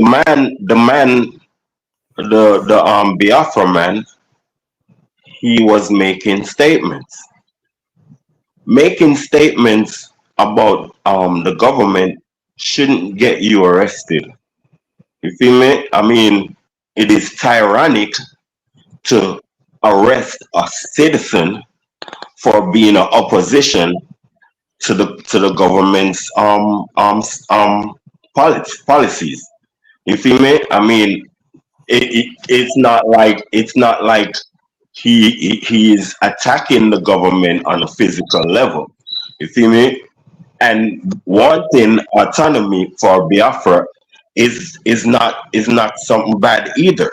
I think that the answer for Biafra is give Biafra semi-autonomy, where they can have their state and they can govern their state along with the federal state, and they get respect and manage their own business. I don't see nothing wrong with that.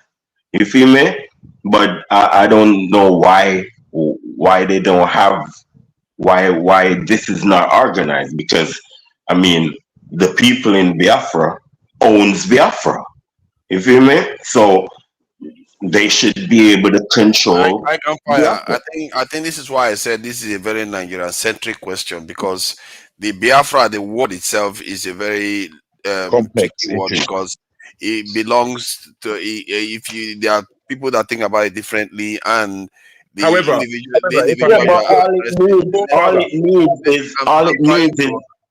all it needs is mayors. Hold on, bro. But boss man, it can't go no different. All it needs is mayors, governors, and all of that. That comes from those regions. That's all it needs. No, it's not that simple. It's not. This is my point. It's not. Hold on now. I'll be 2 seconds on it if you just allow me, because I know what you're saying to our brother here, but I still think our brother has a point. I don't like the word Biafra. I don't like the whole idea of it as an individual. However, if you're talking to me about Biafra, my mind takes that out and says Igbo.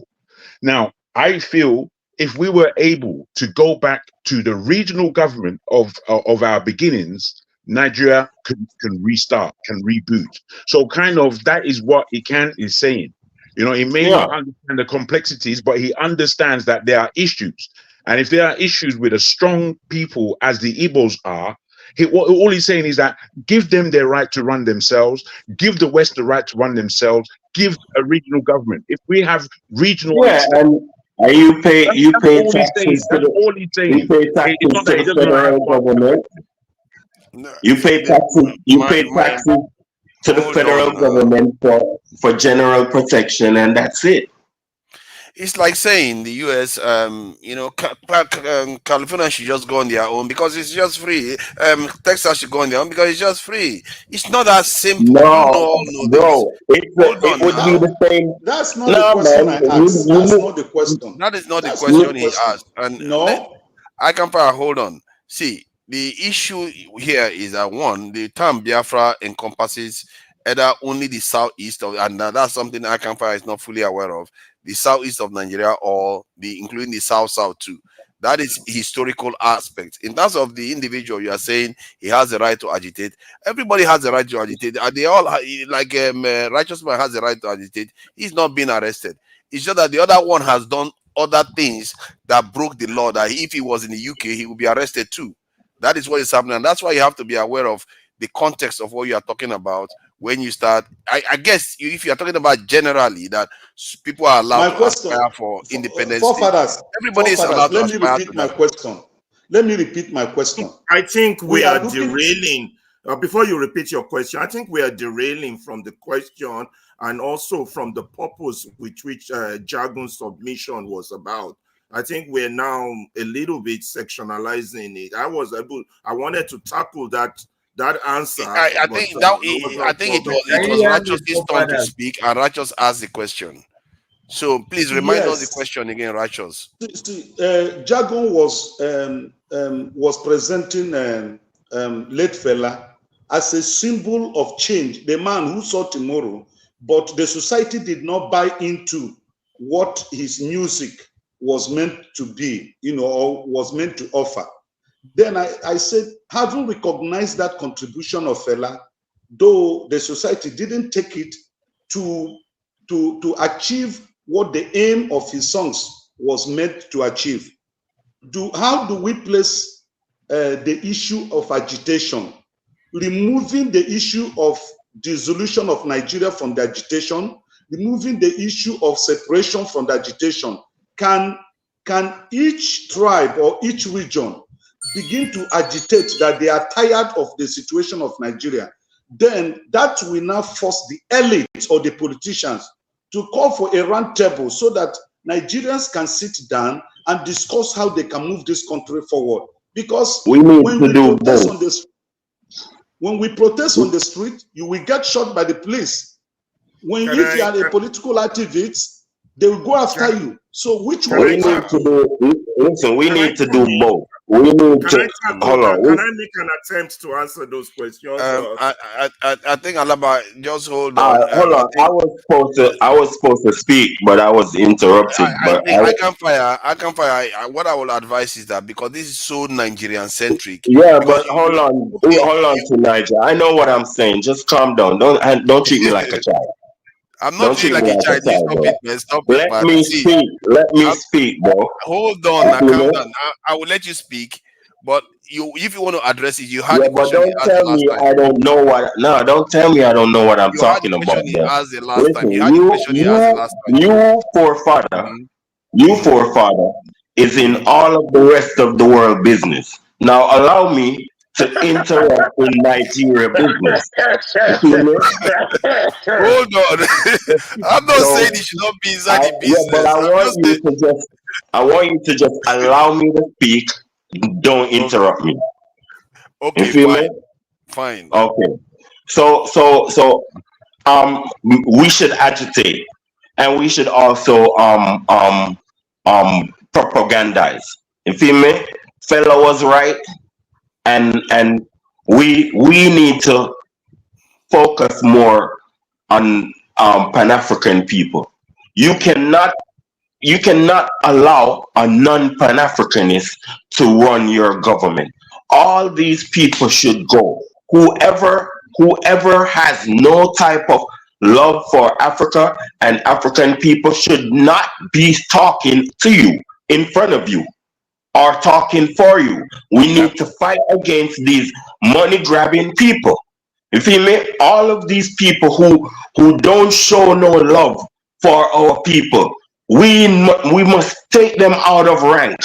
And this nice little girl, we should all quiet down, and we should all make these people talk to us, because we as older men, I'm telling you, that's what's his name, righteous man, your generation spoiled it.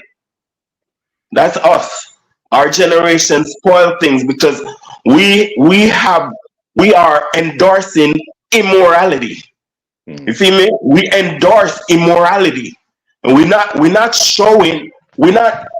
have absolute love for our blackness and our color. We have people in Nigeria, as that nice girl says, that is born to work for people in their houses. Like why? How come somebody? Hold on. How come somebody? And this Muslim type of behavior is going on, and it's even coming into the Christian region, where people are born to be slaves.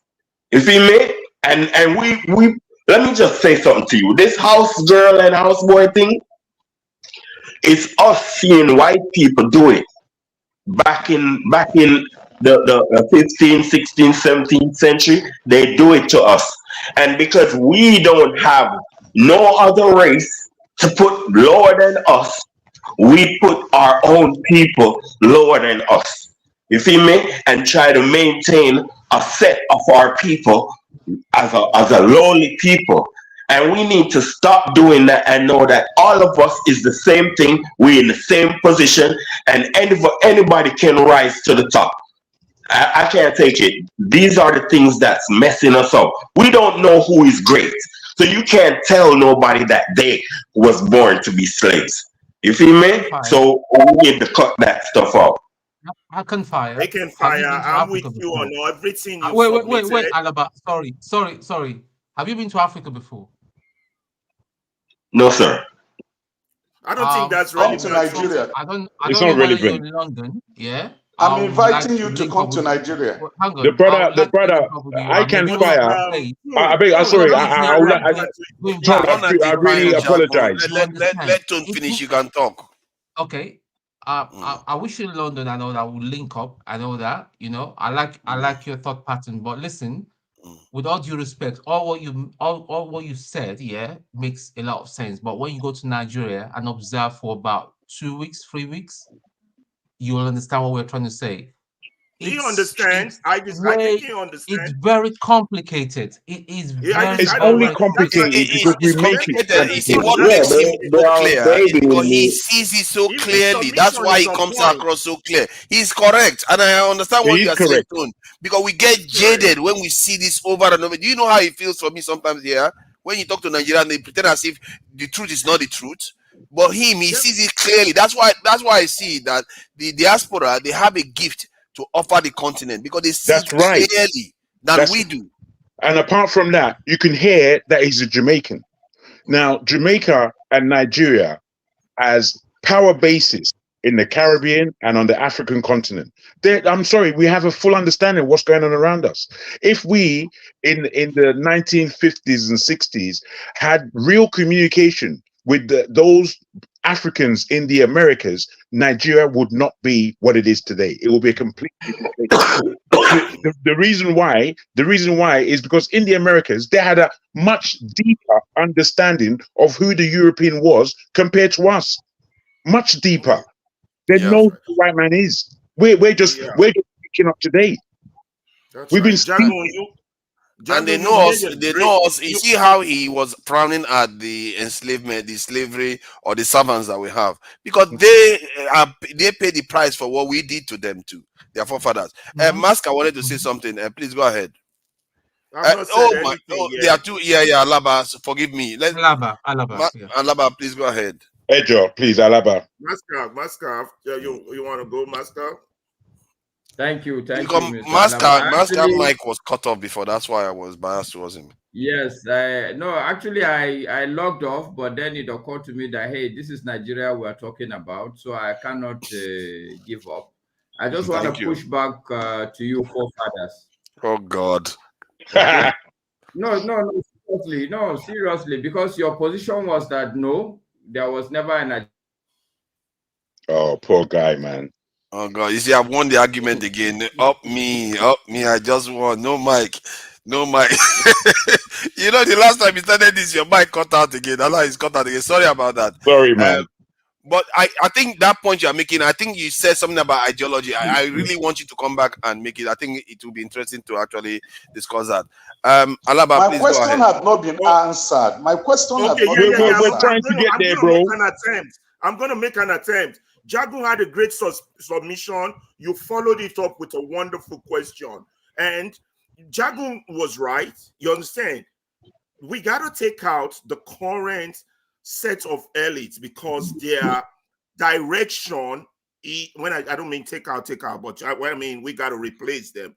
Their current ideological thinking and philosophy is detrimental to our progress. Now, Jagun, great submission, great question with the follow-up, but I want you all to know exactly where we are. So what I'm going to do is I'm going to redirect a conversation I had with one of our so-called elites. I'm not going to mention name. And this person's belief is this. This person, word for word, I'm quoting word for word from our Facebook Messenger. The person said, what matters to us in our elite echo chamber might not be of interest to the people in Daura, Namoda, Ilemaje, or Ibadan. That's an elite speaking. Somebody who is agitating for change in the community. This is after a conversation I had with him. You understand? His point is that our people are homogeneous, they are homogeneous collective. So they respond to different socio-political stimuli. But he killed himself by saying that what matters to the elite is of no interest to the people, meaning that elite interest is different from the people's interest, which is, that's a pure Kolo mentality, which fella was talking about. But before I go on, I want to take on Maska on what he said, that when Jagun asked him, how long do you think Nigeria was good? He said 25 years. That's another misconception. Nigeria literally was good only for the first 3 or 5 years.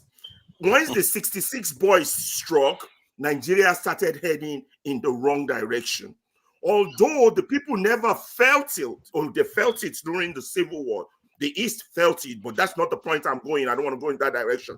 The people never felt it because that was the period of our oil boom, the Udoji thing, whatever. So there was boom, carnation milk, pig milk, sardine. We had food. And I mean, go on, said it. Our problem was to spend the money.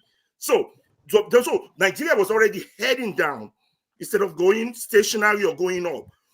So what was it? So we were only good for like 6 years. So now, when Fela was singing in the 70s and 80s, Fela was singing his own personal observation of what was going on. And that was because, as at that time, Nigeria was happening to him. And he was just a small percentage of what Nigeria was happening to. And he was putting everything in his song, analyzing. In his song, he said, me, I say Nigeria go fall. How people go, they make money, make them no see money. You understand? So now we're saying he's a visionary. No, Fela was analyzing his current environment, just like the rappers do in America, what he sees. You understand? So he was on point on those things. So now, Nigeria was heading down, but Fela was but now we feel Fela was a visionary because now, instead of the 10% that felt it in the 70s or the 20% that felt it in the 80s, now 80 to 90% are now feeling it. So more people are now saying, oh, Fela talked about all this. For God's sake, they threw that man's mother down from a 3-story building. He never got justice. They did. Now we're talking about more justice for Mohbad. For God's sake, they killed Bola again. They killed Winshaw Williams. They never got justice. So Nigeria has been here. Now, this elite that I talked to, I made that statement that their own interest is not the elite interest. This is after I made these key points to this person that, look, I'm not partisan. I'm just interested in the interest of my country, things to get better. I said, from my own personal observation, I think 4 things are wrong with our current present dispensation. That 1, I believe that Nigeria is a failed state. 2, 24 years of your so-called democracy was an illusion, and that most Nigerians has been denied citizenship. 3, that Nigeria does not have a tribal problem, but a collective thieves from every tribe. And that 4, that the culture of impunity is what our political stance has provided at the expense of the people. Ever since slavery. Everything slavery. Because now if you get away, if you was grabbing people, help me here. Let me land before I lose my thoughts. Please help me. So after I analyzed these things for this person, I now said, no, because the question is, what's the way forward? Now, some people are faulting Nnamdi Kanu. Nnamdi Kanu is responding to these 4 things I've just listed. Yes, his way might have gone, he might have done it in a different way, because there was a time even I was thinking about that guy. Oh my God, look at how Nnamdi Kanu controls the East. If only he could use that political will, appoint himself the governors, and then try to change the constitution. But that would never happen in Nigeria, because those that are collecting rent from Nigeria would never let that happen.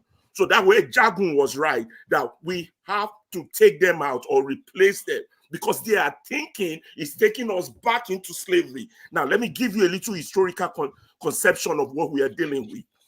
It took the Black Americans, it took them 400 years to move from slavery to segregation.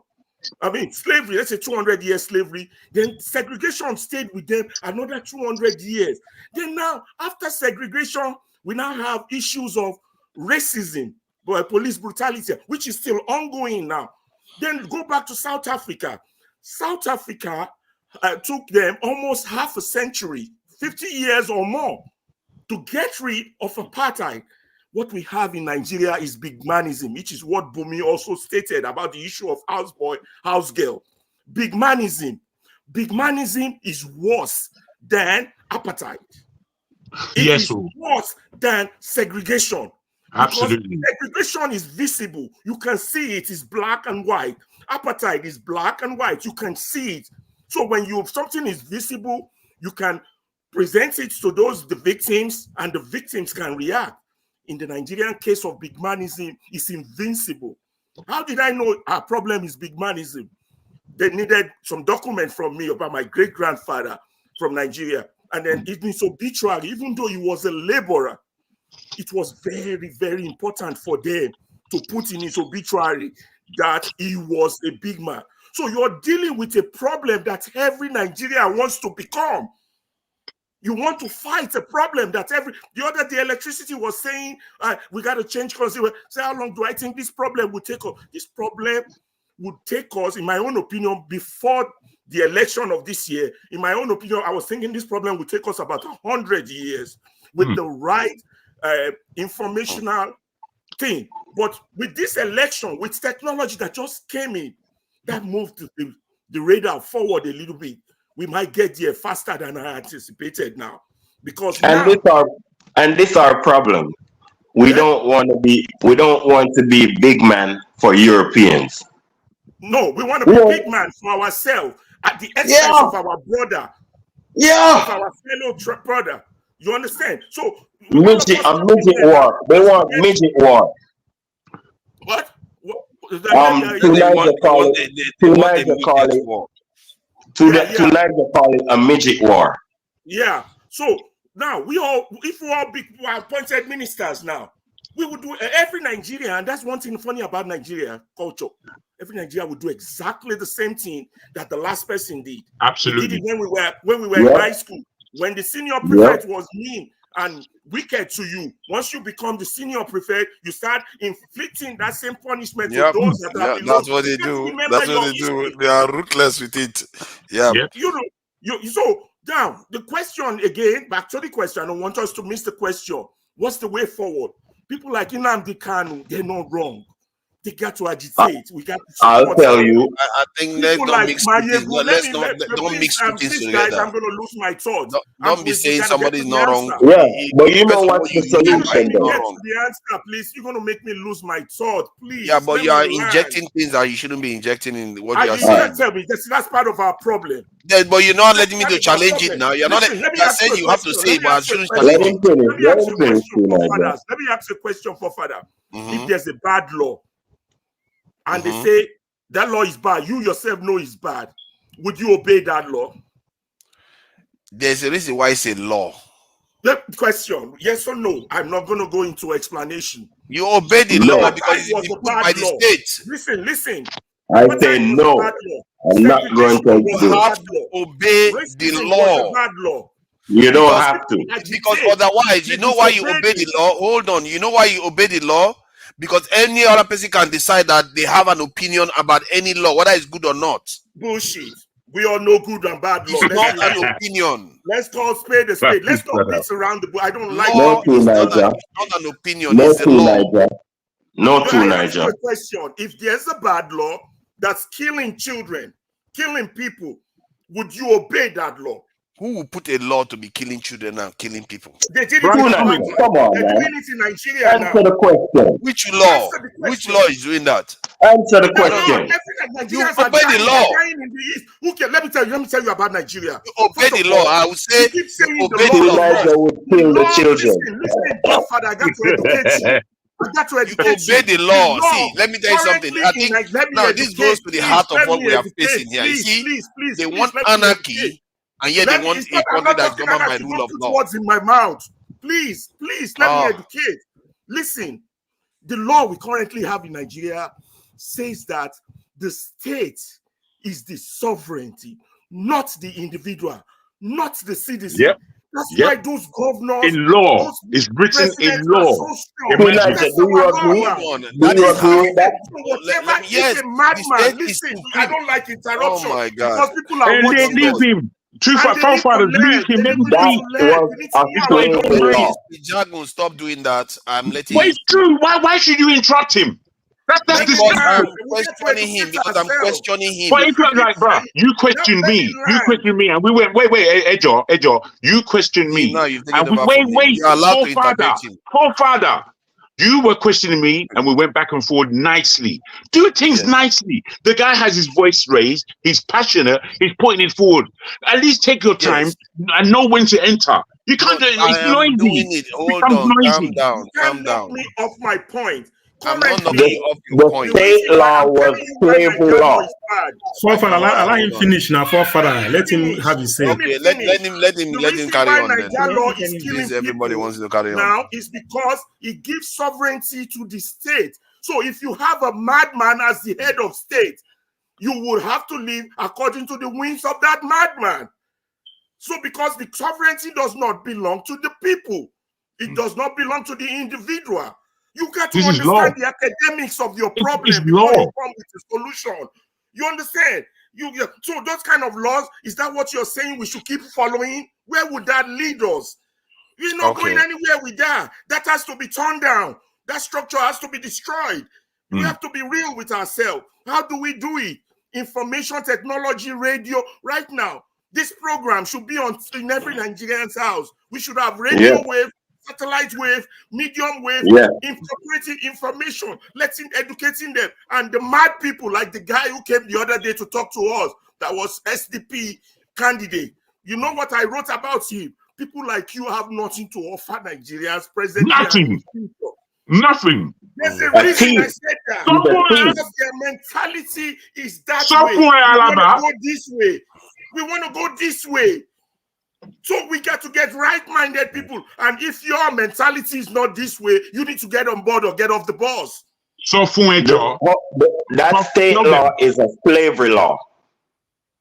What did you say? Hold on. Let me just clear something so that we understand where I was coming from. It means the people are slaves to the state. I can hold on, brother.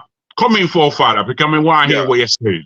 Let me clear something. I think what I found out was that recently I found out that when nations swear allegiance to the state, that's if you like the military wants to swear allegiance to the state, like in the case of the UK, they often swear to the crown, not to the people, not to anybody else.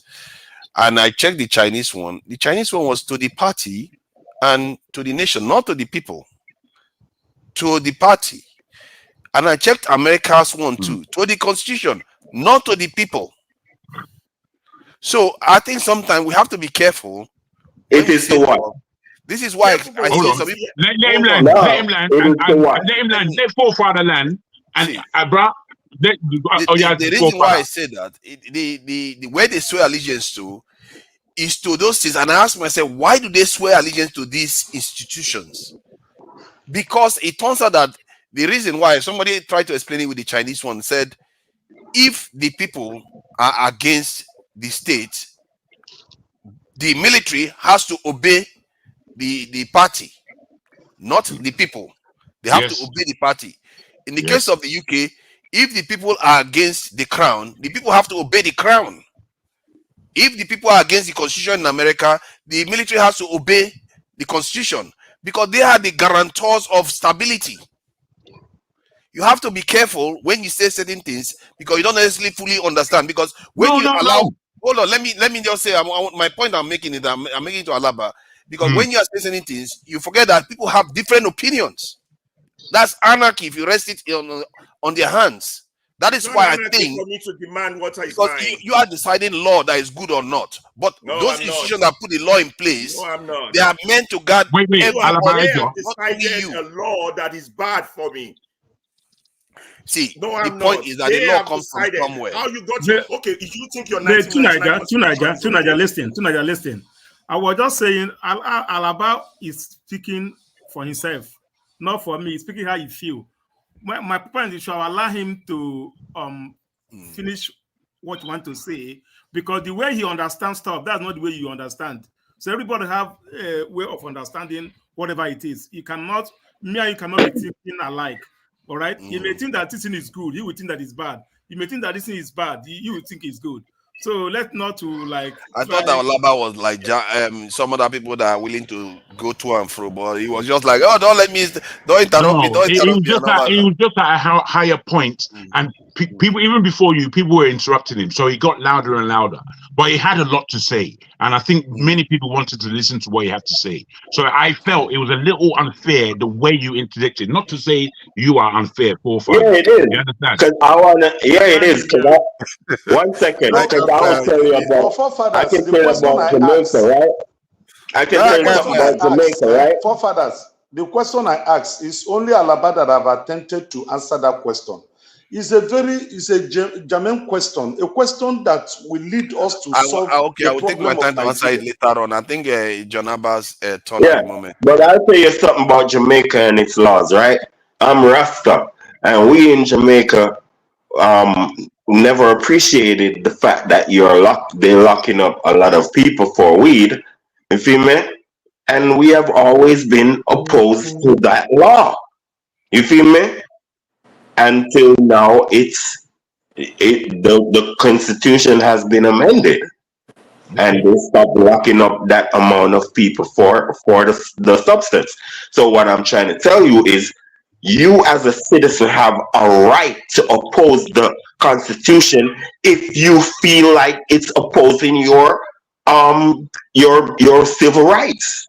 Correct. Yes, you have a right to oppose it, but the state has a right to enforce the law. Listen, you the people, you the people is more important than the Constitution. You the people is the ones who can what you call translate the Constitution. You feel me? So without the people, there is no Constitution. The people are stronger than the state. And the state should have respect to the people. The state's not supposed to be more sovereign than the people. I can't see. You have to understand here. The people, the state, put that law in place to protect maybe the majority that doesn't cater to weed. Just because you are against it doesn't mean the majority that don't care for weed should not be listened to. No, All right, this is what if I this is what you should look at. I can, my brother, if I can, Yeah. real quickly. You see, forefather, what you stated was true, factual, in terms of the parastatals, the legitimacy of government in the Western nations. You see, we don't have to follow them. All this following them down into their asshole But is the it's bullshit. not only the West, it's all the world. No, it doesn't roll. So this is Africa. We're talking about Africa. We don't need to be like anyone. This is why we've got to get into. Listen, you see the kingship. Wait, my brother. The kingships that took place in Africa. You know, we as a people we had checks and balances in order to remove them, to the point that most Yoruba kingship they'll kill themselves. The Boshoru and all there were checks and balances. How many of them kill themselves before they kill? Many of them, bruv. You don't know Yoruba history. I can break it down for you if you wish. Okay, you don't how know many it. Obas do you know that died in terms of Ife? How many of them? Bruh, a whole lot. A whole lot. You understand? A whole lot, more than 10. Now you're making is 10 not sufficient? Is 10 not sufficient? It's 10 No, I'm just trying to check now. I'm just trying to check. And you're making arguments frivolous. We got to stay on. You see, now I'm just trying to get an idea. What am I not allowed to ask questions now? No, for real, you should get an idea. You should. You're taking over the whole thing to Niger. You're not moderating. You're not making us move on. Yeah, okay. Let's allow John Abbas to speak then. Let's just allow John Abbas to speak. Go ahead, John Abbas. Thank you once again. I think this reflects of who we are when we decided to take things in another way around. Just like Bumi said earlier, it's about your own way or no way at all, or I know better than you, which is the Nigerian sabi way that will never take us one point or another. We have to respect institutions. Talking to righteous man, and we also have to understand that freedom is not free. People have to pay price for it, and the people that paid price for it are people that go against it because in an open mind. Let's talk about how did the African America and with Martin Luther King came to a popular activist. I think it was an event that took place by Rosa Parks when she refused to get up. It was a law that if a white man walked into a bus, any black person sitting down should get up. And she refused to get up in Cleveland, Ohio. Then she was arrested. And then they went for her bail and all on all. What am I trying to say? It's okay to go against it, but you have to have a strategy. How do we go and take over this thing? How do we create this awareness? Sometimes it's a setup by the society. Say, okay, go. Well, in Nigeria, what have been overwhelming Nigerian is still the mentality of the people that are not free. There is a statistic that says that if you are oppressed, almost 99% of you are oppressing somebody else's day. Because that is the way of life you see, and that is how you normalize it. Then when we talk about the Nigerian big malism, it is because of the environment they see, and that is become like a normal thing. And the societies, maybe someone is there trying to just have food to eat. So if not, some of them know their basic right that they are not supposed to be subject to that, but they are just in the survival mode. But then this is what we do to our own self, our own brothers and sisters, simply because, not necessarily because we are well educated than them, not necessarily because we were more exposed than them. It's just maybe even most of the drivers that drive those people around are more educated than the person that driving. Maybe they just have borrowed that one way or the other and get money into their pocket, and they can afford it now. They oppress the society. So what are we saying? Let us start campaigning on changing the mentality, the morale, the mentality of the people of Africa. We have been talking about Nigeria. That's why forefathers were the one moderating the other day when one brother from Cameroon came, and I said, with all due respect, we are not there yet, but we are way better than Cameroon. Paul Biya have been there for 45 years, and it's not even living in Cameroon as it is now. So what am I saying in essence is that we all understand you do not have to go to a law school to understand what is basic human right, and they have been taken from us even in our own country. But we have to come in the strategy. I think the regional agitating, it's okay to agitate like that, but I personally believe that Nnamdi Kanu have incited some of his rhetoric was not fair in terms of telling, I heard it to myself, telling his follower to take a gun from the army. If you see an army officer, take a gun from him, kill one, and all of those things. I think that rhetoric was not fair. But then, if we can channel our energy in the right direction, okay, then it's not going to be only Igbo campaigning for his release, and that is the level we are. When we tribalize it or regional, then it have no impact in the other part of the exactly, it limits it. Yes, and then we make it difficult for us to hold this. The people you are calling elite, I think we are missing the word elite with oppression.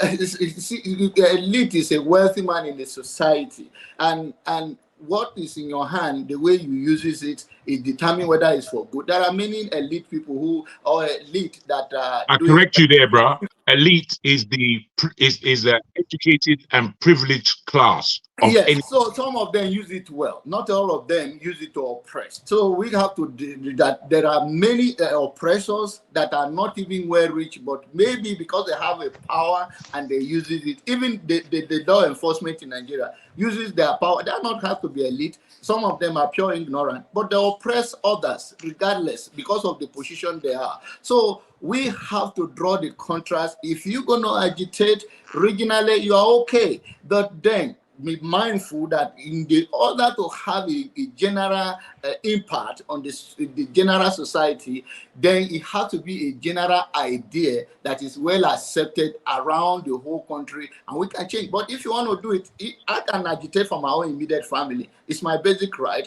and you can do for your own family. But if you want to make a bigger impact and talking about even changing of a constitution, it cannot be a regional thing. It has to be something like education, something like we are going to be using the social media to campaign and educating people. Say, okay, this is your basic human right. There are many Nigerian police force that are on the road.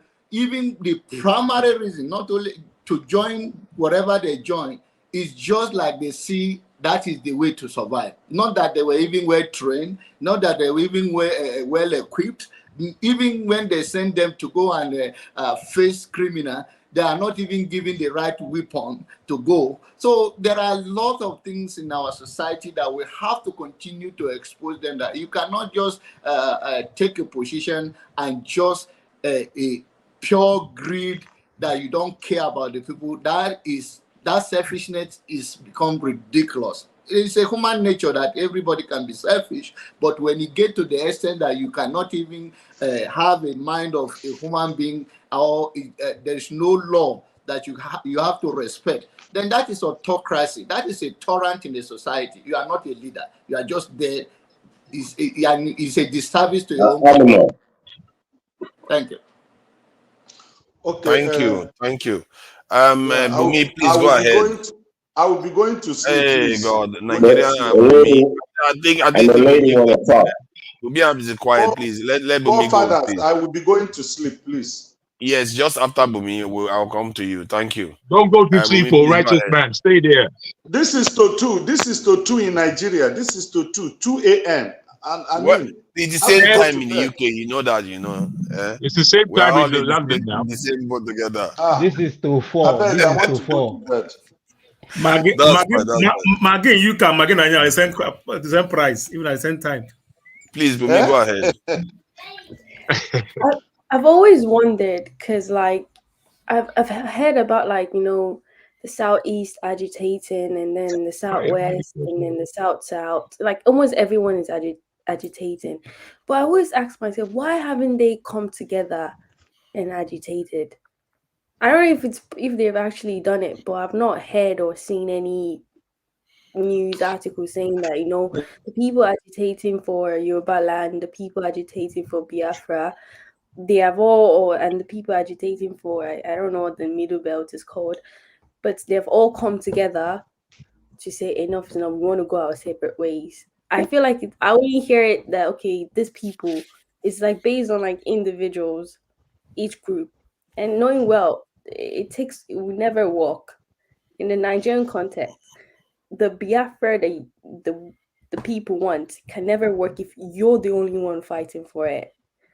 It can only work if you get more people on your side. So then, because the military cannot fight the whole country. But guess what? Based on the past history that they didn't teach me, obviously, but the history of Nigeria and the Civil War, it was very easy for the Nigerian military to fight the Biafra military, because they had one goal, just them. But they cannot fight the Biafra military. They can't fight the Yoruba one. They can't fight the Middle Belt. It's too much fighting. So they have to release. So has that ever happened? This is like a general question. Where they have all come together. Nope. And why? Yeah, well, this is why. Everybody operates in silos. They prefer to answer? operate in silos. That's the problem. And regarding your previous question, righteous man, whether we can do this regionally, by the time everybody sets separatist movements aside in terms of creating That's another not what country I said. outside. That I is know, not what I know said. that's not what you said. You said when you do away with those things, if the people agitate from the different regions for the change of the country so that the leaders can come and everybody talk about how to move forward. Yeah. So what I'm saying is that what I'm trying to But allude is that the young lady that is asked a the case, question. I can The fire. young lady asked a question to Niger, and you just do. Why you do that? I can't fire. You know Stop that. it. Come on, man. Allow me to You know moderate. that's Come on. not respectful, though. Stop it now. Stop it. I can fire. Come on. If I cannot Attend answer the to the question, is lady it my fault? question. See, there was another question on the ground first that I was answering. Okay, Yeah, and but attend to the lady question, man. then you will Don't get your do chance that. to answer. I can fire. You are being rude now. Come on, behave. See, regarding the question, if that is happening, if the regions come together and not even come together, let's say all of them are agitating on their own, but agitating for similar stuff, you'll be surprised how quickly you get what you want in Nigeria. Good. And I've been saying that we need to find things that we all have in common instead of us operating in silos. In a way, it's tied to the question that Bumi asked. That have they all come together, the different regions, and when even in their own agitation, that let's say the ones that want to break away, have they come together to try to agitate openly? Okay, no, they let haven't. me answer Bumi. Can I answer? Go ahead. Good. Now, this is the problem. Nigeria is a multidimensional country. Each of the tribe or people have their value system, and their value system differs from one another. And because they don't share in the same value system, it is difficult to organize them to have a homogeneous meeting whereby each of the group will agree with each other. Very, very difficult. So that was what created Nnamdi Kanu. That was what created Asaro Dokubo. Okay? Because the umbrella body of the Igbos is Ohaneze Ndi Igbo. That is the umbrella body that speaks on behalf of the Igbos. But these people are bought over by the ruling class. So they do not go to represent the Igbos and their desires.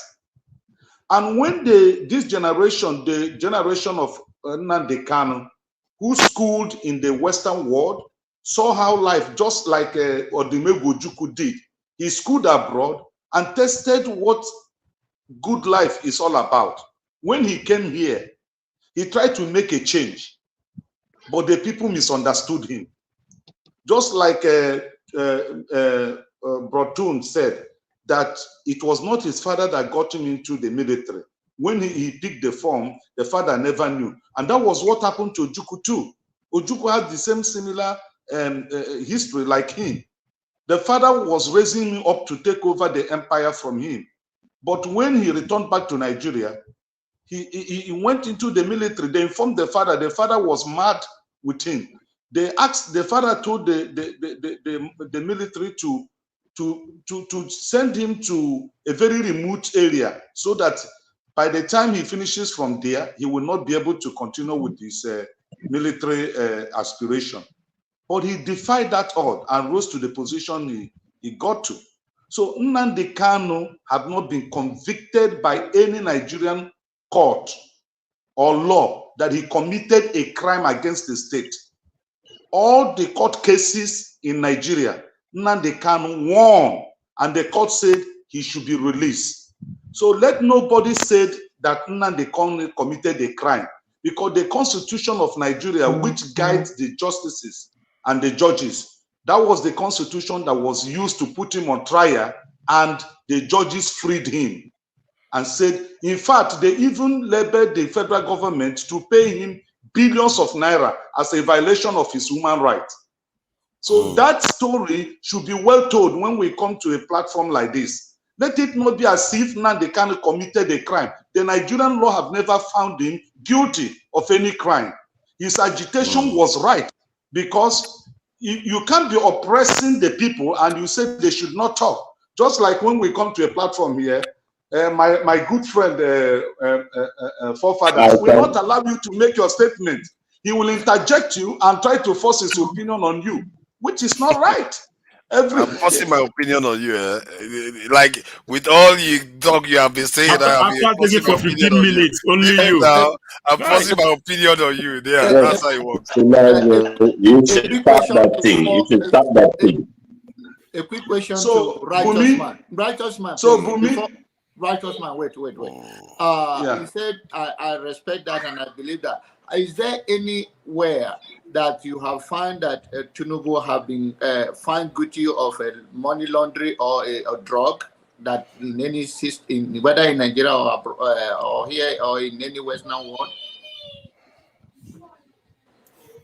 Have you been found guilty in any court that he has such record?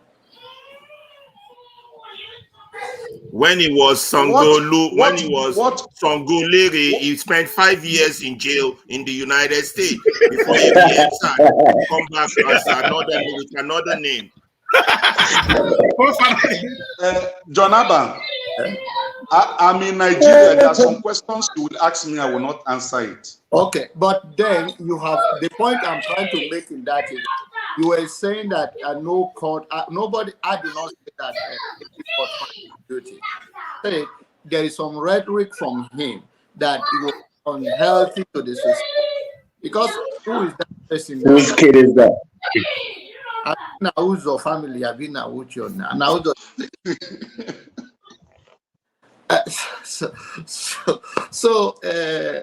There is a way for us to come together and agitate and in a civil society.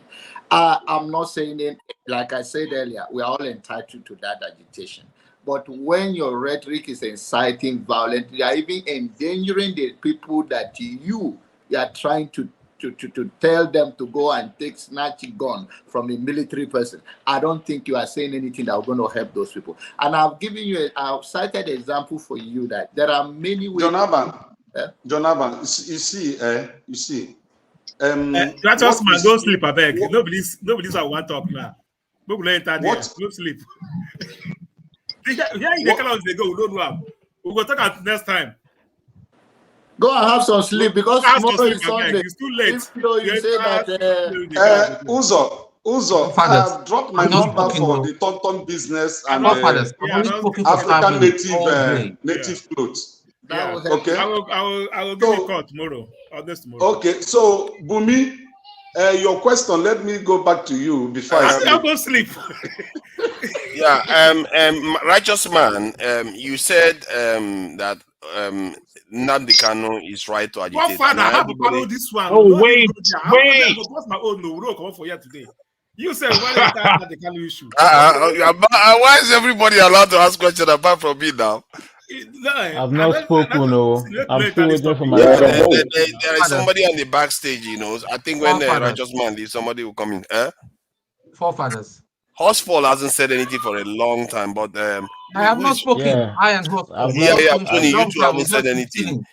You see, righteous man, you are having a lot to say, you know, but it's okay. I'm not going to ask any question again. Tone, if you want to say something, Tone. The backstage. Yeah. Have you kept your eyes on the? I know. I mean, doing. You see these people there? They're just puppies that are just backing. Kulata and Co. He has never come to show his fat, ugly face on this panel. They're asking that they should remove me. You said they should remove you. Yeah, they should remove me. So that see, listen. I just want to say something here. You know, this is the reason. This is one of the reasons why we have a problem. You see, when I was ranting and Alaba was talking, these are serious matters. You know, people will just come here and it's just so sad that people that are meant to be educated or claim to be educated, I don't know the kind of education, whether Kulata too went to Chicago State University, I don't know, and all that, and they made up his certificate. He's just talking from the other side of his orifices. You know? See, these chat people, they are Taliban in that they chat. No, let them just come. No, I want him to come one day, yeah. Just give us 15-minute showdown. Let me just strip the guy and all that. See, listen, maybe I'll need to even buy him a first-class ticket or a business-class ticket to come and all that. And let me alleviate him from his suffering in America. With his big fat face. Hold on. Tunaja. Wait. I have a question. Just one question. I have to ask something. Is it not Kulata that comes here with the face covered? Let me school this out. Yeah, Tom doesn't even know him. That's why he used to come here with the face covered. We know how he looks now. We know how he looks. He used to come. There was a time, yeah. Let him show his face again. Let the man show his face. He's afraid I'm going to tap him. Uzo, now you started now. Sorry, go ahead. Sorry. So what I'm saying, because we keep on saying, let me give you a word of advice. Listen, we keep on. Let me give you a word of advice, brother. Don't pay attention to the chat. Yeah, it's the easiest thing, man. Louder. Those people are awful, man. That chat, I don't know why you involve yourself so deeply in the chat. It's leave them alone, immature. Leave them alone, man. Let them have their own say. They're having their own. That's a different section of the communication. Okay, those people, I don't get them. Okay, like what I'm saying, yeah. How do we deal with this situation? How do we deal with it? Somebody made a very valid statement, and I think Rosjagun talked about that. He made that suggestion some weeks ago. How do we start? It's not just talk. How do we start influencing? You know, people on the ground. They need all the finances to push these narratives that we have here. Because I mean, with all the platform I've seen so far, is either they are glamorizing the identity criminal, or talking about IPOB, how they hate IPOB, how they hate Igbos and all that. That is not going to move us forward. Guys, come on. We know better than this. It's not going to move us forward. It's not going to move us forward. It's just not going to move us forward. How do we get together and move this affect I have a suggestion. Forefathers will talk about the military. Forefathers will talk about the military and all that, defense and all that. People will just be making fun of it. And they don't know how serious that is. They don't know the implication. And yet we say we don't have security. If there's no security, if there's no proper defense system and all that, how do you want to go home? You'll be the first to be complaining that Nigeria is a rubbish country, is a failed state, there's no security and all that. How do we move forward? Yeah. What a lot of people forget is that when Gowon started, when he became a head of state and all that, most people here are even older than him. Some of the admirers in the comment section, they are older than Gowon. How do we move forward? You see, if I may, bros, if I may, real quick, I beg your pardon for those people who haven't spoken. Yeah, I can't find. I don't worry. I see you there. Just two things. Just two quick things. Firstly, in response to what both John Abba and Righteous Man have spoken about in terms of regionality and whether or not power and understanding and value can come from a region, I'm afraid it can. You know, people come from somewhere. You are not nobody. If you're going to stand up in Nigeria, you should stand up as your name and as the people that you are, because we are a highly unhomogeneous nation. We are different people in one country, and what we're trying to do and what we have to do is win in our land. If we win in our land, then we win everywhere. Awolowo, at the time that he rose, he was a Yoruba man. But if Nigeria followed the region that was the West, that was doing easily the best at the time in terms of infrastructure, education, and the whole lot, if this example is taken on by the rest of the nation, then that pursuit came from a particular region. Without doubt, Awolowo was the best of his time. So if Nnamdi Kanu, when I listen to him, I don't agree with him at all in many of his assertions. However, I do agree with his, if he wasn't speaking so racially, if you like, or tribally, if he wasn't speaking like that, I think more would be able to understand him. When he speaks, there's so much I agree with, but the aura I can't accept. I cannot accept that kind of aura. You understand? I can't accept it.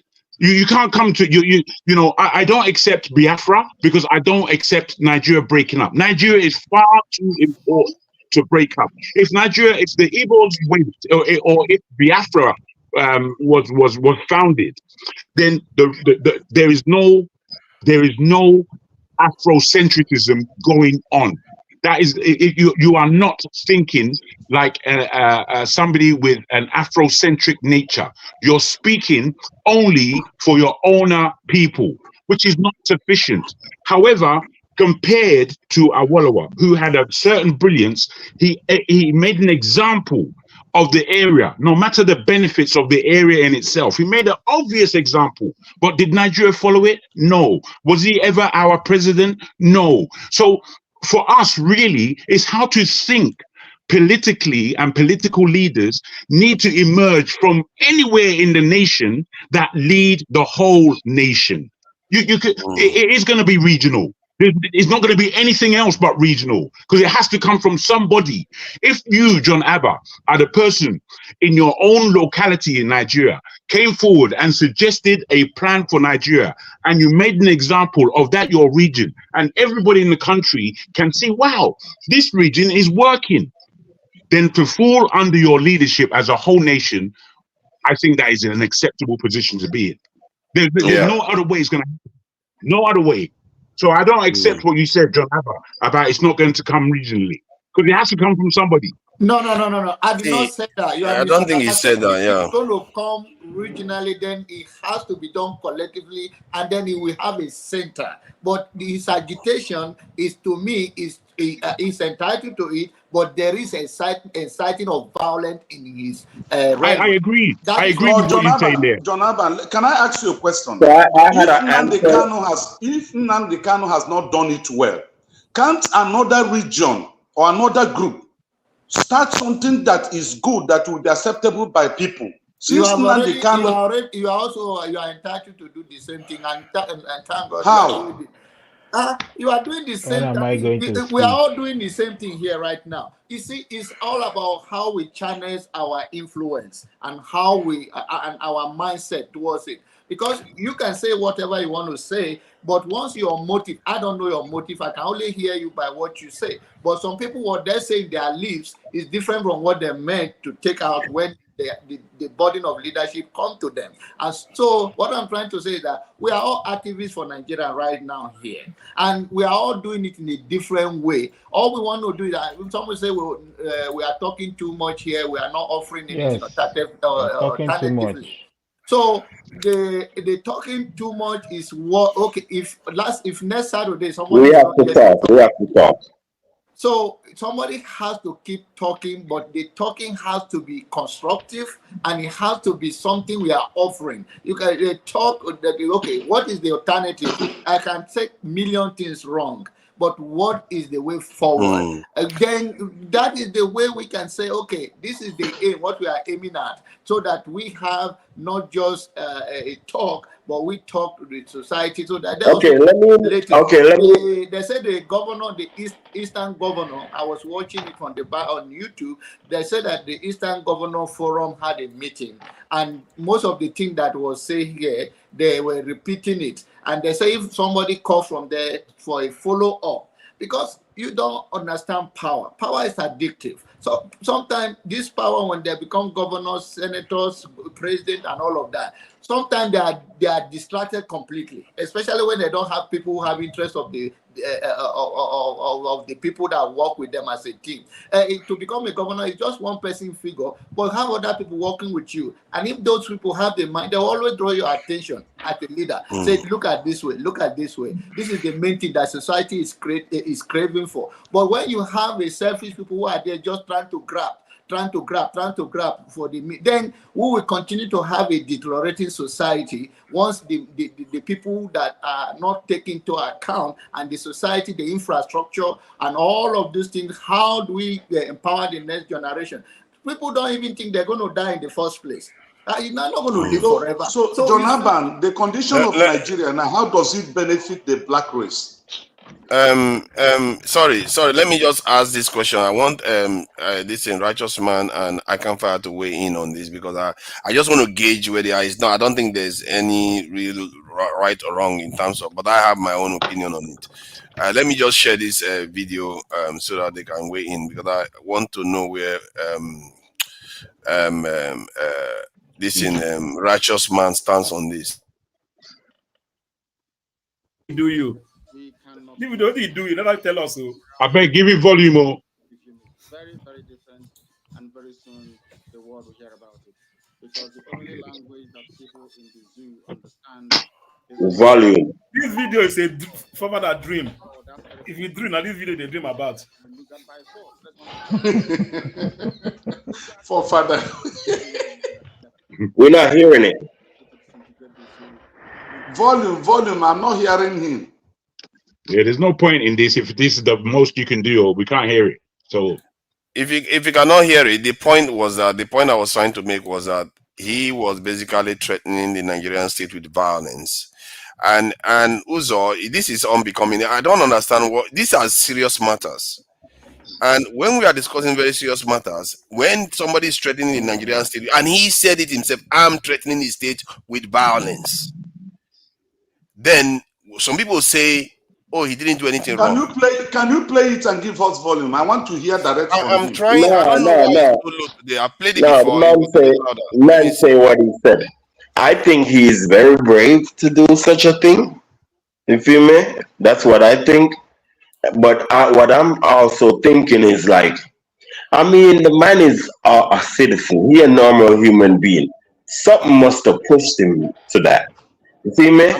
And we have to look at these things and be like, well, if you are the system and you making the people disgruntled, people might do things and say things. So I think that, listen, we know that the government not really gonna be like, oh, this is our fault and let's do something about it. I think it's gonna be louder now. I think I've gotten it louder now. I think it was a bit low before. Let me play it louder now so you can hear it for yourself. Is the language of violence and force. After all, that very contraption was put together by Freddie Lugard by force. That's one thing people don't understand. That Lugard killed people to bring Nigeria together. And the killing of people to disintegrate the zoo shouldn't come to anybody as a surprise. Our promise is very simple. If they fail to give us Biafra, Somalia will look like a paradise compared to what will happen to that zoo. It's a threat to them. They must understand this, that we've had enough of this nonsense. These allow it to finish now. Allow it. No, man, let's finish. Listen, he's crazy to talk like that, and he don't have nothing to back it up. That's how I see it. He should have just not say stuff like that. Calm down. You feel me? That's what he should have done. You feel me? You don't have. I mean, ain't nothing wrong with doing that if you have the bombs and guns to back it up. But why talk about later on they had the militia in the southeast there, and this is where that's why the whole thing escalated. Yeah, they have so what I'm saying, hold on. So I don't really want to. Hold on, man.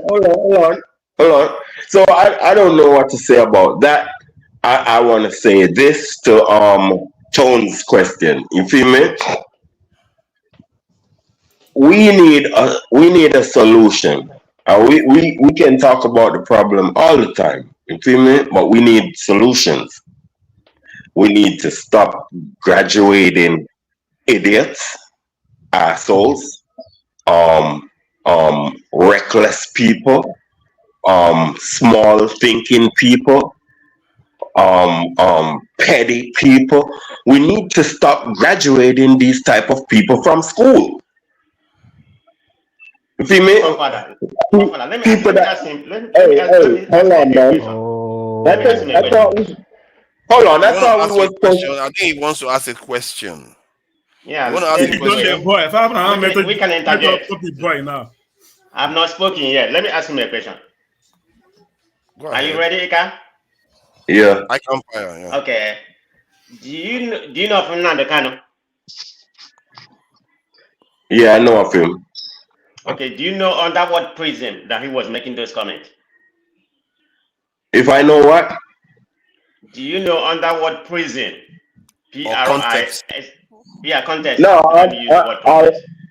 no. Well, listen, big bro. You feel me? No.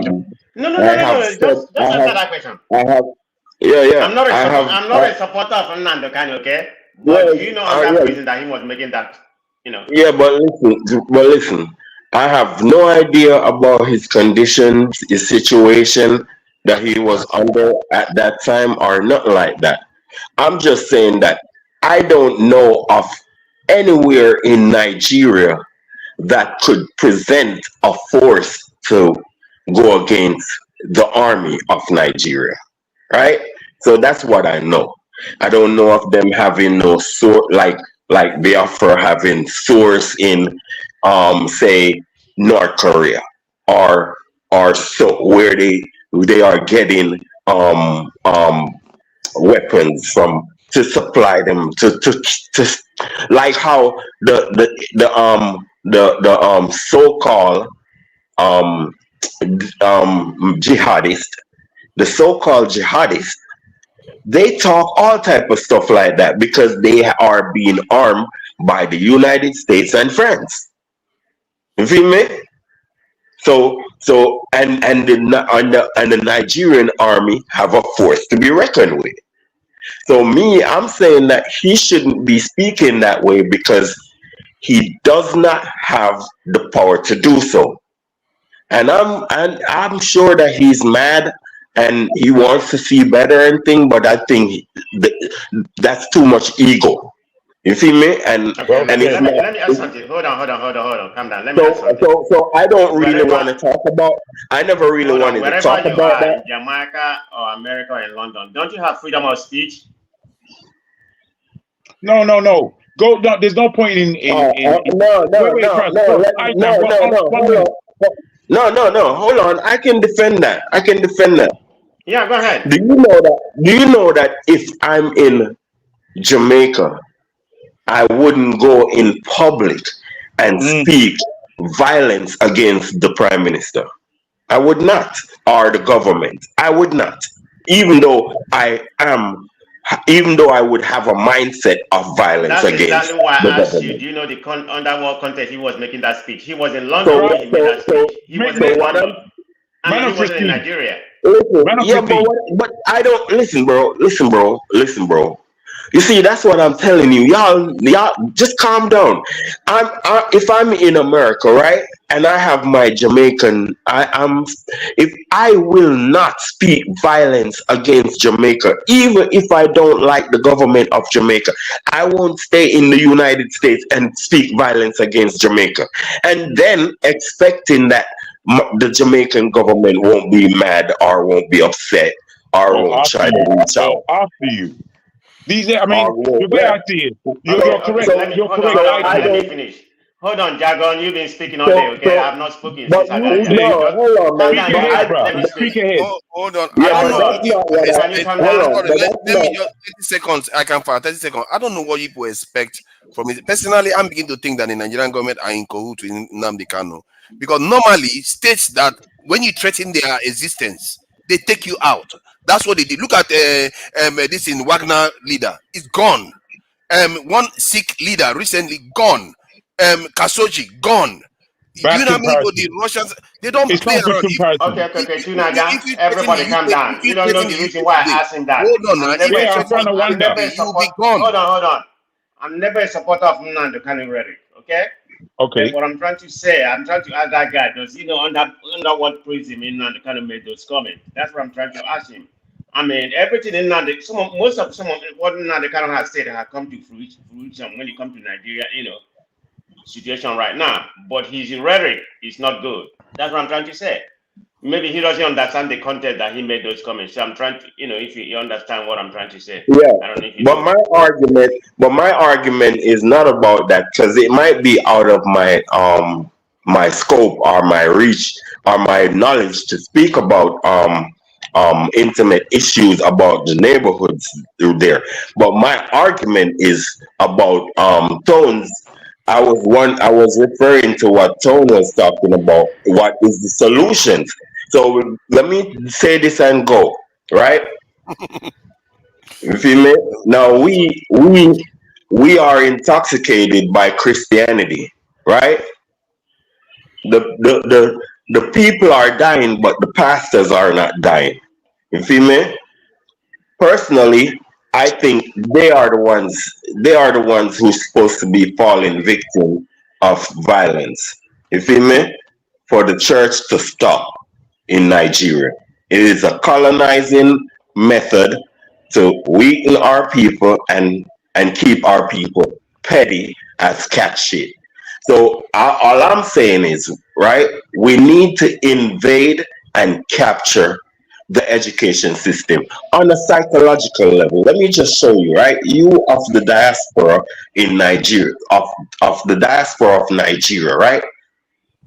We need to introduce organizations to our people. We need to organize. See me? In the diaspora and in Nigeria, we need to organize. But we need Pan-African organizations, Black Patriot organizations. And what you really need to do is you need to what you call support the ministries of education financially. See me? You could financially target the ministries of education in order to get a more patriotic education system going on. See me? Maths and reading and all that, yes. But read what? It's supposed to be. We have Thomas. What's his name? Amos Wilson. We have John Henry Clark. We have a whole bunch of Black philosophers and historians that should teach. There is wind blowing somewhere. Who has got wind going? Wow. I think it was us for. Yeah. Anyway, so there are so these teachings of loyalty and of your great history, the children should know. You feel me? We should start developing Black pride. What you need is you need for the next 17 years, like the next 17 years, these students will have black patriotism, will have knowledge of their history. You feel me? True knowledge of their history. So you see, these people are focused. You need them to be distributed in the tribes. You need them to be distributed throughout the kingships. You need these mentality to be distributed all over Nigeria in terms of, it's like this, the older people How gonna do go. you get them distributed? Because the people themselves are Oh, not readily. You played through this video and education. you said you want two of us to weigh in. Since then, I just keep. Okay. Just take 30 seconds to round up. It is through education, because the Ministry of Education have tentacles all over Nigeria. You see me? So we need to capture it in terms of finance it ourselves. You feel me? It will take financing, because Africans love money. You feel me? So we have to use that on them in terms of. Africa like money. Huh? Everybody likes money. Okay, no, you don't like money. You don't like money. Man. Yeah, but I cannot be bought. That's true. So I don't have a price. If $1,000 cannot buy you, more money will buy you. Everybody can be bought. There is no type of money. Uzo, you started now. If money You cannot have buy you, begun more to money start will buy you. pricing people. You see, Uzo is not pricing people. What kind of money? Hold on. What he said will buy me. Go ahead. Tonight, let me on him talk. What he said will buy me. No, he says 4,000 or more will buy you. Forefather, bro, what you kind of played the cheap video stuff is and that, you bro? want us to weigh in. So what is happening Yeah, now? I can fire. Don't worry about that. Let them go. I can fire is normally he's hotter than this, so he's behaving himself today. I can fire. Well done, well done. He doesn't like all nonsense at all. Righteous man, go ahead. Yeah. Let me start by saying this. In my local dialect, we say "aka parede ujiribe wen." Aka parede ujiribe wen. That is, hand touched cocoyam. That is why he shouted, because when you want to break or disengage the seed of cocoyam from the main body, as you try to disengage it, you will hear the sound. So I see. Yeah. So that's that. I just want to use it to analyze what I want to say about this video. You see, I watched the video where Nnamdi Kanu was campaigning for the progress of Nigeria in London. I've watched that video severally, and I asked a question. A man that walked in the street of London campaigning for the progress of Nigeria, what then happened that turned him around 360 degrees for him now to start saying he's no longer interested in that country? We must find out the reason why a girl that one was dating will suddenly turn said, I am no longer interested in this relationship. You don't start killing that girl because the girl is to reject. I didn't want him to go. Sorry, bro. Sorry. I wanted that icon to stay. Yeah, sorry. It might come back. It might come back. Maybe he just dropped off. So when the issue of IPOB and Nnamdi Kanu started in Nigeria, there was nothing like arms. There was nothing like a threat to the Nigerian state. They were praying in Aba Township School, and the military rounded them up there and killed quite a number of innocent people. Sorry. You are repeating. What year was this? Because this one is 2014. The video I played, and the one where you said he was. Listen, I would like to see that video because KJ said he wanted us to play the video. I brought the video online. It was just 1 minute interview where he just said a few things. Stop asking him. Let him speak. Let forefather speak. Stop. Let him land. He's gonna land somewhere. Because I wanted to get What's the matter with somewhere her? with this. No, I was talking now. He Yeah, I know, interjected but me. all he's doing is just speaking on what you said. Let him land, and then you. No, No. So that we get somewhere, so that we can get somewhere. Let It's Righteous Man important. speak. He's making sense. Yeah, And it's making wait, sense. But Yeah, we let need to him get know where with somewhere. all this. This is all story. Wait a minute. What Righteous Man is Because saying. people don't want to see. This I'm is not what there they. deciding on the kind I of hope. Righteous Man I is hope saying. supposed to you be the people one see what is talking right happening. now. They are Hold trying on. to shut down the truth. They don't want the truth to come out. This has nothing to do with Righteous it. I hope I'm you are supposed to be seeing the it. one I hope you talking are right watching now. it now. Man is giving This is you This is some what they narrative. do. They don't want to flesh out the truth. This is This the is just problem. If noisy, people man. This don't is want to not hear make. the truth, then we are not going to get anywhere. I'm trying to ask clear questions so that we know where we are going here.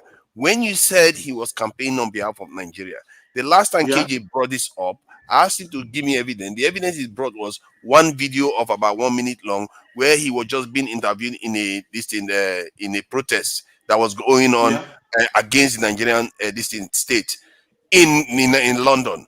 And what he said there was benign. He wasn't like, let's solve Nigeria's problem amicably. He went on, maybe after that time or just before that time, to go on this news channel, 2014, before any military action took place against him at all. This is what he said. Before any military action, no gun, nothing towards him. That's what he was saying. That's what I need people to understand. No. Forefather, please, I want you to be an impartial person. I'm impartial. Hold on. I don't, I don't like profiling individuals or tribe. I don't like it. You see, when you are tackling the issues that have to do with the Igbos, please take it easy with us. I think in your judgment, you have always been partial when it comes to anything that have to do with Igbos. I've never spoken out like this before. But I am telling you, if you want me to send you the video, I will send it to you. You don't make this guy look evil because you don't like him. You don't do that. No, I don't. Where are you from? Which part of Nigeria are you from? I don't dislike him. See, Nnamdi Kanu. What I'm saying, you play the video. You play. Hold on. You play the video. You asked two of us to wade into that video, and what do we make out of it? Because you want to know my opinion, whether whether I belong to IPOP or not.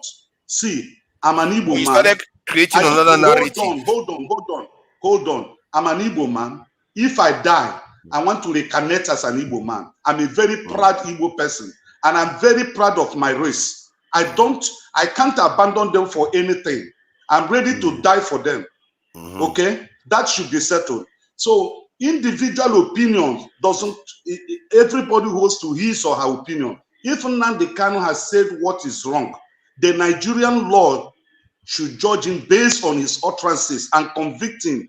Nobody is saying that he should not be convicted, sentenced to life imprisonment or whatever the law prescribes. But what I'm telling you is that this guy has been brought to Nigeria.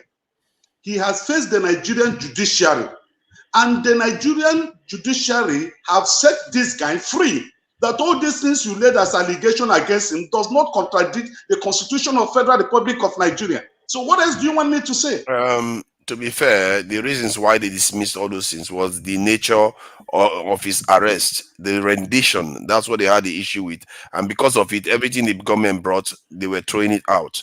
So, and the government is still the court that they are using to hold him, just like they are holding Emefiele. This is the same thing. And I'm just trying to say that nations are a lot. What Nigeria is doing is not harsh compared to what other nations do to people. Like Canada right now, as we speak, they're having a big tiff with India because they say India killed one of their separatists, the Sikh leader that wanted. Godfather, so are you of the opinion that Nigeria obeys the rule of law? The Nigerian government, in your opinion? Nigeria cannot Who's that speaking? Who's that speaking? It's Alaba. I see. The Nigerian government, you see, they don't obey rule of law. Sometimes I even worry that they are in collusion with the same people that they claim they are fighting against. Because the name of the game is keep us dancing while they don't develop the country. That is the name of. You have to recognize when you are getting punked. Yeah, I think they don't obey rule of law. That's why there's impunity in the country. None of them and do. When you're comparing them to other countries like that, we should use this medium for some. I don't know. I don't like the direction you take. The reason why I say these things, because you have to go deeper. Look at other nations here. It's not like I'm making the history up. We should India. compare Let me finish my point now. Let me finish my point, because I don't know why this is weighing too heavily on you.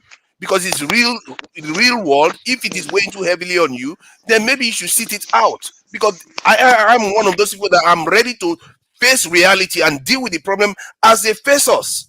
Because hold on now, let me finish my point. Look at all the other nations, the way they respond to people that threaten their statehood or their national security. They don't care. They respond very harshly. Threatening our national security by stealing our resources. Don't you see them as the enemy of Hold state? on now. I'm talking about agitators. I'm talking about people that agitate against the state. We should be selective arrangement. We should be only selectively arranged. No, because we have to compare like for like. But like for like. Now you are bringing crude oil into it and all everything into it. I don't know. You see, you know what? I give up. Let's calm down. Let's calm down a bit, if you might, because I think that, to be quite fair, to be quite fair, you cannot come and face a camera and be threatening the state when you do not have the That's what ICANN said, and he was absolutely correct. You can't do that, and that is the reason why I don't subscribe to IPOB. All these games should stop. We should blame the government where they are wrong and blame Nnamdi Kanu and the agitators where they are wrong. We cannot do selective blaming. Exactly. I actually blame the government too. You're not. They are all in cahoots. I'm beginning to think that they are all in cahoots. Government should be more strict with those stealing our money than our people are dying. People are dying. Nnamdi Kanu comes and says, Nnamdi Kanu comes and says, to hell with Nigeria and cause all of us a zoo. Hold on now, and it cause all of us a zoo. The Nigerian government comes along and wrecks the country and cause our people to be destitute. Both of them, I say, plague on both of their houses. Both of them are part of the problem. Is Nnamdi Kanu the problem of Nigeria? Anybody that is causing problem for the country, there should be a problem. Righteous man, you're missing the point. You cannot challenge. You can't pick and choose. If I cause problem for the country, I am a problem. Wait. You cannot come. I never said challenge the state. No. Even Simon Ekpa, that clown was saying 2 weeks ago. Was saying 2 weeks ago, was talking about people contributing money so they can buy missiles. Now, if the Nigerian government should capture him now, they will start saying that they are persecuting the Igbos. Let's say the truth. Simon Ekpa is just a clown. He's talking about missiles the other day. And people died. People died. And you know what annoys me most? People actually died. Police officers died. Offices, children. We are seeing mothers getting flogged on the floor. Teach students. We pretend as if they are not real victims. They are real victims on the ground because of the actions of these people. Forefather, what happened to Asare de Kubo that was threatening the entire race of the Igbos that is going to wipe them off? And he was waving the AK-47. Like I Why said, didn't the state go for him? Plague on all of their houses. All the people that are causing problems in that country, plague on all of them. And that is what we should be focusing on, the people that are causing the trouble. They've taken everything from everybody in that country. We're not focusing on them. We're focusing on people who are complaining, even though their method is wrong. See, there was something Bumi said earlier on that I want to highlight again. She said something that is, I don't know whether it applies to this case, that when it's on our own side, we pretend as if it's okay. But when it doesn't favor us, it's not okay anymore. That's right. It's a serious problem that we have. It is a serious problem. And righteous man, to be frank, no matter your Igbo-ness, you see, it's not. You see, when the utterances that you made are totally biased, it's telling us that you are Igbo man. We don't know. We know you are Igbo man. We understand what you're saying. However, if your Igbo man inside is talking rubbish and talking harm and talking delusion, why can't you stay? It's as though you won't stand up and tell him that he's wrong. We are saying, look, bros, hold on, my friend. Hold on. I'm going to finish. Hold on. No, let me just finish. He played a video. No, let me finish, bros. Okay, finish. Ejo, thank you. Now, for me, in terms of most of the utterances that you have made on this platform, I fully concur. Fully. You understand? It's not fair for you to now say that everyone's against Igbos, because that won't wash with us. It doesn't wash. You understand? All that rubbish, I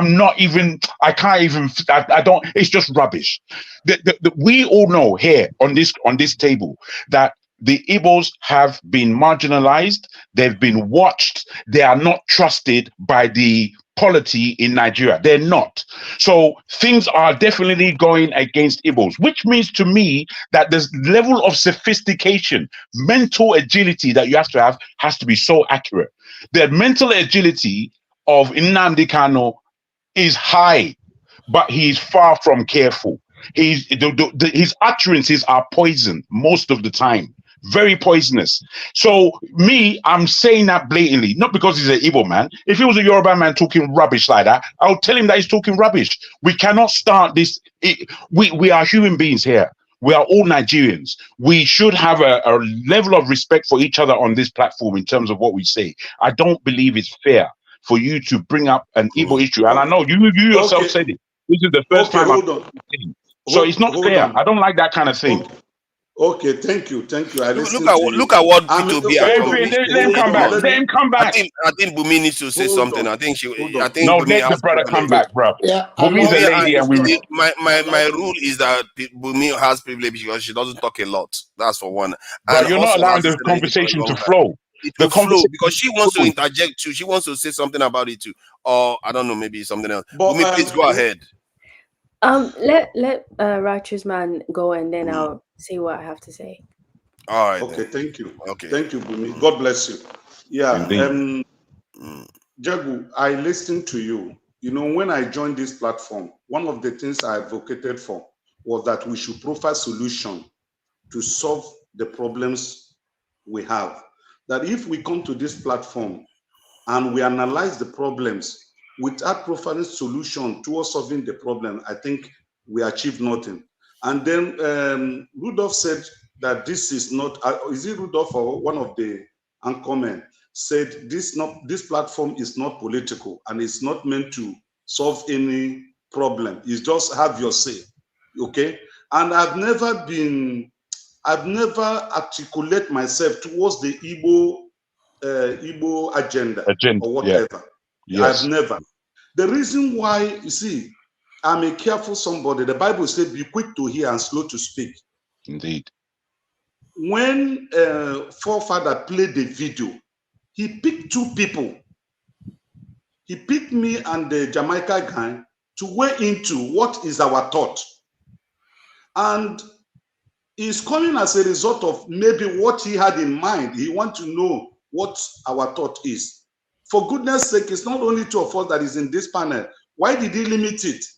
Because I made mention about, okay, if we have gone to the street to protest and the police will get us, killed, or if you're a political activist, you will get missing. There are many Nigerians today that are missing. Go on Google, ask Nigerians, because they are protesting against the government as individuals. They will just pick them up and that will be their end. I said, okay, if these channels we have employed to solve Nigerian problem have not worked out, can we apply agitation, not bringing in separation or dissolving of Nigeria?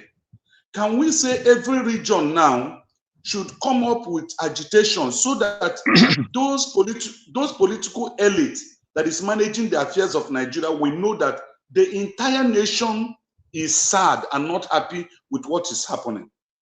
So I said that Nnamdi Kanu brought this agitation. Whether we like it or not, he created awareness. His method of channeling, his method of channeling what he believes in. Who's that interrupting the place? No, it's okay. The young man, let him. Righteous man, please round up so that they can go. The two young people want to say something. Yeah. So what his message, what he was giving out, if he did not bring out, I can tell you 90% of the Igbo youth in the Southeast, I'm not saying in Nigeria, in the Southeast, believe in his message. If you say he did not, 90% of Igbo youth in the Southeast, if you doubt it, the last gubernatorial election in Anambra State, when IPOP said that the people should not go and vote, what happened? Then the Igbo umbrella organization, Ohaneze Igbo, called the IPOP and begged them that they should allow the people to go and vote. And when they voted, what happened? What happened? So don't say that his message did not bring awareness. It awoken the people. It could be positive, it could be negative. But my stake is that I am not part of those clamoring for disintegration of Nigeria. I'm not part of those asking for arms to kill people. I don't believe in that. The Biafran war consumed 9 people in my family born by my father. So I wouldn't want such a thing to repeat itself. Absolutely. But I believe in equity. What is due to a Yoruba man should be the same right that an Igbo man possesses in the same country we call ours. That's just what I am saying. I agree. There's no agreement. There's no disagreement there. Yeah, that's true. Bumi, please go ahead and Horsfall. Thank you for your patience, Horsfall. I will be coming to you. So in regards to what Forefather says, I think 2 things can be true at the same time. I feel like in the case of the whole agitation thing, I do think that some of it is actually due to the fact that look at Nigeria's situation, there's reason to agitate. But I also think some of it is also it's like controlled. It's being enforced either by the Nigerian government or because so why Nigeria is like that, it makes sense. Like there's a reason why Nigeria is like that, for the exploitation to keep on happening, for the Nigerian government to keep on fighting the people and for us not to develop. It's there. So it's like 2 things can be true at the same time. I do think that if you look at the history of, like, you look at the Civil War, the way, if you think you're going to get your own independence, if you're trying to divide Nigeria, if you think the way you're going to get your outcome is by fighting the Nigerian government, you're just going to go kill yourself. Because guess what? The West are going to support Nigeria. And you're going to get another person that's going to support you. And you just fight yourself. And you're not going to achieve anything. And that's why I'm not a big fan of some methods of how we are trying to achieve things. And that's why I think that if we're agitating, we need to come as a people. Who is agitating with me? So we are not fighting each other. We're coming together. So there's no this one is this and this is this.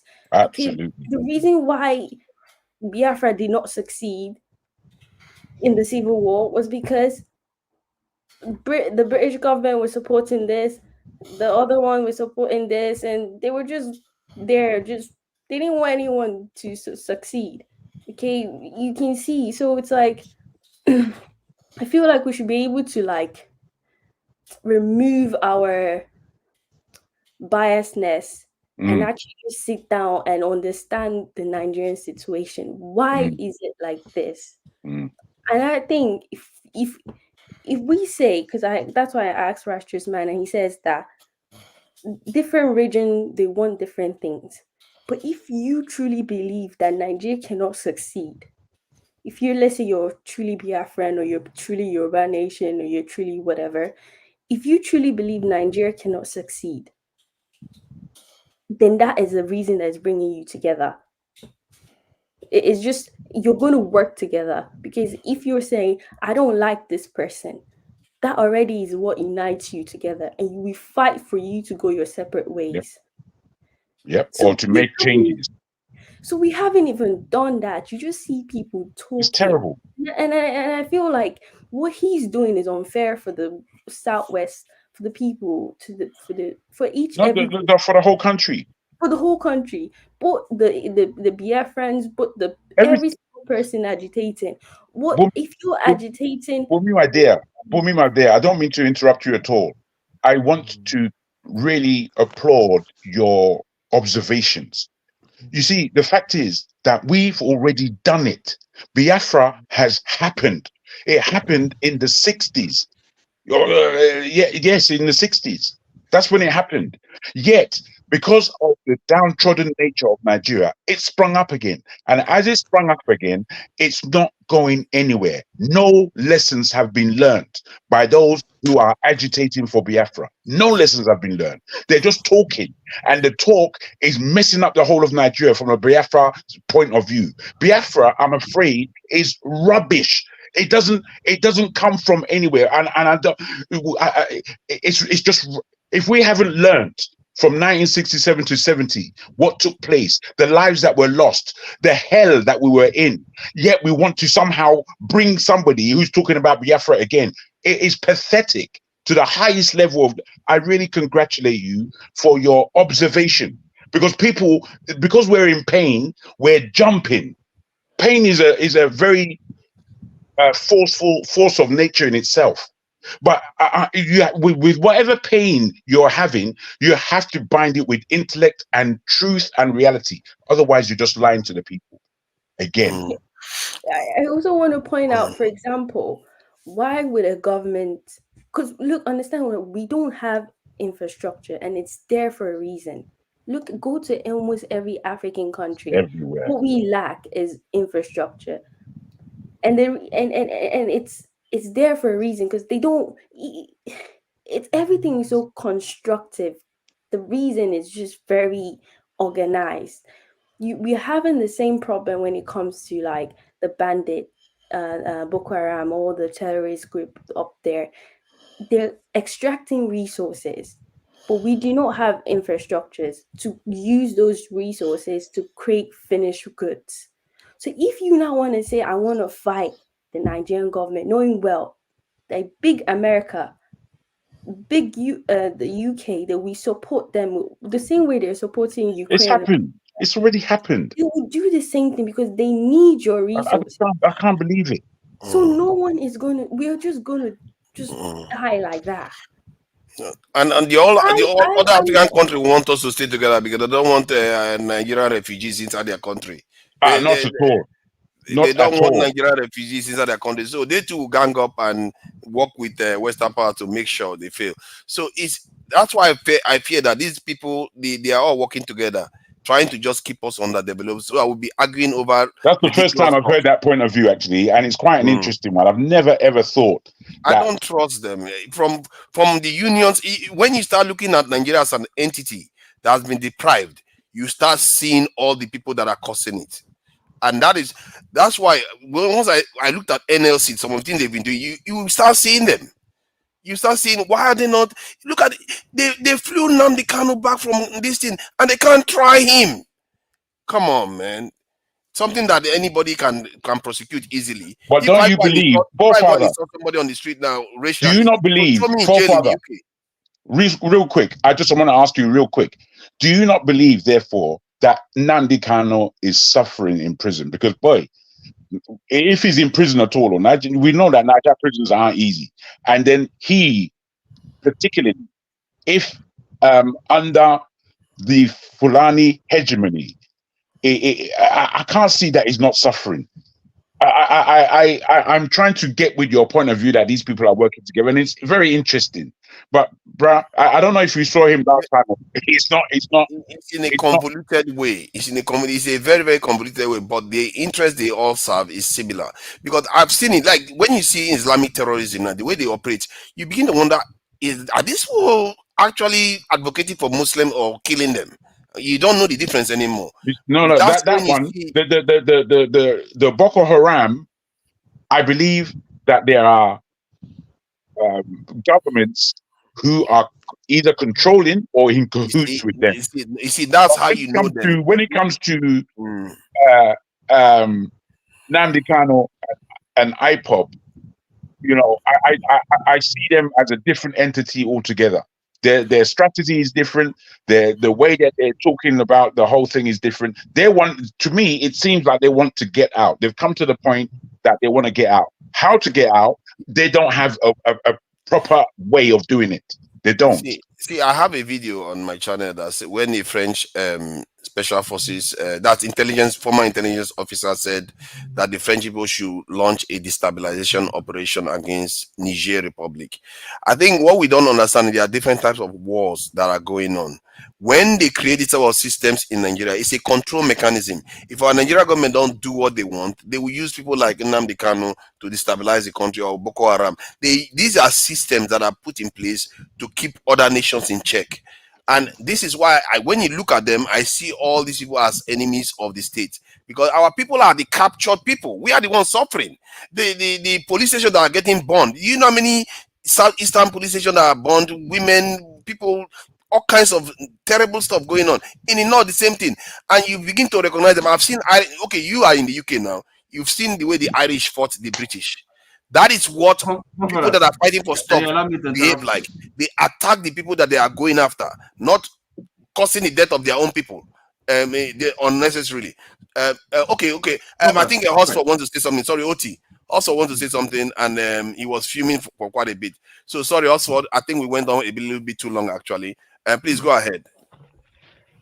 Before I say anything, I would like to say this in case of next time I come on the panel. My mom is actually watching because I sent her the link when I came online, and she's surprised. The thing is, I don't know how to talk too much. I prefer doing something over talking and talking and talking and talking. So sometimes if I try to give a point, I'm more like a quick solution, a fix immediately. Instead of talking and going in circles, I tell you something I think would happen or should happen. In this case, about Nnamdi Kanu, I would start with him.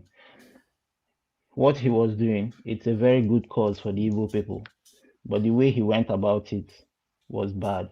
He immediately alienated the Igbo people from the Nigerians the moment he started calling Nigeria a zoo. Even though people would buy into what he was saying, the moment they start hearing him call the country a zoo, it rings a very negative bell, like, what is this man trying to do? All he's saying is very good. All is fine and well for the Igbo people, but he already alienated them from other Nigerians, the Yorubas, the Hausa, all the other tribes in the country were like, this guy is only fighting for Igbos. So he eventually ended up doing the opposite. So the people that would even support, agitate peacefully, whatever, were like, no, this guy is fighting for himself. He's not here to help any of us. It's just him and his people. That's one. Another good example is, let's look at today, Peter Obi. Yorubas, Hausa people, different tribes voted for Peter Obi because we felt he was the best thing, even if we did not get it. But you could see the love, the support he had, because everybody knew what was happening. The country is going to hell. We need a savior, and we're like, we trust this man. We believe in what he's saying. And people stepped up, voted. Even if today we're hearing they're going to call back and forth, it does not matter. The love is there. People see the love.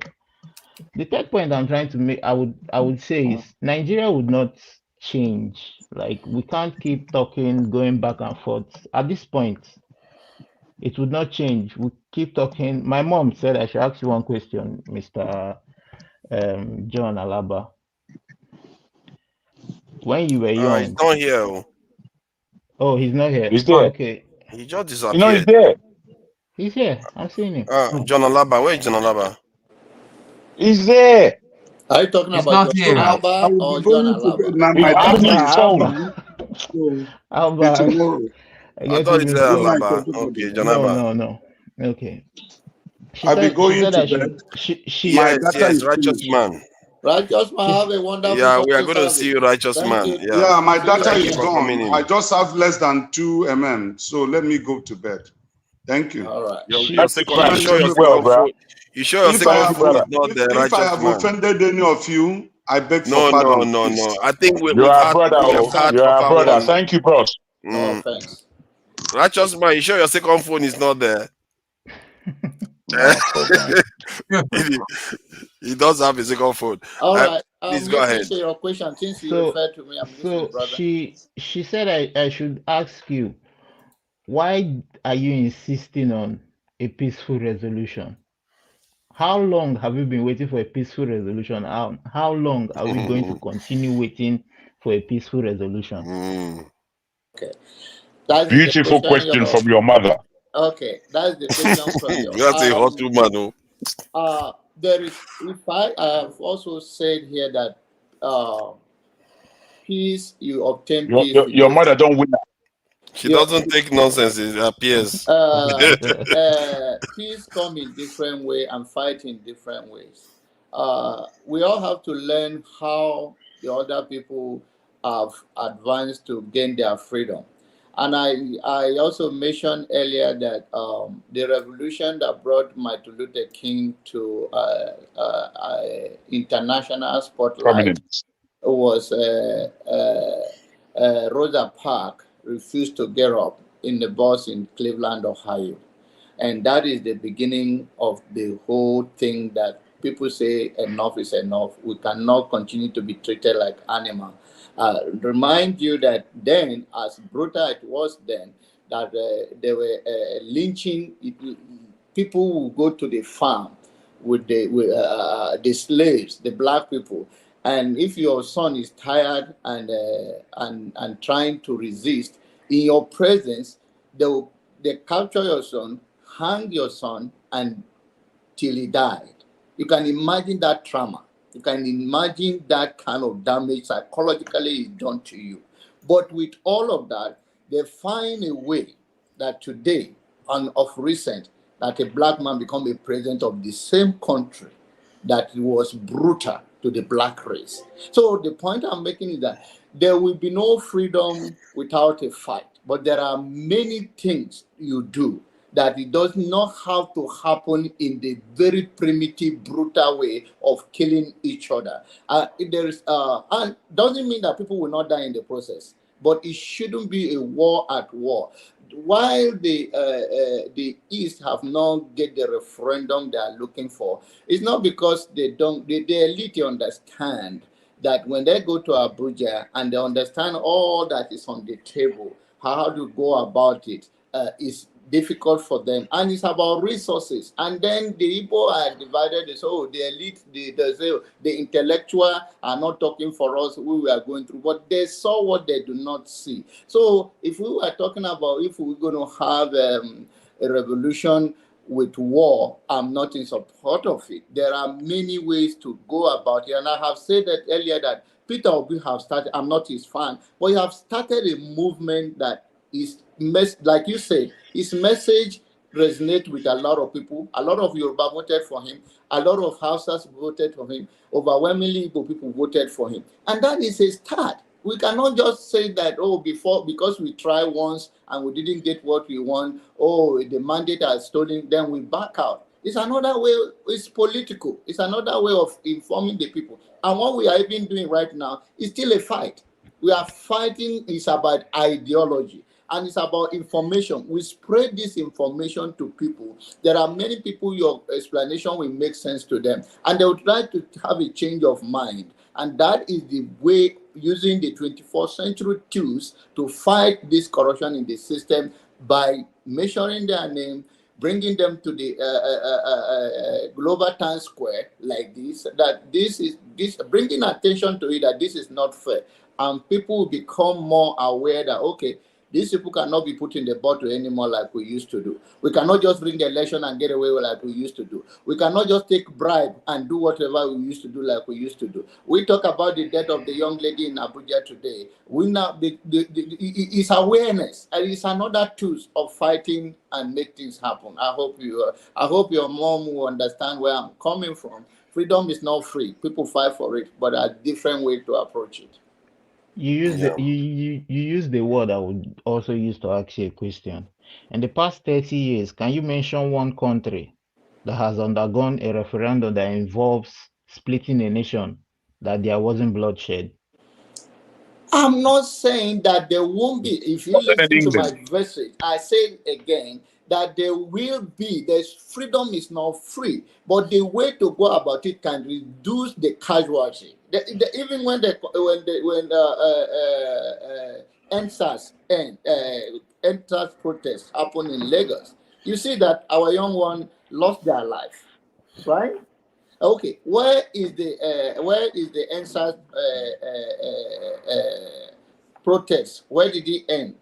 At least I can believe that some of the energy was directed towards supporting Peter Obi. I believe that portion of them was directed like that. So if we are talking about, there are many ways, there's no one single way to get things done. The fact that what is going on in Niger today, it may not be applied to our own system. It may be, it may not. So we have a different way. Come with the plan. Come with people backing each other. You are a young man now. Look at Bumi. Look at yourself, and look at how look at how brilliant are you guys. Very articulating in your work. That is also advantage that we are taking in 24th century to fight those things. So we don't have to go through those guerrilla war or fighting and all of those again. And if we are talking about 30 years back, what you have today, you don't have 30 years ago. You don't have this media like this 30 years ago. It's still a way of fighting. There are many things you can even do from abroad that if you are in Nigeria, your impact will be very limited. But you can do it right now. So there are many ways to do things. Thank you. Yeah. Thank you. And I would add one thing. Go ahead. If you talk about media, in my opinion, the media you're talking about is also it's a part of the problem. Yes, yeah, it's all about how you use it. It's just like your money. But we are talking about the positive aspect of media. The media can be biased. The media can be political. But then we are not political. I am not political on the platform. I'm speaking to issue of Nigeria with open-minded. So there are a lot of people like that here that can speak to issue. And sometimes you may not change people's perspective completely, but they may learn something from you, and you may learn something from them. Even the people you disagree with most. Yeah. Thank you. Thank you. Osforce, I want to hear more from you. I don't know if you finished. Have you finished? I want to hear more. Are you the moderator? Jesus Christ, calm down. I'm not the moderator. But bros, why are you telling me off? You don't have to tell me off. Because you are I'm an supposed to allow adult. me to moderate. I'm trying to. Bro, I just pushed in. All I did for my crime that you are accusing me of is I wanted to hear more from Osforce. That's all I did. Anytime now anybody says something, I have to wait for you to speak first before I speak. Why are you arguing with me? Your argument is corrupt. It's corrupt. If you don't want me to come here, cancel. Well, I'm not brother, if you don't want me to be here, cancel me.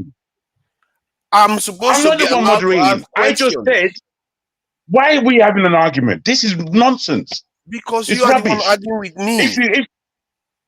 Bro, I'm not arguing with you. I wasn't speaking to you. I was speaking to Horsforth. Yes, because I wanted to speak to him. Bro, continue. Do what you want. I'm here. Do what you want, bro. Because I don't know why. Please. I don't know why at the end of everybody's announcement, you have to speak. Like we're not adults. It's okay. So you have the to one speak moderating is okay. Respect that. Bro, I made my comment. And my comment wasn't about you. Don't make it about you because you're the moderator. No, I'm not making it about me. Godfather, just because you're the moderator. What? I'm not making it about you. Are you telling me that I don't respect you? Is that what you're telling me? That I do not respect you? That's not what I'm saying. So why say anything? Why say you don't have to say everything every time? You're not listening because you do that regularly. That's why I'm trying to let you know that when I want to ask him, I wanted to ask him more because he probably had more things to say, and that's the same question you're asking. So why can't you? If me and you are on the same line, why can't you just allow it? This ego, that's ego. You're not what you're talking about, my friend forefather. What you're dealing with is ego. I'm not egotistical. I'm just not egotistical. If me and you were on agreement and asking one brother the same question, then you should allow that. Because that's what I would do in your shoes. Because I was talking already. Because I wanted you to understand that sometimes you didn't speak before me, bro. You didn't speak. I jumped in. I jumped in as soon as he finished. It's okay. Just go to the next level. What you want to do? Bloody rubbish. It's okay. It's okay. It's okay. It's not okay. It's not okay because you do it all the time. I don't want ever to go against you 4-5. I just don't want it. I don't want to do that. You understand? I've got a voice and I put my voice forward. There are two young people on here that don't speak a lot. Me and you was on the same level. We wanted to hear more from them. If I am in agreement with you, why are we arguing? But okay, it's okay. Then maybe you should have let me talk then. Go to the next level. Yeah, Housefall, do you have any more to add to this? I've lost my train of thoughts while you guys are going. I don't know, man. See, Jago, you need to understand sometimes that when somebody is trying to moderate, I have so many things that I think about, and when you keep interjecting the way you are doing, it's not always very helpful for me. It Bro, makes it hard. You see me, yeah? Let me tell you, because I'm not accepting what you're saying. Let me tell you this, yeah? Me, I'm a listener. I listen more than I speak on this platform. You don't recognize it because when I speak, I've got a lot to say. So you think I must be taking over the show or some bullshit like that. But I haven't got time for your bullshit because I'm an adult. I haven't got time for it. Jargon is okay. It's not okay. You don't understand, bruh. You are a forefather. You are a vexation. You vex people. We have this jargon. We have two young people here that we are trying to make our life look up to. But hey, if I may, John Abba, if me and you, if you are the moderator, and somehow I've put forward the same thing that you would have put forward, would you not just allow the communication to flow instead of making an interruption like we have now because of forefather ego? No, it's okay. What you are saying is that forefather could have said, okay, that is exactly what I was trying to ask. I mean, I don't like bullshit. I don't like bullshit. Calm down. My man is coming up talking rubbish in my ear. Coming at me like that, I'm not going to be able to say. I don't like to argue loudly over this type of issue. Because the reason why I'm saying that is because I think there was one other person that used to interrupt when somebody is trying to moderate all the time. You've done this before, and I've told you that you should be allowing me to go straight to the question. And when you did, and remember, while you were doing it, I didn't know what you were doing. Sorry, okay. I was talking and you were talking at the same time. Don't go back there. I have no idea what you're talking about. It's okay. Gentlemen and lady. So, yeah, Oti, go ahead, please. I think it would be helpful for us if you could try to be like, well, of course, you're not Dr. Damages. I mean, the way he moderates, that's what I'm talking about, and perhaps even Shosho. Being a moderator doesn't mean that you have to have the floor to yourself and talk more than everybody, dominate the discussion. No, I mean it's okay. Now, see, let me say something about my style. See, hold on. People, see, you can say whatever you like about me. I don't care. Really, I really don't. What I care about is if I'm on here, people should recognize that I'm the one here. I don't look like Dr. Damages one. If you don't respect that, then that's fine. All I can do is moderate and make sure I to my own standard, really. Let's put it that way. That's why I said, of course, you're not Dr. Damages. That if you can try to be like him, in terms of, maybe not trying to, dominate the conversation. Okay, so I mean that's how it comes across, and I listen. No, I do that deliberately. But if something is not being corrupted, there's no evidence to it, because I've seen so many conversations within our community where ignorance just flows through all over the place. You know what that ends up as? Our people are like people that are doused with petrol. We need to start fighting each other. Let me come in. Oti, can you go to your point? Leave him alone. Okay, I'm getting to my point. You see, okay, with reference to what you just this, I mean, what you think is people, well, ignorance, I can understand people, we're here to enlighten, to learn. Nobody knows everything, okay? But again, because sometimes you go off on, if you like, kind of a sweeping or some hypothesis. Now, for example, you talk about ignorance, so yes, all of us, every one of us can be ignorant in certain aspects. Now, for example, we've been talking about what? I'm listening to the conversation about Biafra agitation and all that, so I just wondered, I mean, did anybody think about, have regard to the genesis, in other words, try to contextualize the whole thing about the different agitation.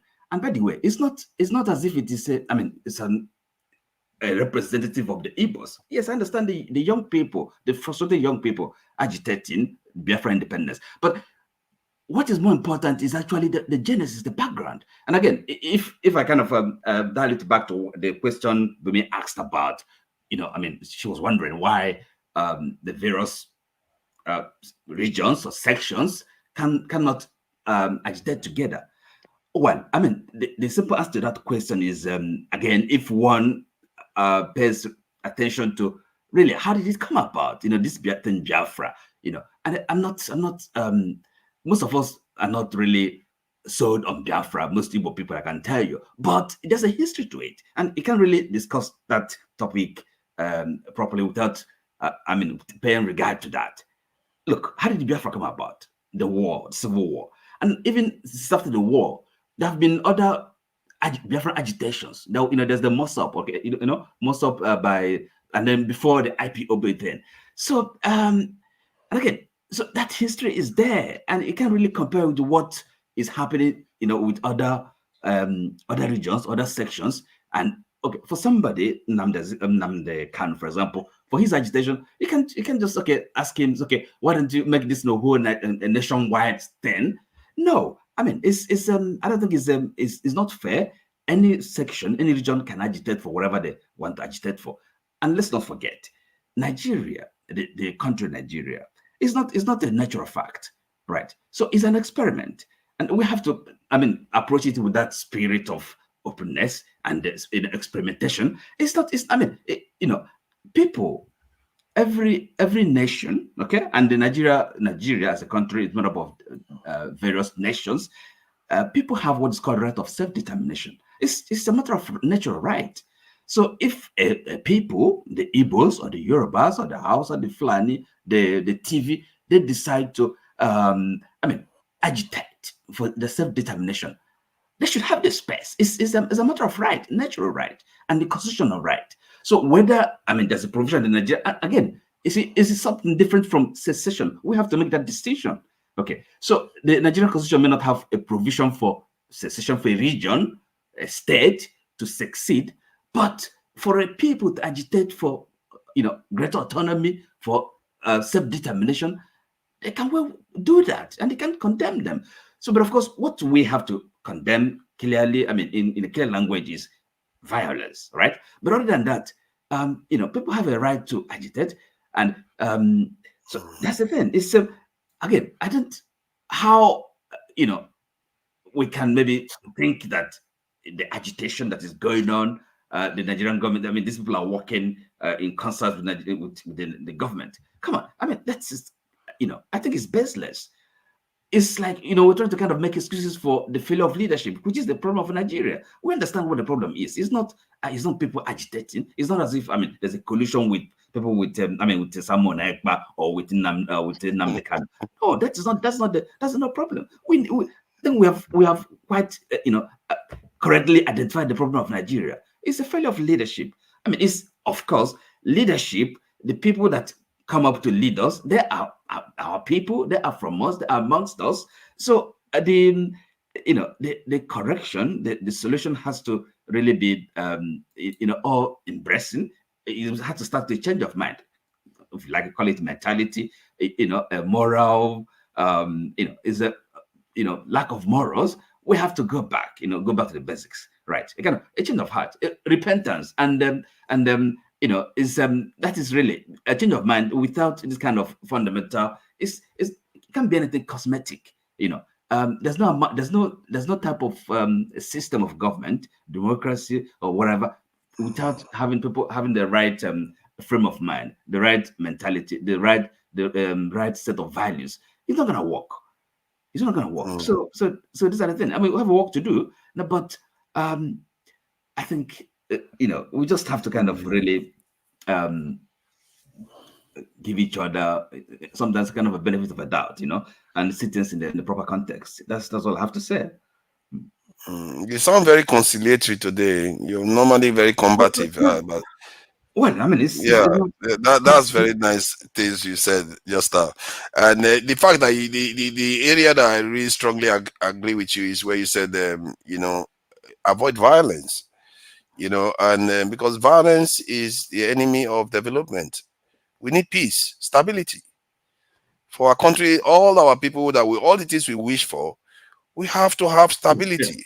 And peace. Okay, sorry. Yeah, of course. I mean, I don't think most people, most reasonable people, don't preach violence. I mean, you know, it's never the first. But of course, I mean, that is not being pacifist. You know, sometimes it may come to that, right? It's just you have to be realistic. This is life, and I think there was something else. Okay, look, when somebody was talking about wrong law or something like that, you know, you can't have the argument. I mean, definitely. Some laws are bad. There are bad laws, and that's what is called civil disobedience. It's just a fact of life. You know, it can. You know, not every law is what it may be a law, but citizens, we are human beings. These law is made for man, not for the law. So if it's a bad law, immoral law, constitutional citizens have a duty to disobey such laws. It's called civil to challenge it, but you have to be prepared that if you are wrong, to disobey it. You know, so listen, let me just add my own episode. Let me ask you this. I think we have to be careful. The reason why I say that is because the majority is there that supported the creation of the law. No, listen. Let me tell you something. You see, your problem. You have autocratic streak. You know, it doesn't know it, but I think it's I think it might be true. I'm not denying it. No. So you know, I think you excuse I mean, you know, this thing, power and control and nation. No, you see, you know, human beings. It has to start with human beings, right? It's much more important than, you know, I mean, all this, nation, building a nation. I mean, it doesn't matter what it costs. You can kill 1 million people because. Don't you think human beings need boundaries like everyone else? Yes. You know, so but you know, because a law is on the start book, so that you have a state, it doesn't mean you have to follow the state. You know, the details of the state. You know, if they do something wrong, you have a right to challenge them and disobey. Civil disobedience is allowed, and again, agitation. That is true. So there's nothing in Nigeria. It's not a given Nigeria. Okay, so we can actually reconstitute things seriously. I'm trying to get you to see things from my point of view so that you understand the way I'm looking at it. As an individual right now, if I walk on the street and I see some sign that says, "Oh, I have to wait till the light turns red or green before I cross the road," depending on how I look at it, but I choose to cross the road at yellow when the light transitions from red to yellow. So if I do that, I'm feeling like, okay, it's my law. I don't like it to get to green. I just do it anyway. No. Sorry, but that's not what people are talking about when we talk about civil disobedience. No, we're talking about which one are you referring to? Bad law. You know you know. Which one is bad law? How do you define bad law? I choose the one. I choose the one that. Hold on. I choose. I'm trying to get you to understand. See, I chose that it shouldn't get to green because it's bad law to me. Excuse me. So this kind of example. So you don't know what is. So how do you decide bad law? That's the question. So possibly it may not also admit that there are kind of illegitimate regimes. You know that unlawful regimes that shouldn't actually govern. That citizens have a right to kind of to bring down. You don't recognize legally. What do you mean by legally? And by any means whatsoever. By any means possible. You see, we are anarchists. We are actually anarchists. We say we want order. We are actually anarchists. Okay, I'll give you an example. Listen, sorry, Hitler. Okay, the Nazi. They came to power in Germany, right? Lawfully, right? Okay. So I'm making laws, discriminatory laws, killing Jews, laws. Okay. So if you had the courage, or any German that had the courage to disobey that law, do you think they shouldn't do it? They should do it, but that's an example of a bad law, right? Okay, so see, they should do it. They should do it, but they will be prepared for the consequences of. See, let me explain. If you break the law, remember the law is based on the majority of the people deciding. Sorry. Excuse me. That's what is morality. Okay. You see, we have law, we have morality, but equally some laws, if they're quite clearly immoral, bad, and wicked, you shouldn't obey it. You have a duty to actually disobey it. But sometimes it can be opinion-based. Example, like what kind of law? Let me come in, John Albert. Let's break the monotony in this. You just came in. Okay, yeah, go ahead. Please, let me take permission from you. And of course, enjoying the existing protocol. Say hello to everybody here on this panel. And absolutely those in this chat session, I'd say there's a lot of waywardness there, a lot of wayward kids. Why is your camera always like away? You know, you don't use. Yeah, you are going to go back again now. You are there 1 minute, then next minute you dive back again. I do it out of mannerism when I'm talking. But listen to this. Mr. Oti, who is a very learned, fair man, right? He's breaking it down for you. Yeah, he's being fair today. He makes the same mistake that we all make. When he says no violence, I'm against that. Violence, it depends on what the other sides are doing, right? When the constitution that's codified wrongly, if it's shambolic, like ours, there are certain powers, rights that the people supposedly are giving to their representative government. Now, the interesting thing that nobody says is that whatever is not delegated to those representatives, it's reserved by the people, right? So if anybody acts extra constitutional, doing something that's not given them to do by the people, if you do anything like that, you're breaking that constitution, right? We're not going to sit there and wait, because there are rights given to us by God himself. Those are not taken away by that constitution. So if the Nigerian state, in this case, we use Nigeria as an example, goes there doing anything extra constitutional, we can do whatever we want to stop that, including things that are not given to us by the constitution, like violence, for example. I believe that it's stupid to say you're going to go on a march, but it's a peaceful march. I can determine before I go to a march who I'm marching against is going to do. What if they bring violence? How are you going to? Hold on, please. Let me land. I wanted to ask.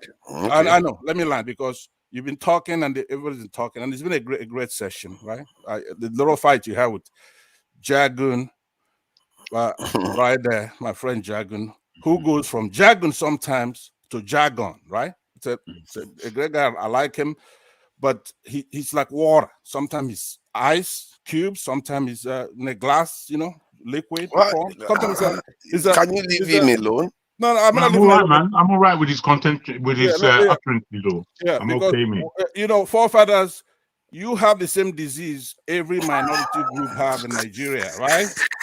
Right now, you want to be Jagon's friend, so you could then bandwagon against somebody from a majority against you. Group, right? You've been fighting Jagon until I got here.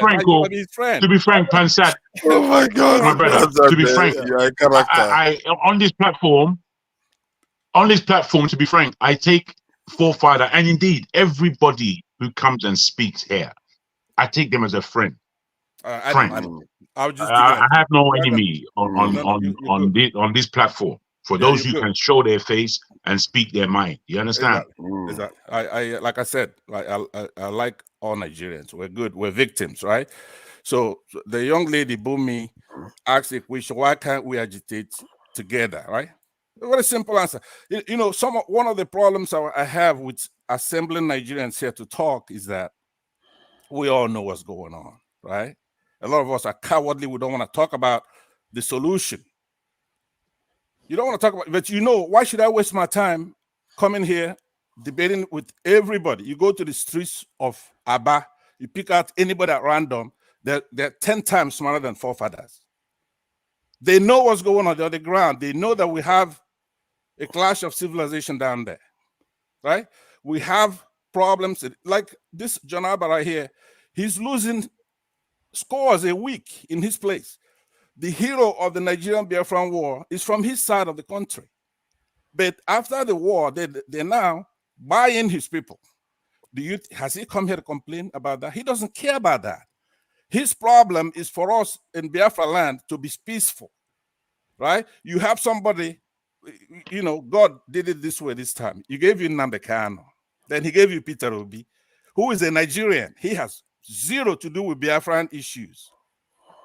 The best human being any country has produced ever, not just contemporary times or in history. Uncorruptible. Not just that it's not corrupt, it's uncorruptible. He's fair, he has empathy, he knows his stuff. He's governed for 8 years, and he says to you, you show me where I'm corrupt and I'll quit peacefully. So what they try to do is to make the argument that somehow he's linked to Nnamdi Kanu because he's Igbo, right? But all that doesn't even matter, because you know why? Let me tell you something that is you should know today, and this is probably going to be my last time to appear here to talk to you about any of these things, because we already know what's going on, right? Even if we're like Boy Scouts in Nigeria and we just obey the laws, do what they want us to do, what's coming is inevitable, because our tormentors, this is a religious clash, right? Sunni Muslims want to take over Nigeria. They want to take over the Shiites. They massacred them in 2015, 1,000 in one afternoon or two afternoons. I'm burying them in mass graves. Now, I told you this forefathers yesterday. They're doing it to the thieves. They're doing it to the Biafrans. And you're so cowardly that you don't want to address that issue. No matter how good any of these tribes are, they're going to get it. It's just a fact. It's happening country after country. It happened in Iraq. And in Iraq, we got the solution to it. The solution, unfortunately, is violence. We have to stop them from doing it. They're not doing it. They're not doing it. Hold on. They're not doing it by constitutional means or by law. Okay, we don't have courts. If you go to court, they've populated their people in the courts unfairly. You go to our House and our Senate, they've done the same thing. You go to the United Nations, they have Amina J. Mohammed over there. So we don't have any way to get justice. We have to have justice. We just had an election, right? Where we passed a law, 2022, right? Passed a law on how the elections should be conducted in Nigeria, and they turned it off in front of all of you. Pastor, we talk to you tomorrow. I think it doesn't suit Pansat if he just keeps going. Pansat, it suits you when people ask you questions. Okay, and right. Look, let me land. Then you do that. Listen to what I'm saying, John. Yeah, but you have been going on now. When are you going to land? Let's ask you questions. How long will it take for you to land? You have to be timing to land. I do enjoy Pansat. It's not how many times you talk. It's because you come in here. Nobody knows where you stand, right? Do you like what's happening to your people in your state? What's the difference between what's happening to you and what's happening to the Biafrans? There's nothing different. What Biafrans after the war assimilated, went all over that country, start doing their business, right? So who are the people that are doing it to this everybody? Who are the people you are referring to? There is a Sunni Islamic agenda in Nigeria, period. Do I like to say that? Is that no, it's true. That's what it is. All right. I see. So if you listen can to me, can I ask Mr. Pansat a question? Yeah, go ahead. Please, go ahead. Come in, me darling. So if truly that the Nigerian problem is the Sunni people, then who are actually in charge when it comes to like the oil theft happening in Nigeria, of where we can visibly see that our navies basically assisting them out of the country to intelligent all people. those stolen crude oil. All right. Thank you very much. By the way, I listened to your monologue and you were brilliant. We look forward to have people like you come up. Absolutely, our generation Pansat. I agree with you for the first time. But listen to this one. In every country where you have oil or such a resource that many people are interested in, you have what you have in the Southeast and the Port Harcourt, what they call South right now, right? That oil, they take it from us. That's what started the war in the first place, the remote cause of the war. is that they discovered that oil, and then Britain gave us independence, but they were still there to take that oil, and that's what they did. Up to today, they don't have a lick of oil, and they have the third, fourth, fifth largest oil companies, right? That oil comes from our oil, and our oil is actually different. Sweet Brent crude is totally different from what you obtain everywhere else. So they want that oil, and they're taking it by all means. Some of it just legally and otherwise, right? But if you ask me, it's a big conversation. That oil theft is being conducted by Nigeria. That oil belongs to those people who live there, Goni people, Southerners. That's their oil. The same model that you have in Zamfara, where they discovered oil, gold, that gold belongs to Zamfara. All right. So, but the South people, like these forefathers you see here, they're too dumb to worry and mind their own business, right? They want to mind our business in the Southeast. They've been successfully separated from us, but they're too small, right? So because we're big, we're Igbos and we're big. Get used to that now. There are more Igbos than all the other tribes combined, and we can defeat Nigeria in a war. And that's going to happen, right? So they take their oil. Listen to me. They take their oil. I want to listen to you, Pansat. Yeah. I just want to put this in. Are you going to moderate or are you going to allow Pastor? I don't know, man. I half of it I'm enjoying it. You know, it's a little bit enjoyable.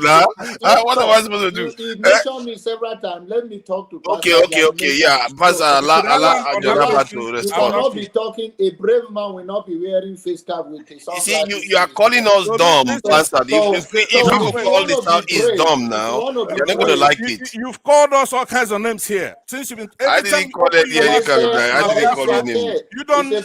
Yeah, Pastor. Please, Jonathan, go ahead. Pastor, please. If you speak, let somebody else speak. If the brave people don't wear a face cap and sunglasses in their room in the midnight. This is regular glasses. This is a lens. That's what I've got. Thank you. I can see your face now. It's even good. Yeah. Okay. Yeah. All right. So now the brave people again are Nnamdi Kanu. They are the soul race. Are those ones in Nigeria that are fighting the brave? Those are the brave Nigerians. So don't come say that we are people that you are more brave than any other person. If you are more brave, why do you speak like that, Pansat? You can go there and you are the greatest number of all the tribes. That's just bullshit. The people you show much love, you die with them. You don't leave them to die alone. So I don't understand the concept when you come here and you want to talk about what is going on in Benue State. Let me tell you what is going on in Benue State. And I want you to know that I am not a propagandist to come here and tell you how the Benue people are tackling their issues, and whatever is happening within the Benue region is being dealt with in their own way in the space, and it will be done. It will be okay end of the day. But the notion that you are comparing what is going on in the East and what is going on in Benue is two different things. We have, they say, we have external people coming to the community, killing people, and we are fighting them in their own Benue way. I want you to understand that Benue have been fighting this kind of terrorism all from ancient time of the existence of Benue State. Okay, we don't have that kind of time. Okay, John. You see this man. See this impatient man. See this guy that can talk for hours. No, let me respond. Don't have the temperament. He hasn't landed. Let him land. You have no told this king that everything get at you, and you want to say thing, and you want to be a leader of a Biafra or a leader of Nigeria. I'm not I want a leader. your word to resonate with people, and you do not have the tolerance. This is the problem we have.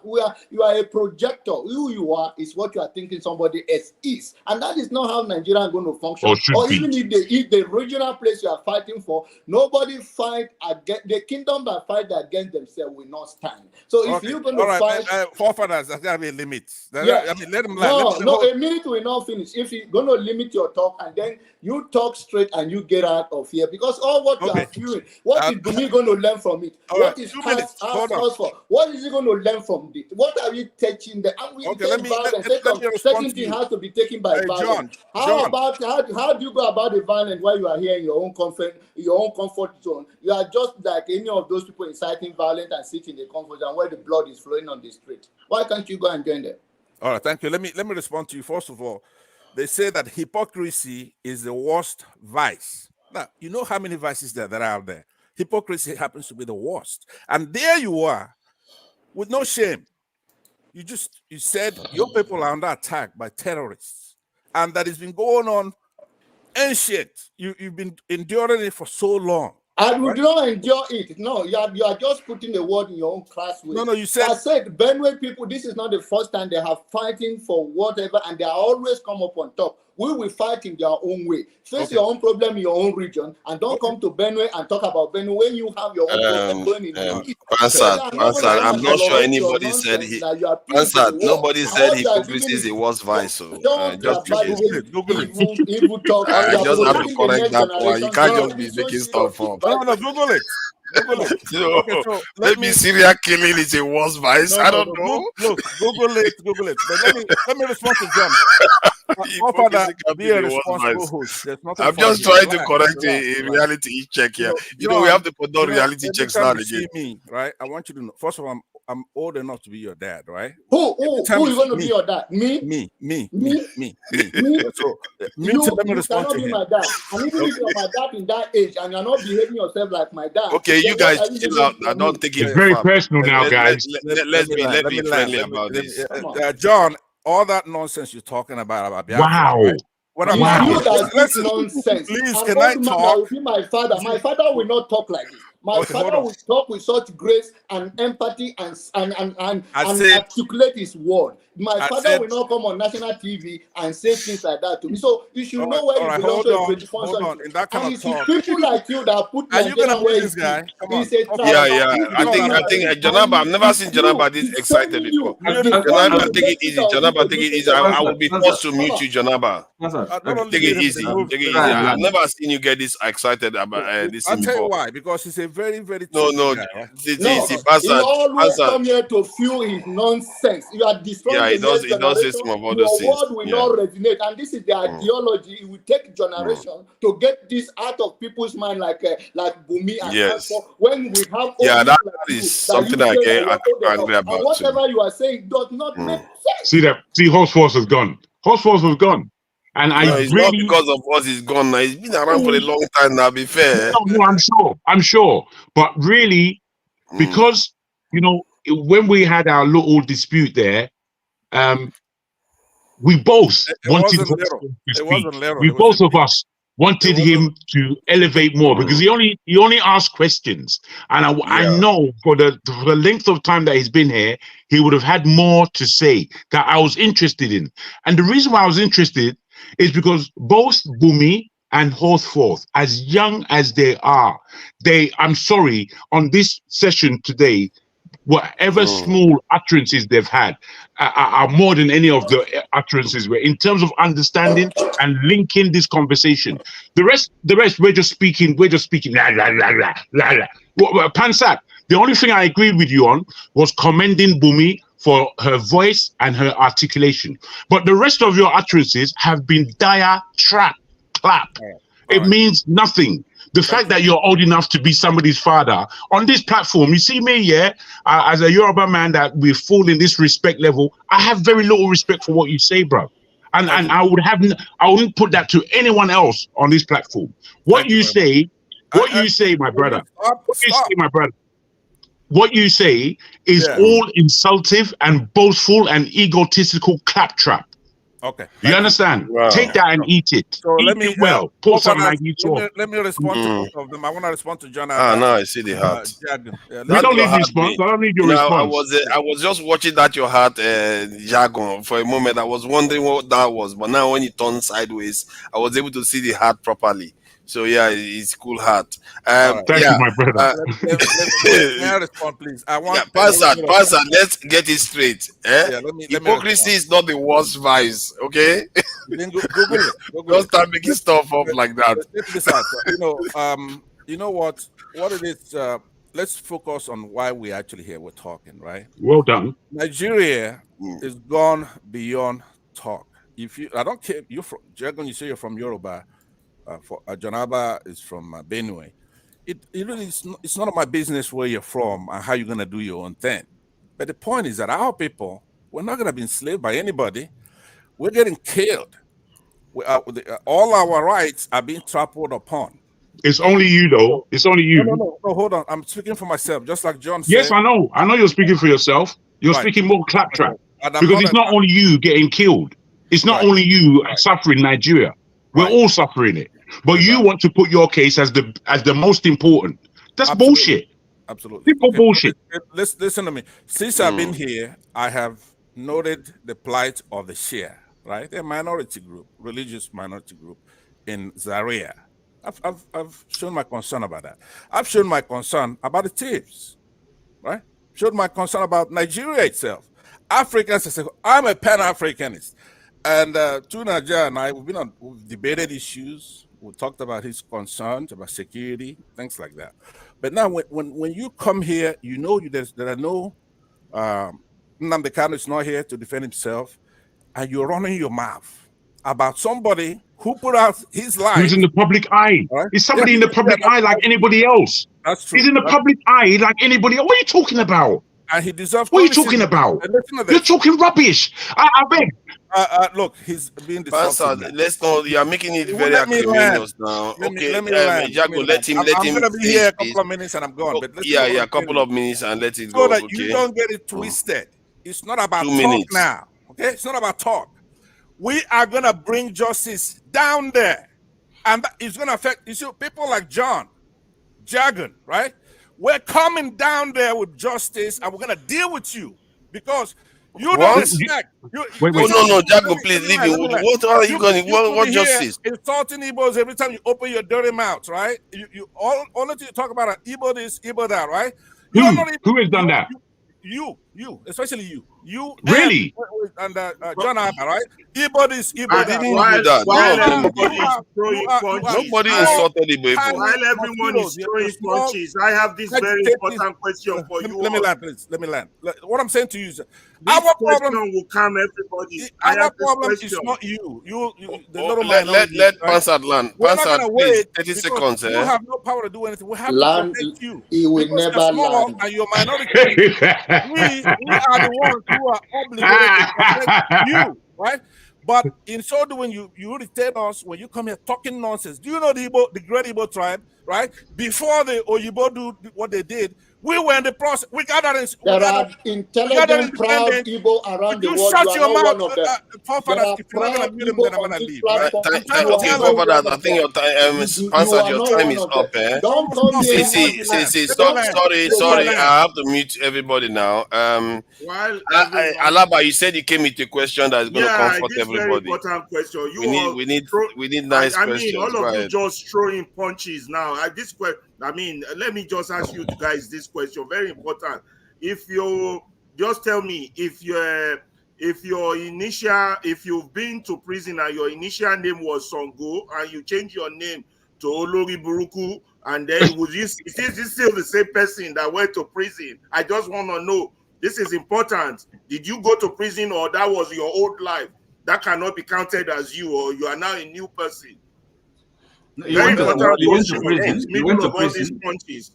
A change of name. It's the person. It's just that the change of quality doesn't mean the person changed. It's just the character that changed. You went to prison. Just the character and name that changed. The person remains that count as a crime, having committed a crime before? Yes.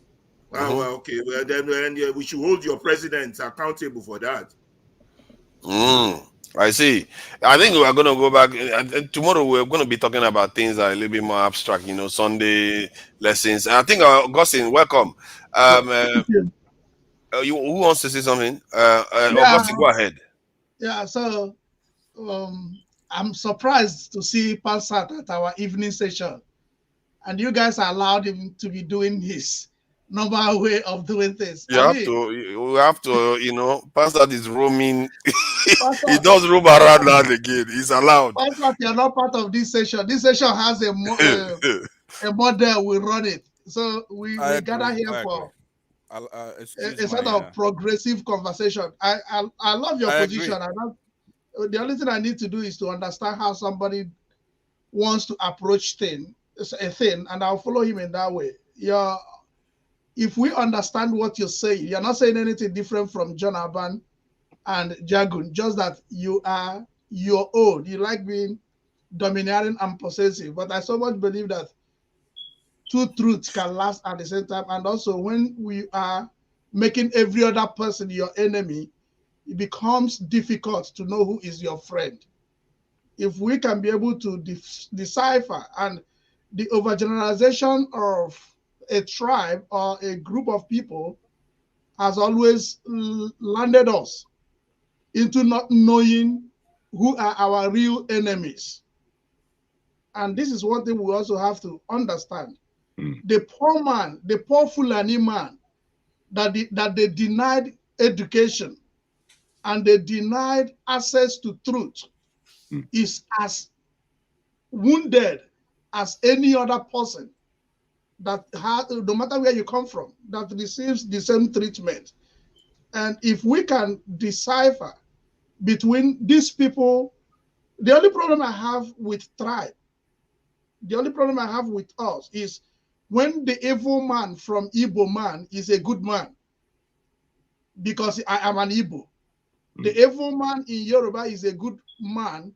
Simple. Yoruba is a problem to me. Now, when a good man from Yoruba is evil because I am Igbo, and the good man in Yoruba is not good because I'm Igbo, it is also a problem. So if we can be able to decipher, and this is one of the things we'll do in the evening, where we gather our minds together to say, yes, we can get it right if we focus on this. We can get it wrong if we focus on this.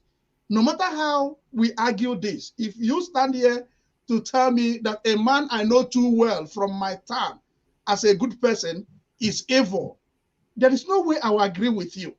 And if you come here to tell me that everybody from my village, because they voted one person, are stupid people, I will tell you no. No matter whom the person is, I will be able to know that some of these people were unable to do it because they didn't have the right information we have.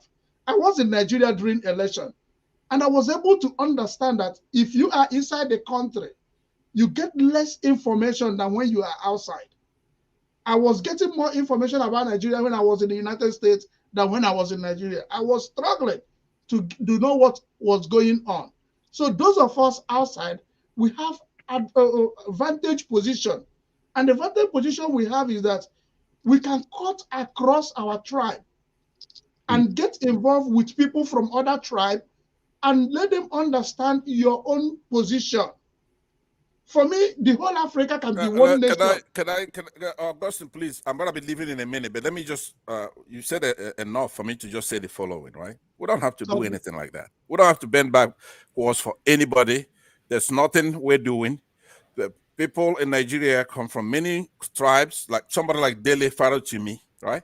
That's a solid Nigerian, solid African that we know believes true, false, what is good and what is evil, what he knows what's wrong and what's right, right?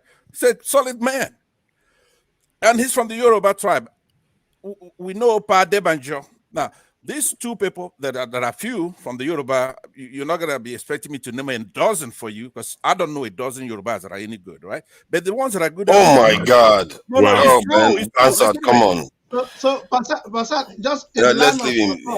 In the line of Pastor, is there nothing you're not going to say today? Is there nothing you're going to say? Let me you sit here talk about it all day. When oh, that's a shame. Where's he gone? No, I have to put it backstage. He's sorting a whole race now. Like 12 people have. Come on, man. What is that? I don't need people coming here just asking wait, everybody. We're attacking a whole race. Wait, everybody. Good. I'm happy this happened. Forefathers, just as you put him backstage. How about some people abusing personal insults, some homophobic insults? You should be banning them equally. On the panel. Yes, you should be banning them equally. I've not had You put him any on homophobic backstage. stuff. I'm not trying to make it. I'm not trying to make any case for him. What he said was out of order. But people that are calling people Igbo trash and all that kind of, they should be equally. Yeah. If anybody, I won't sit here and hear Who's saying anybody that? call You see, anybody. I've never had anybody say actually, that. you see, the unfortunate thing is, the unfortunate thing, those people on the panel, apart from them having a laugh, you see, I don't want to make utterances that steer people the wrong way and steer people into violence amongst ourselves. It's a big shame. I mean, I don't want necessarily to cut anybody from the comment section or do anything like that. But for real, if that's the kind of utterances that have been now mentioned on the comment section, I can only blame Pansat for that. You can't speak like. I know what you're saying, Tone. I understand, but you see, I believe that the comment section is different from the panel. The panel needs really to be mature. The comment section is completely immature, or if not immature, they're just using this as their nightly entertainment. Actually, the comment section is very entertaining. They call Tone. That's what I'm saying. It's an entertaining thing. However, when we now start allowing, because I don't think we can speak about any individual tribe in Nigeria, but we don't have to be insulting. We don't. And let us find what when we're gonna make a difference, like any one of us, if we want to make a difference, let us find as a one nation under the umbrella of Nigeria for now. Let us find what. Jaraban, I need to cut you off. You've passed this level. People shouldn't walk you up in public arena. The way you came out wasn't you. No. Passat is Passat have been after me not to even on anywhere, and I don't have that tolerance for Passat has been after me. That's funny. Passat do not work because I feel that what he was saying is not even good for the young ones that are on our platform. I took your time. I'm gonna be leaving in a minute. What I said, Passat, can I just say something to you, Passat? Let me just say something to you, Passat. See, what I find with the way you communicate, there are certain things, even I think I might, if I get the chance, I will study the way you approach, the way you challenge authority sometimes, and the way you interject. There is some skill that you display there that I have not seen anywhere else. But most of the stuff you say is actually wrong in many cases. But I must say, the way you do manage to wiggle your way and you talk for 10 minutes and nobody is able to get in there, it's quite impressive. I have to give that to you. And I challenge you to a debate. So why don't you do that? Set it up in a debate. Let me say that. Can I before Pansat, brother, before you begin, I would like to make my own admission to you. You know, I understand where you're coming from in terms of the type of individual you are. You're not the first person that comes across the way you come in terms of, especially from the East and the Igbo tribe. I just find wait. I can say Igbo. I can say it without you said Yoruba now. You said it. Yeah, and I was allow me to put it to you. Yeah, go ahead. Wonderful. Now, all I'm saying to you is that there's a way you communicate, again, bringing yourself as the egotistical best, in that where you are from and who you are of are way above any other Nigerian. I mean, that is not palatable. It's not palatable, bro. Not about that. I am from the best. But listen, look, Jack, the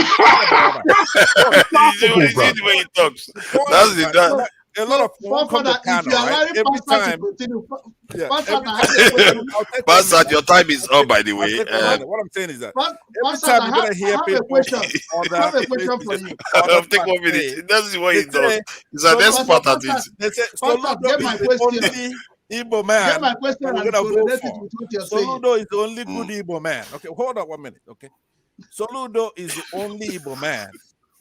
Somebody from the Southeast that can support him, could be president. Anybody who runs against him, that's who we're going to support. Soludo is the best, right? I gave him 2. They're giving us one. I gave them Delefana to me. I gave them Adebanjo. What do you want, right? So don't come here talking about semantics. That's not our problem, those little things. I'm not here for you to like me, okay? Hold on. No, I'm not here we don't need to like you now. What I want, here's what I want from you. But it would be good for us to respect what you say. And yes, now, if you're coming to speak, you should speak in a respectful manner so that you can gain respect. But not caring, is not a way forward, bruv. You're telling us that you don't care, but you're here. Listen to me. If I don't care, I won't be here. Here's what I'm saying. His time is up. You see that he's stretching it. This is an ad.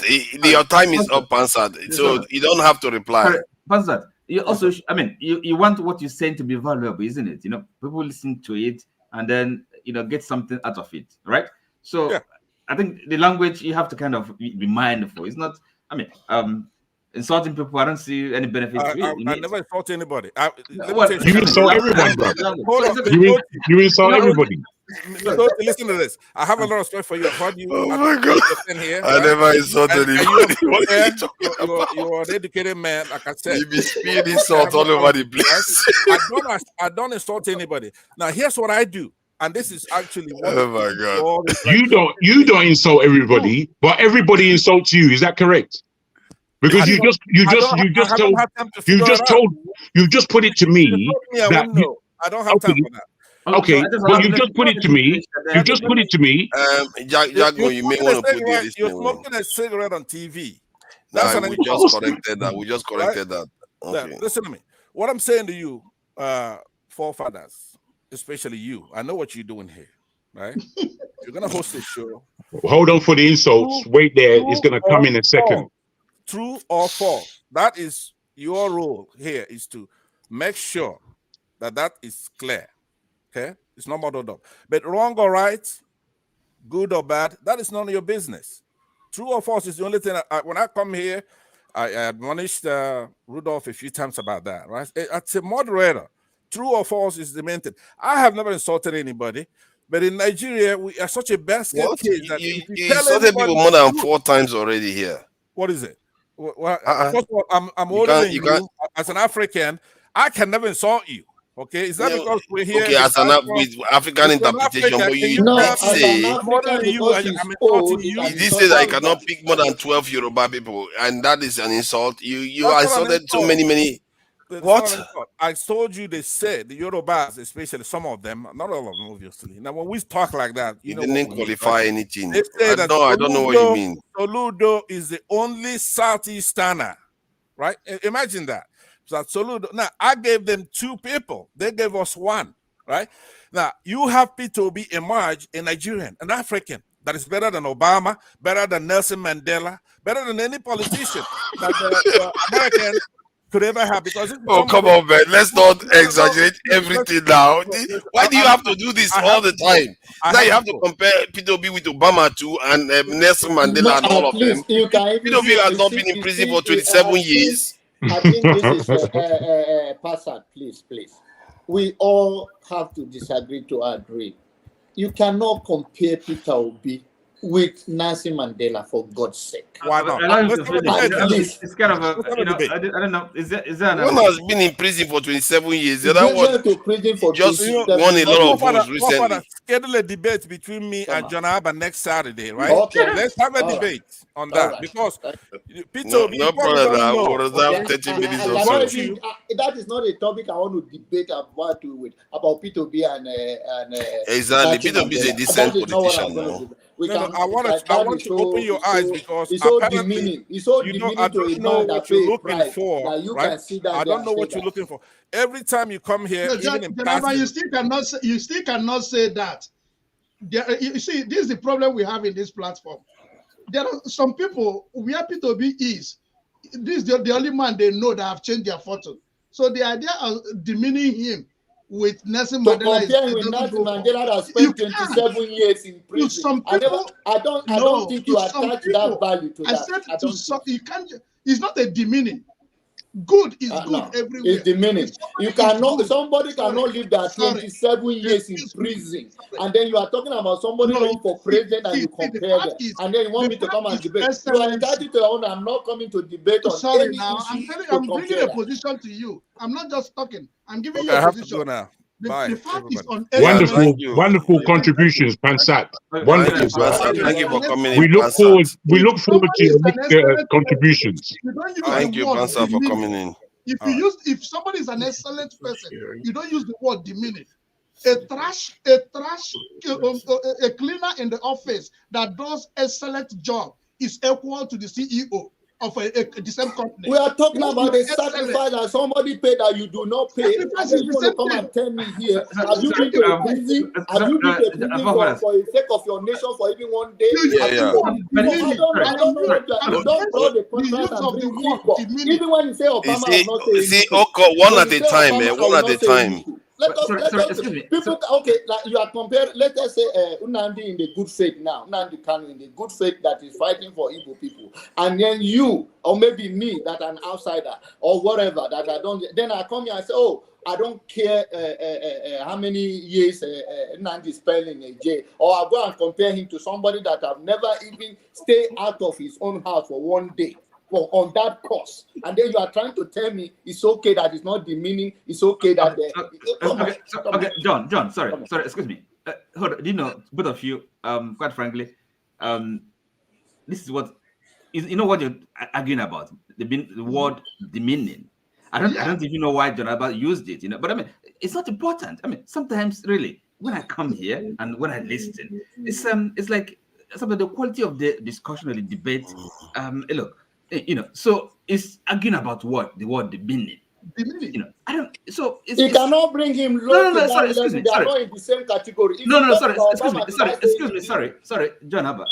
Look, I don't even understand. I think I get where OT is coming from. I think John Abba, maybe using demeaning, it seems as if you are saying this in P2B staining Mandela's name or something. I don't know. Not appropriate, you know. But I wouldn't waste my time, you know, my energy. I mean, having an argument over that with you. Or with anybody, so that is we should be really discussing much more important things. I mean, that's just my view, quite frankly, you know. So, but that is the reason why we never move forward in Africa, though. Let us be honest about people who pay price that you do not pay, and then we can come and challenge them, you know, or try to compare them to the people.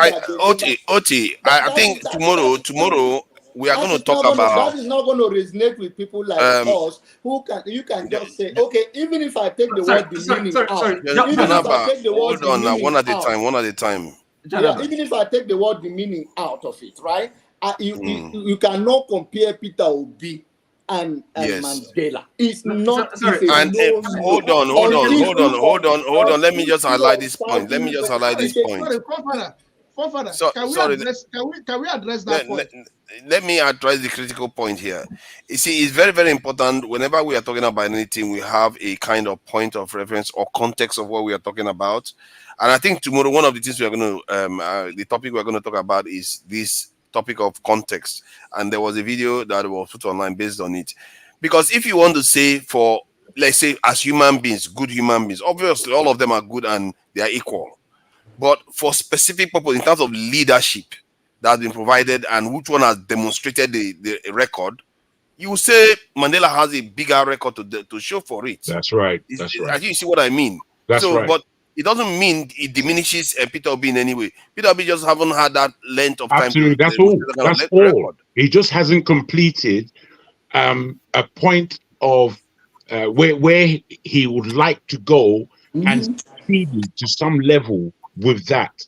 Right now, Peter Obi came into my understanding about 6-7 years ago, and I've heard him speak over the years. I didn't know him as the Anambra governor at the time, but the record is there. But he hasn't come politically to a level of Nelson Mandela at all, nor Barack Obama. I don't like Barack Obama, and there's many ways I can criticize Nelson Mandela, but comparing them as to what they achieved, what their record is you can't begin to compare. We have to, in fact, Can I put two things to you, please, forefather? You know, when we come to these clashes sometimes, could we just put it to a vote? If it's a vote just of the panel, or even to include the comment section to vote their thoughts on what we're saying, I think that would be helpful. Not just to, you know, if somebody like Pansat and I were having a dispute, and everybody somehow agreed with Pansat, then let it be like that. It doesn't mean that wrong or right, but it's involving all of us, and all of us can hear. And you know, I don't want to use necessarily the word democracy, but there's a fairness, I suppose, or another air to what is being said. Can I just say one more thing? I don't have any problem with that. Can I just say one more thing? I posted a YouTube video that I saw 2 days ago. It's about children, and what I looked at it as the psyche. I don't know if you would like to look at it or play